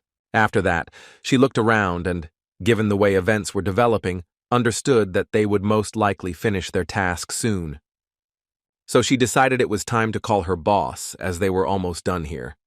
At this point, she was a little dissatisfied, as she follows him because it's fun for her, but the fact that he constantly hides his identity really irritates her. Furthermore, she understood perfectly well that if something went wrong and the Domp Guild was targeted, then the Star Guild would be the first to fall, including her, and furthermore, there was no guarantee that he wouldn't abandon them. And the fact that he hadn't shown up for so long started to make her think that he would leave as soon as they carried out their plan. Her thoughts were interrupted by Mac River, at least the girl herself thought so, and as he approached, she realized the fact that it seemed to her that he would deal with Kim Soo-yeon much faster, but apparently the guy turned out to be much faster and stronger. But to her surprise, she heard Kim's voice, who decided to respond to her words, saying that she was sorry for taking so long, although it seemed to her that it had ended very quickly. She immediately began to use her skills to attack, while in her head she couldn't believe that Mac River had lost. For her, this was kind of impossible, because he was above everyone except the boss. Even Chloe recognized his talent. But now, when she looked at Kim, she realized that it wouldn't be that easy with this guy, because his magical power was simply incredible. And as soon as Kim went on the attack, she immediately shouted to all those who had awakened from the Star Guild that they should first deal with Kim Soo-hyun and then finish off everyone else. But as soon as they decided to help their leader, they were stopped by Khan, who placed his sword in front of them and thus made it clear that they could not leave here. After that, he looked into each of their eyes and asked just one question, in which he wanted to know why they thought anyone would let them go. Chloe, however, used all her strength to somehow reach Kim and inflict at least a small amount of damage to him. But no matter how hard Chloe tried, all of her strikes were blocked very easily. She didn't fully understand why her boss was so busy, because it was completely obvious to her that she couldn't win on her own. Chloe didn't want to admit it until the end, but she still agreed that Kim is a very strong opponent, and it's unlikely she'll be able to defeat him like that. She didn't know why the boss hadn't shown up yet, But maybe he was just waiting for a chance, so she decided to give it to him. Chloe created a huge ice golem and told Kim that she recognizes its power, so from now on she will fight it with full force. And she was convinced that he definitely couldn't destroy this golem so easily. But how wrong she was, because it only took Kim a few seconds to destroy this golem. But apparently Chloe knew from the beginning that this was going to happen, as she started laughing and talking about how he finally fell into her trap. She blocked his blow with her sword and started talking about how she would never fight such a monster alone, so all she did before was just distract him and buy time. After that, she used her ice magic again and captured him with her ice hand, and as soon as she succeeded, she immediately began to call the boss to intervene in the battle. But unfortunately, no one answered her request, although she tried to call him several times and each time failed. Chloe fully believed that this was a great chance for him, although Kim Soo-hyun was very strong, but it seemed to her that together they could destroy him. But unfortunately, Hwan had no intention of showing up and waited until the last minute. And over time, she even realized that Hwan had simply abandoned them, and now they were alone. But she realized it too late. Kim also decided not to rescue herself so quickly to give Hwan a chance to come into this world. But apparently, that won't happen. Now Kim was sure that Hwan wasn't here, and it looked like he wouldn't be, so he got out of the trap and was ready to continue clearing the dungeon. Meanwhile, at the guild headquarters, Hwan's assistant Star wanted to ask the boss why he decided not to act according to the plan. When Jordan and Chloe lost their temper, Kim Soo-hyun intervened in the conversation, radiating an incredibly strong energy around her. So Hwan, in the body of another awakened person, thought about continuing to act as planned. After all, such a great magical power simply scared him, and that's why he had a bad feeling. So after some thought, he decided that he shouldn't risk it now and canceled the entire plan without telling absolutely anyone. The man didn't understand at all what Hwan was thinking and how he would act next. Before Hwan had time to answer that question, another guild employee suddenly rushed into his office, wanting to warn them that they were in big trouble. According to the guy, they say that terrorist organizations created outside of America have been discovered in every country. The assistant could not believe it, because this way it could be said that all the authorities were aware of his plans. But Hwan found it very funny to hear all this, although it was not clear why he was laughing. They tried to understand why he was laughing, as they hadn't expected something like that, and now was clearly not the best time to laugh. But instead of answering, Hwan simply stood up and destroyed his assistant, who just wanted to hear what was going on and why he was laughing. Then he destroyed the poor guy who brought him this bad news. On the way he said that he was also very sorry, as he really enjoyed creating the Domp Guild. However, now, he believed that because of them, his identity might be revealed, and in that case, he believed he would have to hide. He was really sorry for doing these things, but he still wanted to keep playing that funny game. After some time, Jordan finally came to his senses. He had been recovering from the fight with Chloe for some time. But when he finally realized what the woman wanted to do, he immediately started yelling and asking him to tell him what happened with the break-in and where Chloe was, so his employees immediately ran to him and told him that it was all over and that there was nothing to worry about. After that, he looked up and saw Chloe and several other people sitting awake tied up, which at first the man did not believe, because it seemed to him that Chloe had knocked out absolutely everyone, and she had very little to win. They told him that when Jordan fainted, Kim Soo-hyun immediately came and saved them. Without him, they would have definitely all died, and as soon as she heard that name, she went crazy again. Kim at that moment tried to explain to Han that as soon as they entered, that strange guy ran off somewhere, so he simply didn't have time to warn him, which Han weakly believed, but still told Kim that everything was fine and he wasn't offended. Suddenly, the conversation was interrupted by Jordan, who woke up, and the first thing he did upon learning what had happened was to talk to Kim.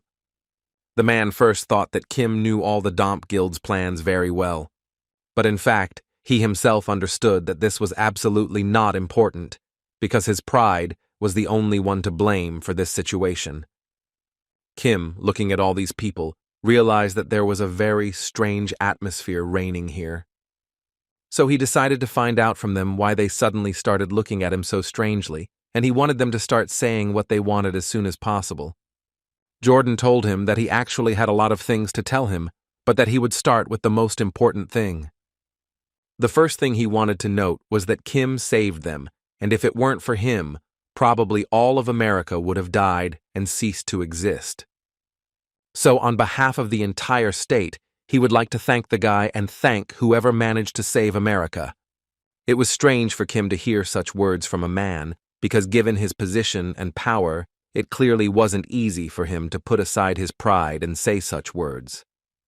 Therefore, the guy decided, of course, to thank Jordan for such words, but nevertheless admitted to the man that he was a little embarrassed by so much attention. So he first suggested going on a search, because it seemed to him that the battle was not over yet, and as soon as Kim said these words, he immediately saw a creature covered by a hood, which looked directly into his eyes. Kim panicked and tried to understand what kind of creature it was and why it was looking at the guy so intently. But his thoughts were suddenly interrupted by this creature throwing a ball at him. For this reason, Kim had to use her phoenix again and tell Jordan that she had not yet fully saved America. The man didn't quite understand what was happening and why Kim was saying such words to him, so the guy had to frankly admit that the rescue operation was starting now.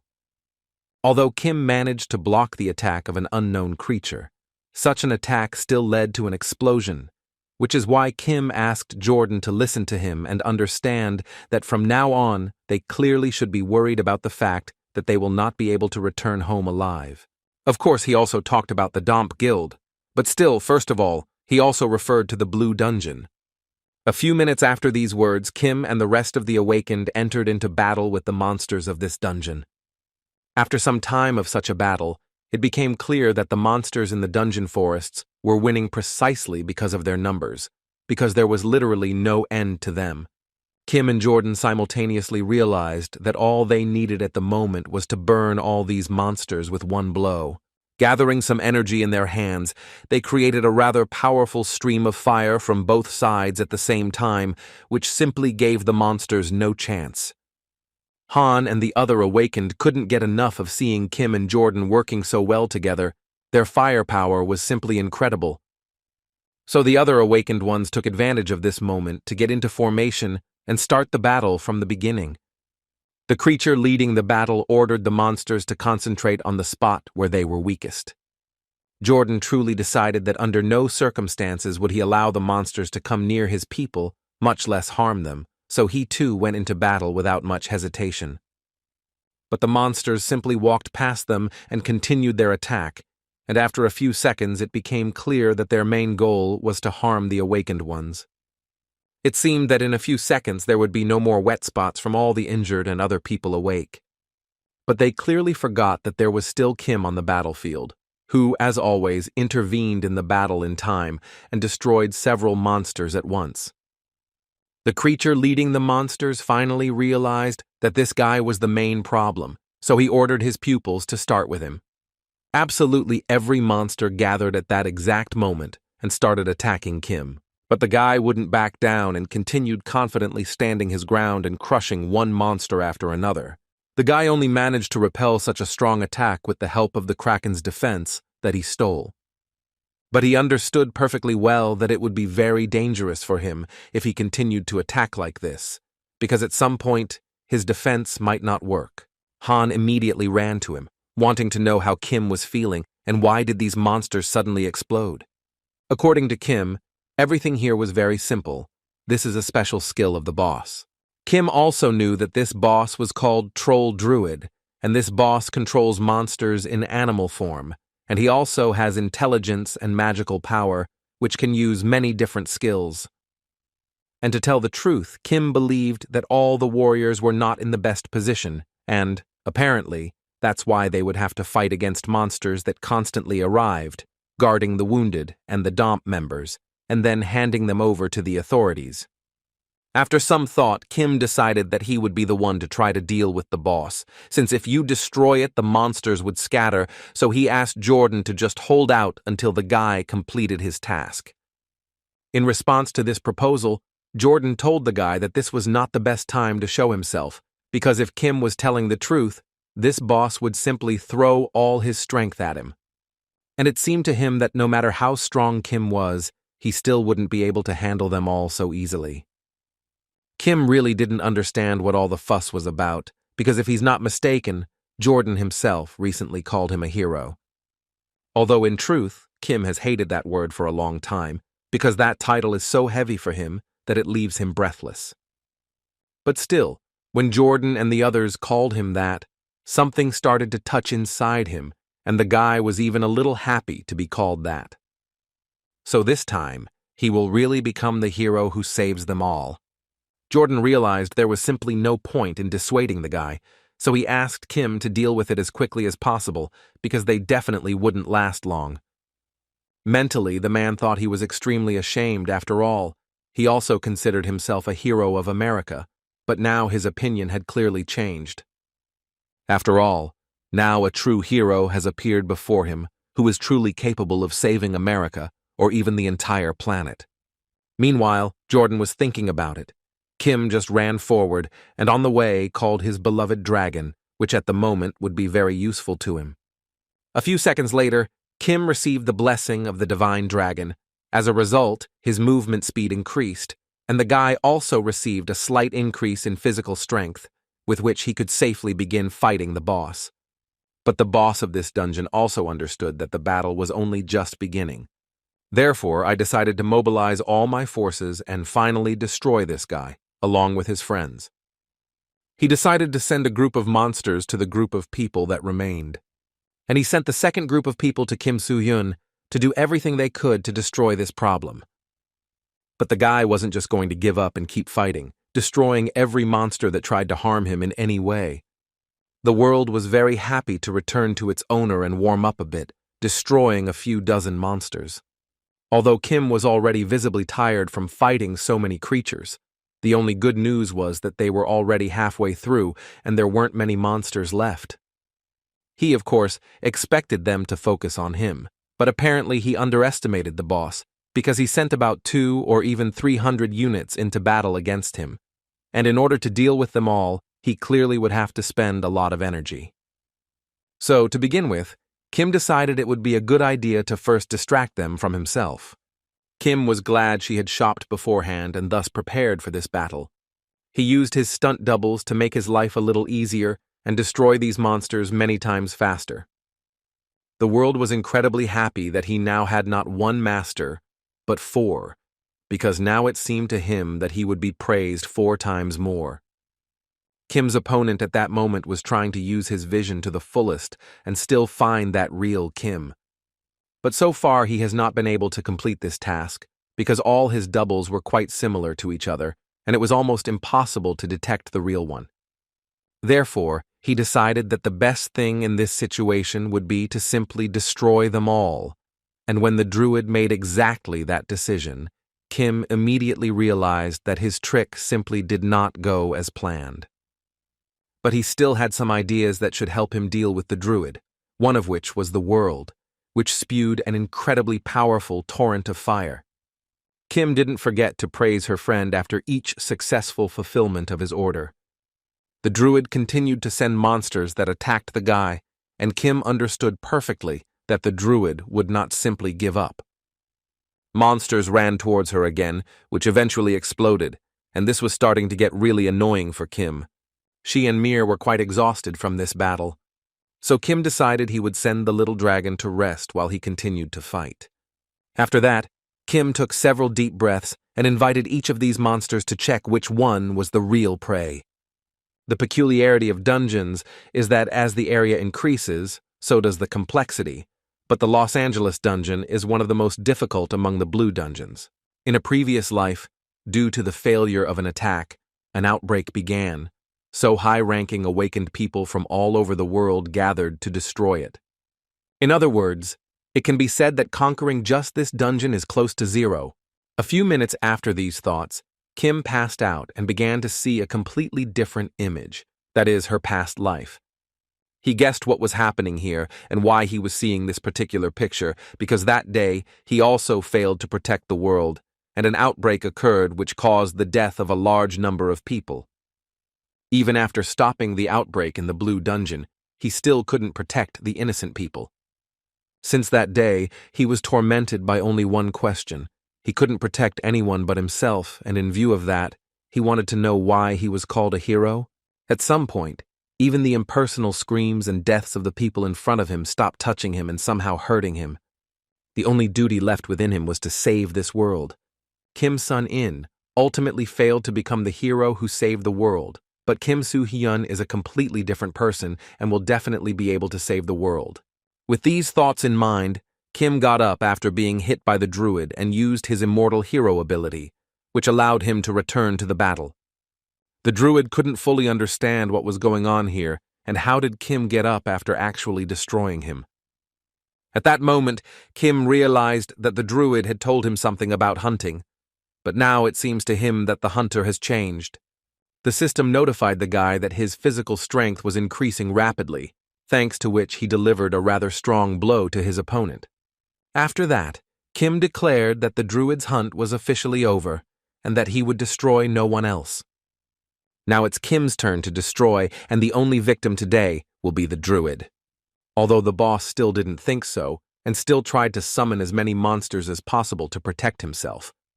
But to his great regret, no one showed up and he was left alone, which he couldn't believe. The reason no one came was very simple, and it was because all of their monsters simply died. The druid did everything until the end to avoid dying here. Even at the end, he tried to use his magic, which was an order of magnitude stronger than all his previous abilities. In response to these words, Kim said that people who died through their own fault also didn't want to die and just wanted to live, but he clearly didn't think about that. These were the last words the monster heard before Kim dealt him a fatal blow. After that, Kim mentally thanked the real Kim Soo-hyun, who gave him the chance to fix everything. Meanwhile, Park Ji-yeon and her assistants were on the rooftop and couldn't understand why they knew where the Domp Guild was and still just continued to watch. The girl at that moment recalled her conversation with Kim, during which they agreed that he would take care of the dungeon, and she would go to the Star Guild. Thus, only one of them would face Hwang, so Kim believed that he would let the Reaper Guild attack the Star Guild after he left the dungeon. But this proposal obviously angered the girl, as she simply didn't understand how he could offer her something like that, knowing her motives. She asked him to listen carefully to what she would tell him next. She was the one who had to destroy Hwan, and if he interfered with her, she would never forgive him for it. Kim understood that she was strong enough, but tried to prove that she couldn't handle it alone.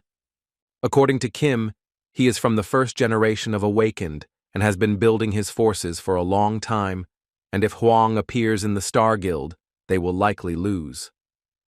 And given all these facts, Kim simply doesn't want to lose something much more valuable because of some pathetic revenge.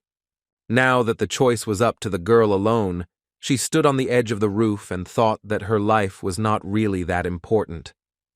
But on the other hand, she just couldn't get Kim Soo-hyun's words out of her head. Her awakened ones were already visibly starting to get nervous about this and urged her to at least say something. And she was just thinking about how she could do the right thing so that all these guys would survive, but suddenly her thoughts were interrupted by a powerful explosion that occurred in the building next door. Park Ji-yeon was a little scared because someone might know that the Star Guild is a front for the Domp Guild. On the roof of that same building, the screams of a young man could be heard begging his boss to have mercy and save him. But Hwan continued walking confidently towards this guy, warning him that today, unfortunately for him, not everything would end as well as he wanted. The guy continued shouting that he wouldn't tell anyone about his identity.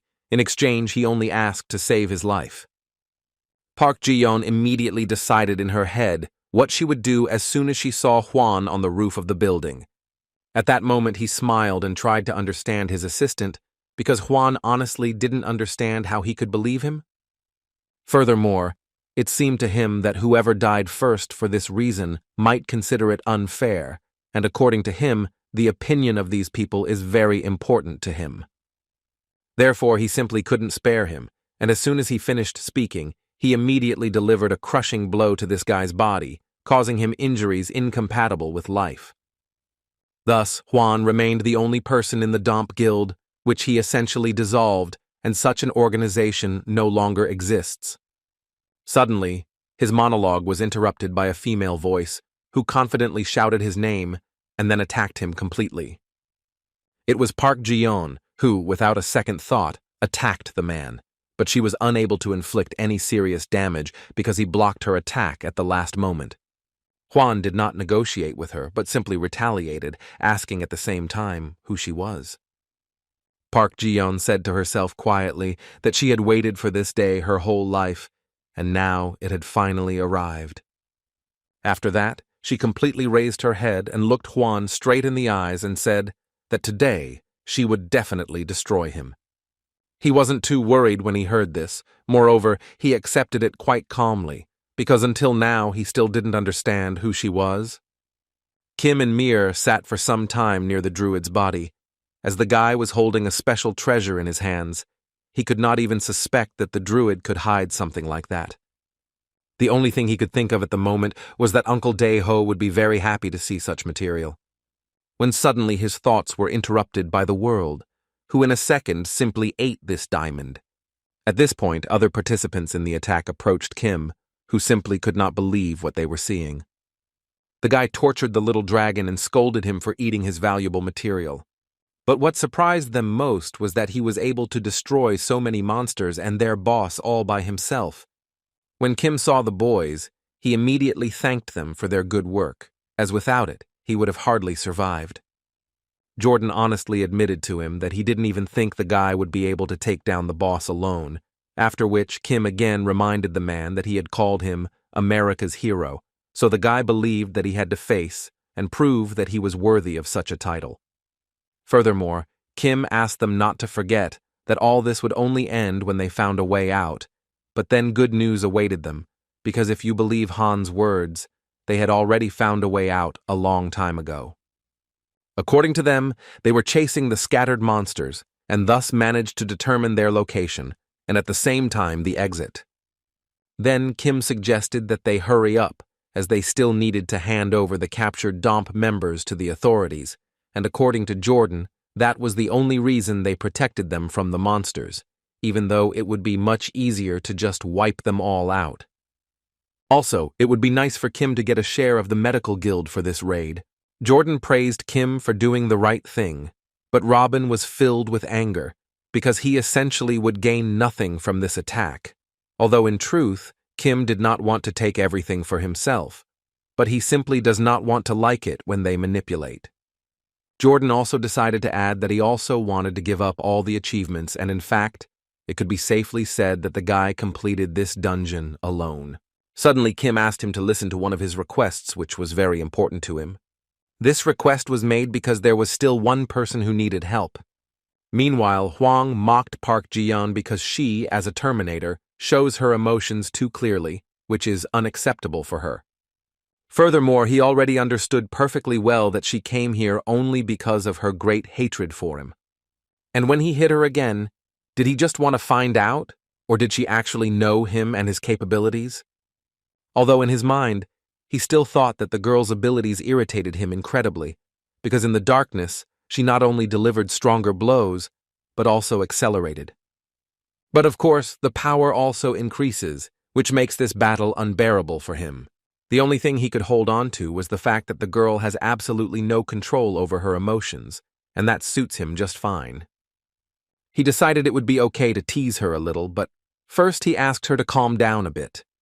Although he immediately realized that she was a little offended by him, and in this case, he would at least like to know who the girl is and what exactly she needs from him, and as soon as she stopped for a few seconds, he immediately began to mock her and say that he was far from sure, but maybe he could remember from her reaction who he destroyed there.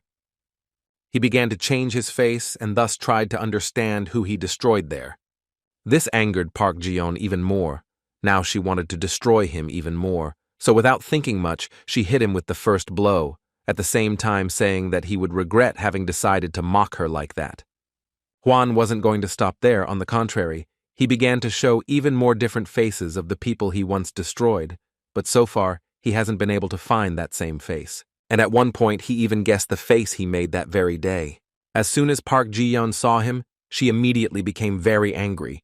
She wanted above all else to destroy the guy and take revenge on him for everything he had done. She immediately ran out and started running towards him to destroy him, but for Juan at the moment, there was only one problem. That is, the fact that he used this person too often, so it was difficult for him to remember who he destroyed. In zrение, что девушка так злая на него. But the most important thing is that, according to him, the girl did not even realize that her man's time was running out, and she was doing it very quickly. Park Ji-yeon was distracted for a second, which is why she missed a very strong blow from her opponent, who did everything to make the girl even more emotional. But the girl was not an easy opponent, so she managed to block his attack at the last moment. Although Juan didn't mind at all, because he went on to say that when he looked at the girl more closely, he seemed to remember something. His face changed, and when Park Ji-yeon looked at him, she immediately shed a tear. Hwang used the image of Gu Hong, whom the girl loved so much, and Hwang simply destroyed him mercilessly. Looking at the girl, he realized that judging by her reaction, he had hit the nail on the head, and this was the same guy the girl came here for. Hwan himself decided to look at himself, and when he saw this face, he told the girl that he remembered this face very well, because this guy had made him very angry. But he didn't stop there, and began to gradually remember that there were still 3 participants in the attack, whom he also successfully destroyed after the girl passed out. Park Ji-yeon just couldn't contain her emotions, and her tears literally flowed freely from her eyes, and she literally couldn't do anything about it. Hwan understood this a little more, and she would literally explode, so he started changing his face and turning into the girl's friend and asking her for help. He showed everyone and said the guy's last lines before successfully destroying them. Park Ji-yeon was incredibly upset for her loved ones and became even more angry when this bastard dared to insult them. She literally asked him to stop doing this because her heart breaks when she sees all of this. But he wouldn't stop. On the contrary, he just added fuel to the fire and showed how Gu Hen suffered before Hwang inserted his sword into him. He found all of this incredibly funny, because he himself simply didn't understand how they could be so vile. After that, he finally calmed down and said she needed to see all of this again. Hwan literally wanted to break the girl's mind by showing her this scene, and he loved seeing the girl's frozen face as she didn't understand what to do next. Either way, he believed that she knew a lot about him, so he would have to destroy her since he did that to her friends, although most likely Kim Soo-hyun is also aware, and Hwan understood this very well. Therefore, he decided to offer Park Ji-yeon a deal in which they would destroy Kim Soo-hyun together and then create a new great guild that would rule the entire world. And her main argument at that moment was that if the girls joined her guild, she would be able to constantly see the face of her beloved and would also save her life. It seemed to her that this was just an ideal proposal.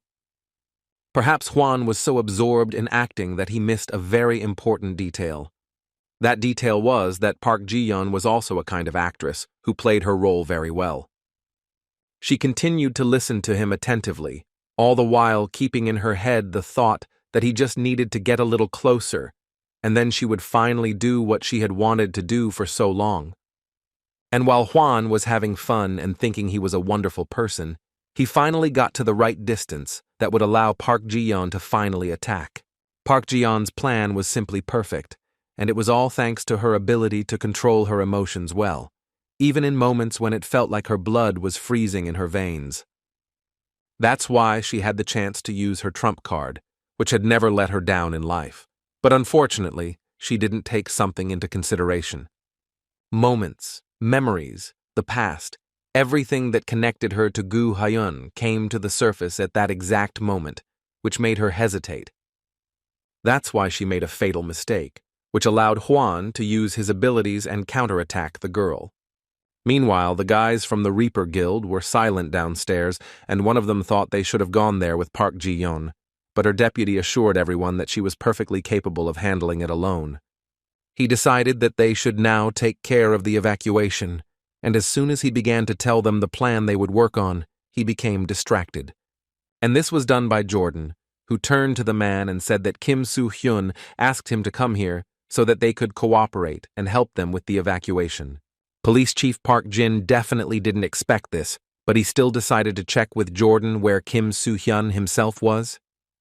Jordan, without thinking much, said that the guy was in a hurry somewhere, so they got here without him, although Jordan understood why the guy was in such a hurry.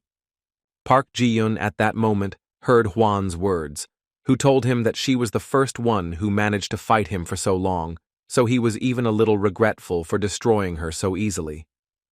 But just as he finally decided to attack, at the last moment Kim Soo-hyun intervened in the battle, successfully pulling the girl out of the blow, thus saving her life. After that, he calmly told her that she had kept her promise, so she basically had nothing to worry about. But his words were interrupted by Hwan, who was very happy to see Kim, especially when he came here in person, because he wanted to ask Kim a lot of questions. Kim was happy to hear this, because he actually had a lot of questions for someone as crazy as him. And the first thing Kim wanted to know about him, or was it fun for him to act on behalf of other people, to deceive, and if that wasn't enough, then he took the form of people precious to him, insulting and ridiculing them. He destroyed people left and right. Hwan looked calmly at the boy and continued smiling, which made Kim even more irritated, so he repeated this question several times, only with a more irritated intonation. After this, the man finally decided to give his answer and said that over time his reaction to this became less and less, as he believed he simply did not have enough of the previous stimulus. But still he couldn't help but say that this was the best thing ever and that he would never be able to stop. Kim thought it was really funny to hear that, so she decided to give him a little incentive so Hwan wouldn't be so sad. Before the man had time to regain his composure, Kim used all his speed and literally teleported to Hwan, then delivered a precise blow to his body. After that, Kim told him that she would give him an incentive that would be much more interesting than his shitty game. But all these words and attacks angered Hwan even more, which was the beginning of the fact that he decided to use his strongest ability, which gradually began to transform him from a man into a real monster. And after a few seconds, Hwan turned from a man into a huge dragon who was ready to destroy everything in his path. And his first target would be Kim, whom Hwan would tear apart. Kim at this moment remained quite calm and thought that the dragon ability, which transforms a person into a dragon, this power was considered one of the most powerful awakened in the entire world. But Kim also believed that Hwan was driven by his arrogance, and that he certainly did not deserve the power he had received. So today will be the day Kim takes her away from him and finally destroys this evil once and for all. Kim was definitely not going to finish with one blow, so as soon as he had the opportunity, he summoned his phoenix and immediately went on the offensive to prevent his enemy from recovering from such a blow. Hwan continued laughing and found it funny that Kim decided to play with fire in front of him. Kim was extremely focused and just waiting for his chance, and Hwan at that moment was going to show the guy what a truly hot flame is. He launched a massive stream of flames at him, but Kim managed to react and took Mira out of his inventory. Kim asked her baby to show this monster the true flame of a dragon. The flame of the world was more than enough to block Hwan's attack. He simply couldn't believe it, because the dragon was so small, but even that fact didn't stop him from making up such a large flame. After that, Mir looked at the one he had just fought and immediately hid behind Kim, as he was quite scared by the mere look of this monster. But in fact, it had already fulfilled its main function, after which Kim successfully released it back into inventory. Before that, he also received the dragon's blessing, which nearly doubled his strength. Kim felt the power coursing through his entire body, and Hwan was just beginning to attack him, so there couldn't be a better time to finally finish off this monster. Hwan yelled at the top of his lungs that Kim had relaxed too much, so he was going to punish him now, but the guy assured him that it was clear to him, because he was only going to punish him now. Hwan just couldn't believe it. Why is he currently in dragon form, but he still loses to Kim Soo-hyun? He began to understand that perhaps that feeling of danger was the most natural fear. But he didn't want to believe it completely, so he did everything he could to simply get rid of that feeling, because he still believed that he, in dragon form, was stronger than anyone in this world. Kim, in response to his words, could only tell the dragon that he actually did nothing, even though he knew his identity, simply because he might get lost in the Tower of Trials. But if you think about it, Kim could actually destroy him at any moment. And as proof of his words, Kim began to attack the dragon's body with such force that not even his incredibly strong armor could resist. Was the battle so fierce that even Jordan and his men couldn't believe what was happening here? A few minutes later, the building began to gradually collapse, and Kim stood silently looking at Hwan's body. The man at that moment spoke to Kim in his calm voice, or rather asked why Kim was treating him like this. Did he really have a reason to hate him? Kim thought for a moment, and in the same calm but confident voice, told the man that he just didn't like him. After that, he looked around and realized the fact that all the preparations were finally completed. With these words, he was referring to Park Ji-yeon, who had moved away from that fight a little and was ready to end the matter. Hwan didn't quite understand what Kim was talking about, so the guy decided to dedicate it to him, saying that even though he caught him, he still had to keep his promise. Then he simply walked away from Hwan's body and wished Park Ji-yeon good luck, and also realized that he no longer lifted a finger. Everything was now in the girl's hands. Even so, he decided to remind the girl that if she loses the fight, the guy will let Hwan escape. And he really had no other option, because if he decided to run away now, Kim would punish him without hesitation. Hwan started smiling and telling Kim that the guy would definitely regret this choice. He really thought this was the end, but now he has the chance again to put on his mask, which will help him survive. At least he was sure of that, and as soon as he gathered his strength, he immediately rushed into battle with the girl. At this moment, all he could think was that this stupid girl wouldn't be able to attack him with that face, which was why he was so confident of his victory. But how wrong he was, and as soon as he approached her, she immediately struck him without any hesitation. After that, she told him that he had no idea how long she had been waiting for this day, and that if she had only doubted her decision once, now she was more than sure of what she needed to do. But Hwan wouldn't just give up. He still believed that his strength would be enough to finish her off once and for all. And indeed, it was possible to believe his words, because he managed to deliver quite accurate blows to her, which began to worry Kim. But even in this case, she responded to him with quite serious attacks. Kim, watching all this, realized for himself the fact that he knew Hwan's skills were better. Therefore, she and Mir decided to add some strength to Park Ji-yeon, and they did so with the help of Mir's ability. Kim clearly didn't expect this, and therefore froze a little. And that was actually his main mistake, as Park Ji-yeon increased her speed thanks to this skill, which gave her the opportunity to use her blade and injure Hwang. He began to understand what had just happened. Apparently, he would have to accept defeat. Kim at that moment decided to clarify that she actually did nothing of the sort. But what worried Kim most was that Hwan barely had time to look at him like that. Hwan immediately decided to adopt a tactic based on keeping distance between himself and Park Jin. But the girl was too fast for him, especially after she received a slight improvement from the World Championship. Park Ji-yeon struck one blow after another in different places, and in response Hwan only managed to run away further.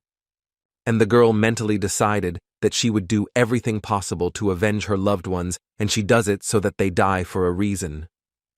After a few moves, it became clear that Hwan could only block the girl's blows, but even that wasn't the best for him.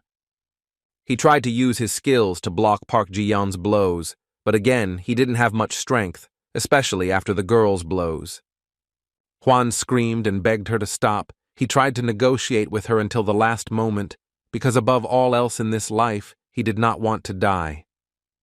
But it turned out that his last words were about asking for mercy. How ironic is that, because Park Ji-yeon didn't even blink before delivering the final blow to him. Finally, Park Jae-yeon can breathe and relax a little. Kim was so happy for her, so he approached her carefully and presented her with the same pendant, adding that she was a great person. The emotions inside the girl were simply torn apart and finally came out successfully. She could scream and not think about anything else. And Kim was so happy that finally all this was over. Now, he also had nothing to do and could rest at least a little, but he completely forgot about his level of tiredness. That's why he lost consciousness a few minutes later. After that, the incident was quickly resolved. It was discovered that the largest guild in America, the Star Guild, was a criminal group. They called themselves DOMP and mercilessly destroyed the Awakened. The truth was revealed by Jordan and the Reaper Guild, and the DOMP Guild members trapped in the Blue Dungeon, including Chloe, were handed over to the American authorities. Furthermore, information was received that the guild and organizations collaborating with DOMP were still active. In this regard, an additional investigation was launched. However, due to the fact that the scale of DOMP's activities was larger than expected, authorities are facing difficulties in obtaining information. The information that Hwang Hwangjun was a criminal left the public even more shocked. Kim spent all this time dreaming, restoring his strength, and one day guests arrived in his room, among whom was Han, who for a long time was tormented by the question that Kim Soo-hyun seemed to know about this in advance.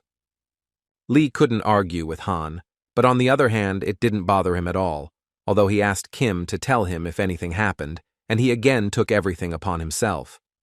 The atmosphere in the room clearly got heavier, and Han immediately decided to fix all of this, and couldn't think of anything better than to take a marker and start drawing on Kim's face.